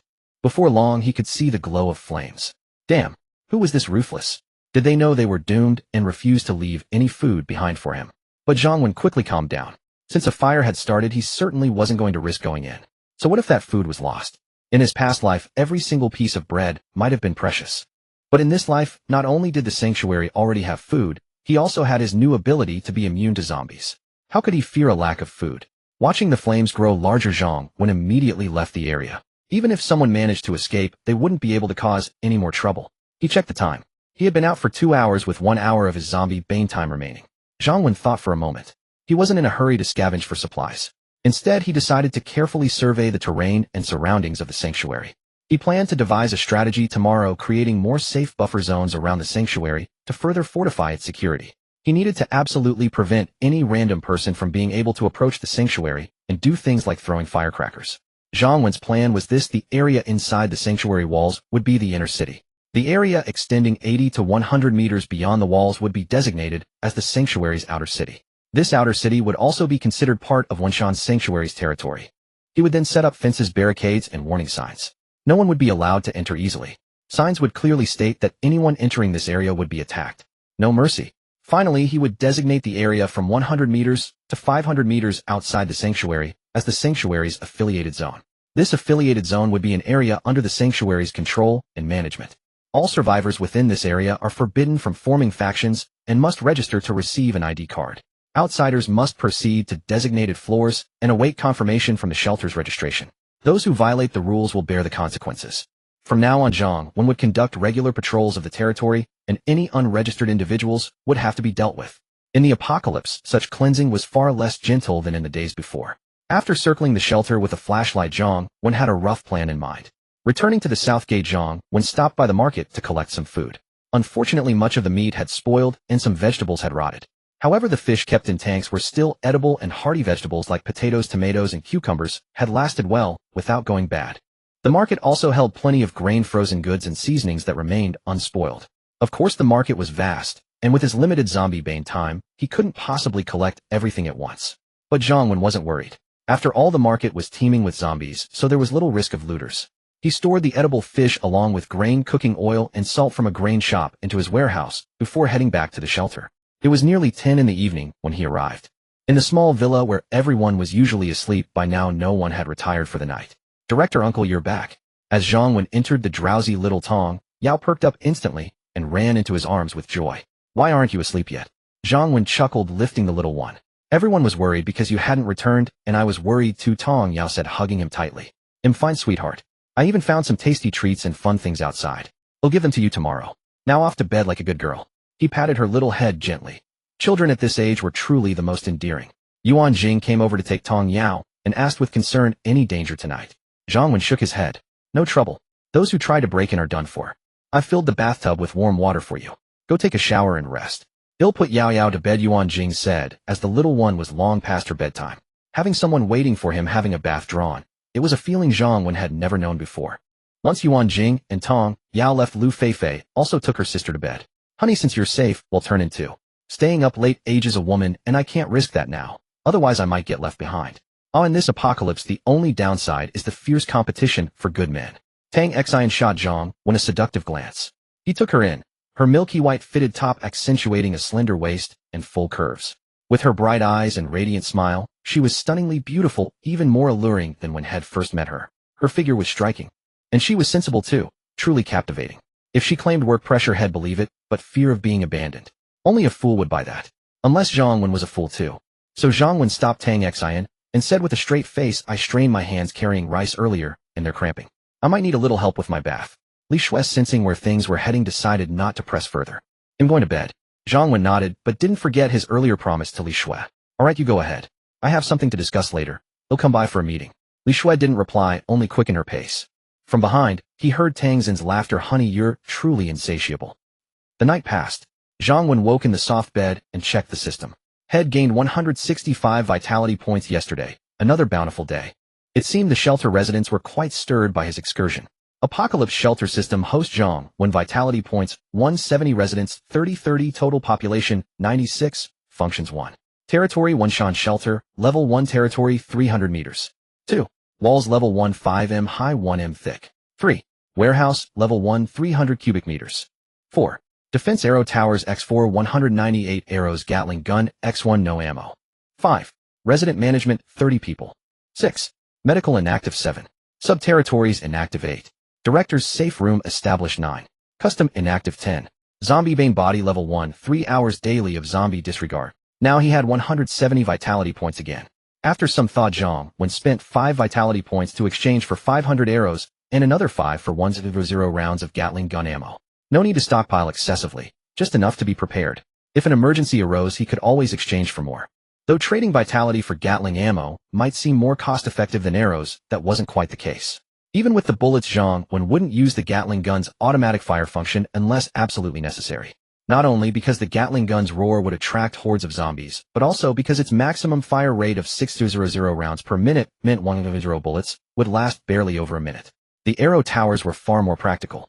Of course, that was assuming there was no large-scale invasion by zombies or survivors. If faced with a swarm, the Gatling gun would be the go-to. With the shelter's defenses slightly bolstered, the rear was more secure. He closed the system. Glancing at the person beside him, Li Shui, with her fair, delicate arm and a face of stunning beauty, he thought of how popular urban military novels were before the apocalypse, often featuring a domineering, beautiful female CEO. Without waking her, Zhang Wen got up to train in the gym. He also arranged for Yuan Jing to send people to transport the food Head deliberately left at the shelter's south gate to the supermarket warehouse. Today, everyone had new assignments. At the south gate of the shelter, a group of women gathered chattering among themselves. Wow, the director is truly amazing. I heard he dealt with the enemy who tried to invade us last night and even brought back so many supplies. Isn't that obvious? You arrived a few days late and missed seeing the director slaughter zombies. It was like slicing watermelons. He killed over a dozen in no time. Exactly, the director is the coolest. Alright, stop dawdling. Get to work. Move these food supplies to the supermarket warehouse. There's said to be an urgent new task to complete today. Li Fengxiang immediately cut off the conversation. Upon receiving Yuan Jing's orders, Wang Ying led a group of women to carry the food. Of course, such tasks were usually assigned to refugees, and Li Fengxiang was in charge of managing them. Wang Ying was only here to confirm the quantity of food. Last night, Zhang Wen had used the system to collect a large amount of rice and other goods from the market, and upon returning to the shelter, he released several bags of rice and flour. After all, he had claimed to have dealt with the enemies who tried to invade the shelter, but the people inside couldn't see it, so the impact was minimal. Only by letting them witness tangible food could morale be truly boosted. Managing, do you know what the new task is today? After assigning the work, Li Fengxiang asked curiously. Although she was merely a low-level manager of the refugees, her status was far inferior to Wang Ying, the logistics supplies manager. However, these women hadn't yet developed much bureaucratic arrogance, and were still approachable, especially since they frequently interacted and were already familiar with each other. Wang Ying smiled and said, Sisterly, didn't you mention yesterday that you really wanted to eat bananas, but lacked ways to earn points? Li Fengxiang's eyes lit up. Managing, can the new task allow us to earn points too? Of course, Minister Yuan personally told me, Wang Ying replied. Since the point system was announced yesterday, both formal residents and refugees were eager to earn points. Points were essentially equivalent to pre-apocalypse currency. With them one could live a good life. Especially for refugees who desperately craved points. After all, they couldn't even eat their fill every day. And the food had no flavor. It was so bland it made their mouths feel like birds pecking at nothing. Unfortunately, reality was harsh. According to the rules announced by the shelter yesterday, the main ways to earn points were 1. Work, rewards, diligence, efficiency, task completion, 2,100 points. 2. Zombie elimination in city outside the fence, 210 points per zombie. 3. Meritorious service contributions to the shelter's safety, livelihood, or development, 200 points. 4. Accompanying teams on supply expeditions based on performance, 201 points. By the end of yesterday, except for Wang Yue, who was rewarded 100 points for her meritorious service, the others, 3 formal residents who performed well, received 10 to 20 points each. Additionally, 5 refugees who worked diligently were awarded 5 to 10 points each. Currently, the shelter had not yet activated options like meritorious deeds, zombie slaying, or supply expeditions, so there was no way to earn more points. Only work performance could yield points. But relying solely on that there was a daily limit on the number of people eligible, no more than 1/10 of the workforce could receive rewards. Moreover, the points earned by refugees were several times lower than those of formal residents. Thus, solely depending on work performance, it was still very difficult for refugees to accumulate more points. After they moved the supplies to the supermarket warehouse, Yuan Jing arrived and officially announced the new task the director needed to produce a batch of stainless steel or aluminum fences to enclose an outer district outside the shelter, expanding its territory. With this fenced outer district, the shelter would not only be safer, but could also regularly clear zombies around its perimeter. Since Zhang Wen needed it completed quickly, the refugees would work in 3 shifts around the clock. Those who produced a certain quantity of qualified fences on time would receive point rewards. Moreover, they would gain priority access to zombie slaying opportunities for points. After all, killing zombies from behind the fence was relatively safe as long as one didn't act recklessly or encounter a massive horde. This was an easy way for them to earn points. The women were not foolish. Any with a bit of courage naturally wanted this job. Yesterday, the shelter had announced plans to open some recreational facilities. For example, a library, a movie room, a bathhouse, a massage parlor, and so on. These places would also require staff. However, positions like the library, which were relatively easy, would naturally be given priority to formal residents. As for the refugees in the shelter, the best job was to join the security team. Although joining might not immediately grant formal resident status, even as a refugee the meals and benefits were excellent, essentially on par with formal residents. Moreover, joining the security team would add extra points to the evaluation for becoming a formal resident. In essence, it was like being a probationary formal resident. Aside from that, relatively light and well-compensated jobs for refugees included cooks, hairdressers, masseuses. But these required relevant work experience and passing an assessment. The remaining refugees engaged in labor-intensive tasks such as moving supplies, garbage disposal, kitchen helpers. Now, the new job of processing fences might also be tiring, but it came with points, making it far better than other laborious work. Due to limited equipment for fence processing, Yuan Jing selected only 24 refugees to work in 3 shifts of 8 people each. As for who would get this job, Yuan Jing, or rather the shelter, had its own rules. First, those with good performance were prioritized, followed by the old-timers. Here, old-timers referred to those who had joined the shelter earlier. Earlier joiners, whether formal residents or refugees, enjoyed privileges or priority in everything. This tradition likely originated from Director Zhang Wen himself. For instance, formal residents, if you were among the first to enter the shelter and had no mistakes, you could become a formal resident even without exceptional abilities, or at least a temporary one. As for later arrivals, the evaluation became increasingly strict, and now it was nearly impossible. The quotas were already full. They could only wait for the next batch. Hence, even refugees who joined earlier had priority. This was an unspoken rule in the shelter. After selecting the workers, Zhang Wen personally taught them how to use the equipment to process stainless steel fences. Since women rarely did such work before the apocalypse, they were naturally unfamiliar with it. Fortunately, in the post-apocalyptic world, the fences didn't need to meet any standards or look appealing. Just being sturdy and durable sufficed. So the women picked up the skills quickly, requiring only time and effort to complete the task. The women were tasked with processing the fencing. Zhang Wen ascended to the rooftop of a 6- or 7-story residential building within the shelter, surveying the terrain beyond the perimeter walls. Combined with his reconnaissance from the previous night, he began to formulate a rough plan for the shelter's outer territory. First, he considered the eastern and western sides. As these walls lacked gates, Zhang Wen planned to completely seal off all entrances and exits in these areas. He would set up obstacles and leave a significant number of zombies trapped within these zones. These 2 sides would become both highly impassable and extremely perilous, effectively transforming them into death zones. Then came the northern and southern sides. Since the shelter's main gates were located on these sides, he planned to install fencing around the entrances and exits within a 100-meter radius, leaving designated gates for passage. Of course, installing fencing across all entrances on these two sides would be a massive undertaking. Therefore, some of the wider openings would be sealed with obstacles, leaving only a small section for fencing. For most people in the apocalypse, accomplishing such a task would be practically impossible, or at least incredibly difficult. Many survivors lack the courage to even venture out for food, let alone complete such a massive project under the watchful eyes of the undead. However, for Zhang, when it wasn't a difficult challenge. Aside from his daily 3-hour window of zombie dominance, he also had the system's inventory, which greatly facilitated many tasks. For instance, to block certain roads, Zhang Wen could simply collect a large number of cars into his system inventory and then release them at the desired location. He alone could accomplish the workload of hundreds of people from the pre-apocalyptic era. But there was no rush today. The priority was to have the women process the fencing. Today he would focus on collecting supplies. The market from yesterday still held a vast amount of resources, and it was best to secure them as soon as possible. He informed Yuan Jing and the others via walkie-talkie. Since Zhang Wen had already ventured out during the peak of zombie activity last night, they weren't overly worried this time. Still, they urged him to be careful, insisting that it was better to forego supplies than to take risks. He made his way to the area outside the shelter's southern wall. Zhang Wen casually cleared the zombies near the gate. The shelter's main entrance would likely be used today, and the activity would draw attention, so it was essential to have no zombies lingering by the walls. Although there were many zombies outside, they didn't attack him. With each swing of his bat, Zhang Wen effortlessly crushed a zombie's skull. A horde of them stood by, allowing themselves to be slain without resistance. It was an exhilarating feeling. Before long, the area near the southern wall was cleared of the undead. It was a pity the young women at the shelter couldn't witness this. If they had, they would have realized that his performance during the last drill wasn't his most impressive. Today was the true display of his might. He had set out during the day this time. The sun was already up, and the weather was still quite hot.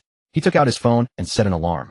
Deciding on a strict protocol for his 3-hour window, Zhang Wen resolved to spend at most 2.5 hours outside, reserving the final half hour for returning, no matter how important the task at hand. He aimed to avoid putting himself in unnecessary danger. In the early stages, one must be cautious. Unfinished tasks could be continued tomorrow. Time was the one resource he had in abundance. After some thought, Zhang Wen decided to first inspect the eastern and western sides. He retrieved a large megaphone with a recording function from his system inventory. He recorded a few messages. Arriving at the eastern side of the shelter, which was primarily a residential complex of over a dozen buildings, Zhang Wen activated the pre-recorded message. Attention all residents, this complex will be completely overrun by zombies tomorrow. Everyone must leave before 10 a.m. tomorrow. This shelter is recruiting specifically for women under 40. Those who qualify wait on the first floor of Building 10 at noon tomorrow. The loudspeaker's voice boomed across the complex.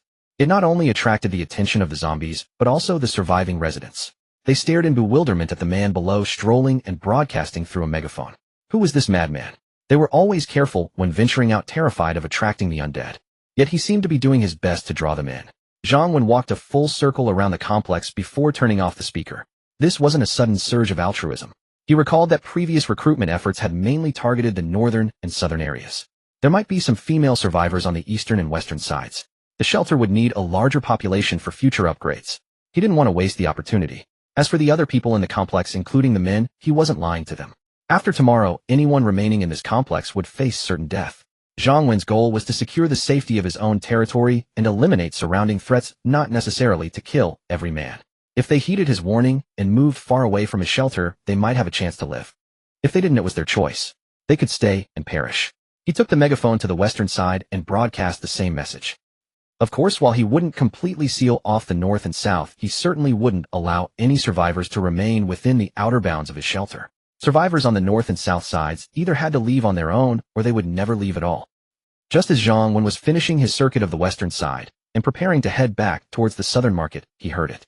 Beep, beep, beep. At that moment, the sound of a car horn came from a street not far away. There must be survivors. Zhang Wen quickly drew his pistol and concealed himself in a corner to observe. From his memories of his past life, he knew that this area hadn't been home to any large shelters or factions. Because sustaining a large group required a safe shelter, like his formidable combat power and an abundant food supply. Most groups in the vicinity were small survival teams of 1 to 5 people. So Zhang Wen wasn't concerned. Soon a black SUV drove slowly down the road, honking its horn. It drew the attention of nearby zombies who began to chase after it. Shortly after the car passed, 2 electric motorcycles came into view. Each motorcycle carried 3 people.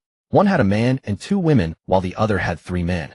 Clearly the SUV was part of their group, serving to lure away the zombies, while the others scavenged for supplies. After so many days into the apocalypse, resources in areas with fewer zombies had long been picked clean. Now survivors had to snatch food from the jaws of death. This group was evidently clever and courageous. They had someone create a distraction to draw the zombies away, allowing the others to search for supplies. Of course, this tactic would become the most common method used by survivor teams in the days to come. After the two electric motorcycles came to a halt outside the convenience store, the passengers swiftly dismounted. However, the two drivers remained seated, ready to flee at a moment's notice. They turned the motorcycles around, backing them up to the store's entrance, poised for a quick getaway. The four who had dismounted, each carrying a backpack, rushed into the store. Thanks to the horde of zombies lingering by the entrance, the store's supplies remained largely untouched. Of course, installing fencing across all entrances on these two sides would be a massive undertaking. Therefore, some of the wider openings would be sealed with obstacles, leaving only a small section for fencing. For most people in the apocalypse, accomplishing such a task would be in this post-apocalyptic world. No one could afford to be picky. Xiao Xian Xiao Shui, zombies are coming, we need to leave now. The man on the motorcycle that had brought the two women spotted more undead approaching and urgently waved them over, his voice a hushed whisper. Lao Hei Deshan, get out here. The man on the other motorcycle shouted into the store, his voice betraying his panic. It grew louder than intended, and the zombies immediately took notice. What had been a trickle of zombies quickly turned into a torrent. Damn it, Lu Jun. I told you to keep your voice down. Are you trying to get us all killed? The other driver cursed, but there was no time for more reprimands. He then yelled into the store, run. Now. The people inside scrambled to escape. The two women, quick and near the door, were the first out, hopping onto their motorcycle. One of the two men inside also made it out quickly, but the other, who had gone to the back to check the storage room, was slower. By the time he emerged, the zombies were already closing in. Lu Jun, the driver who had brought the last man, was overwhelmed by fear. He gunned the engine and sped off. The motorcycle carrying the two women had also started, but seeing their companion was still inside, the driver shouted at the retreating vehicle. Lu Jun, what the hell are you doing? Lao Hei is still in there. But the fleeing motorcycle didn't stop, disappearing into the distance. On the remaining bike, one of the women quickly said, Ning Wei, I saw Lao Hei come out. Let's wait for him. The other woman retorted, Ning Wei, let's go. This bike can't hold all of us. Well, I'll die if we wait. And Lao Hei isn't even in our group. Lu Jun already took off, so why should we care? But we can't just. The first woman started to protest. Ning Wei, the driver, saw the zombies closing and hesitated for a moment, then sped off as well. Lao Hei, the last man from their group, had just run out of the store and saw the two bikes disappearing. He was about to curse when a zombie lunged at him. It sank its teeth into his arm. Zhang Wen, observing from a nearby hiding spot, noted the group. Despite their numbers, they seemed to be a loose alliance of smaller factions, not a unified team. There was no clear leader, no hierarchy, and no firearms. This ragtag group posed no threat to him. He felt no urgency to deal with them, choosing instead to see what their next move would be. If they left the area peacefully, so be it. If they didn't, or if they fled towards the north or south, they'd have only themselves to blame. In this apocalypse, Zhang Wen wouldn't kill without reason, but he wouldn't tolerate any threat to his own safety. The two electric motorcycles soon arrived back at their base in Taoyuan residences. It was a 3-story house with a yard enclosed by an iron fence. With few zombies around and easy access, it was the perfect stronghold. As the bikes approached, the iron gate swung open. Once they were inside, a few people gathered around. How did it go? Find any food? Lu Jun, you're missing someone. Where's Lao Hei? There were 11 people at the base in total. Besides the 6 from the 2 motorcycles, there was a young man who had taken a car to lure away the zombies. 4 others had remained at the shelter, including a middle-aged man in his 40s who was a minor official from the street office. There were also 2 women in their 40s, one of whom had a young boy of about 10 with her. The 11 people were clearly divided into 3 smaller groups. The 4 who stayed behind, relying on their age and pre-apocalypse authority, often did no work, but loved to issue orders. The others were not fond of them. For example, during this supply run, they claimed to be too old and slow, and that someone needed to stay back. So all 4 of them remained at the base. Another group was Ning Wei's trio, who had brought the 2 women. Before the apocalypse, they were all teachers at the same training institution, so it was natural for them to stick together. The last 4, being young men of similar age, had formed a bond through their shared struggle for survival. Lu Jun, where is Lao Hei? A young man with glasses who had just returned from driving the car to lure the zombies asked again. Shit. At that moment, the young man who had ridden back with Lu Jun got off the bike and threw a punch at him. Deshan, what the hell are you doing? Why are you hitting Lu Jun? The glasses-wearing man quickly stepped in to break it up. Are you crazy? Why did you hit me? You think I wanted to leave Lao Hei behind? Lu Jun, still shaken, hadn't dodged the punch and was now furious. What? You guys left Lao Hei and came back by yourselves? The man with glasses was incredulous, realizing why Lao Hei wasn't with them. It's that bastard Lu Jun. He drove off before Lao Hei even got out. If I hadn't run fast, I'd have been left behind too. Deshawn was still seething with anger. Damn you, Deshawn, you're a real hero now. The zombies were right on us. When I left, why didn't you say anything about staying for Lao Hei? Now that we're safe, you're all talk. Lu Jun had regained his composure and shot back. I wasn't the one driving, Deshawn retorted, though his voice had lost some of its edge. Lu Jun shot a disdainful glance at Deshawn, then added, I'm not the only driver here. There's another car left after we leave, so why blame me alone? At this, another driver, Ning Wei, immediately flared up. Lu Jun, what do you mean by that? Are you trying to shift the blame onto me? Lu Jun replied, I didn't say that. It's just that leaving Old Black behind wasn't solely my fault. Ning Wei retorted angrily. We agreed before we set out that while scavenging for supplies we'd stay as quiet as possible, using hand signals or hushed voices. You were the one who attracted the zombies with your loud voice. And besides, he continued, Old Black was in your car. Our car already had 3 people, plus we had to carry supplies, so there was no room for him. How dare you try to pin the blame on me? Lu Jun said coldly, say what you want. I bear most of the responsibility for not waiting for Old Black, but are you any better? Oh, carrying supplies. No room. Why didn't you just throw the supplies away? Is human life not more important than food? You talk a good game, but the truth is you were too scared to stay and wait either. You son of a... Ning Wei, furious and embarrassed, was about to continue when Ma Jiangwo, the neighborhood committee leader, stepped forward and launched into a lengthy speech of reconciliation. Alright, I roughly understand what happened. When you went to find supplies, you attracted a horde of zombies. The situation was critical, and young Old Black failed to retreat in time. If you had waited for him, you might have all been wiped out. So you retreated in time, which was for the greater good and a necessary choice. Young Old Black may have perished, but we cannot let his sacrifice be in vain. We must not let his death be meaningless. So stop arguing. Striving to survive is the best way we can honor him. Lu Jun and Ning Wei fell silent, but after this incident, they not only harbored resentment towards each other, but also grew even more dissatisfied with Ma Jiangwo and the other 3 who had stayed behind at the shelter. They were out there risking their lives, burdened by guilt, while these people stayed home in comfort and then just came out to play peacemaker. Since when was that fair? Was this pre-apocalypse leader still trying to throw his weight around? Anyway, I'm not going to scavenge from the shops anymore. Either I drive or I stay back and guard the place. At this, Deshawn let out a cold snort and said, like anyone wants to go. I've already been once. Next time someone who hasn't gone should go, or else we don't eat. Lu Jun also snorted coldly, his gaze shifting towards Ma Jiangwo and the 2 middle-aged women. How can you men be like this? Do you have the nerve to stay home and send us women and children out to find food for you? The 2 middle-aged women, who had been indifferent until now, immediately became agitated upon hearing Lu Jun's words. Alright, everyone is in a bad mood right now. Let's all say a little less. Once everyone has calmed down, we'll have a meeting and discuss this properly. Ma Jiangwo, who was afraid to go out himself, became even more reluctant to scavenge for supplies after someone died today. His immediate priority was to calm everyone down. Mom, but didn't the loudspeaker earlier tell us we couldn't stay here? The young boy beside them said to one of the middle-aged women. What loudspeaker?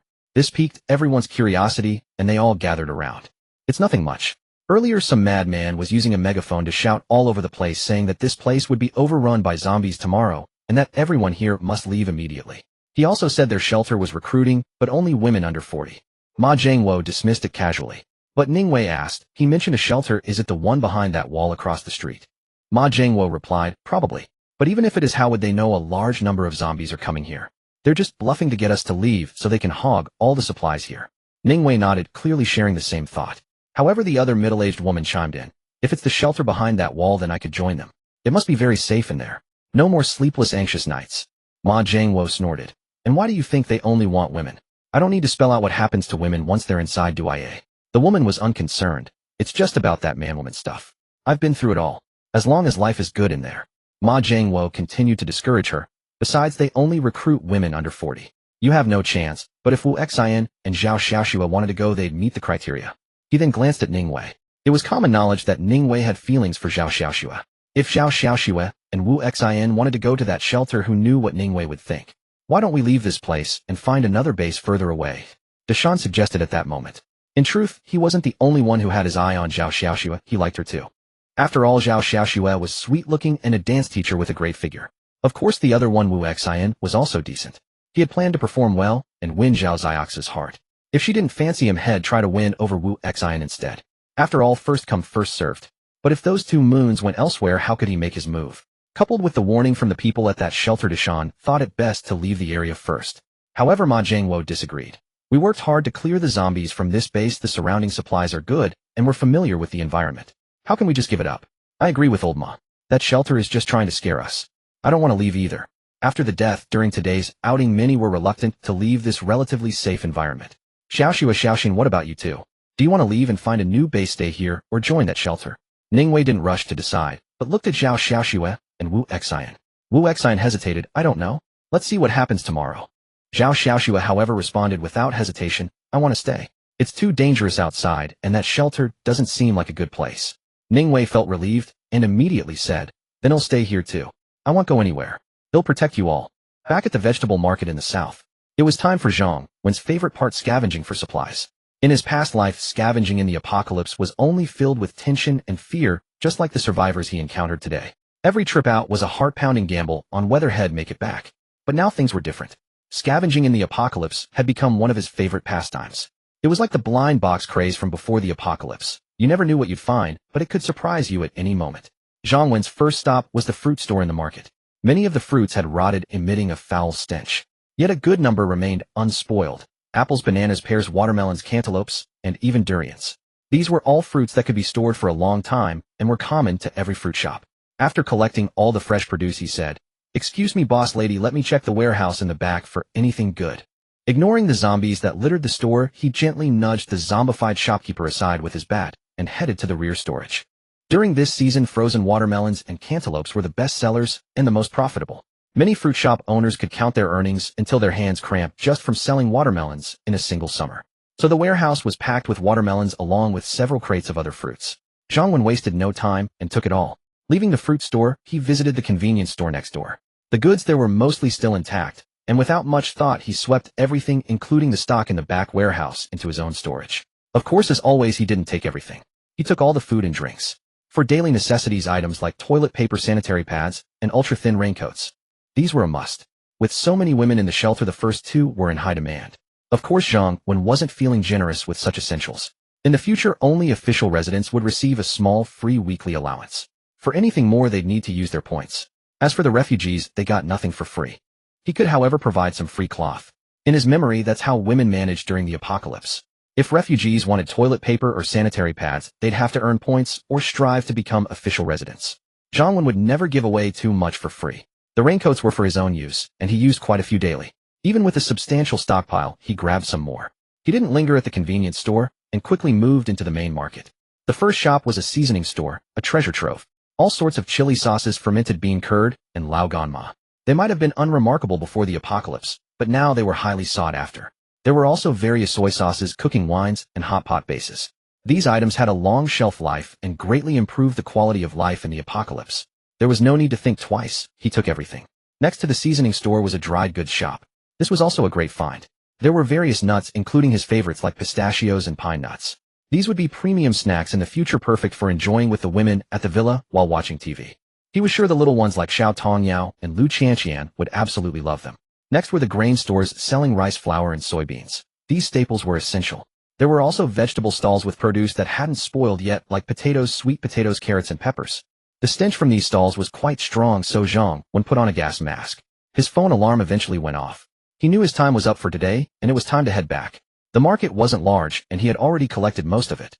Besides, his system warehouse was only level 1, capable of holding around 300 tons of supplies.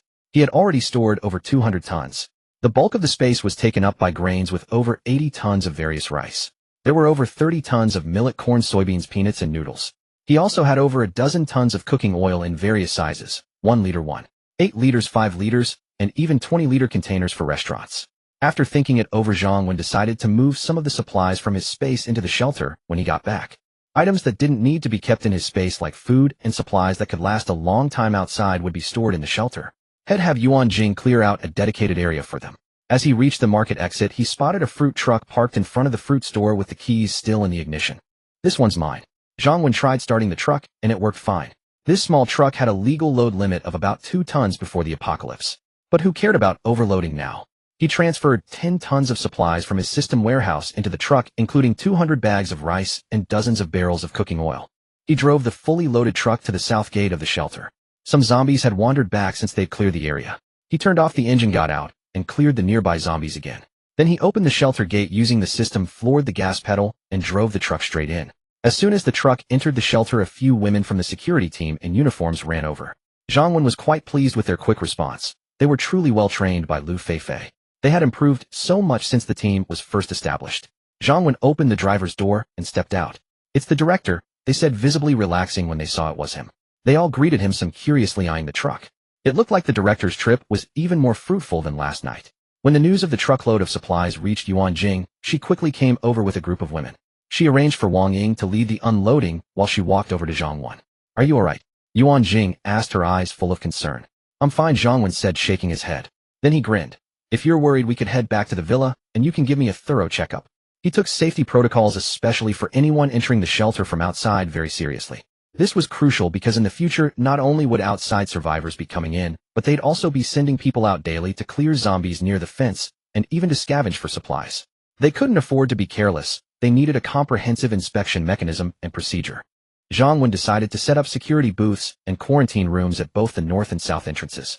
Anyone coming from outside would have to be quarantined on-site for 30 minutes before undergoing a physical check by the security team.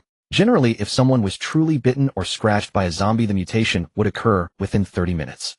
Seeing the mischievous grin on Zhang Wen's face, Yuan Jing knew exactly what that checkup meant. She was also relieved that he was safe. Although Yuan Jing managed the logistics and naturally hoped for the shelter to be as well stocked as possible, she was even more reluctant to let Zhang Wen go out on expeditions. Every time he left, she was filled with immense worry and anxiety. Yet she also knew that Zhang Wen was right. The shelter was safe, but there were always those with ill intentions who might target it. Moreover, the food and supplies would eventually run out. Sooner or later, they would have to venture beyond its walls. "Minister, it's all rice and cooking oil. Enough to last us a long time." Wang Ying, having opened the truck door, couldn't help but exclaimed joyfully to Yuan Jing. Yuan Jing shot Zhang Wen a charming, reproachful glance and said with a smile, "See, I don't have time to fool around with you." With that, she immediately went to inspect the supplies in the truck. Zhang Wen was speechless. How was this fooling around? He had stressed that safety was of the utmost importance. Had she forgotten his words?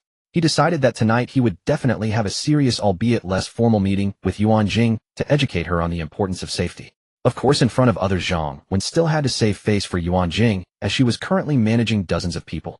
Leaving them to handle the food, Zhang Wen planned to check on the fence processing area. Yuan Jing watched him leave, a sweet smile spreading across her face. However, she quickly adjusted her mindset and walked over to the truck, looking at the load of food, especially the grain. Even Yuan Jing couldn't help but feel a surge of excitement. Although she managed all logistical affairs, and even finances by proxy, the pressure was immense. With more people arriving at the shelter, the daily consumption of food and supplies was significant, and it was a one-way drain with no incoming resources. It was like being the boss of a company paying salaries to hundreds of employees daily without any means of generating profit.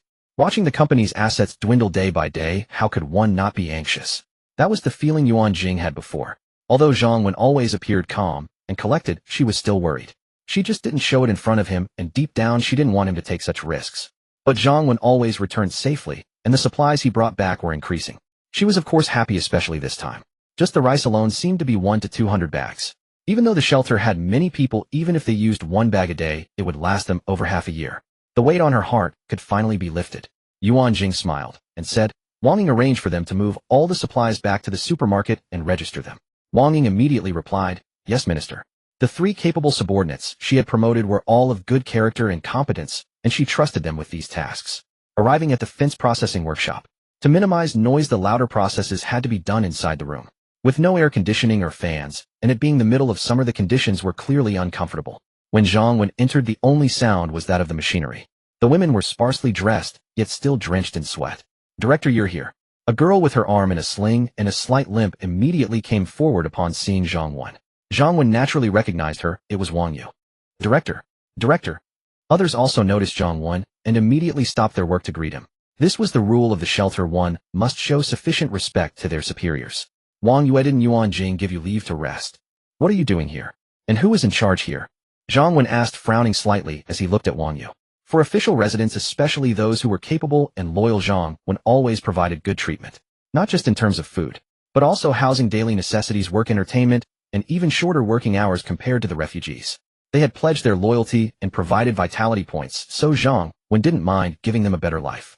For someone like Wang Yue, who was injured and had rendered meritorious service even though the shelter was short-staffed, Zhang Wen didn't want to overwork them. Besides, the shelter wasn't short on people now, was it? There were plenty of refugees. Reporting Director. It was my own request to Minister Yuan to come and supervise here. My body is fine. My injured hand won't heal immediately, but as long as I don't do heavy work it's okay. Wang Yu replied respectfully. Upon hearing this, Zhang Wen smiled and said, so it was voluntary. But since you've already been promoted to a full resident, and as long as you don't make mistakes you'll remain one forever, there's no need to rush to prove yourself. Rest when you need to. Wang Yu became anxious upon hearing this, and quickly said, Director, I'm not trying to prove myself. It's just that the shelter has given me such great treatment, yet my hand has been injured since I arrived, and I haven't contributed much. I just want to do what I can. Zhang Wen didn't expect her to get so worked up, so he didn't press the issue. He asked, Alright then, since you're in charge here, tell me how many fences have been processed so far. Yes, Director. Wang Yu replied, then said, the fences being processed now are all 3 meters high. We've processed quite fast. Zhang Wen was quite satisfied with their speed. After all, it was their first time doing this work, and the environment was indeed not great and quite demanding. Reporting Director. Originally, we had arranged 24 refugees in 3 shifts with 8 people per shift working 8 hours each.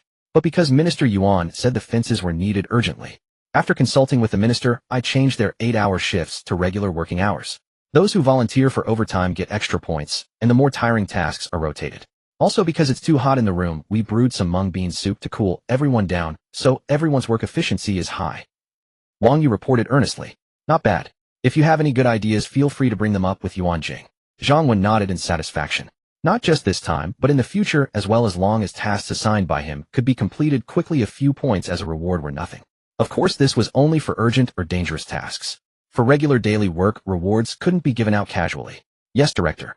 Wang Yu's face flushed, slightly excited to receive the director's affirmation. Alright, get back to work. They'll be going. Zhang Wen estimated that they could start renovating the surrounding areas tomorrow. Tomorrow they would work on the west and east sides, sealing them off completely. The day after, once the fences were mostly done, they would install them on the north and south sides. Oh, and the work here is indeed quite tough. Tell Yuan Jing that anyone who works 12 hours will get an extra 50 points for fruit. Zhang Wen was in a good mood and didn't mind these small perks. Understood, Director. Wang Yu nodded. Thank you, Director. Director, you're the best. The refugees' faces lit up with joy at the news. Before the apocalypse, none of them would have given a second glance to fruit worth a mere 50 points. After all, 50 points could only buy an apple or a single banana. But now it had been an eternity since they had last tasted fruit. Moreover, unlike the official residents of the sanctuary, earning 50 points was no easy feat for refugees. Today, not only did they receive points for their overtime work, but the director had also generously rewarded them with an additional 50 points, filling them with immense delight. Zhang Wen returned to his small villa where Tang Xian was playing on the sofa with Lu Qianqian and little Tong Yao. Li Shui was also present today as she needed rest to recover from her injuries. Upon seeing Zhang Wen enter, a rare blush crept across Li Shui's face, making her appear even more radiant. Director Uncle, you're back? Let me show you my treasure. Little Tong Yao spotted Zhang Wen and immediately rushed over, grabbing his hand and pulling him along. Treasure? Zhang Wen followed with a curious expression. Soon little Tongjiu's treasure was revealed before his eyes. It turned out to be a small fish tank housing a single goldfish. Ah, my fish is dead. Before Zhang Wen could even get a clear look, little Tong Yao had already burst into tears. Zhang Wen glanced at the tank, and indeed the fish inside seemed to have stopped moving. Zhang Wen reached out and touched it, feeling that its body had already gone stiff. Resuscitation was out of the question. Hearing the commotion, Tang Xian and the others came over, and Tang Xian immediately scooped up little Tong Yao to comfort her. Li Shui approached Zhang Wen and explained, Yuan Jing found this little fish at a resident's home today. It was already on its last legs then. Little Tong Yao took a real liking to it, and kept saying she wanted to show you when you got back. Looking at little Tong Yao, her face streaked with tears, Zhang Wen could somewhat understand her feelings. In this apocalypse, she had no playmates her age, and even living pets were a rarity. Having a little goldfish to care for brought her genuine happiness. It wasn't just her. Even Tang Xian and the other women valued that little fish. It represented a spark of life, making the oppressive atmosphere of the apocalypse a bit more bearable. A sudden thought struck Zhang Wen. Alright, no more crying. Tomorrow Director Uncle will find a big fish tank for you outside filled with all sorts of beautiful fish. How does that sound? Zhang Wen gently pinched little Tongjiu's delicate cheek as he spoke. Little Tong Yao was immediately captivated. Director Uncle, really? Of course, would Director Uncle ever lie to our little Tong Yao? Zhang Wen said seriously. Director Uncle, you're the best. Overjoyed, little Tong Yao immediately threw herself into Zhang Wen's arms. Tang Xian shot Zhang Wen a look, thinking he was just trying to placate the child. While it might temporarily soothe little Tongjiu's sadness, it wasn't necessarily a good approach. However, Tang Xian said nothing, knowing that little Tong Yao was still young and might soon forget about it on her own.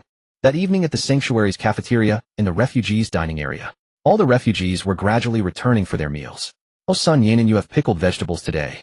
A woman who entered later collected her food and found her friend exclaiming in surprise as she sat down. Sun Yanan picked up a piece of pickled vegetable with her chopsticks and savored it, saying, "What's it to you if I have pickled vegetables? I exchanged my own points for them. I never realized before how delicious pickled vegetables could be." The woman swallowed hard and quickly said, "Dear Yanan, give me some too. I'm really craving something flavorful right now." Sun Yanan said, "Sai, I'm really tired today. My arms are aching." The woman immediately understood. "Fine, I'll help you with a massage when we get back." Sun Yanan said, "Half an hour then." The woman snorted, "That'll cost me a pack of pickled vegetables." Sun Yanan rolled her eyes. "With your massage skills. A whole pack. Half a pack, take it or leave it." The woman pouted but had no choice but to nod. In these times manual labor was so undervalued. It was only because they were good friends that the woman was even willing to offer a massage otherwise no one would bother. Although the director planned to open entertainment and leisure venues like a library and a massage parlor within the sanctuary, at this stage refugees certainly couldn't afford them, only official residents could. If refugees needed a massage or anything similar, they had to make do with helping each other out. Sun Yanan picked up the pickled vegetables and shared half with the woman. The woman immediately picked up a piece and popped it into her mouth. "Delicious. Sun Yanan, how many points did you guys earn today?" "This pickled vegetable is 10 points a pack, right?" the woman asked curiously. Sun Yanan nodded. "Yes, the pickled vegetables are 10 points a pack. Today we earned 10 points for completing our 8-hour task quota, and then 3 points for each hour of overtime." The woman said, "That's pretty good. Even though it's tiring, you can still earn points in the future." Sun Yanan said with a smile, "Wait, there's more. The director saw how hard we were working and promised a 50-point fruit reward for working 4 hours of overtime." The woman's mouth fell open in envy. "So you could earn over 70 points in a day. I want to go too." Sun Yanan said, "There's no chance this time. They can't have everyone working on the fence. We'll just have to wait for the next good task." The woman said enviously, "Sai, I wish I had gotten in earlier. Even a day earlier would have made a difference." Sun Yanan retorted, "I wish I had gotten in earlier too. Who doesn't? If I had, I might be an official resident by now, and I wouldn't be worrying about a pack of pickled vegetables." Meanwhile, in the official residence dining area, Zhang Ying, Wang Yue, Wang Ying, Lu Wan, and Wang Yue, the 5 junior leaders, were eating together. The sanctuary had its own hierarchy, and even if they didn't put on airs, yet the authority they naturally displayed at work would gradually seep into their daily lives. Especially in the apocalypse, class distinctions were as pronounced as in ancient times. So for the sake of comfort, they usually sat at the same table for meals. The women ate happily, enjoying much better food than the refugees. While it still wasn't as good as before the apocalypse, it was far superior to what the refugees had. Often a person's sense of happiness isn't determined by how well they are doing, but by whether there are others who are doing worse. As the saying goes, comparison kills. The women finished their meal and were about to leave. Wang Yu waved her hand. "Everyone wait. I have something for you all." With that, she pulled several items out of her small shoulder bag. There were snacks and a piece of fruit for Zhang Ying, sanitary pads, and a piece of fruit for Wang Ying, and a set of underwear and some snacks for Wang Yu. Before the apocalypse, giving such gifts might have seemed a bit amusing. But after the apocalypse, especially within the sanctuary, these items were far from cheap. They had cost her a total of 280 points. Moreover, these were exactly what the girls needed, showing that Wang Yu had done her homework. "Oh, my favorite snacks and fruit. I've been craving these since last time.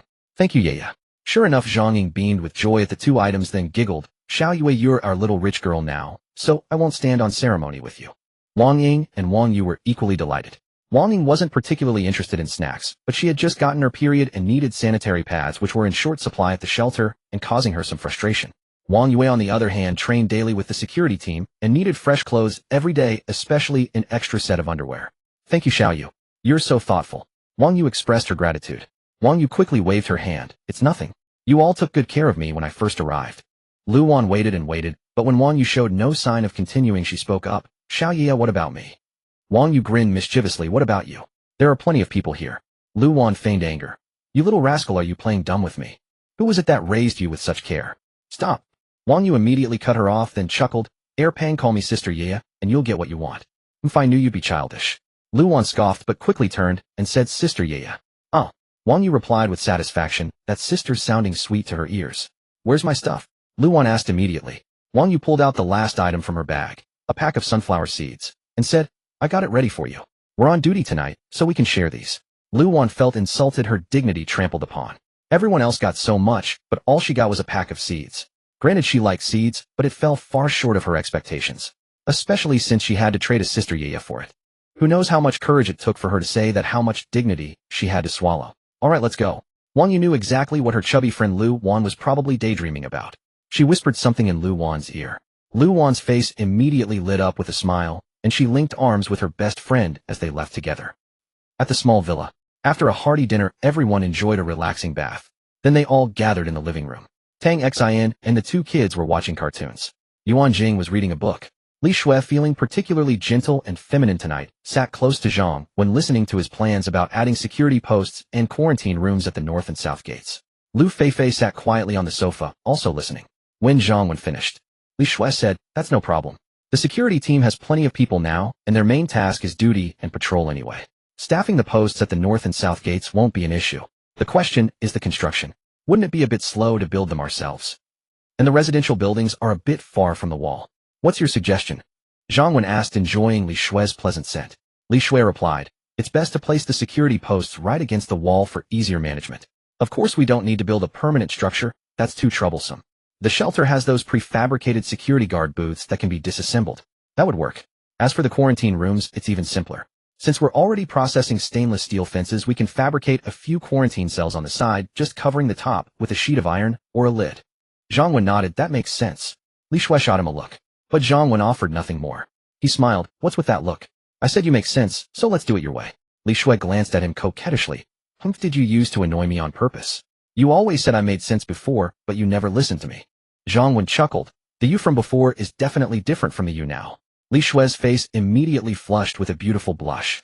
She gently leaned her head on Zhang Wen's shoulder, saying nothing more. Then Lu Feifei spoke up. "Zhang Wen, take me with you when you go out tomorrow. I can protect you." Upon hearing this, Yuan Jing, who had been reading all along, added, "I agree. Even though you are very capable, having an extra person is always an extra pair of hands." Zhang Wen shook his head. Before the apocalypse, an extra person might mean extra strength. But in this world, an extra person just adds an extra layer of danger. This afternoon I ran into a group. They attracted a horde of zombies because of their numbers, and someone ended up dead. If they hadn't abandoned their companion, they'd all have been wiped out. So when zombies are around, it's safer to be alone. Once I've cleared the territory near the shelter in the next couple of days, or if we encounter a formidable enemy, Feifei, you can come with me. Maybe then everyone can even venture out to the outer city. In the morning, 142 vitality points had been gained yesterday. The current vitality points were back up to 302, one step closer to activating the next function. Apocalypse Shelter System, Host Zhang Wen, vitality points 302, residents 3030, total population 96, functions 1. Territory 1 Shan Shelter, level 1 territory 300 meters. 2. Walls level 1 walls, 5 meters high 1 meter thick. 3. Warehouse level 1 300 cubic meters. 4. Defense arrow towers 4 688 arrows Gatling gun 11000 rounds. 5. Resident management 30 people. 6. Medical inactive 7. Sub-territory inactive 8. Director's safe room established 9. Customization inactive 10.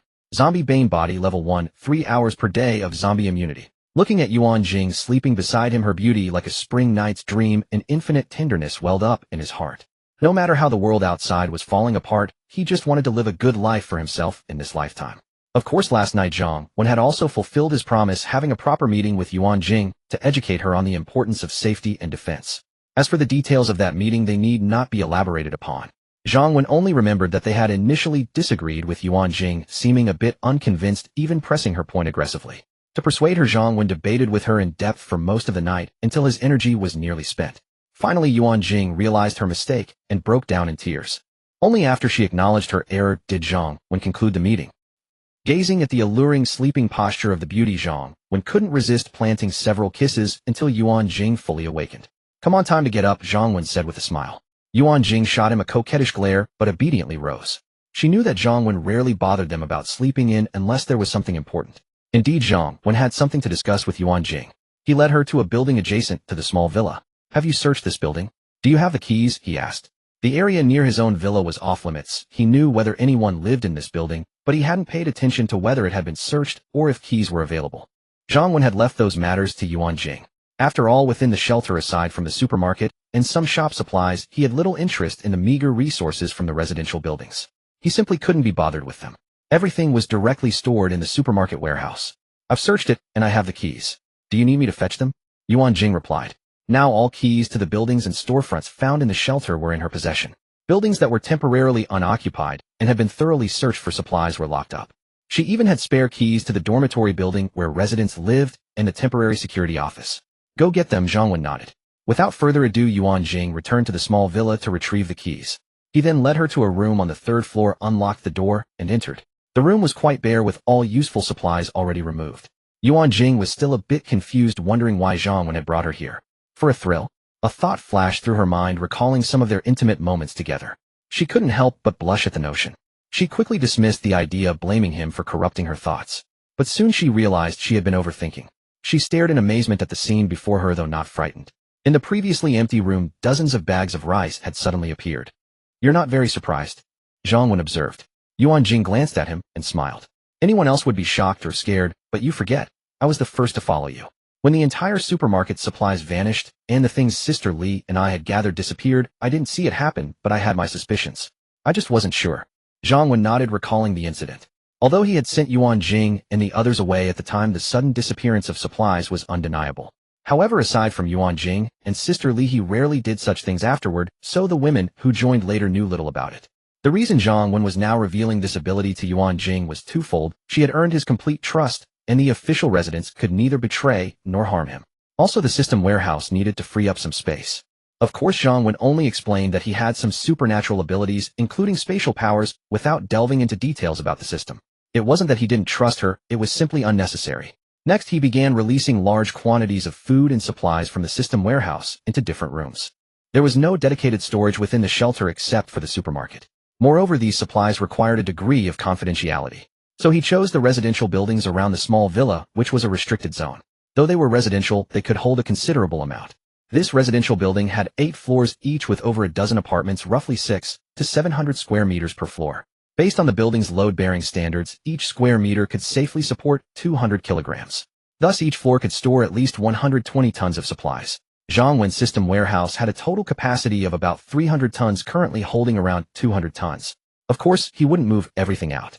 A wily rabbit has 3 burrows. Besides, the system warehouse was always the safest place. Therefore, he kept a certain amount of every type of supply in the warehouse, so he wouldn't panic in an emergency. Items with short shelf lives, like seafood, meat, vegetables, fruits, bread, and milk, had to be preserved using the system's freshness feature. What could be moved out were mainly rice, cooking oil, seasonings, dried fruits, and daily necessities. He would take out 2/3 of each of these items, freeing up about 100 tons of space in his system warehouse. Yuan Jing was overjoyed at the sight of so many supplies. These would last the shelter residents for a good while. Back at the small villa, everyone had already risen. Zhang Wen wanted to keep the spatial ability low-key, and Yuan Jing, being discreet, would not spread the word. "Uncle Director." Xiao Tongyao bounced over happily, her big dark eyes fixed on something behind Zhang Wen. "What are you looking at?" "Mommy's here," Yuan Jing said, laughing as she pinched her daughter's cheek, a gesture Zhang Wen often did. But today she was in a great mood. Xiao Tongyao shook her little head, escaping her mother's grasp, though a disappointed look crossed her face. "What's wrong?" Zhang Wen asked curiously. Tang Xi sighed. "What else? It's your fault. Yesterday you promised Xiao Yaoyao a big fish tank with lots of beautiful fish. She was so excited she barely slept, and this morning she dragged me out of bed." Before Zhang Wen could respond, Yuan Jing immediately frowned. "Tongyao, why are you being so inconsiderate? Haven't I told you there are man-eating monsters outside? Many people have died and pets are almost all gone.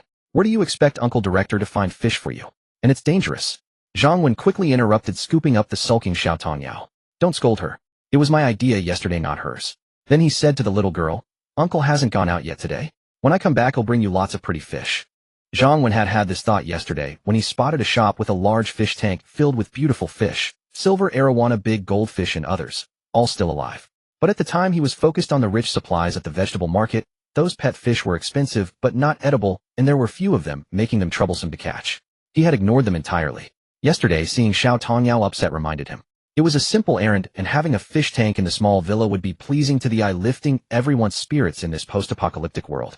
Fully armed, and with his alarm clock set, Zhang Wen left the shelter. He roughly mapped out the tasks he needed to accomplish today. First, he would drive the truck to the shop he had spotted yesterday and load the fish tank onto the vehicle. Then he would head to the east and west sides to pick up people at the meeting points he had designated yesterday, hoping to find any female survivors. If time permitted, he would then begin sealing off all entrances and exits on those 2 sides. Under the watchful eyes of the women in the shelter, Zhang Wen quickly drove out. He had already checked the area around the entrance by the shelter's cameras. There were only a few zombies nearby. The sound of the opening gate and the truck's engine attracted them, and Zhang Wen drove straight over them. Familiar with the area now, he avoided the impassable routes and quickly reached the shop. Ignoring the horde of zombies that had gathered around the truck, he walked inside. A large fish tank nearly 2 meters tall leaning against the wall immediately caught his eye. Its bottom was covered with smooth jade white pebbles, and a miniature rockery stood inside lush with green plants resembling an underwater forest. Inside, two slender silver arowanas swam gracefully alongside other beautiful fish in shades of red, black, and pink. Given the prolonged power outage, they should have been dead, but Zhang Wen spotted a dual-voltage oxygen pump beside the tank and immediately understood why they had survived. This type of pump could provide oxygen for a long time, even during a power failure, and the tank's aquatic plants and ecosystem also contributed to their survival. After adding some simple protective measures, Zhang Wen loaded the tank onto the truck. Fortunately, Zhang Wen was much stronger now, and with Tang Xian around, he was motivated to exercise daily, otherwise handling this alone would have been difficult. Just as he was about to drive off, he noticed a large pharmacy across the street. Yesterday, he had focused solely on searching for food, and had completely overlooked medicine. Unlike in his past life, where medicine was often more precious than food, this time, the shelter already had a small clinic with basic cold remedies in his system's inventory. Moreover, the medical function would be activated soon. Checking his phone, he saw it was still early. Zhang Wen immediately walked into the pharmacy. Even though he might not lack medicine himself, it would still be invaluable in the apocalypse. Not only could he trade it with other shelters later, but he could also use these ordinary medicines to help refugees earn points for treatment. This would motivate them to work harder and allow him to easily recoup their points. After all, even before the apocalypse, the exorbitant profits of healthcare were well known, and many people avoided hospitals unless absolutely necessary. Zhang Wen had no intention of missing out on such profits now. Soon he had completely ransacked the pharmacy's entire supply. The pharmacy also stocked a variety of traditional Chinese herbs, including precious supplements like ginseng, deer antler, cordyceps, and bird's nest. Zhang Wen had never tasted these before, and though he didn't need supplements, he could try them for novelty. Besides, delicacies like bird's nest could be shared with his women. They were already radiant and beautiful, but a little extra nourishment wouldn't hurt. Apart from medicine, he found a nice little gift in the pharmacy for Lu Qianqian. Since he had brought a gift for the little girl Tong Yao, he couldn't show favoritism and neglect the big kid Lu Qianqian. While Zhang Wen was collecting the supplies at the survivor stronghold in Taoyuan residential area on the west side, Zhao Xiaoxue and Wu Xian were whispering in the restroom. Zhao Xiaoxue said, "Sister Xian, are you sure you won't come with me?" Wu Xian replied, "Xiaoxue, didn't you tell Ning Wei yesterday that you weren't leaving? Why the sudden change?" Zhao Xiaoxue answered, "If I had said I was leaving, would they have let me go?" She continued, "Sister Xian, come with me to that shelter. These people here can't be trusted.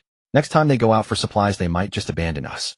Wu Xian hesitated, then finally said, "Forget it, I've gotten used to them. I don't want to go to a strange place." Internally, she was initially surprised by Zhao Xiaoxue's decision, but quickly felt overjoyed. In their team, Zhao Xiaoxue had always been the goddess of the young men. All the men's attention was constantly on her, and they would subtly revolve around her. Although they tried to appear fair, they often offered her their own food and water. Even though Zhao Xiaoxue always refused, they persisted. If she left, Wu Xian would become the new center of attention, and her life would improve. Of course, she would never reveal these thoughts to Zhao Xiaoxue. She now desperately wanted Zhao Xiaoxue to leave, hoping the people at the new shelter were terrible, so she would never return. Finally, Wu Xian agreed to help cover for Zhao Xiaoxue, allowing her to slip away smoothly. Taking advantage of the others being busy, Wu Xian personally escorted her to the stronghold's gate. "Xiaoxue, I hope you have a good life in that shelter," Wu Xian said, waving goodbye as Zhao Xiaoxue walked away. Once she was completely out of sight, a beaming smile spread across Wu Xin's face. Meanwhile, elsewhere in Taoyuan residential area, inside a sub-district office building, 3 women in their 30s were gathered together. One of them wearing a red outfit and slightly plump looked at the other two. "Let me confirm one last time, we're all decided to go to that shelter. Let's go. The food here is almost gone, and how can we women go out to find supplies alone? We need to join a team anyway." "Yeah, I agree," the other 2 women said. "All right then, we'll head to the meeting point," announced over the loudspeaker. "But before we go, I want to emphasize again, once we're there, we must stay united.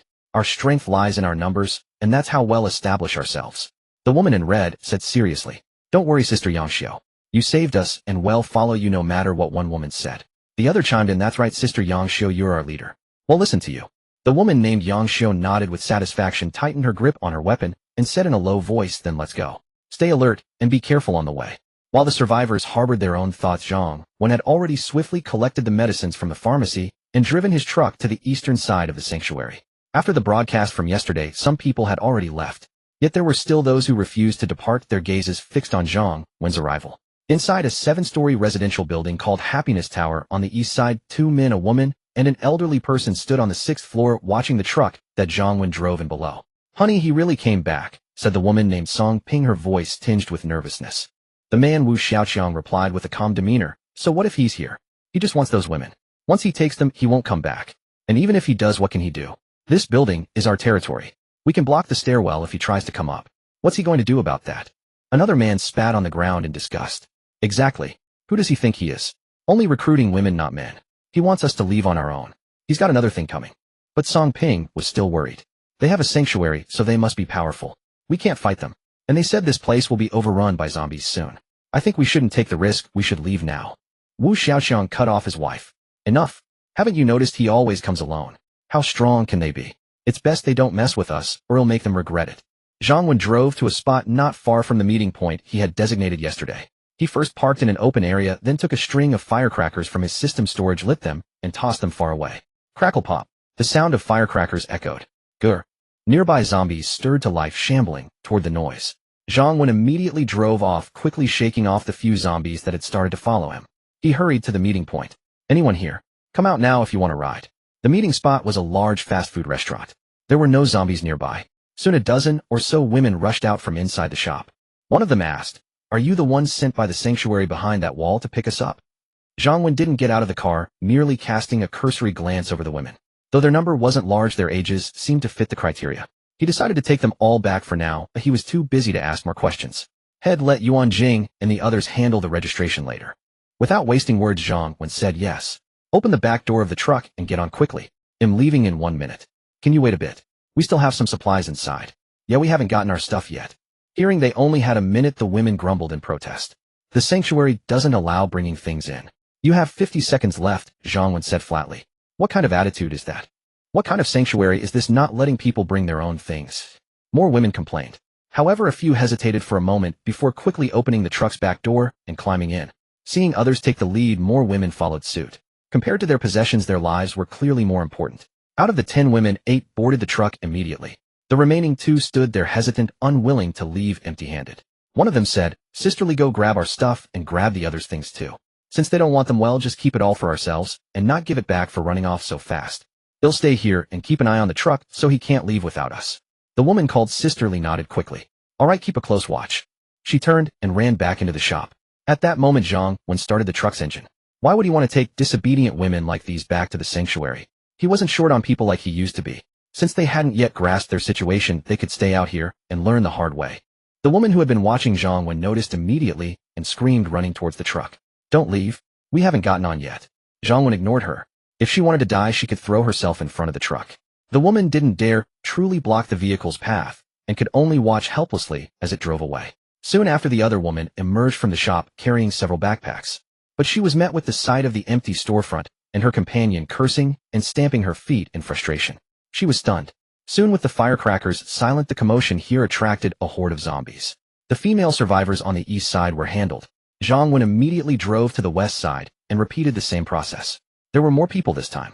A total of 15 women got on the truck, including a little girl around 7 or 8 years old. Zhang Wen's recruitment criteria were age under 40, no disabilities. There was only an upper age limit, but no lower limit. This meant children were also allowed. Of course, very young children, who cried easily, probably wouldn't have survived this long anyway. So Zhang Wen didn't object when the little girl boarded. Meanwhile, Zhao Xiaoxue, Yang Xiao, and a few other women were also in this group. Fei Fei, take a few security team members to the south gate, and wait. Zhang Wen contacted Lu Fei Fei via walkie-talkie to save time. He then drove back to the sanctuary with a truckload of 23 survivors.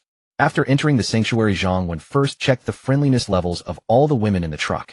None showed red, indicating hostility. He then called Lu Fei Fei over and instructed the security team to lock the truck's back compartment. Since he had to go out again, he decided not to let them out just yet. Once he returned, he would bring the women out for registration. Locking the compartment was, of course, to prevent the possibility that any of the 23 women might be infected. The quarantine rooms weren't ready, and Zhang Wen had to leave. Although Lu Fei Fei was capable, he didn't want them to take the risk. As for what would happen if someone inside the truck was infected, well, they would have to pray and handle it themselves. Just like what happened before, these women had no loyalty to his sanctuary, and he didn't know them yet. So there was no need to think of everything for them. They had survived this long on their own, so they had their own ways.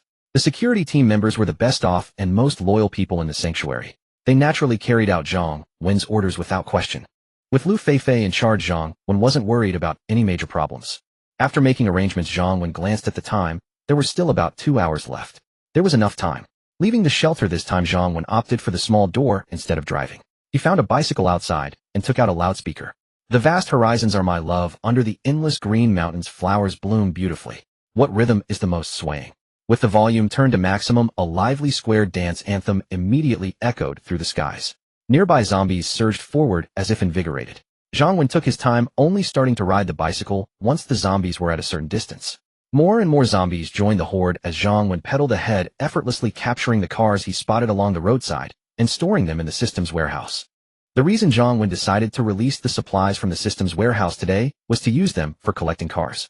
A small car weighs approximately 1.2 to 2 tons. Currently, Zhang Wen's system warehouse still has about 200 tons of capacity, so collecting around 100 cars is completely feasible. There were plenty of cars on the road, and even though Zhang Wen was just riding and collecting, he was quick. Before long, he brought a large horde of zombies from the south side of the shelter to the east, directing them all into the neighborhood. Zhang Wen pulled out a string of 500 firecrackers. He discovered that in the apocalypse, firecrackers were incredibly useful, practically a magical tool for attracting zombies. However, he was sure never to let the enemies use them in his shelter. Even when using them outside the shelter, Zhang Wen only took out the smallest string of 500. He was concerned that if the noise lasted too long, the nearby zombies would all come over since the shelter wasn't far away. He lit the firecrackers and tossed them out, then turned off the loudspeaker, and all the zombies following him were indeed drawn away. With the zombies gone, Zhang Wen quickly returned to the small entrance of the neighborhood where he came in. He then released over 100 cars, effectively sealing off the neighborhood. Of course, Zhang Wen knew that there were still other small entrances or gaps between buildings that could allow passage. Zhang Wen wasn't in a hurry. He went to the roadside to collect another wave of cars into the system warehouse. Then he returned to the neighborhood, which was now a sea of zombies. However, he still needed to redirect them. Zhang Wen approached a residential building and opened the door to the first floor. He then took out a small segment of firecrackers, lit them, and threw them inside. The sound of the firecrackers rang out, lasting only about 7 or 8 seconds. But that brief moment was enough to attract some zombies who ignored Zhang Wen standing at the door and rushed eagerly inside the building. Seeing that 30 to 40 zombies had entered, Zhang Wen immediately shut the building's door. He then took out chains and a lock from the system warehouse and securely locked the first floor door. Following this method, Zhang Wen attracted dozens of zombies to each building in the neighborhood and locked the doors. As for whether there were any survivors in the residential buildings, Zhang Wen didn't care to know. They had already been given a chance, and they had failed to seize it. He only knew that regardless of whether there were any survivors currently present or others who dared to enter in the future, it would be a place of certain death. All the entrances and exits to the neighborhood were blocked, making it impossible to move, and there were plenty of zombies inside. Additionally, he would also seal a batch of zombies inside each residential building. Whether going out or coming in, every spot was a dead end. Of course, this was in reference to others. For Zhang Wen, if one day he needed to use this territory, it would be quite easy. He could first clear the cars blocking the road into the system warehouse, and then use sound to lure the zombies away, effectively resolving the situation inside the neighborhood. Zhang Wen then began blocking all the entrances and exits of the neighborhood, as he wouldn't need to enter for a while. After handling the eastern side, he checked the time. There were still 35 minutes left. Although he was quick, he could still use the same method to address the western side. However, he knew that the time for returning would definitely be tight. Zhang Wen didn't like this way of doing things. He preferred to be cautious, leaving room and not rushing. In any case, he wasn't in a hurry and could take ample time to deal with the western side tomorrow.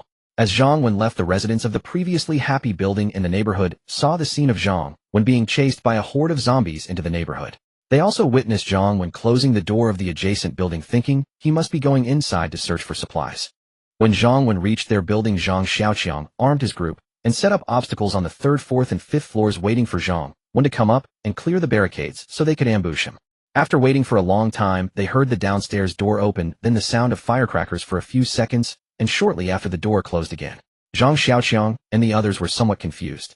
However, due to the distance, they couldn't see Zhang Wen's subsequent actions, otherwise they wouldn't have been so calm in the building. Zhang Xiaoqiang looked at the ground outside filled with zombies and said fiercely, "So that guy was right, this place will be overrun by zombies, and he brought them here himself." I wondered how he could foresee this. It's a pity he didn't come upstairs today, otherwise I would have killed him without hesitation. Another man chuckled. No rush, he might just be scouting the area today, testing the waters to see if there are still people in the building. As long as he wants supplies, he will surely come in to search again. Woman Song Ping expressed her concerns, saying, "But we don't have many supplies left. We've almost searched this building thoroughly, and we can only go out to the convenience store for supplies. With so many zombies downstairs, what can we do?" Zhang Xiaoqiang replied with a smile. "What's there to worry about?" Others' eyes lit up, asking, "Do you have a good plan?" Zhang Xiaoqiang replied proudly, "Of course. Didn't you notice that every time that guy attracts zombies, he either uses a loudspeaker or firecrackers? As long as the sound is loud, the effect is great. We can also find a tool that makes a loud noise and throw it downstairs to draw away the zombies outside our building." Then let someone continue to lure a large number of zombies elsewhere, even out of the neighborhood, and we can search for supplies without worry. Good plan. I think it will work. Everyone felt this idea was good considering how Zhang Wen always attracted a large horde of zombies without appearing anxious or getting injured. They all believed they could do it too. With a plan in mind, they quickly took action, first finding a few mobile phones that still had battery life, then clearing the obstacles in the stairwell. On the 4th floor, they wrapped a phone in cloth, turned on the music, and threw it out the back of the building. Sure enough, many zombies were attracted to it. The group quickly ran downstairs, agreeing to follow the plan once they went outside. But just as they reached the bottom, they were dumbfounded. The 1st floor stairwell was crowded with dozens of zombies. They had previously been somewhat quiet. Upon hearing the footsteps and the scent of living blood, they immediately became agitated and rushed upstairs.